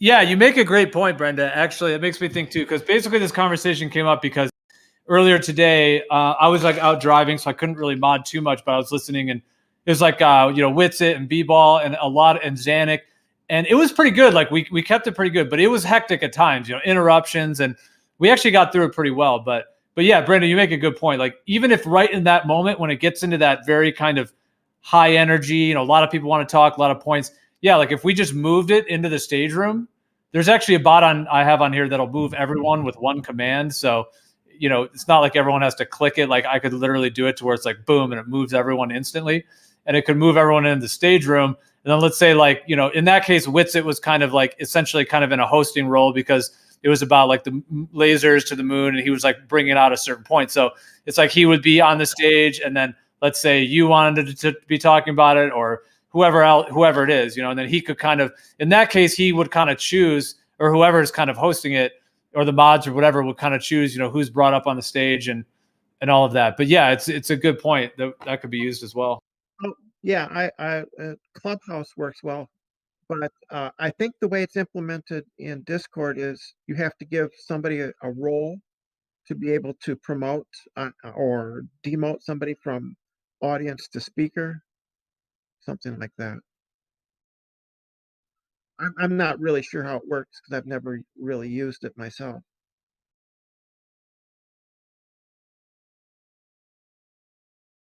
Yeah, it's basically called like a stage moderator is how Discord does it. So if you are a stage moderator, which can be attached to a certain role, like, so let's say, you know, a moderator role that someone already has would automatically make them a stage moderator.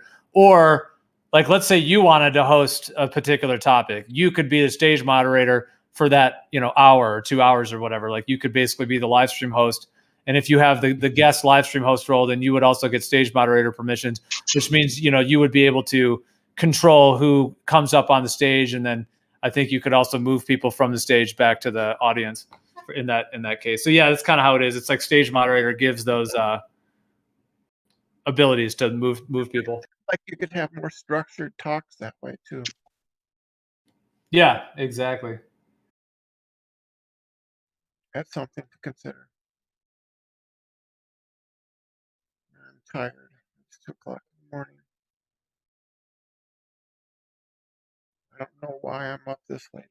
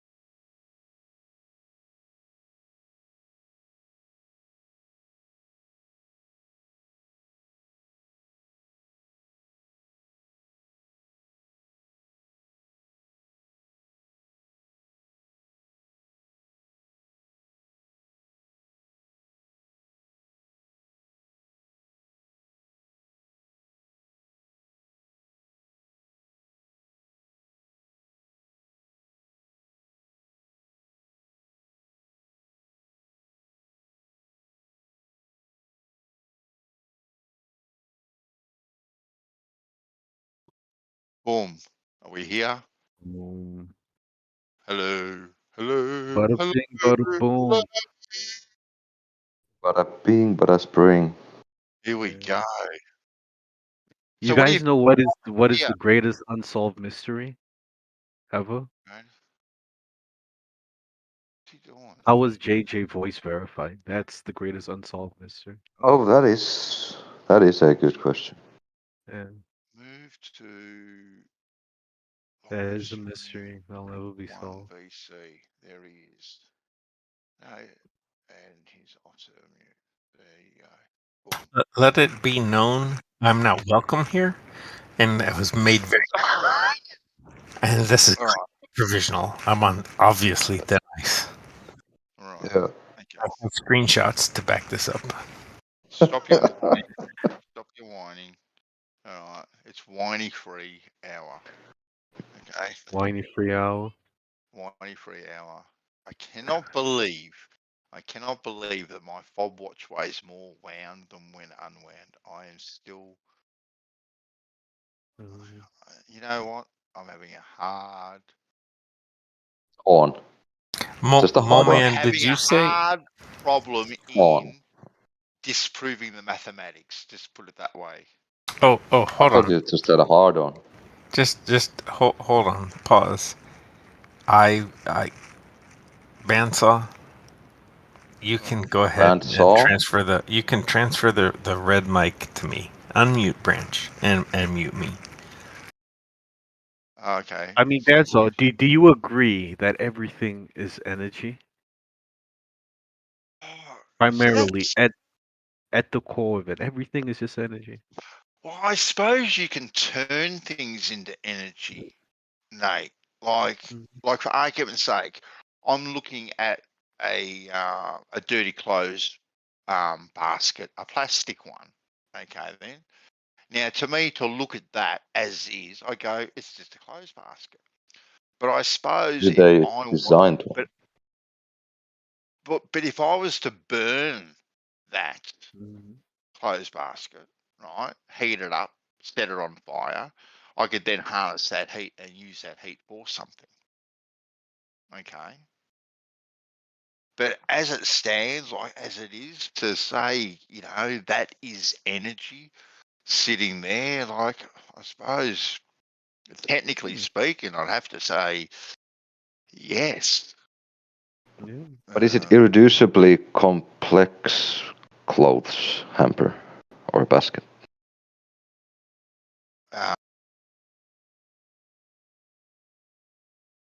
No, I don't know even what you said then, Mel, man. Yeah, I didn't hear that It's either. okay.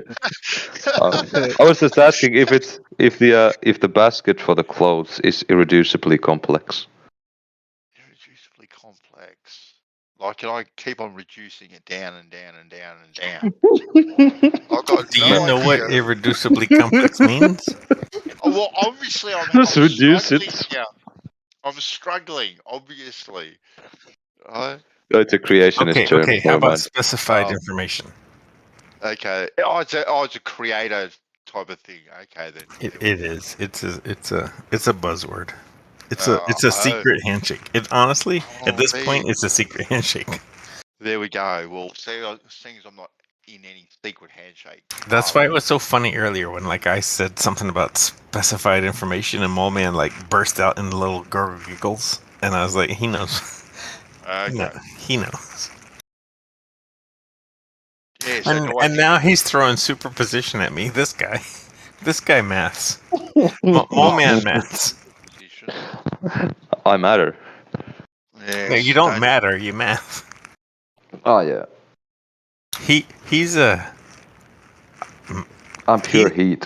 He works at this construction factory, but really he's an engineer. That's what's up. But yeah. Yeah, he's not working. He's managing. He's telling people what to No, no, I'm not. How do you know? How do you know specified information, irreducible complexity, and superposition, and yet, come on, You can't bullshit me that Read and hard. listen about them.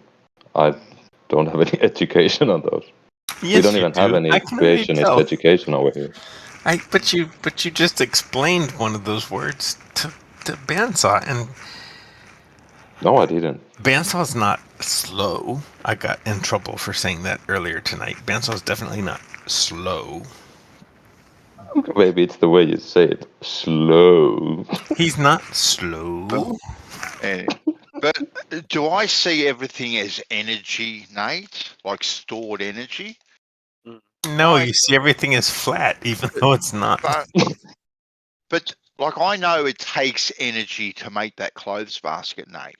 Right? It's got to go through our extruder. It's got to go through a pressing process. Like it takes energy to make it. But do I see it as energy per se? Like the whole thing is energy. Like every one of those little molecules, or whatever you want to call them, particles, atoms, whatever you want to call them, you know, that's holding it together. Do I consider it energy? Well, I suppose on a simplistic level, no. But I can see how it could be turned into energy. Yes, my man. Potential energy. Well, potentially you can turn it into energy. Yes, I suppose. Potentially, it could be potential turned into potential energy. Is a form of energy, right? If you want to say all matter is potential energy, I'm not gonna fight with you too much about it. But yeah, potential energy Did is a player type of 4 energy. just enter the chat? yeah, If but it's in potential. yeah, but to look at it, to look at the clothes basket though as some sort of resource that has stored potential energy in it, like a spring, like a battery, like a rubber band. Yeah, but These sort that's of up to things. you, right? I don't see it that way specifically. No. You're deciding to look at the basket half empty. Branch, I swear to God, if you start talking about UFOs again, I'm gonna be really upset. And I mean the same way matter and energy are the same thing, time and space are the same thing there. So Time and space are the same thing. Oh, Well, actually, if you can really, we keep it? you, We you keep it know, to the clothes an interesting notion about gravity is that time itself causes gravity. Branch, we're talking about clothes baskets. No, gravity causes time, dude. Keep it on topic. And refraction. clothes baskets, okay. Refraction proves gravity. Bandsaw has told me this repeatedly. Well, Banswell says it must be right. That's what I'm saying. If Bandsaw says refraction proves gravity, then gravity must be real. Yeah, that's what I keep saying. Banster's always wrong. I don't know why. It's so annoying.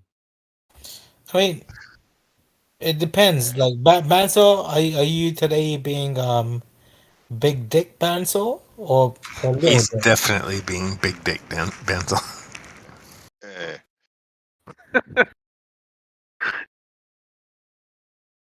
Is there a night where he isn't a big dick banter? Mole Man, are you ready to admit your education? Admit my education? Yeah, your My education is substandard. your is not substandard. No, to be fair, I've only studied logistics. Anyway, I want to get back to this energy thing. Right? Let's ask Mole Man about the word Fourier. No, don't. Word what? Fourier? I want to keep it on track for 5 minutes. It's not you, Banswell. Banswell, these people don't want to talk to you. Just mute yourself for a second, please. Bandsaw mute himself? Are you kidding? He could never. I'll tell you what. He doesn't even know where that button is. I'm not sure you have him. What do you mean, the word foyer? Well, what's the topic right now? Yeah, sure. Foyer. What's the topic? Isn't that a lobby? We were talking about. No, Gio, as long as you keep it fun, Gio, you're allowed. Otherwise, I'm going to mute you. Well, stored energy, potential energy type of stuff. I brought up the springs again. Yeah, you know how we've been talking about the springs and how a spring will weigh more when it's wound up because of the energy apparently that's in it. It'll weigh more. which is what we've been talking about for the last couple of days. And Nate is saying, Gio, what he said. Nate is saying everything. You got to look at everything as though it's energy, right? Nothing more, nothing less. It's just energy. Like if I get that clothes basket, Nate, right? If I get that clothes basket, now what I did with the spring, all right? I wound it up, made it tighter, compressed it a little bit, and now you say, for some reason, it weighs more. Okay, because it's got stored energy in it. No. It Honestly, now weighs more. Banzo, what he would say is stop being a little bitch and fucking with clothes pegs. Be a man. Anyway, What kind of man fucks around all day? It's the same with a rubber band and all that sort of stuff. Like when you change it, when you compress it, when you do any of these things with matter, when you change its form, all of a sudden now, like if I was to compress that clothes basket or twist it somehow, right, and kept it in that twisted position, okay, it now has some sort of potential energy in it because if I release it, it will go back to its shape, right? But that twisting motion and keeping it in place, right, is going to make it weigh more. Yes, right? Same principle, Nate. The compressing it, Compressing will it, make it weigh. twisting it, whatever I do to it, however I change its shape, okay. Like if I get the clothes basket, okay, and I get a bit of 4x2 and I lean it on the edge, on one edge of it, and one edge collapses, okay. Now if I remove that bit of 4x2, it's gonna spring back up into shape. So there's potential energy there. You would agree there. But now because there's potential energy in that clothes basket, right? It now weighs more. Yeah. Yeah. Yeah, because whenever we weighing stuff, we just weighing energy. It's all energy. That's why potential energy is only found in matter. You wouldn't say light is potential energy. But I mean, yeah, just see matter as a form of energy. It's all Well, energy. light weighs stuff. Light weighs. What do you mean? Well, Moleman sent me a link yesterday, a physics link or whatever the link that he sent me, that said if I got a cardboard box and went into my walk-in robe, turned the light off, right, opened up the lid, right, closed it, put some gaffer tape on it, right, and so it's all dark on the inside, okay? Yeah. And I was to put that box on a scale, it would read X. Now I get exactly the same box. I open it up. I get a torch. I shine it in there. I keep the torch shone in there. I close the box up. So now I've trapped light in there. Seal it all up so the light is trapped in there. Put it on the scale. It weighs more. Yeah. I know. It will weigh more. Yeah, this is because there's more energy there in the system.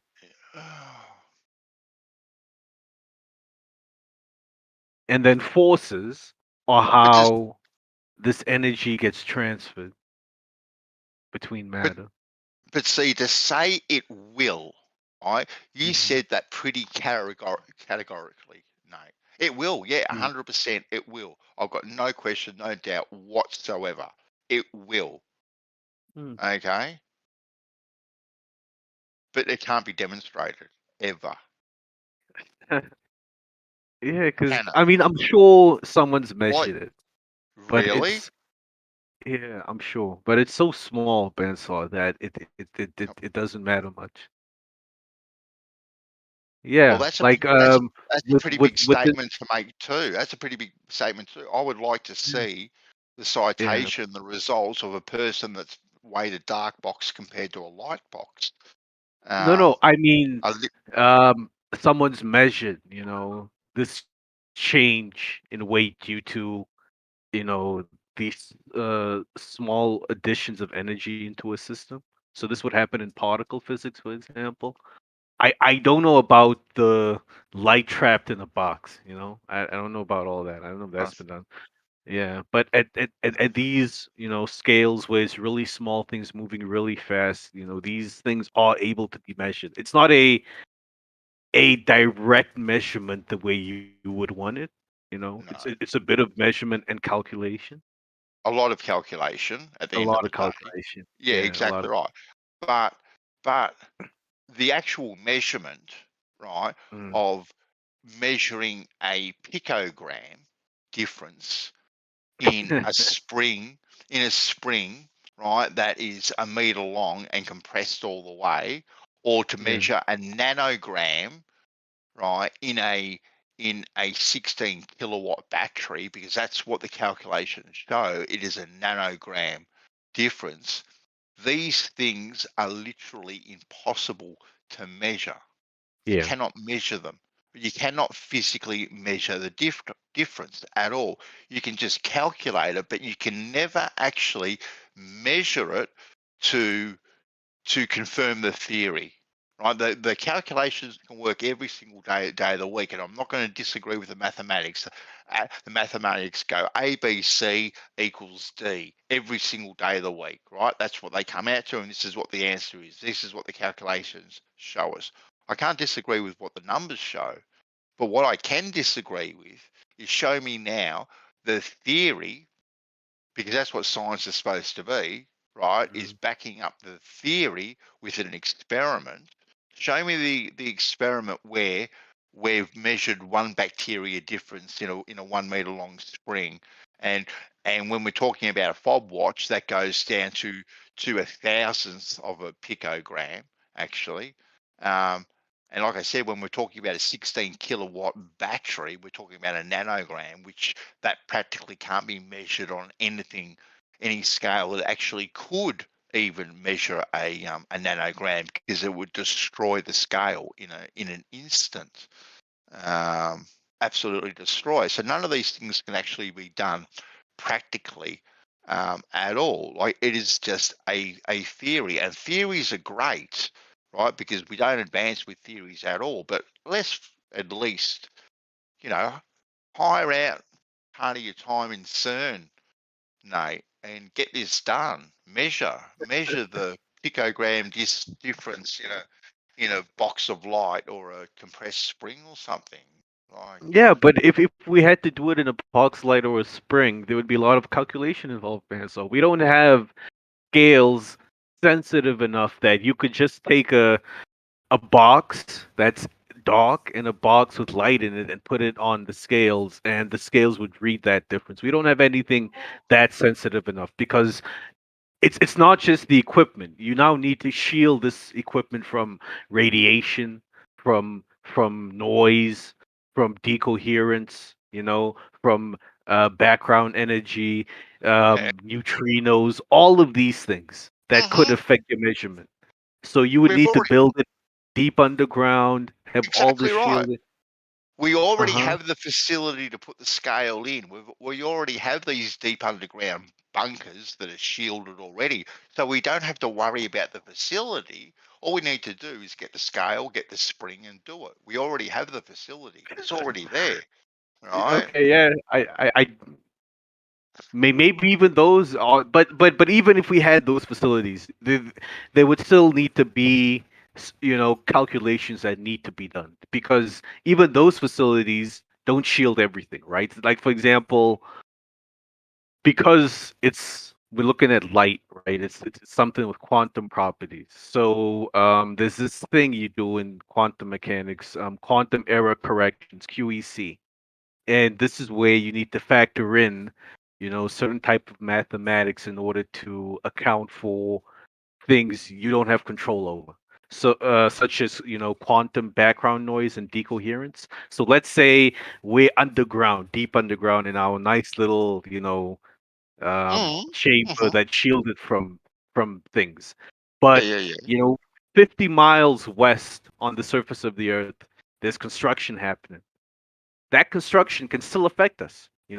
There's because that construction and us, everything in between is in quantum coherence. So we're all kind of connected, all in a superposition. And this creates background noise, you know, that we Well, we need to account for. Yeah. well So we don't have to. everything everywhere can affect us. Well, we don't have to worry about the superposition because it'll only ever be in one position. It won't be in two positions at once. It'll only be in one position. So we can Yeah. rule out the superpositioning. When it comes to the quantum stuff, we're only talking about a bacteria. So we haven't even got to the quantum level. We're at a bacteria. So it's not even close to the quantum level here. So we can rule out the quantum side of it as well. So we've already ruled out two hurdles. Right now, we already have the bunker underground that is shielded, right? So we Yeah. can rule it. We can rule out that too. So we've just ruled out three of your hurdles, right? Okay. Right there. All right. Yeah, I know what you're trying to do, right? You're trying to put in the. You're Yeah, trying to put I'm up just all saying these. that there's all these things you would need to factor for Banso, which makes this a very difficult um measurement to do directly. No matter what we do, there's going to be mathematics and calculations that we need to lean on. Make sure Of we've accounted course. for as much as possible. Yeah. And I've Okay. got no problems at all you Okay. using whatever mathematics you've got to use to get it done. But you need to get onto your people and say, build me this scale, right? We want to do something that's practical, right? We want to see something for real. We just don't want to hypothesize anymore. We want to break through to the next level, right? Because this will break you through to the next level, right? I guarantee. Yeah. Either that or taking a direct measurement, like I said, one of the two. You either measure a picogram in a scale, or we take a direct measurement. Start a GoFundMe. Right? I'll donate Yeah. $1. Yeah, but the problem is, for most people, this isn't that,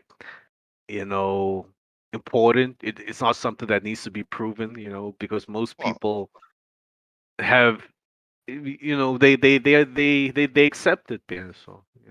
so are you Or telling me you wouldn't donate $1 to the GoFundMe? I would definitely. I would. Exactly right. I Phew, would. It's just lucky. I I don't thought you were going know to say no. if they would let us, even if we had the money, if they would let us, just Do to what? measure a box that's dark and No. a box. I'm talking Wow. about measuring. I'm talking about measuring a straight line. Is all. You want to measure straight line? Yep. What? Yeah. Just doing a straight line. That's all we're doing. Did a whole 180 on me. I thought we were talking about measuring the box. All right. What? Yeah, but measuring straight lines, you can call up your friend, right? The surveyor. Oh, any surveyor can do it. I'm confident. Yeah. Can do that quite easily. Yeah, And then you we don't just need a kilometre and a half of pipe, which we can custom order, $7.5 grand in Australian dollars. Get that done as well. Boom. Happy days. Yeah, you guys should actually do it. We'll start the And I think GoFundMe, mate. once Start once the that's GoFundMe. I'm done, the ideas guy, right? I've given you the idea. Now make it happen. You're a tech wizard. You know how to do all that sort of stuff.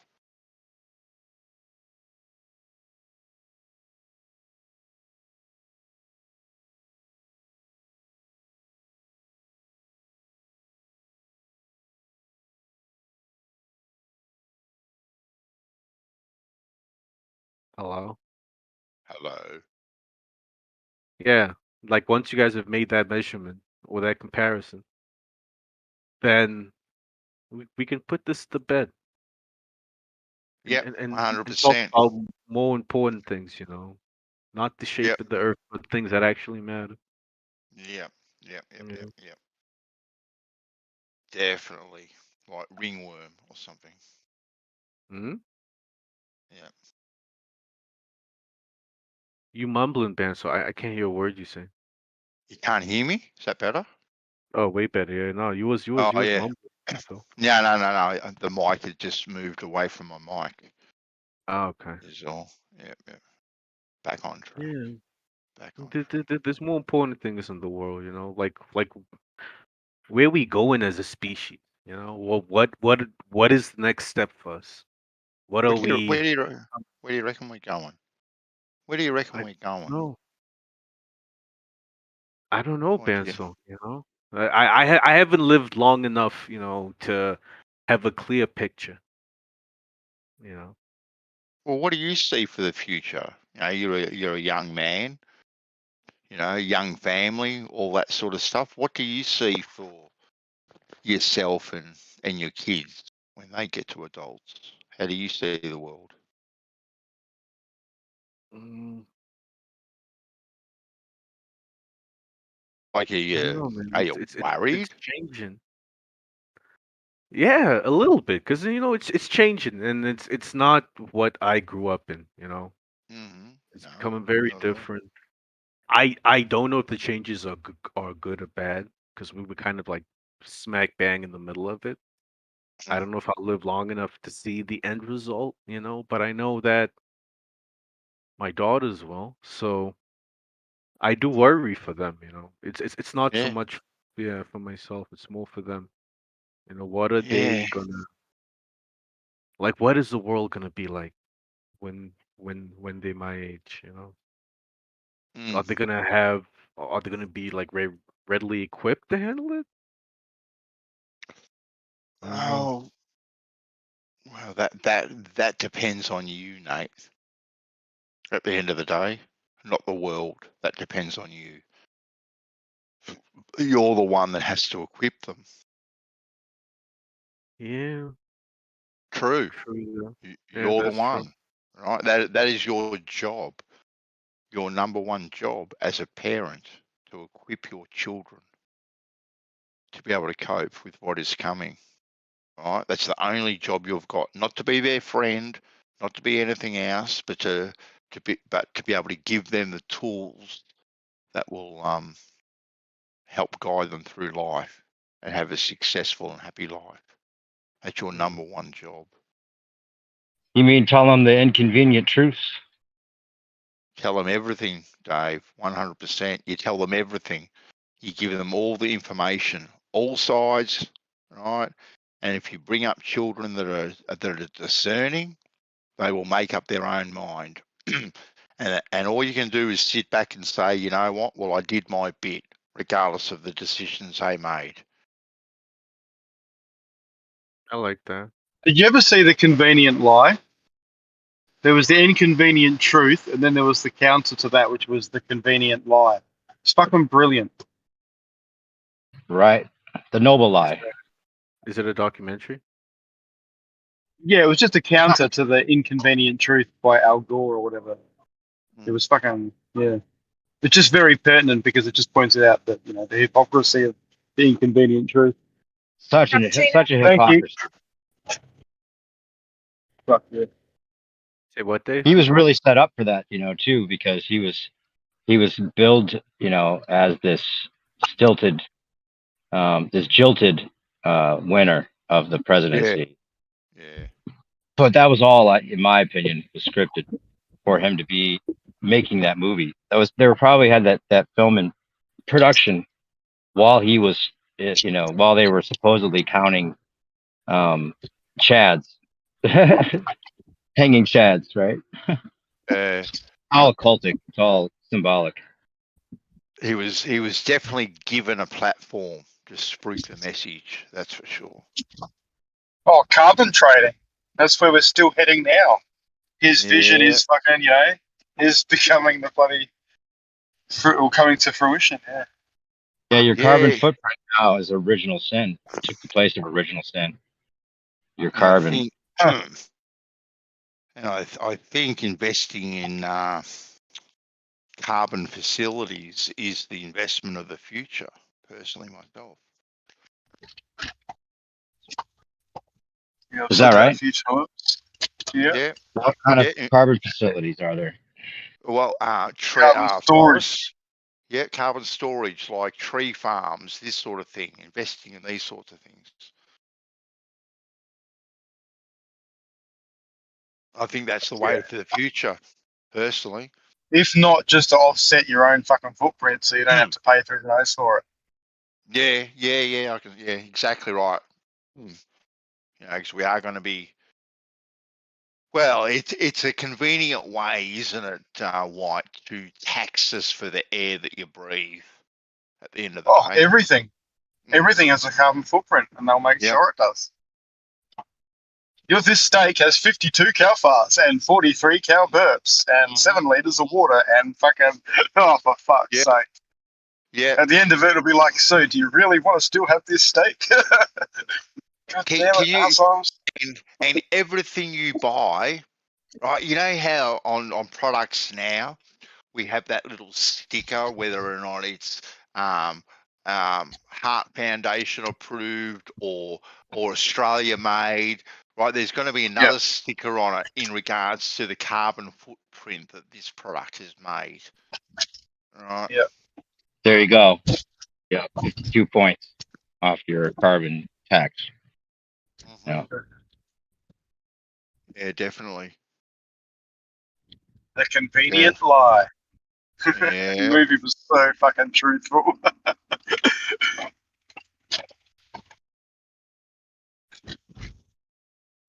Yeah, the script was so easy now that you look at it. It's so easy to see because they were the evil oil companies, you know, that were made out to be the bandits at the time with Gore, and then Bush stepped in. One of his big lines was, "We're addicted to oil." Remember that? Yes. Oh yeah. I do actually. Yeah. Yep. Interesting. Now the shoe's on the other foot, and the ones pushing the juice are the ones on the other side. As in, it's a different type of lie.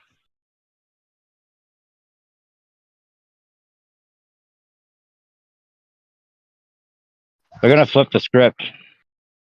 It's all set up for that. Bad guys are all in place.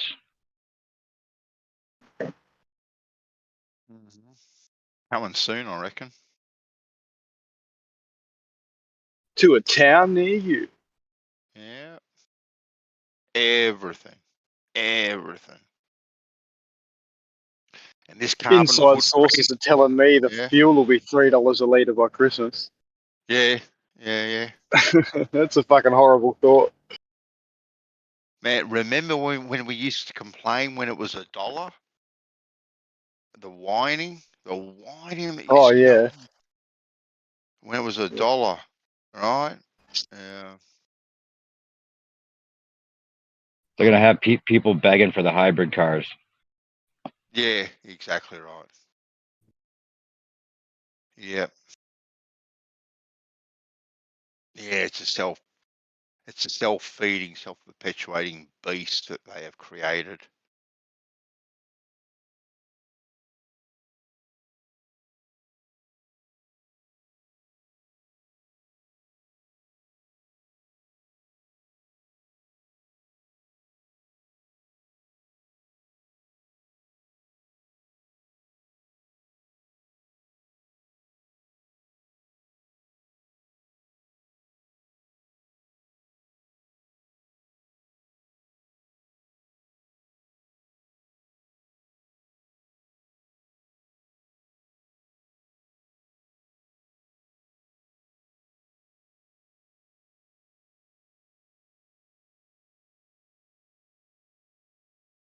Back to the topic you were talking about when I first came on.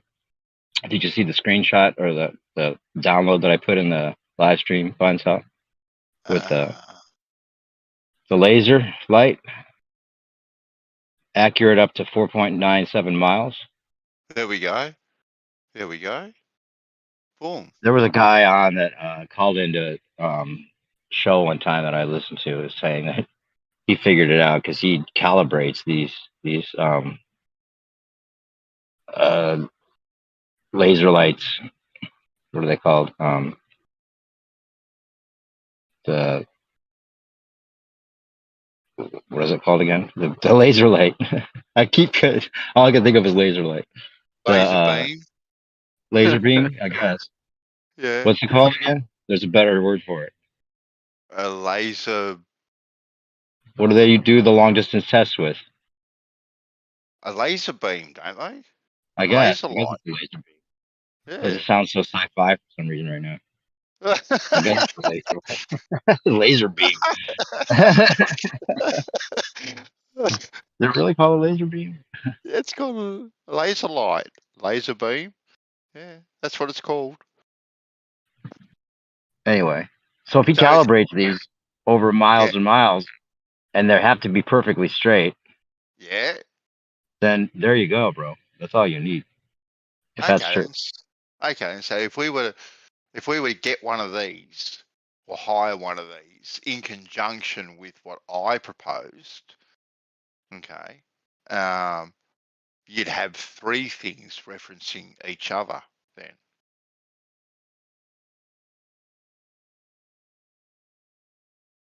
Seems very Right. doable. Seems very, very doable. But just the fact that he calibrates them for 5 miles and they have to be perfectly straight. What does that tell you right there? Welcome Oh, to flat exactly Earth.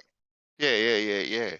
But if it's perfectly straight over 5 mile, it's going to be dead on the money over a mile or and a half with what I'll propose. Sure. It's going to be dead on the money because what I'll propose is only over a mile and a half. So if you were to get this, you could check all your marks with this tool and make sure that they all line up as well. Make sure that they are all in line to one another. So you get the straight line established.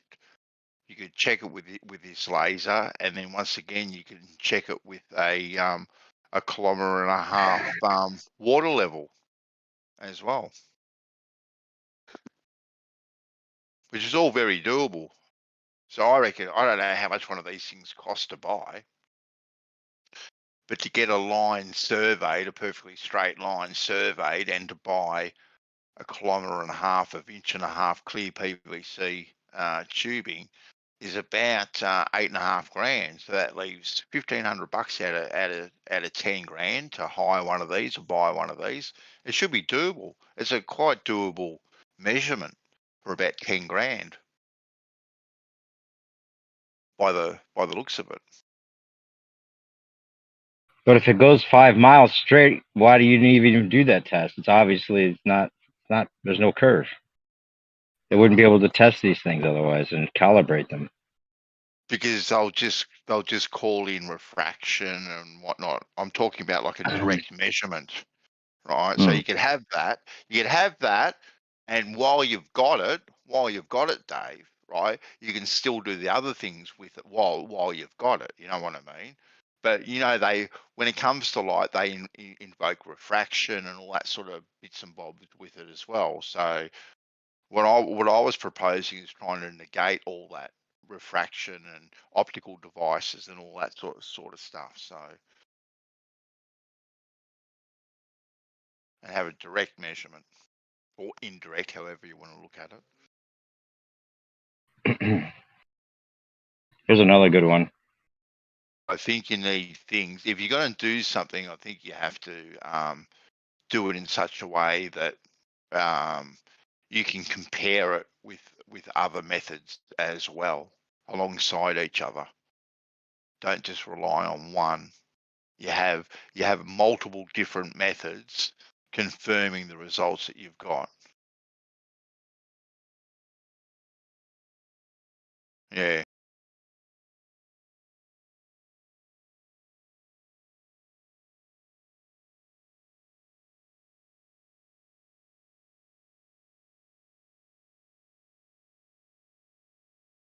Laser lights don't lie.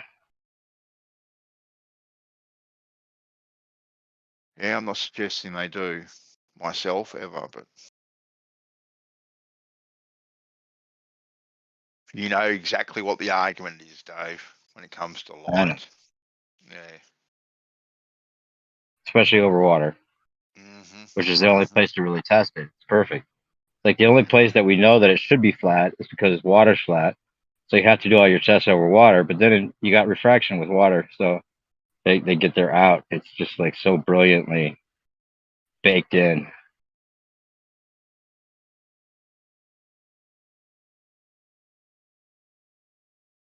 Yes, unfortunately, it is. Infrared even gets even better, right? Mm.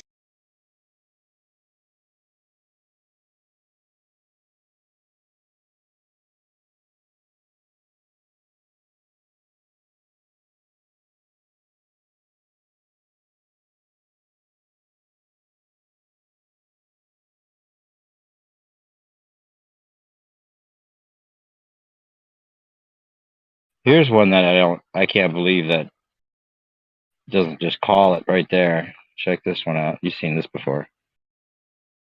Oh yeah, that's the classic, isn't it? Yeah. What do you say to that, Nate? I can't What? really read this one very well. What do I say to when? The one I just put in the live stream. It's got all these mountain ranges and peaks and everything with the distances and the height and everything. It's a orthographic view of it, so you can see that the distance between the two places there's no fucking curve. How? What? I can't read those labels. Yeah, you'd have to be able to read the labels. It's not a very good shot of it. I've got the high def one of that. It's like Let's very see high, it. it's very high definition. You can zoom in and see all of it. There we go. You want me to post it? It's Sure. It might take a minute to upload.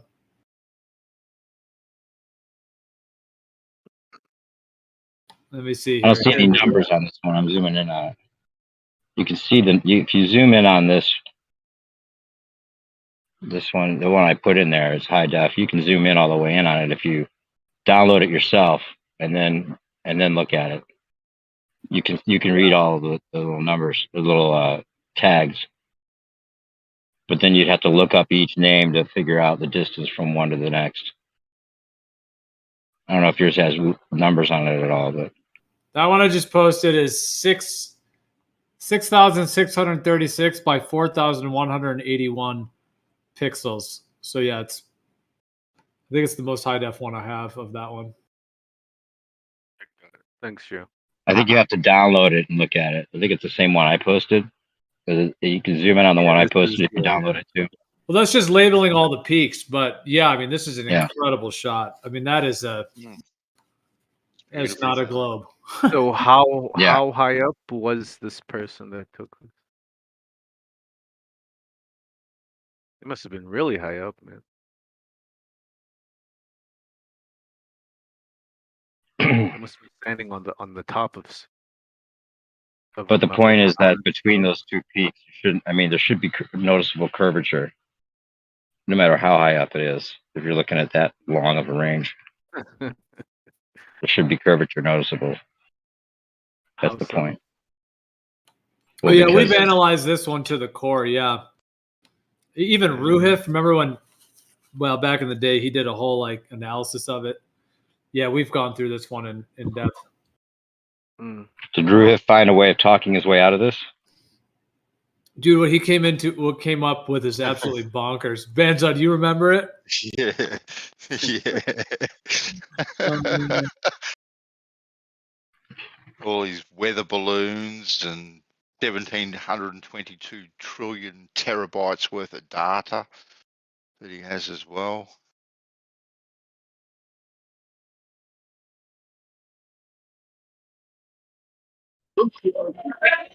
Did he lose some down and fucking drop down a bit?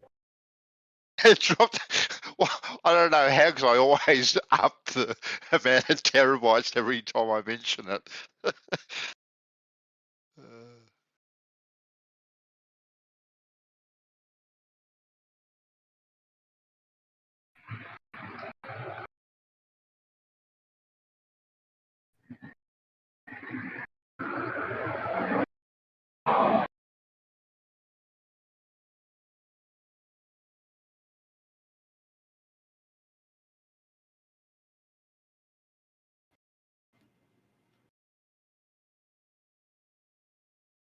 Yeah, I don't know if I have a copy down of the exact stats of that one, the exact observer height. I'd have to see if I have it in my notes, but Okay. it is known. I mean, it's not like it's unknown.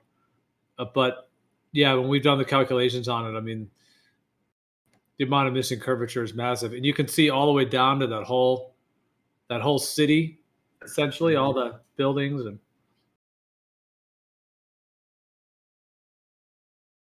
Refraction is the answer for everything, isn't it? About.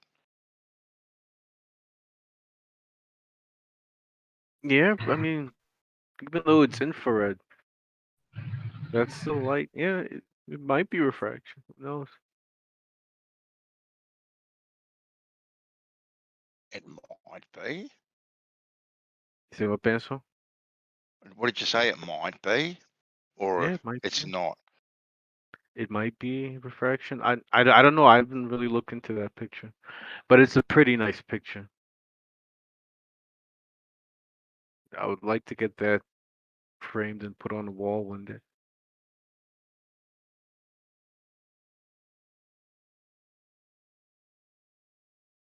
Maybe put a little thing underneath that says "Welcome to Flat Earth." Yeah. Yeah. Maybe not. I'm Maybe joking. not. That is funny. Or maybe a little quote that says, "Look at our non-globular Earth."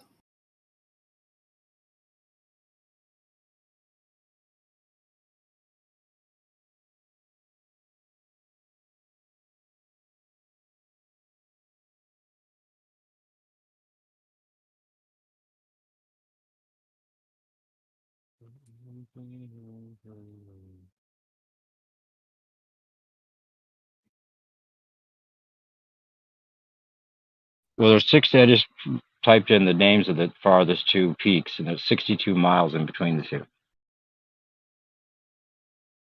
Say what? 62 miles in between the farthest two peaks on that picture. Okay.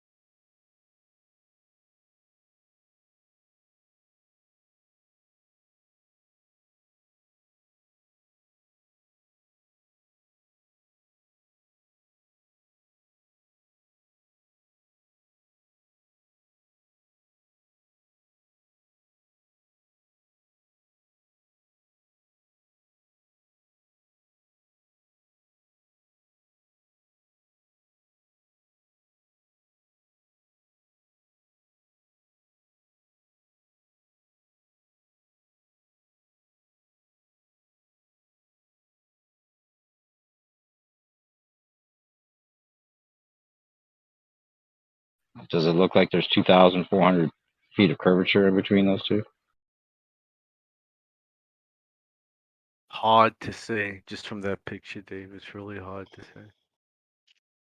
It's a really nice picture, though. But I mean, to make any comment on that picture, like how that is, there's not enough information. I must say, It's really hard to say anything about it. you do a beautiful job in covering your own ass, Nate. I must say. What? You do. It's a nice picture, but I just, you know what? I just, no, Hard to yeah, tell. nah, Hard to you tell. know.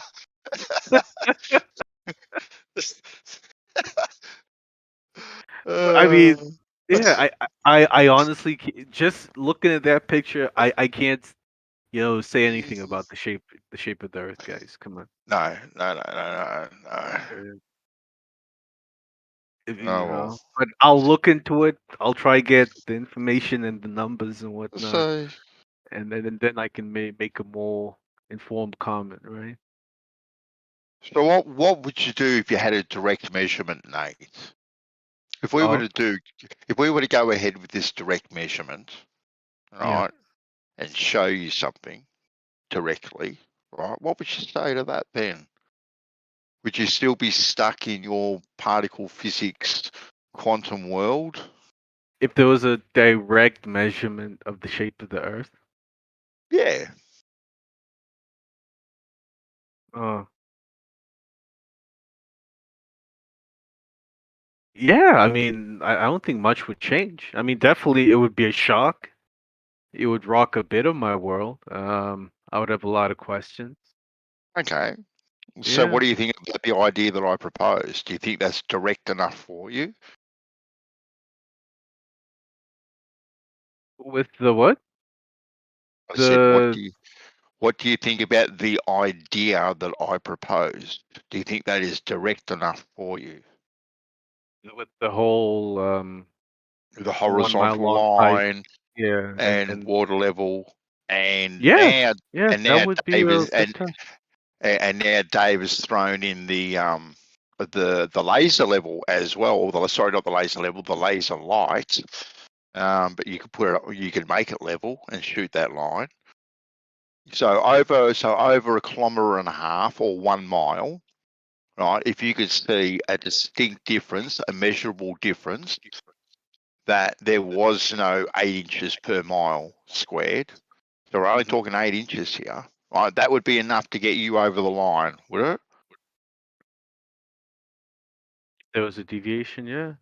I mean, we would obviously have to do it more than once. We'd have to do this test a few times, different situations, But if it was conclusive enough and it couldn't be falsified, I would accept the evidence, man. So I would. How many And then how many from the how many yeah. times do you think it would have to be done for someone like Not yourself to go, yep, that's it, problem solved? I'm not sure, but I mean, not that many. Maybe 3, 4 times in different situations, just to account for all variables, and Yeah. then I would be happy, yeah. And then I would accept the evidence, whatever it says. If it says Okay. flat, it would open up a Pandora's box of questions, right? And I would now try and answer these questions for myself. Okay. Yeah. Yeah. So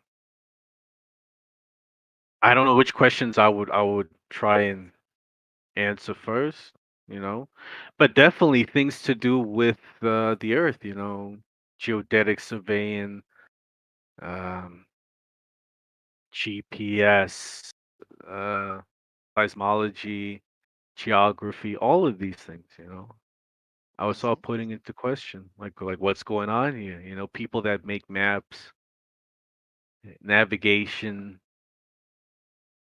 I would definitely question those things. Well, I think people that make maps make the maps, Nate. All right. Now, let's be quite serious here about the whole map making. Like the people have made the maps for where you are. You're in the US. You've got your map. It's very, very reliable, very, very accurate, right?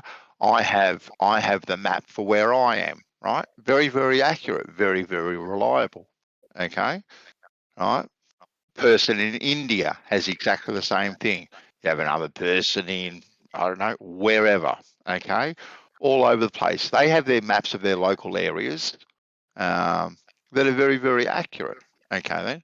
So questioning these map makers, I don't think is in question myself, right? But now, where do we place the US? Where do we place Australia? Where do we place New Zealand, right, in reference to one another? That's the question, I think. Too. The actual map makers themselves that make maps for our general day-to-day getting around, I don't question those people at all, personally. Okay. Well, I would. I would question every map we have. Really? You would question your local map that is made for you to get from Smith Street to John Street. You would question those map makers. Yeah, because I mean that's all within a GPS system. Like Google Maps, I mean. Like I wouldn't, go and question like a tourist map that I pick up so that I can navigate through the city, But yeah, like the things I would question are all interlinked, right? So Okay. geodetic surveying, um, and the maps that come from that, Google Maps, seismology, people that look at earthquakes and things like that, tectonic shifting of plates, Earth's magnetic field, its structure. What does it really look like now if Earth is in a sphere? Yeah. But when Yeah, you're these are talking the about when you're talking about GPS, so I jump in my car and I use Navman, I use my phone, I use whatever GPS system I'm using, right? They are spot on accurate, right? You can watch yourself on the screen. I can watch myself. I'm coming up to a petrol station, and that little blue dot, as I'm going past this petrol station, it's pretty damn close when I pass that petrol station. And I know when I'm in town, they are even more accurate. Like when I come up to an intersection, set of lights, I've got to turn left here in 25 meters. As I get closer, it goes down to 10, 15, 5. You can watch it drop down to 1 and turn here. Like they are very, very accurate, right? But we only use GPS, right, on a small and local scale. We only use it in our own country, right? You don't ever use GPS. You know what? You're going to come over next weekend, Nate, right, for a barbecue, all right? So you're going to jump in your little rowboat, all right, and you're going to turn on your GPS and you're going to navigate your way to my back door for a barbecue. You wouldn't use GPS for any of those things. You only use your GPS in your small and local area. So to question GPS and the fact that it works, right, in your local area, I don't question it at all. I wouldn't question that at all, because we don't use these things ourselves for anything else other than on a small and local scale. Not really. I mean, I travel far and wide. I use GPS when I travel, Bandsaw. What? It's a global positioning system. The way it works is that it finds your location in 3D space time using the principle of relativity. And according to all of this, Earth should be a sphere. It's hold all on. interconnected. So if Earth is not a sphere, all of these things come into question. Why So I are would you definitely using your question GPS? Why? Okay, hold on. Why are you using your GPS anyway? When you say you're traveling worldwide? Okay, then. Because when I'm in Yemen visiting family over there, I don't really know the terrain and where places are. So I use GPS. If I'm told, yo, we're gonna go visit family in that other town, I want to use my GPS so that I know, so this is the route taken, this is where it is, Of I course, would need of course. to, I'm not questioning. I am not questioning GPS at all, which is what I stated. On a small and local scale, when you're in the US, you use your GPS, and it is very, very accurate, right? When you're in Yemen, right, exactly the same thing. It is gonna work 100% every single day of the week. I've got no question about that whatsoever. When we're on land, GPS works very, very accurately. But you or I don't have a Learjet, helicopter, cruise liner, any of these things. And these things you don't use for navigation anyway. You're using other systems to navigate by. You don't log on to Siri or your Navman when you're flying a Learjet or anything like that. You're using other systems that are in place. So to question GPS and whether or not GPS works, whether it's in US, Australia, Yemen, Bangladesh, Moscow, any of these places, I wouldn't. I don't question them now. Why would I question these sorts of things after? I wouldn't question those sorts of things. Because of how it's purported to work, Benso. If it works, it works. But the way they, you know, the understanding we have as to how it works, that now comes into question.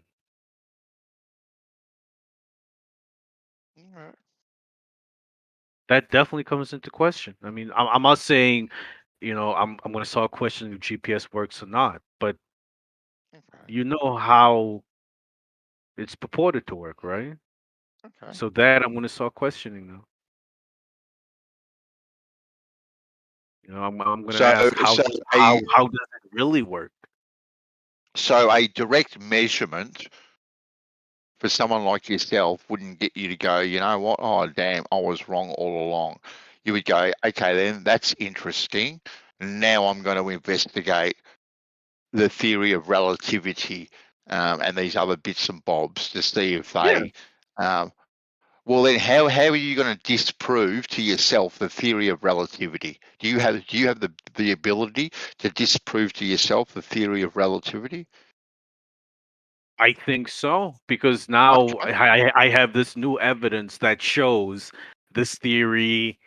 Well, I mean, the theory is already being questioned right now. We already know the theory isn't 100% accurate, but now we have this new big piece of evidence that, you know, takes in an even bigger takes in an even bigger dump on the theory of relativity. You know, something else that says this theory isn't 100% correct, and I can use this evidence to go about falsifying the theory.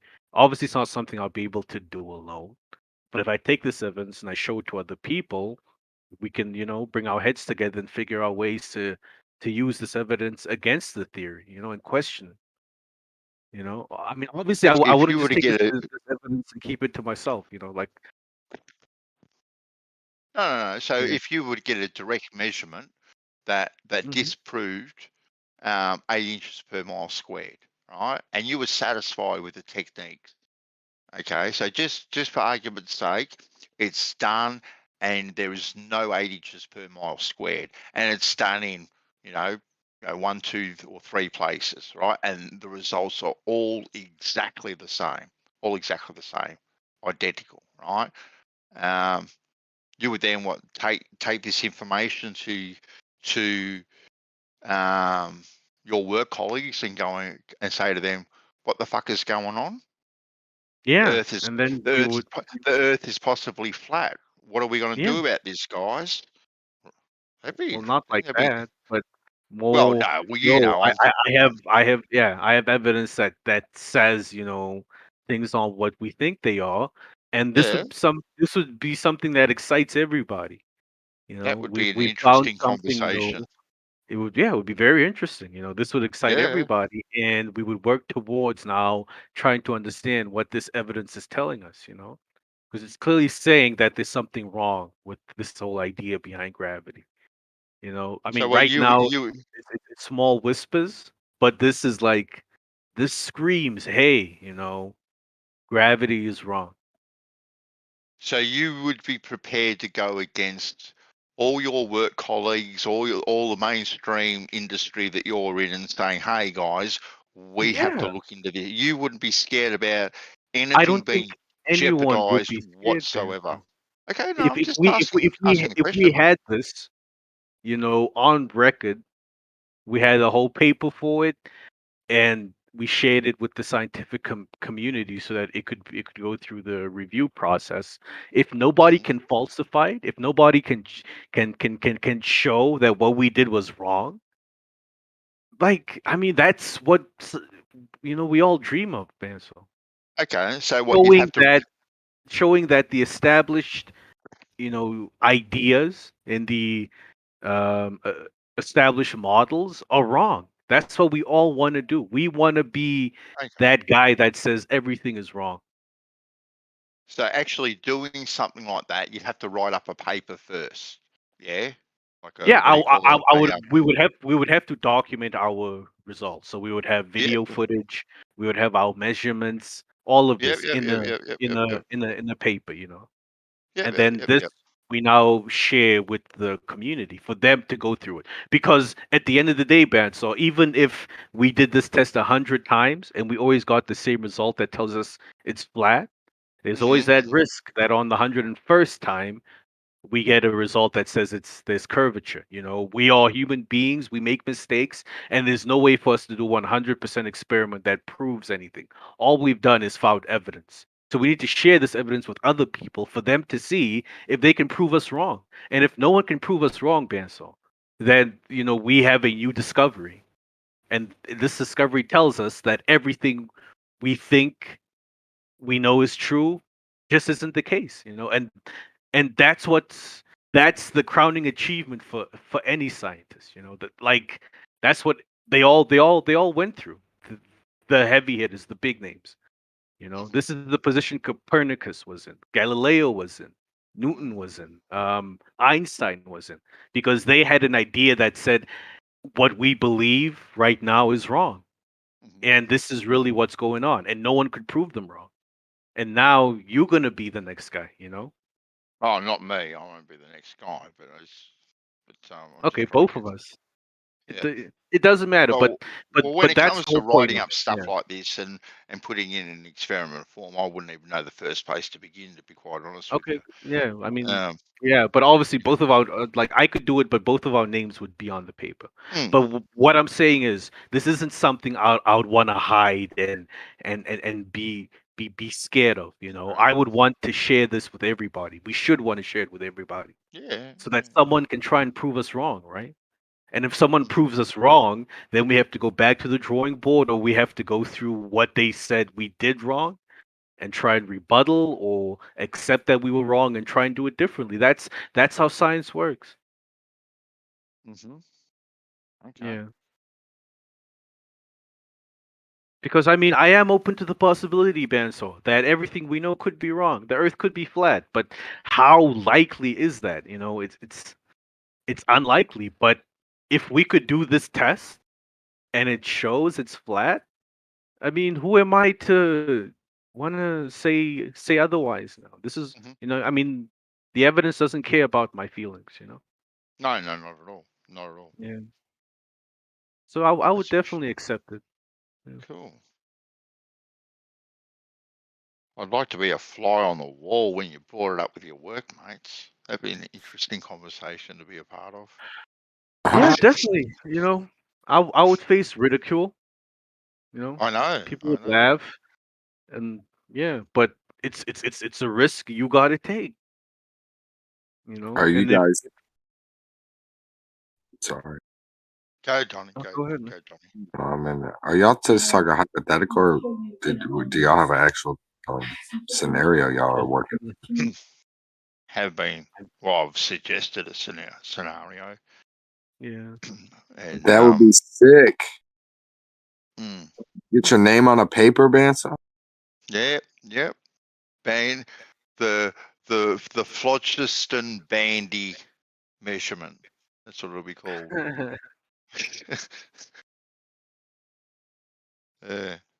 What were you But, gonna? I cut you off, Nate. I'm sorry, man. You were talking epitome of science and all that, and I cut you off, dude. I'm so sorry. No, I mean, I think I was done, man.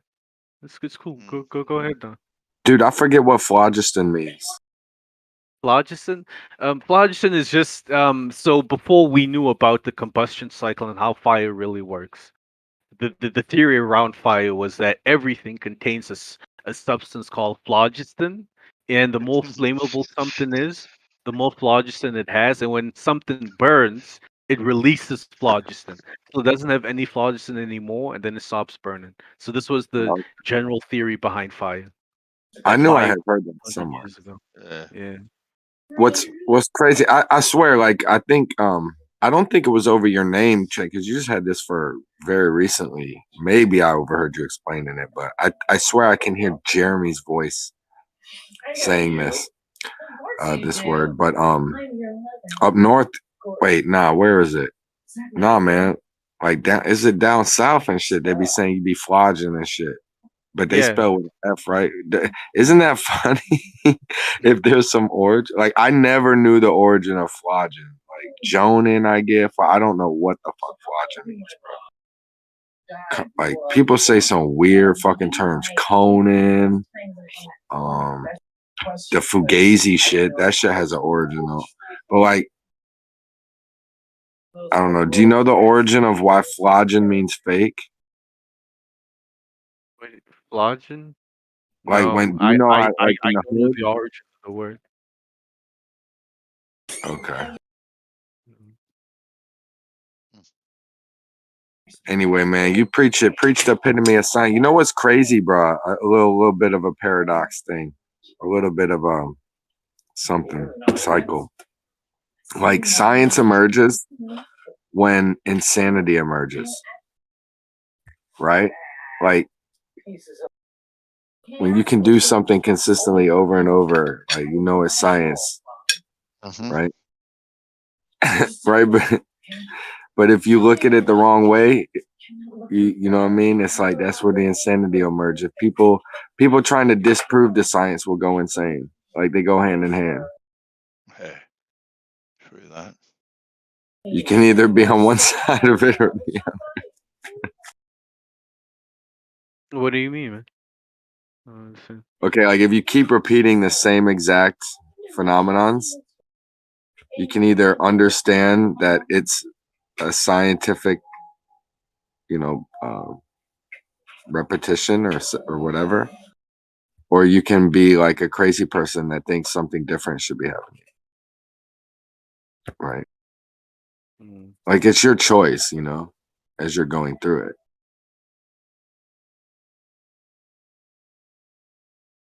If we have choice, I guess. We do have choice. Man. Yeah, we got choice. Yeah, I mean, we have choice in the moment. It's just. Yeah, I mean, it feels like we do. It feels like we do, at least. Definitely. Yeah. In this moment, we have choice. But if you were able to take a step back and see your life in its entirety, like you could see your past and your future all at once, then yeah, in that instance, there's no such thing as choice. That's a great perspective. But I guess I'm looking at it more like your consciousness has a choice.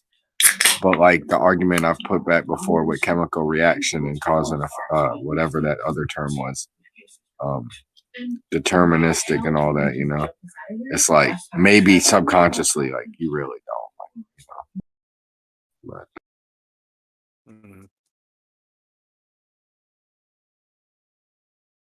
but it's a cool ride to experience. Life, yeah, no, life is amazing, man. Perception of choice, even.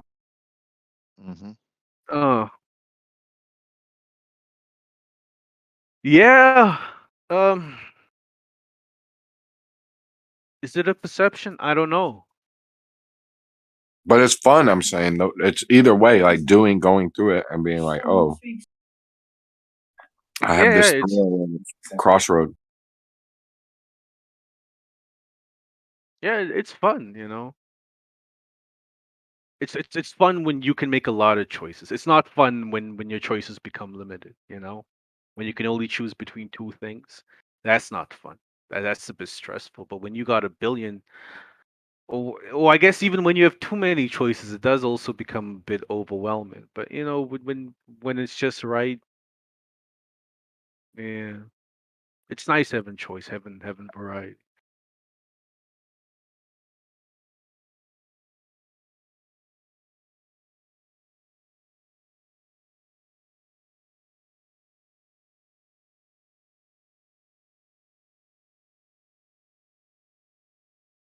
Pencil, have you ever seen people measure measure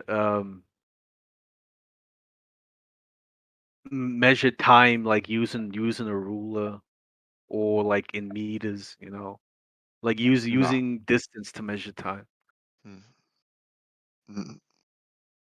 Using distance to measure time. Yeah. No. Like a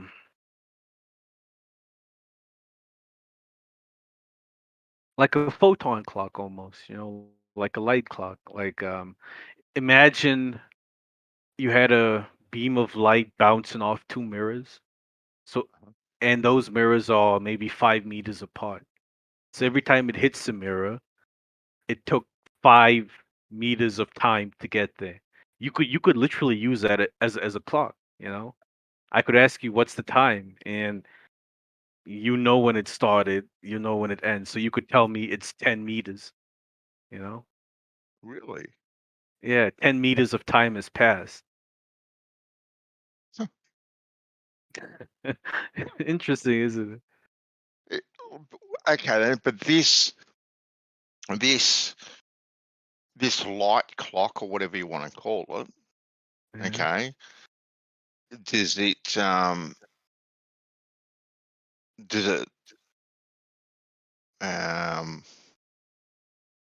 because they say that in the right environment light just travels forever. Yeah. Yeah, yeah. If it Okay. doesn't bump into anything.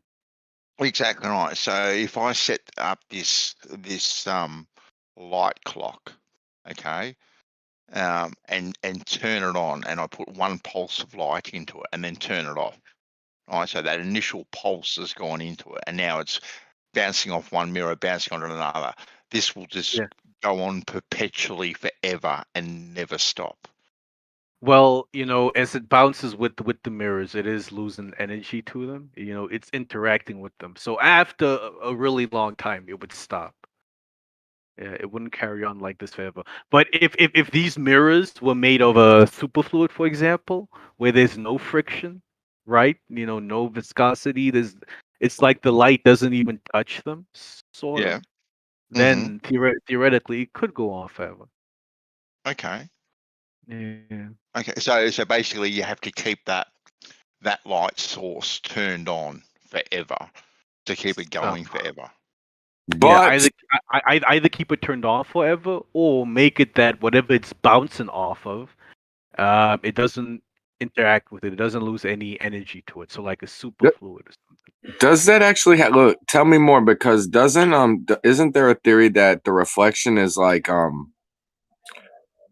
is more a mixing of like it absorbs and puts something back out, or is the reflection just the bouncing of the actual same stuff? Yeah, when it hits the mirror surface, it's absorbed and then emitted. It interacts with it, so it's scattered, or reflected, Right. back the way it came. Is there like a special reflection that never takes anything in at all? It depends on the substance that's reflecting. So a mirror made of normal matter, because it absorbs and emits, there is energy loss, because what will happen is over time the mirrors will heat up. So because they get warmer, they absorb an energy from the light. So you would need to use a very special type of, the matter would need to be arranged in a very special type of way. So maybe like a superfluid, or maybe something like a fermion condensate, or maybe Einstein boson condensate. Yeah, but ordinary matter like solid, liquid, gas, they would absorb energy and be warmed up by the light. So eventually, after a few days, the light would die out. Interesting. But even a superfluid, even though you said it had next to no friction, I'm presuming it still potentially has some in it, even though it's next to nil, like it's not zero. It might, but we haven't measured any friction or viscosity yet. Okay. Yeah. But there might be, but not Yeah. that we've measured or Not that you can measure. Okay. Yeah. Like a Yeah. picogram, you can't measure it. Yeah. It might be too small for us to know it. And if that's the case, then you could say the light would it would exist for a very, very long time. It would exist longer than you would be alive to Hold on, to mate. know. Getting a phone call. I'll be back. Okay.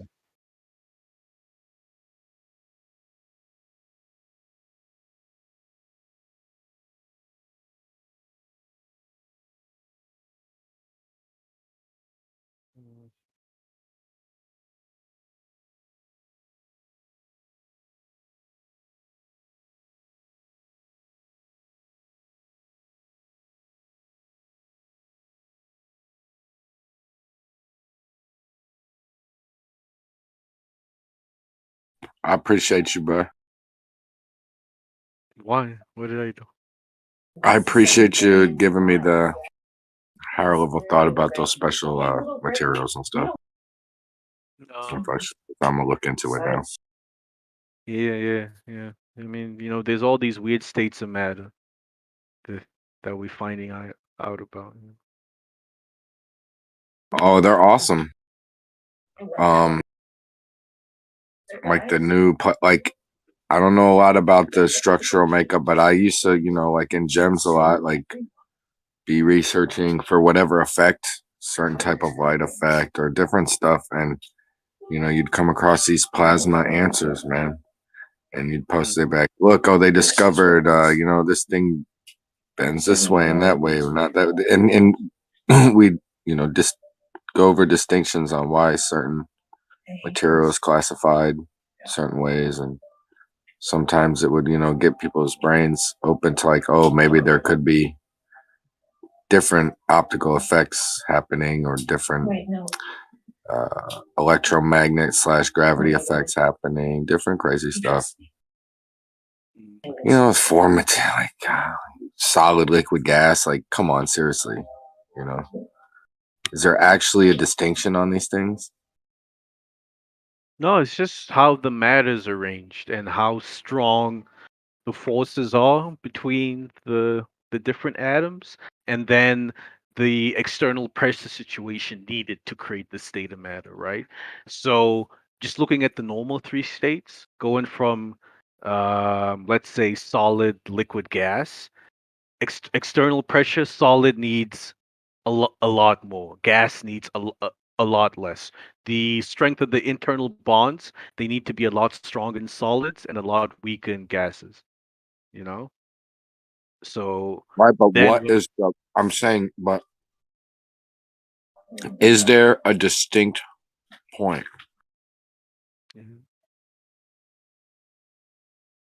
And not for just two of them, for like all three.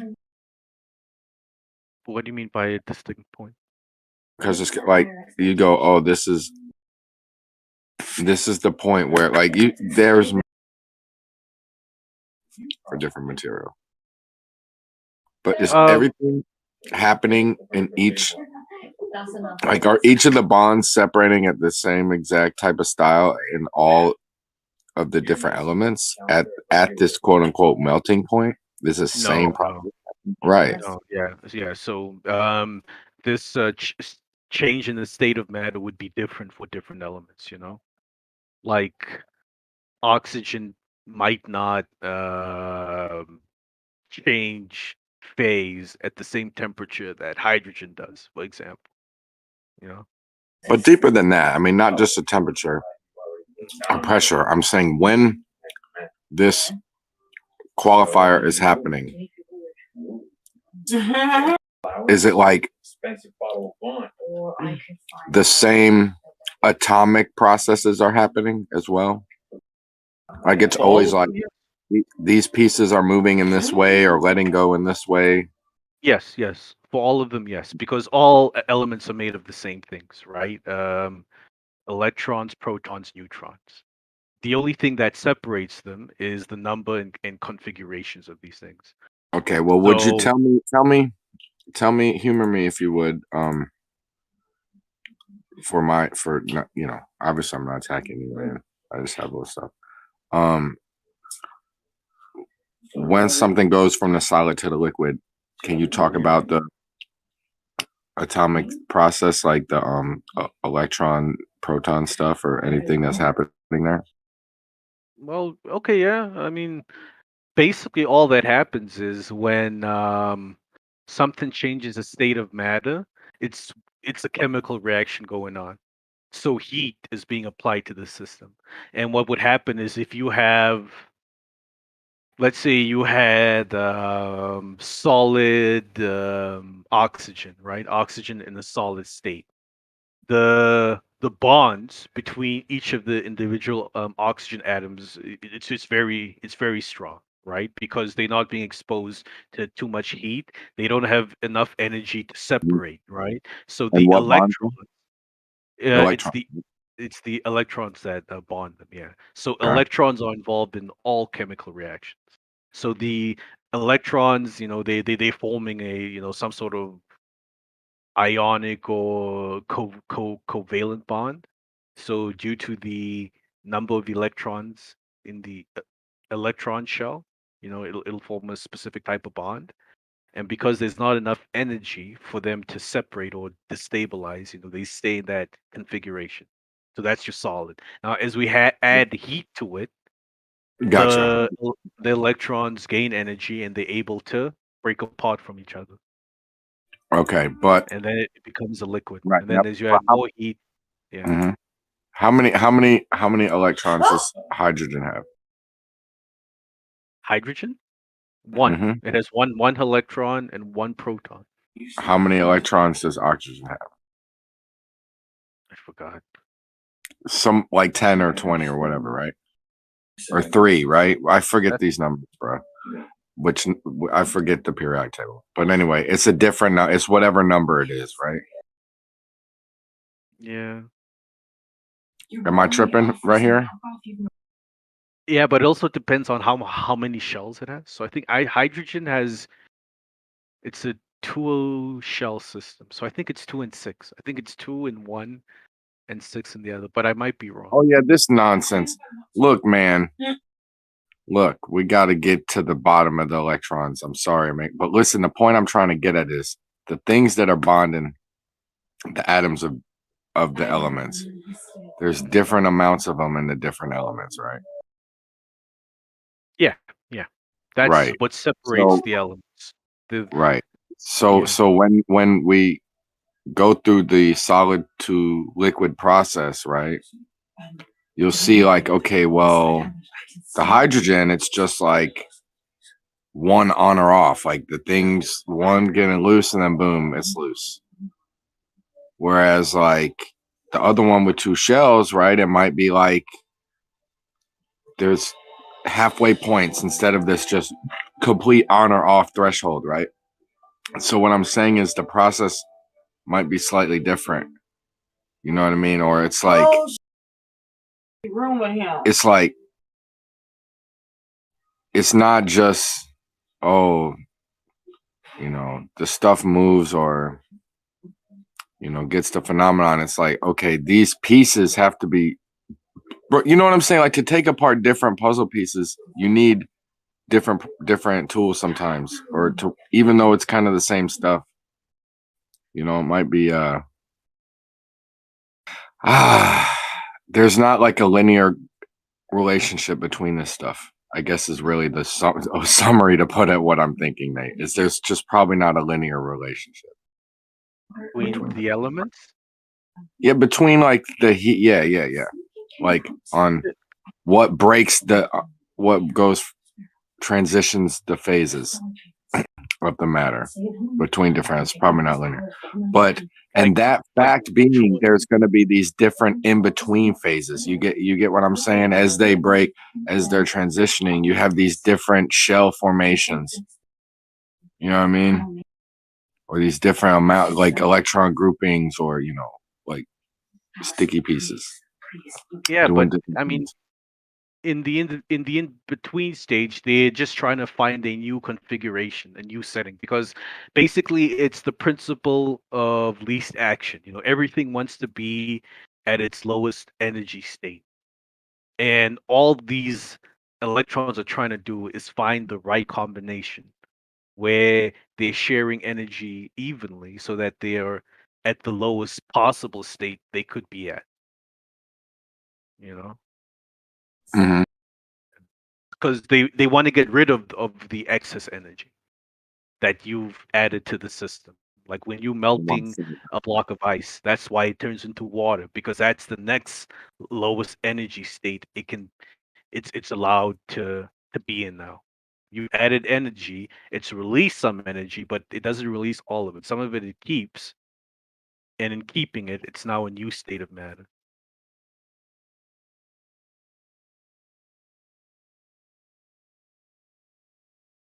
But that's for chemical reactions, and that's just, changing state of matter.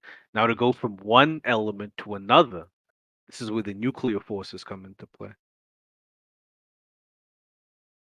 That was what we were talking about before.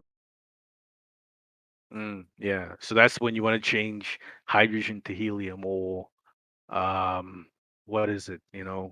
Like real alchemy now. Making gold from platinum and stuff.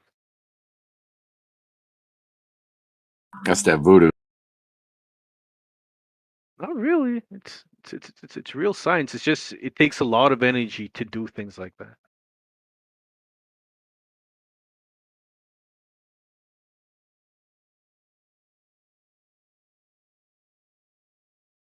Like how they turn mercury to gold. Because mercury has one extra proton in its nucleus. You can either shoot it out, or you can turn that proton into a neutron. And just by doing that, you've turned that mercury into gold. That's But it fucking takes a awesome. lot of it takes a lot of energy to do stuff like that.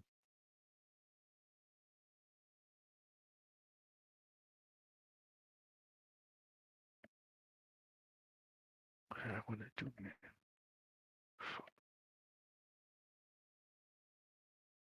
I had some gold yesterday. It was 6/27 was the date. Why did you have it? Do you I was buy like, gold? it was amazing. There was some amazing stuff happening. Like amazing. To where I was knowing, I was like, wow, that was amazing. Thank you. And I was like, holy crap, that was cooked amazing. And it was just weird. I was just in such a super happy mood. Coming, and I was like, thank you to the same person. Thank you again. Remember I said yesterday, baby? And then it was like 3 times. I'm talking about just cooking, and like it was like one like happy I'm trying to remember all the stuff that happened, bro. But I remember making a note, like, what is the date today? Like, what's going on? Like, is there numbers with this person that something's happening with the stars aligning for them today? And then I started looking at the numbers, and it was 627. And I was like, wow, that's the last digits of your phone number. That's fucking crazy. Fucking weird, bro. And I've never, in 10 years, I haven't said, this is such a special day. Let me think about the numbers of why today someone's so happy. I haven't ever done that. Interesting.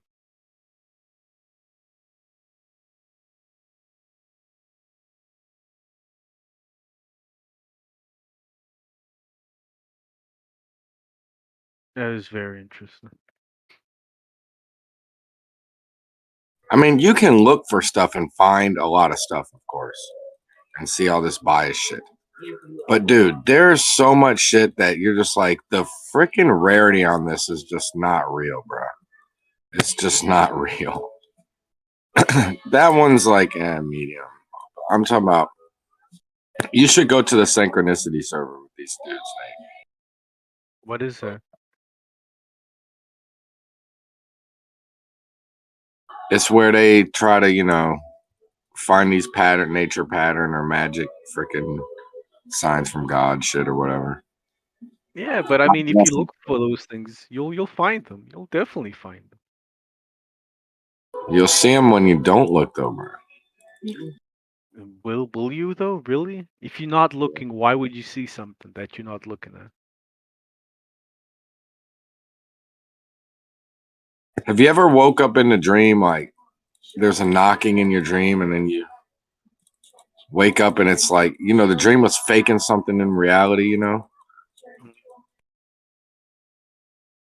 like, you know what I mean? A tapping at the door and it works. Someone's knocking at your door and it works its way into your dream.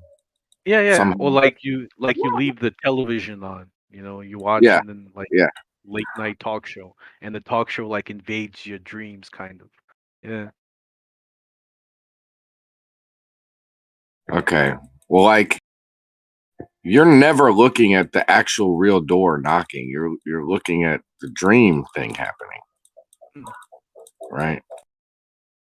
And that's what happens in real life, though. It's like you're not looking at the thing. You keep looking at this wrong thing, and it keeps knocking at your ass.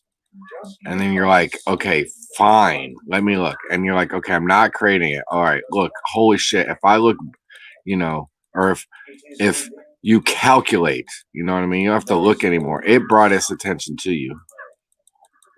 But the numbers is just crazy. And then they'll try to counter you with this 100 probability shit, man. Come on, man. Just think about some of your numbers, just like sometimes. Or sometimes it's not even like a sign. Sometimes it's just a decision helper, type of situation. Yeah, but I mean, it's because of how we've been wired. We're very pattern orientated, pattern recognizing creatures that that form habits extremely quickly. Like we can fall into a habit, into a routine, into a ritualistic process very quickly. For example, brushing your teeth. You do it every day, almost on schedule. It's like a ritualistic thing. You have your reasons for doing it, but it's something you fall into doing very quickly. Waking up and going to work, going to school. These patterns, like the way we've structured our weeks, our months. It's always recurrent patterns that we fall into. Dude, the cat literally found my keys, bro. I told you about this. Dude, I look 1, 2, 3, 4, 5 little places around the room I known they was in. As soon as I stopped to pause to scratch my head, jingle, jingle, the cat jumped down on the back. This shit ain't real, bro. It's just not real. Man, I play so much cards, dude. It's like you're like, oh no, nah, bro, nah. There's so much. Cards are a good example of that. Because there's a lot of patterns in cards. You're talking level 1 stuff, man.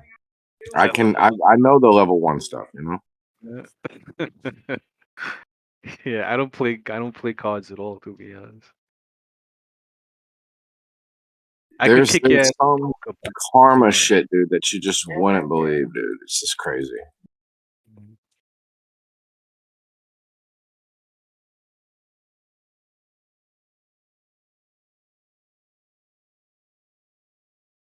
That picture Don posted is nice.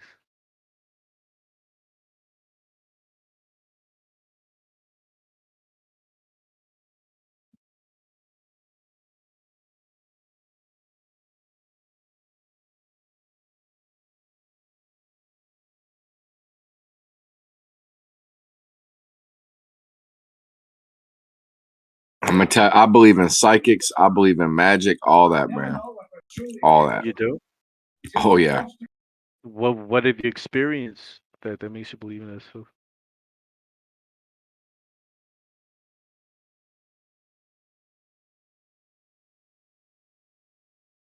lot of stuff. Like?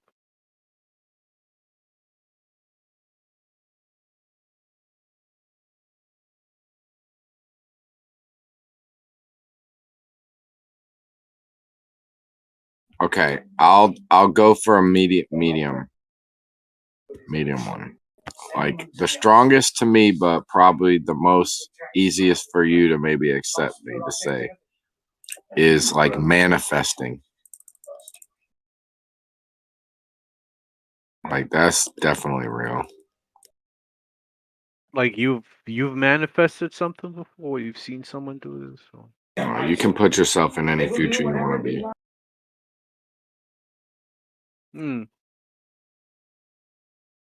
would you call this manifesting? If I decide today that in 10 years time I want to be a surgeon, so I set a plan in place where I'm gonna go to school, yada yada yada, pass all of these exams, pass all of these board exams, and become a legitimate surgeon. Is that manifesting? Yeah, but that's an easy one. And that's like 10 years. You're talking Oh, about like all this. oh, That's an easy. so You're it's not even more. elaborate. Like in that 10 years, like you could give yourself an exact picture of what you saw it to look like. You know what I mean? And it would be that way. Uh, so you mean something more instant, like manifest something right now, No, instantly? it could be both instant and detailed, Okay. or long and not detailed. Either way. I mean, I don't mean like conjuring. Like I don't mean like I don't know, pulling shot thin air. Yeah. Like it can happen, man. Like it has to be like, real though.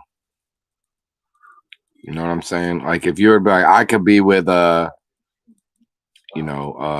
Kim Kardashian, right?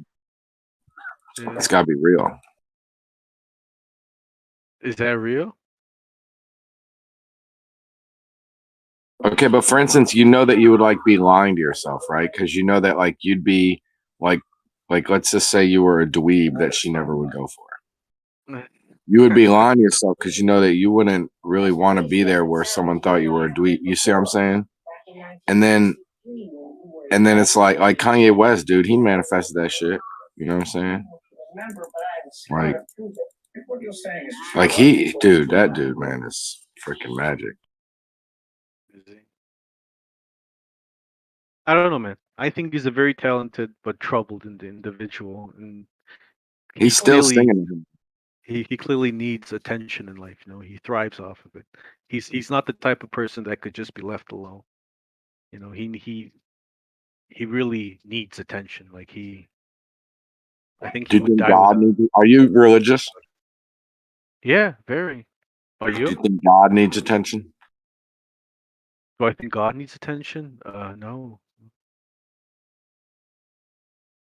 You don't think all the movies, the gods lose their powers because the humans forget to pray? Yeah, that was in that show, right? American Gods. Have you watched that? Like that was the whole idea behind that show. The old gods like Zeus and Odin, they and like Ishtar, who was like the real East or whatever, they all lost their power because no one was praying to them. Everyone was praying to these new gods, like It's in a bunch Jesus. of shit. It's in movies and shit. Yeah, yeah, yeah. Well, I mean, I don't know, man. Obviously I do believe in God, but I also entertain the idea that, we've kind of made God in our image to make us a bit more special, and that's why it's a big tenet within Islam to not idolize God, don't draw pictures of him, don't give him an image, yeah, because I whenever mean, we Kanye try West to is fucking uh, conceited, bro. Like he is cocky as fuck. Don't get me wrong, but I don't mm, know if like underneath it, like about the giving or greediness, like you know what I'm saying. Like Billy Graham was like very much selfless, I guess, but supposedly, right? But he would, he still knew he needed attention to do the work. I don't know, man. It's hard. I ain't judging none of these guys. I know Kanye's fucking magic. I'm just saying that. I'm gonna tell you that. oh yeah, no, he's extremely talented. It's just, any movie star or any celebrity, they thrive off attention. That's what they need, and they do whatever they can to stay relevant to have that attention. If they got to do some crazy shit, they're gonna do some crazy shit.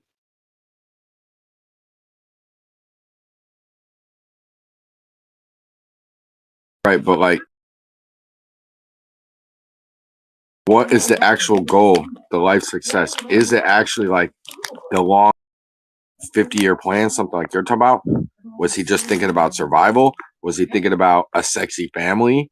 Was he thinking about immediate sex? No, seriously. No, Like, and Kanye.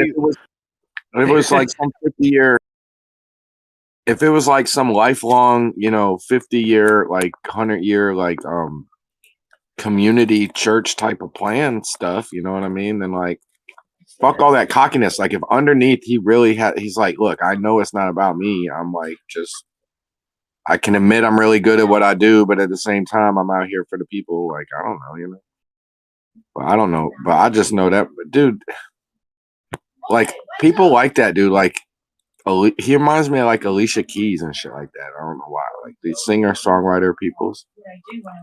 It's almost like those are the peoples who I would be like are freaking aliens, dude, or like gods, like hiding. Really? Trust me, bro. They're ordinary people, man. It's just because of the attention and the lifestyle they live in. It changes you. You become and it's more we treat them like gods. We idolize them. We put them on a pedestal. We make them more than human. We do put them in that situation. Okay. But they also do one powerful thing of God's, which is creating. But you create as well, Don. And I'm God, and there, God bless me and us for having it. I mean, we can all create. It's just And we that's put God, and that's their godly. creation. That is what is godly. Yes. Okay. Yeah, definitely. But then we all have that power.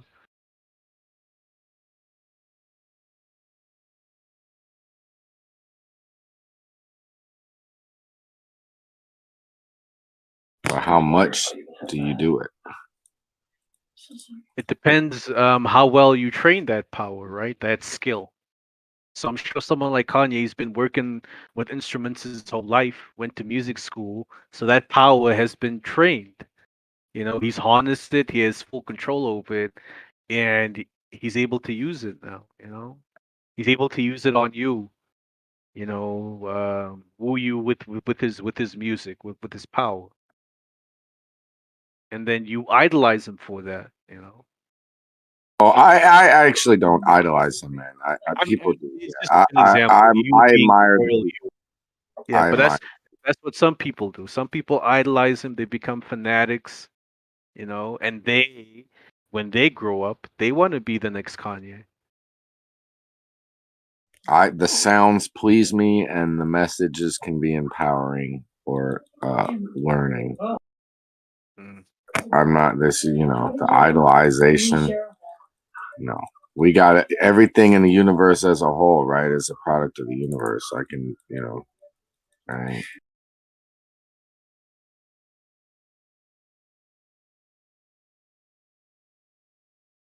Yeah. Fucking idolize somebody. Come on, man. Yeah, but people do idolize him. I mean, I'm sure Kanye had his idols when he was a kid. And you want to become like those idols. The same way people idolize Jesus and want to be like Jesus. Some people idolize Kanye and they want to be like Kanye. My grandpa, my idol. And I'm sure you want to be like him, right? Mm-hmm. Yeah, so same thing, man. Nothing wrong with having idols. Dude, people idolize Satan. People idolize who? People idolize Satan, man. People idolize Satan? Damn. Yeah, maybe.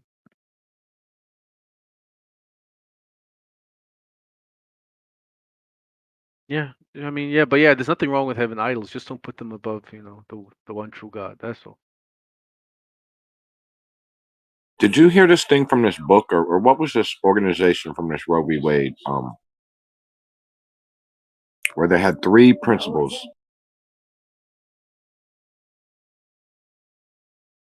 One was like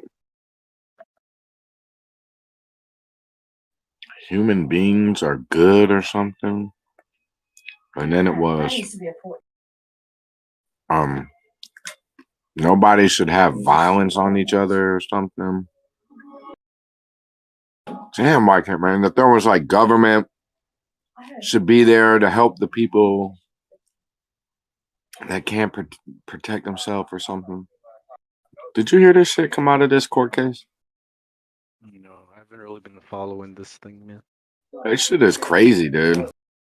Yeah. How do you feel about it? Like, are you disappointed by it? I can't judge it, man. I mean, I was gonna go right to the deep root of shit, like this whole intrinsic humans are intrinsically good. You've heard me challenge that, man. You know, and this is what'll give me, you know. I'll tell you, I've seen quote unquote supernatural stuff, man. Okay. I'm telling you, the witch cat literally 10 billion to 1 circumstance jumped on my keys instantly. I'm talking about 15 feet away. No internet, no like it's on me. Like, dude, the shit was ridiculous. Ridiculous. But that's just one anyway. Supernatural shit, man. All right. Is it good? You know what I mean? Is it like is it a demon to think like that? You know, but that's the level that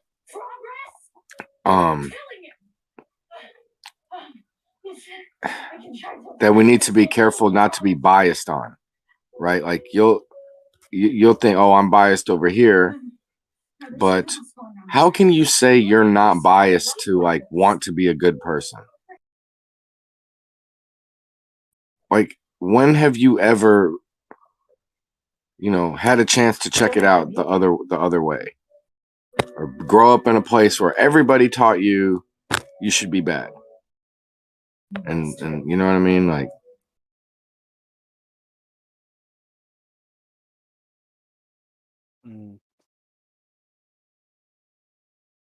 So doesn't it seem like inconsistent, like to be like,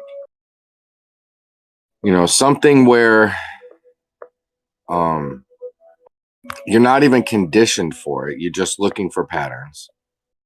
You know, of course you have a bias, but then okay, well maybe you can, even acknowledging your bias, like look for rarities. But then be in a circumstance where you're just, oh well, I just trust everything is good and all this, like, you know, isn't that scary to be trusting?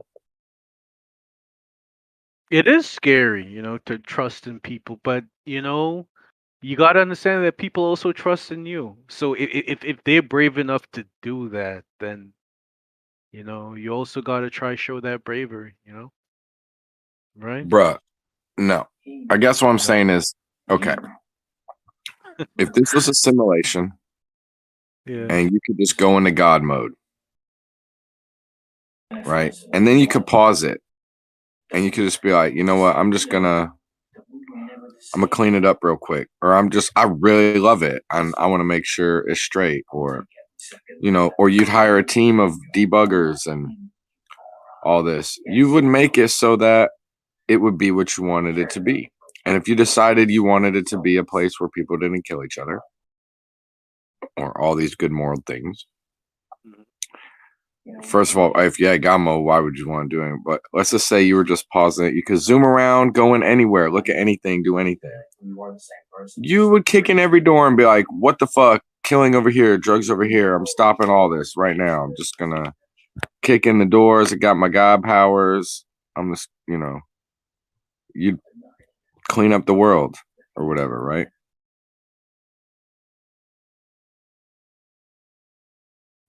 I mean, wouldn't you? Like, you'd be like, okay, well, that's the right thing to do. I'm not saying, well, you got to do it now, right?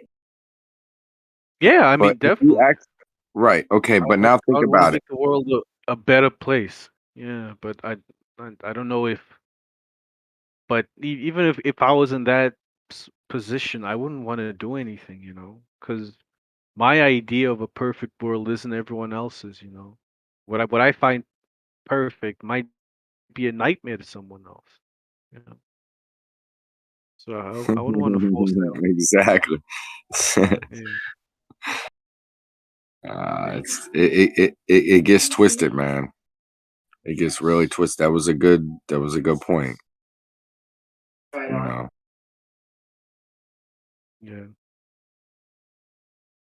But anyway, look, they boiled it down to like this. Like, they tried to make a distinction between choosing to be pregnant or not, just the 9-month period of going through the pregnancy versus wanting the child, choosing to have the child in the world or not. And they basically are like, look, we understand you. I think this is what it boils down to. From one perspective, we understand you want to have the child, or you may not want to have the child in the world, but you don't get to choose to not be pregnant, and you made it, so you got to be responsible. Obviously, that was the summary. There is you got to be the responsible. But it's crazy. They're giving it this minimum responsibility again of you just gotta carry it to to birth, and then then you can, other people can take care of it then or whatever. It's just more bullshit, Nate. I'm telling you, man. This government's so inconsistent, man.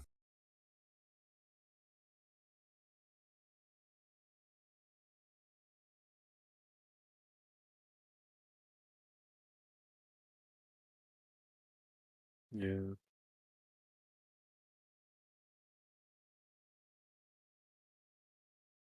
Not NAM government doesn't compel its people without force.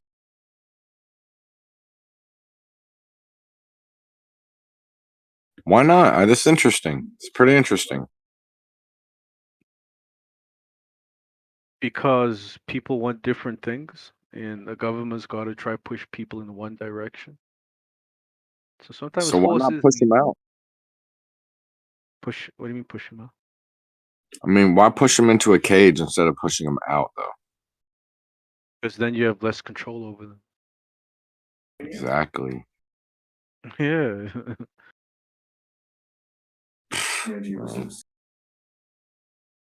Like, I was gonna go somewhere with the, being biased for being good, and being able to go God mode and go, change anything you wanted. But it's not. I'm not trying to advocate for it, man. I'm just trying to say, like,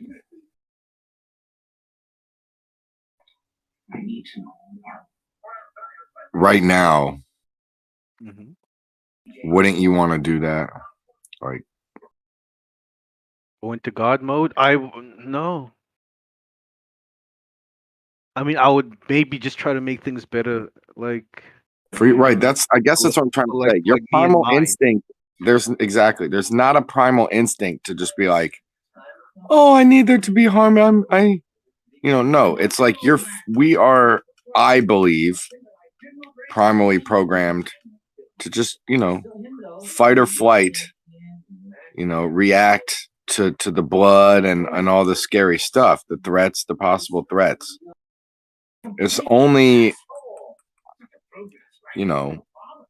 everything is a survival instinct. And so, okay, in the situations where our brains calculate flight, right?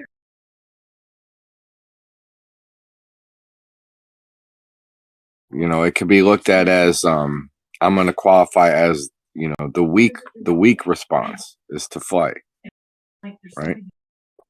So if you were in God mode, what's the one item first on your list that you would remove so no one could have it anymore? Nothing. You know what I'd take off? I'd take away the TV. Nice. Why? So people can communicate again. Like I'd they have used to. hologram TVs in every room, I don't 3 of think them, TVs and then saw everyone people could be live communicate. link wired, like Branch said. We could be into the internet of TVs. You know the statistics, it was years and years ago, the average American used to watch 6 hours of TV per day. Oh Yeah, but There- I think there's a the lot of problem is more what is it they watching? If it's 6 hours of, you could use like the TV for 6 hours of education or something, But if it's 6 hours of Netflix, obviously that's a problem. It just depends what it is you're using it for. Because the TV, it's an amazing invention. It's really good for sharing information, getting news across real quickly. The problem is that's not what we really use it for, is it? It's more to watch, Nickelodeon and Fox Kids and dumb shit.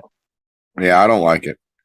I think we should be like the orc horde in Lord of the Rings, and we should all just be like droning 16 hours a day and then eating and sleeping to just build large hadron colliders for everybody. We have pyramids and colliders to build. This entertainment stuff, the happiness is just a waste of time. Like,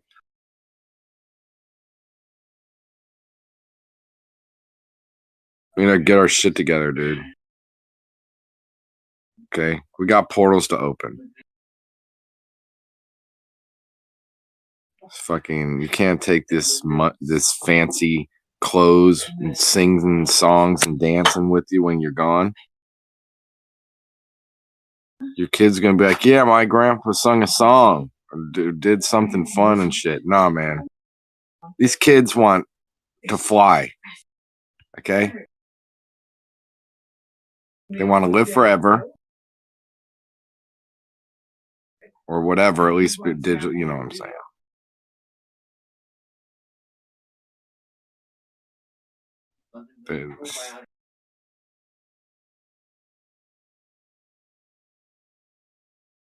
You gotta have TVs, bro, or else people are gonna be orcs.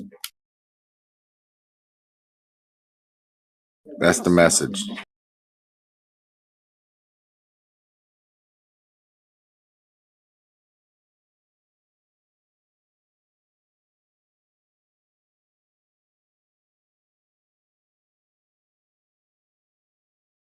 Instead of taking the TV away, just take the remote controls away. Then they'd be fucked. They'd be stuck on one channel forever.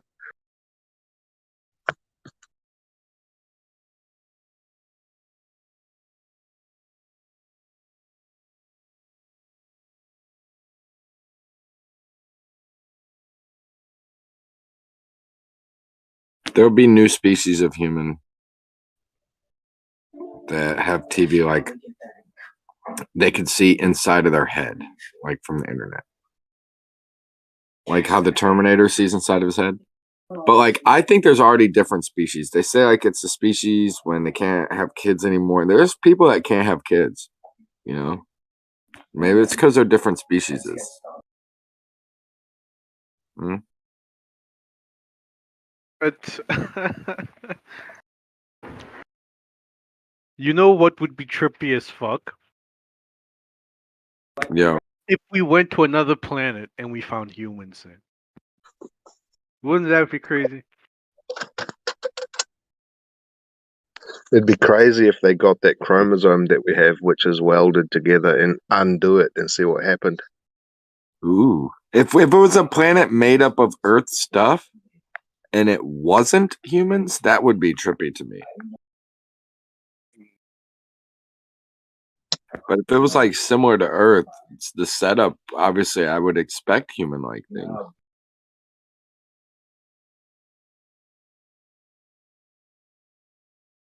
Right? I mean, you plant the seed, right? Seed.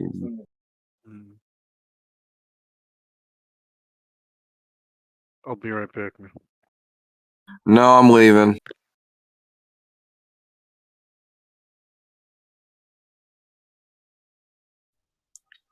Hey, NASA show, take over, man. Tell us about some magic. And God bless everybody.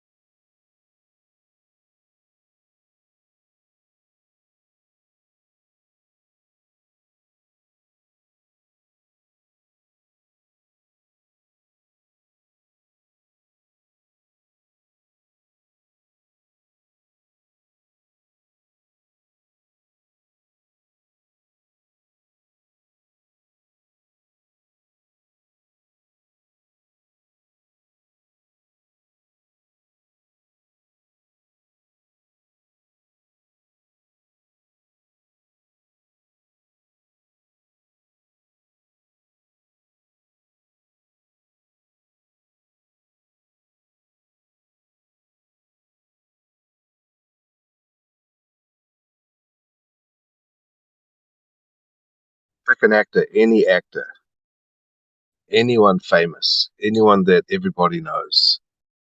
Which one would you choose to be the president of the United States?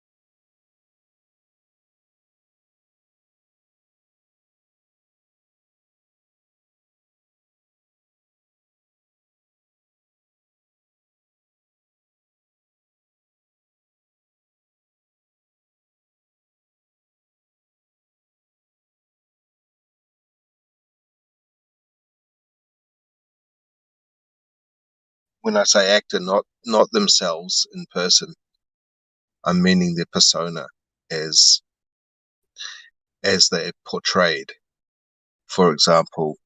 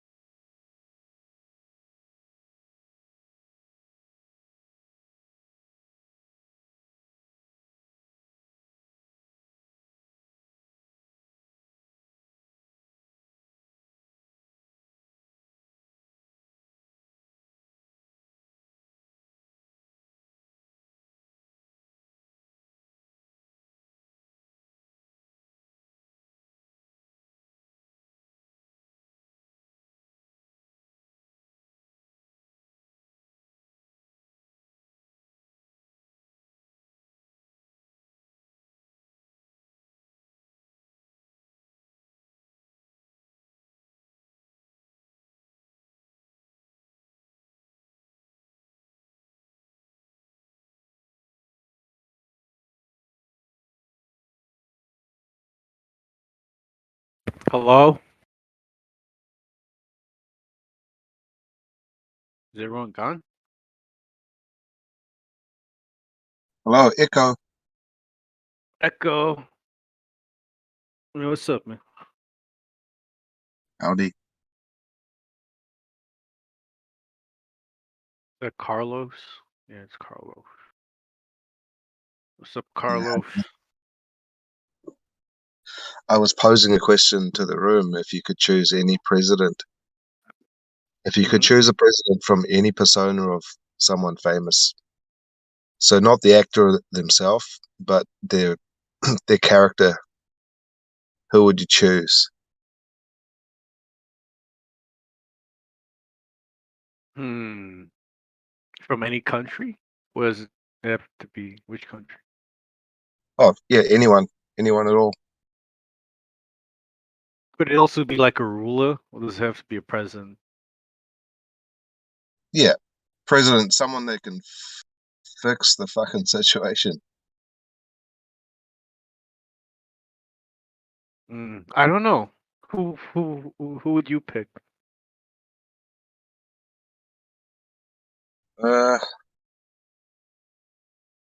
I'd like someone a little bit humorous and honest and down to earth and logical. Tim the Tool Time Taylor. Remember that show? Nah, Which show is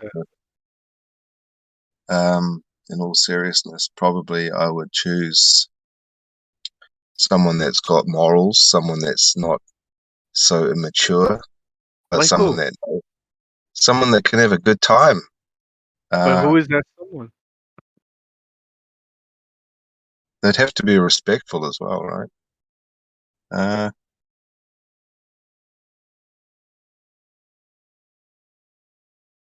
Who? Well, it's difficult to find a persona that is fitting, isn't it? Because it's such an important role. They are someone for everybody to admire and to respect, yeah? But someone that's humble enough at the same time. Someone who's definitely not arrogant, down to earth. Obama? He's not arrogant. Like he did a whole skit with P and Keel, you know. P and Peel, sorry. Yeah. Yeah. I don't know. Maybe Trump. Do you feel Trump takes himself too seriously? Yeah, I was thinking about a real person though. Oh, like a real ordinary person, like someone Yeah, in this V. like someone that's not actually an actor. Well, who? I don't know who you consider an actor and who you don't consider an actor.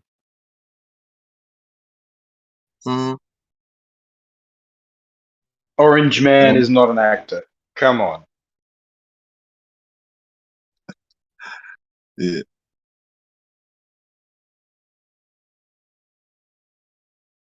If he was So blue, I'd question it, but not orange. You know who I'd choose? Merle. You choose Merle? Yeah, he'd get Christ. he'd get things sorted, man.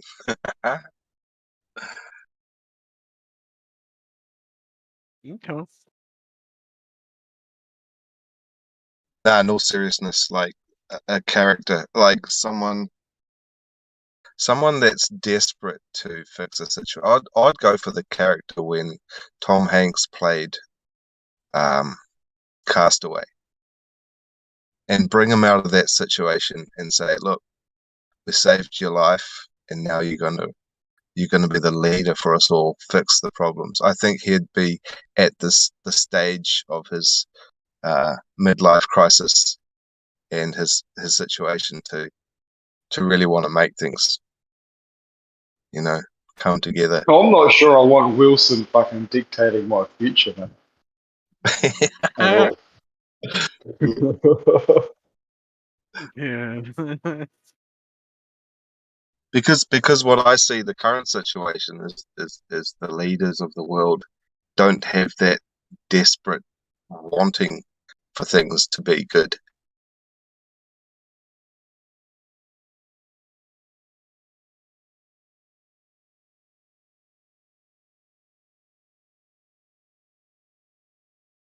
So like when Trump made that little speech saying he wants to take back the White House, well, for me that was just a selfish sentence when he could have said, because I was waiting for him to say, take back our country.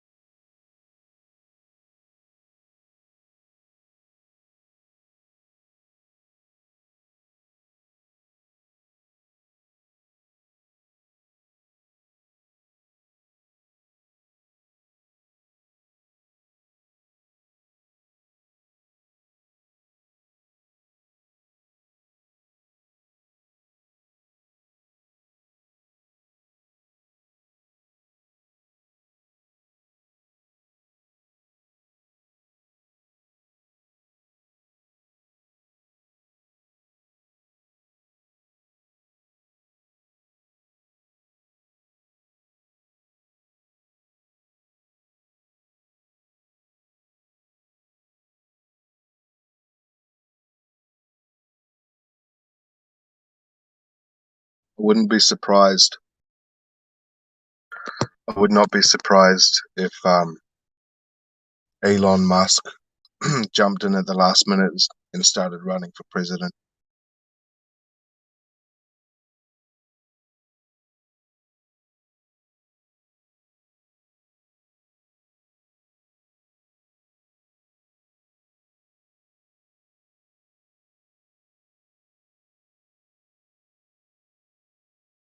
No way, man. He's got way too much dirty stuff on him. God, no.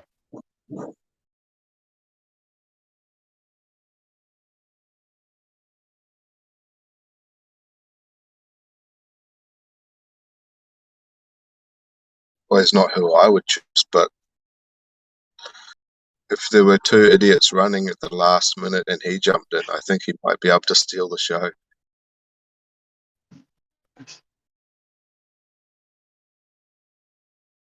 Do you think the media would be against him like they were Trump, or do you think they'd be for him? What do you reckon the establishment will do?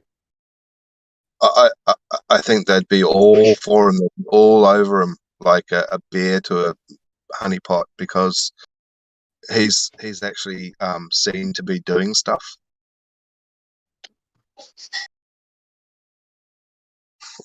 Yeah, but I suppose my sort of I was trying to get it. If he was supported by the media, like wouldn't that suggest obviously that he was then in their pocket? Even though I believe he is now, obviously, but the general population probably don't think on that same level. They just think okay, he's a young rich dude that's really clever, apparently, and he's making a whole bunch of cool shit. yeah, I agree. That's the general consensus. He's a genius. Yeah, He's a genius. He's worked it he all out. invented electric cars. Yeah. Yeah.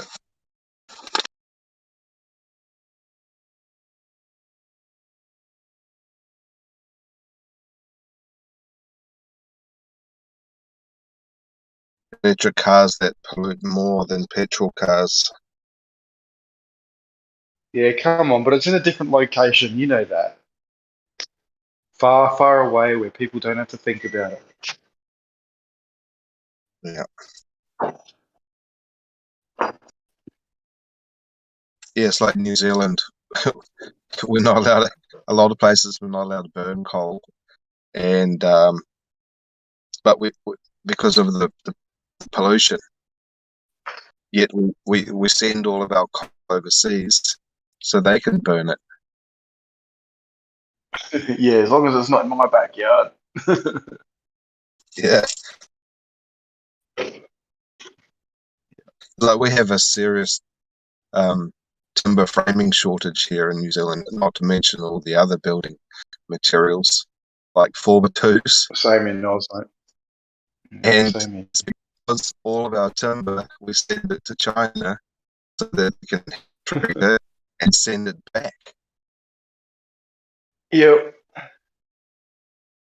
Makes such sense, doesn't it, when you're trying to save the atmosphere from pointless fucking carbon, and here you are traipsing fucking wood all over the world just to bring it back again.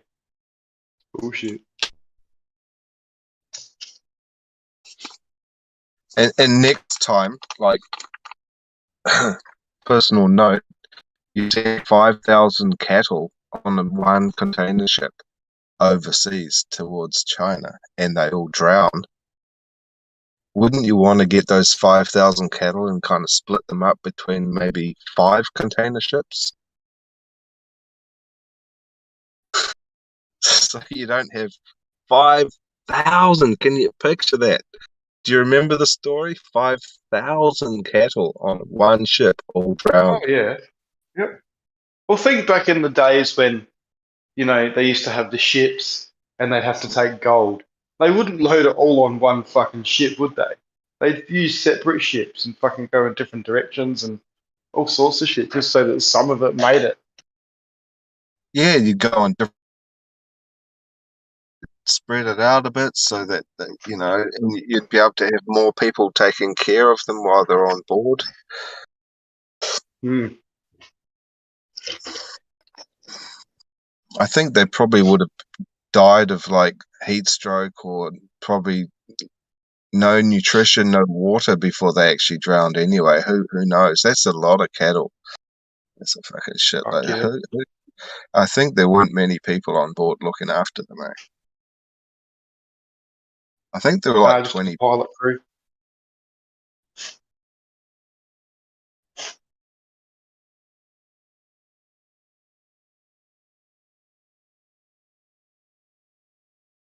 So that's what I'm meaning. So like for a leader, that they need to be actually totally and truly logical. It's hard to find someone like that.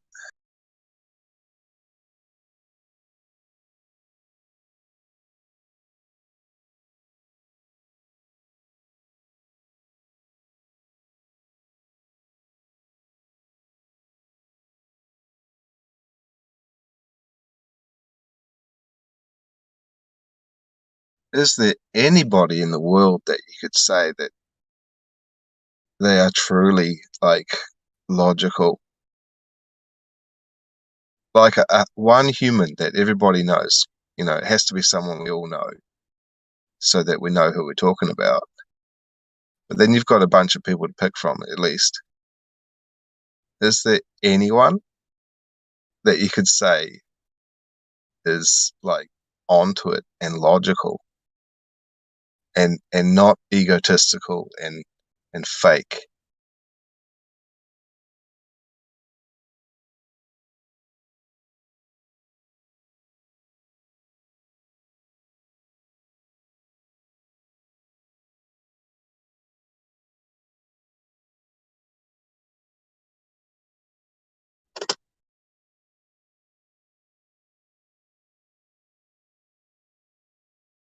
Fucking Novak Djokovic seems to stand out at the moment for some reason. He seems to be holding his line with regards to his personal beliefs. Obviously, he's got sponsors and, obligations towards them for money. But, yeah, it's cost him a lot to fucking hold his line at the moment. And I don't see him getting any gains out of it. But in terms of a public figure, I can't fucking think of anyone else, which is pretty sad.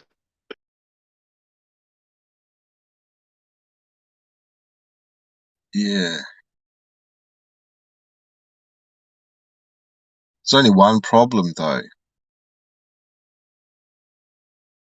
Because just one thing that lets him down, and it puts him on the other side of my selection, is he wears a suit.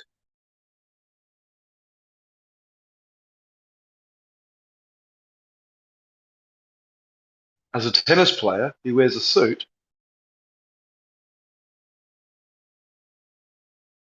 Oh no, I was thinking of I was thinking of a different person. Sorry. Oh, you're talking about? No, Oh, okay. good. Yeah, so you're talking about him in the vax situation. Yeah, well, obviously he's got a position, and it's costing him fucking lot to hold that position. And I believe it's a very logical position, and it's very public. Like, he's publicly put out his logical. He's laid it right out on the line why he's logically made his decision. But unfortunately, it's gone the way it's gone in terms of costing him a lot. But I can't think of anyone else who's public and logical, personally.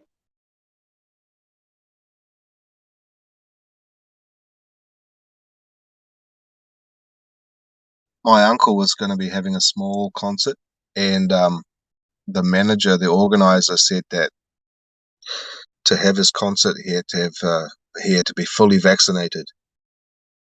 I think that concert was going to take in about 200 grand, so it was just a small concert, just like a mini concert. And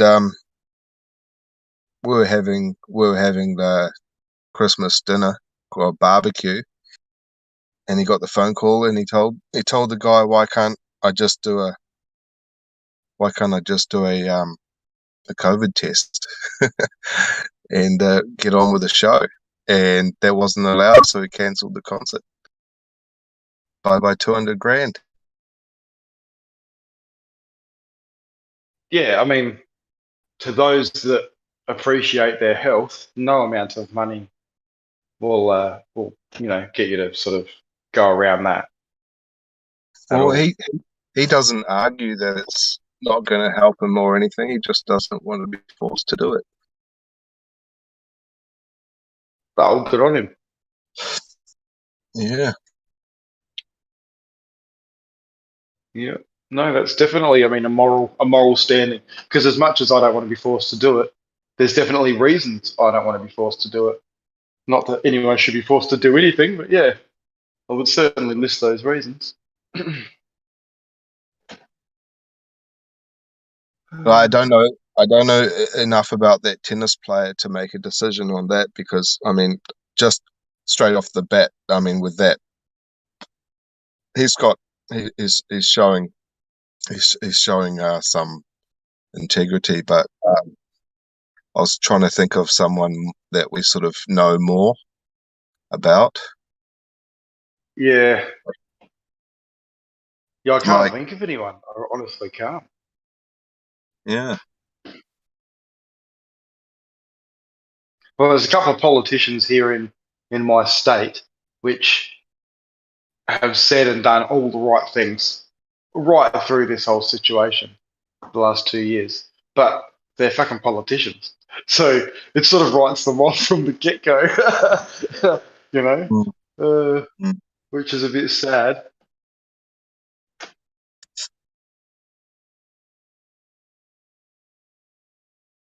I don't know, mate. There's no public figure globally I can think of. What about yourself? Can you think of any? In the entire world, someone that everybody knows. Yeah, a public figure that everyone can relate to in some way, shape, or form. It's so hard because I really can't think of anyone. I mean, I'm rattling through my brain of everyone that I can imagine, and I just get a big cross X over every single one when I think about them.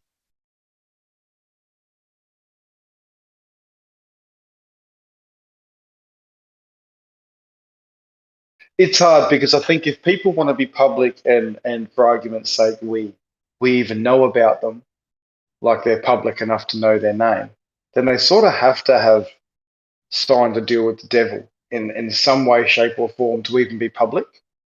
But then to then also hold the line of logic and morality while also having signed the deal with the devil to be public. It's sort of a bit of a hypocritical situation, but I do believe some do that, make that deal, and then realize they didn't want to do it and try and sort of speak out and do the right thing after.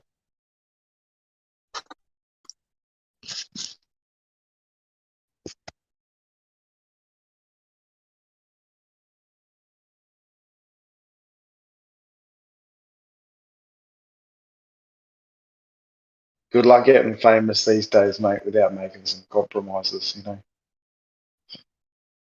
Yeah, it's a shame, you know, that the thousands of worldwide well-known figures, and we can't even think of one. No, I think it speaks volumes about the process of becoming famous. Yeah, you've pretty much got to stab backs and stuff like that, you know. I mean, if someone can come up with a good reason for whoever they pick, and let's see if we can scrutinize their decision and let's get to the bottom of it. Because, like, if this is truly the case that we can't even think of one, and this is a dilemma, the fucking big dilemma, and we're Well, talking it is. I mean, about that's sort of why. Go on. worldwide. Yeah. I mean, you could even talk about Gandhi or fucking Dalai Lama or fucking Prince Charles. I don't know, anyone. Oh God, no. They all get a big cross.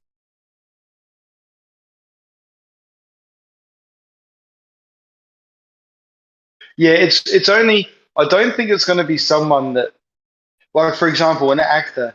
Anyone can fucking act a role in a movie. They just choose certain people for whatever reason, you know, like Tom Cruise or fucking whoever it might be. Anyone could have played these fucking roles. Absolutely anyone. If the storyline of a movie is good enough and they can half act, it's going to work, right? Now, if someone's already got notoriety and then they're put into a movie, that movie might be more popular and make more money based on that. But at the end of the day, acting is just fucking acting. But I think where sports is a bit different. You've got people with natural talent and they've just got a gift for it. And people can make money on the back of that, but they are individual people and some of them can be compromised and some can't. So I think sports a little bit different there. And if some of them have made enough money, they can choose to fucking, you know, actually hold their morals because they've got money to fall back on, you know. Even monks, like I was in the duty-free store working selling whiskey as a whiskey ambassador, and yeah, in the international airport, and then this monk came in and he bought like the most expensive wristwatch you could buy, and it was a well-known brand, and monks not supposed to be materialistic in any way, shape, or form. And he took it out of the packaging and he found the nearest rubbish bin he could, and he stashed that watch so deep in his bag so that no one would find out. You know, this is what's going on. There's not an honest monk. No, God, no.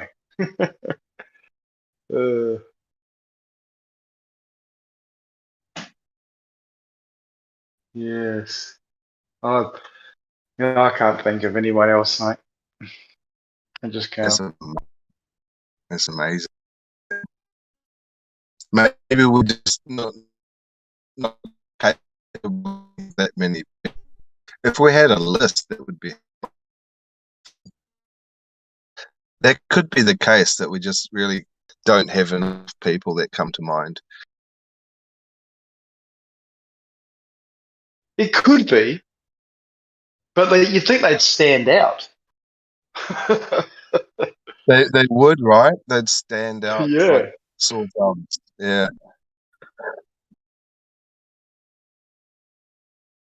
I mean, I know a lot of, and I suppose I don't know why I keep referencing the last 2 years specifically, but I think if you've got logic and you've got some sort of integrity and morals, I think they were, it would shine over the last couple of years, if you know what I mean. And there's been a few a few doctors that I know that have like literally given up everything and have written apology letters to people and all sorts of stuff because they've come to a very big realization over the last 2 years that not everything is as it seems. And that to me is, that's integrity, I'm not religious at all, but I can only think of one figure that comes to mind, and that's Jesus.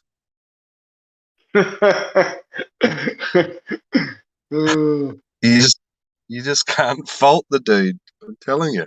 No. But he doesn't count. Not really. Yeah. So it needs to be someone very similar.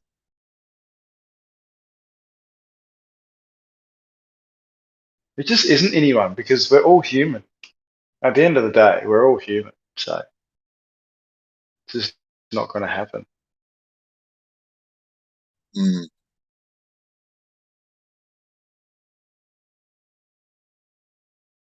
No one that we all know collectively that's popular enough could possibly be, yeah, could be that person because we know them by definition. They've signed a deal with someone they shouldn't have to get there, or they've stabbed it back, or they've done something. Unless they're truly talented, like I said, of sports, unless they've got a true talent, they're just born with it, a gift, and they've got notoriety based on that alone. Like Usain Bolt, you know what I mean? Like just people like that.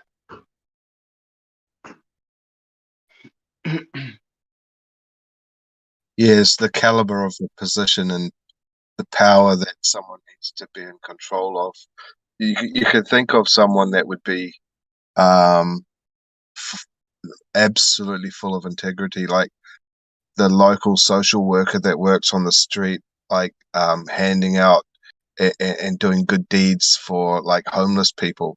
Someone with that type of a mindset, but they wouldn't be able to fit into the position of power because, well, they don't have the charisma, maybe.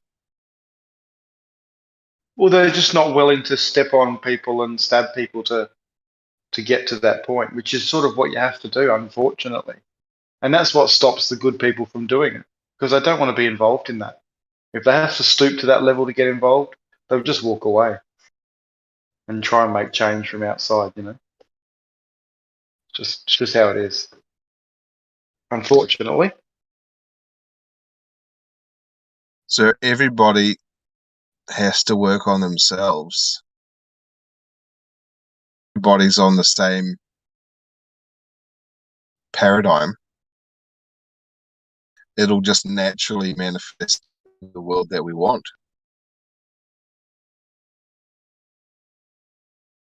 Well, it would by default, yeah.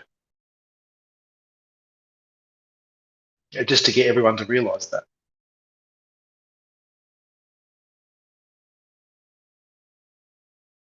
Yeah, there definitely needs to be a huge worldwide event to make people start looking inside, coming from within. And unfortunately, an event like that doesn't sound too good. No, I think it's coming. I think all the prices and I think a lot of people are going to start to look within pretty soon.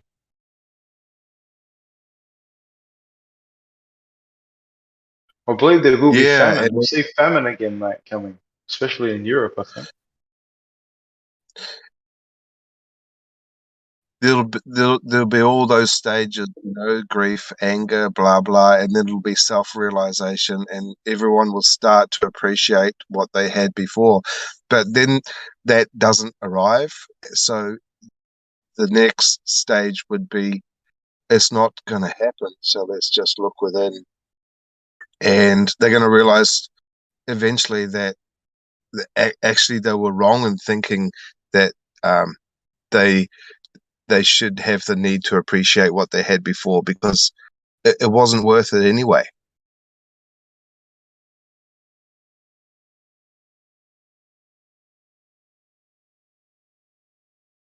Yeah, it's sort of Um, it's tricky. You're right, because it's been not really ideal for a long time. Yeah. It'll be a new beginning. That it just has to go through all of those stages until everyone realizes we need to have a new beginning. I think that's why the Bible says it just gets flushed away, mate. It just gets washed or burnt or whatever the situation. Mm. Yep. Because you can't. How can you get everyone to go through a realization like that and an internal fucking reflection period all at the same time? It can't happen over 100 years. It's got to happen relatively quickly if change is going to happen.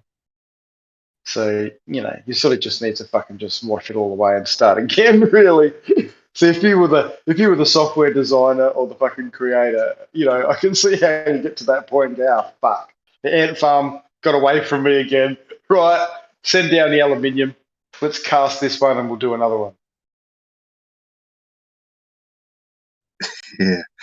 Yeah, it's kind of, I think it's almost come to that, but I wonder if there could be something that's not so catastrophic, where maybe that's what's going to happen with this alien agenda.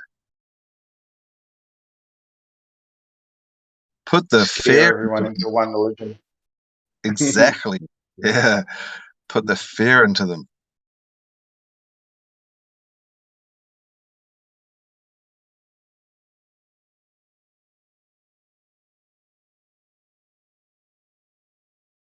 But fear works, It's like you go to the doctor and he says, you're dying of cancer and you've got 6 months to live. It's like, when you come to terms with that, that's when you have the self-reflection. But you lose that fear, because then it becomes no fear, because it's you already know the outcome. So you kind of have this a big weight lifted off your shoulders, and you drop all of your all of your baggage,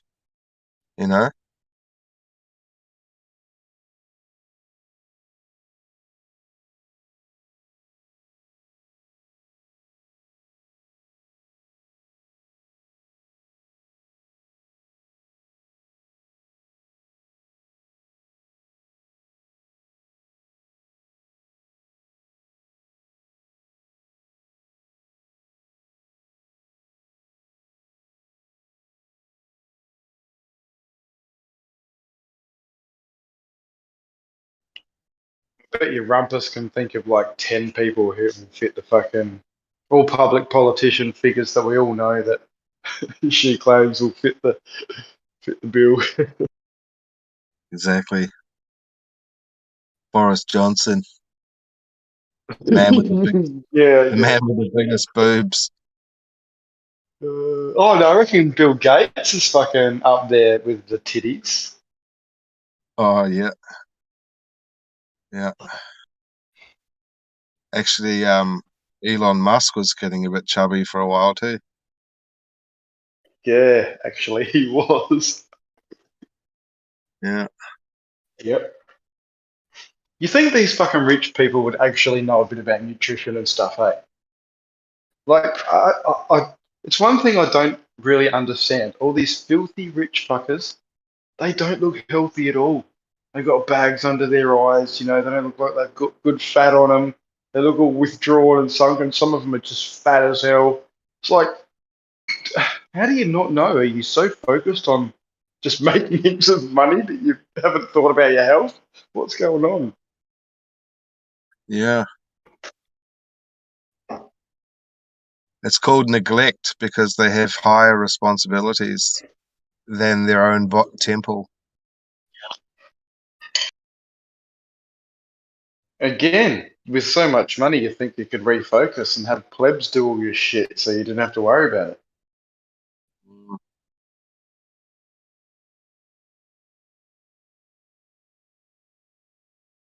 These people are such control freaks that they can't let go like that, though. I've got to micromanage fucking every step, probably. That's where it fucking does it in.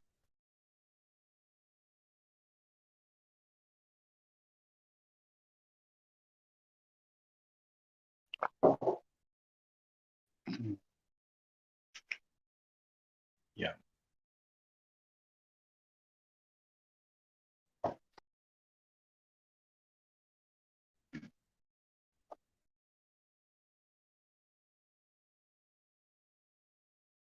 So we can't think of anybody real who could take that position. I guess we could start looking at characters in the movies, maybe. The ideal character. Captain America, all the way. Yeah.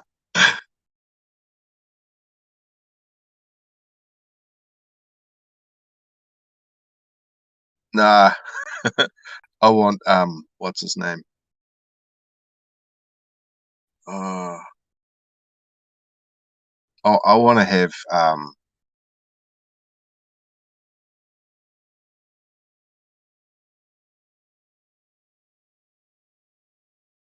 oh, what's that guy's name?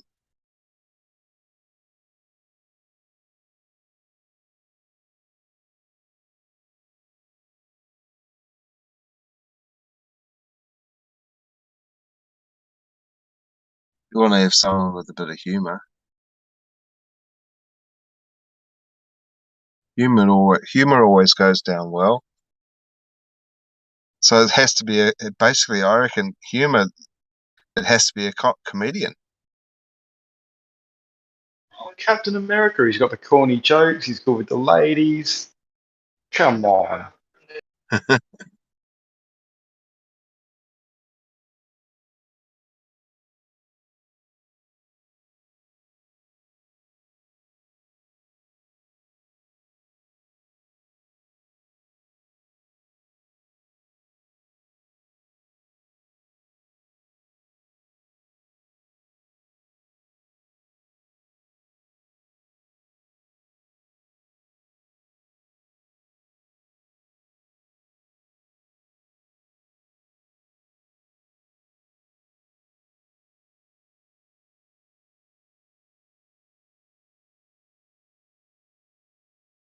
Yeah, I gotta go. So good night, bros. Nice to talk to you. Night, mate. Take it easy.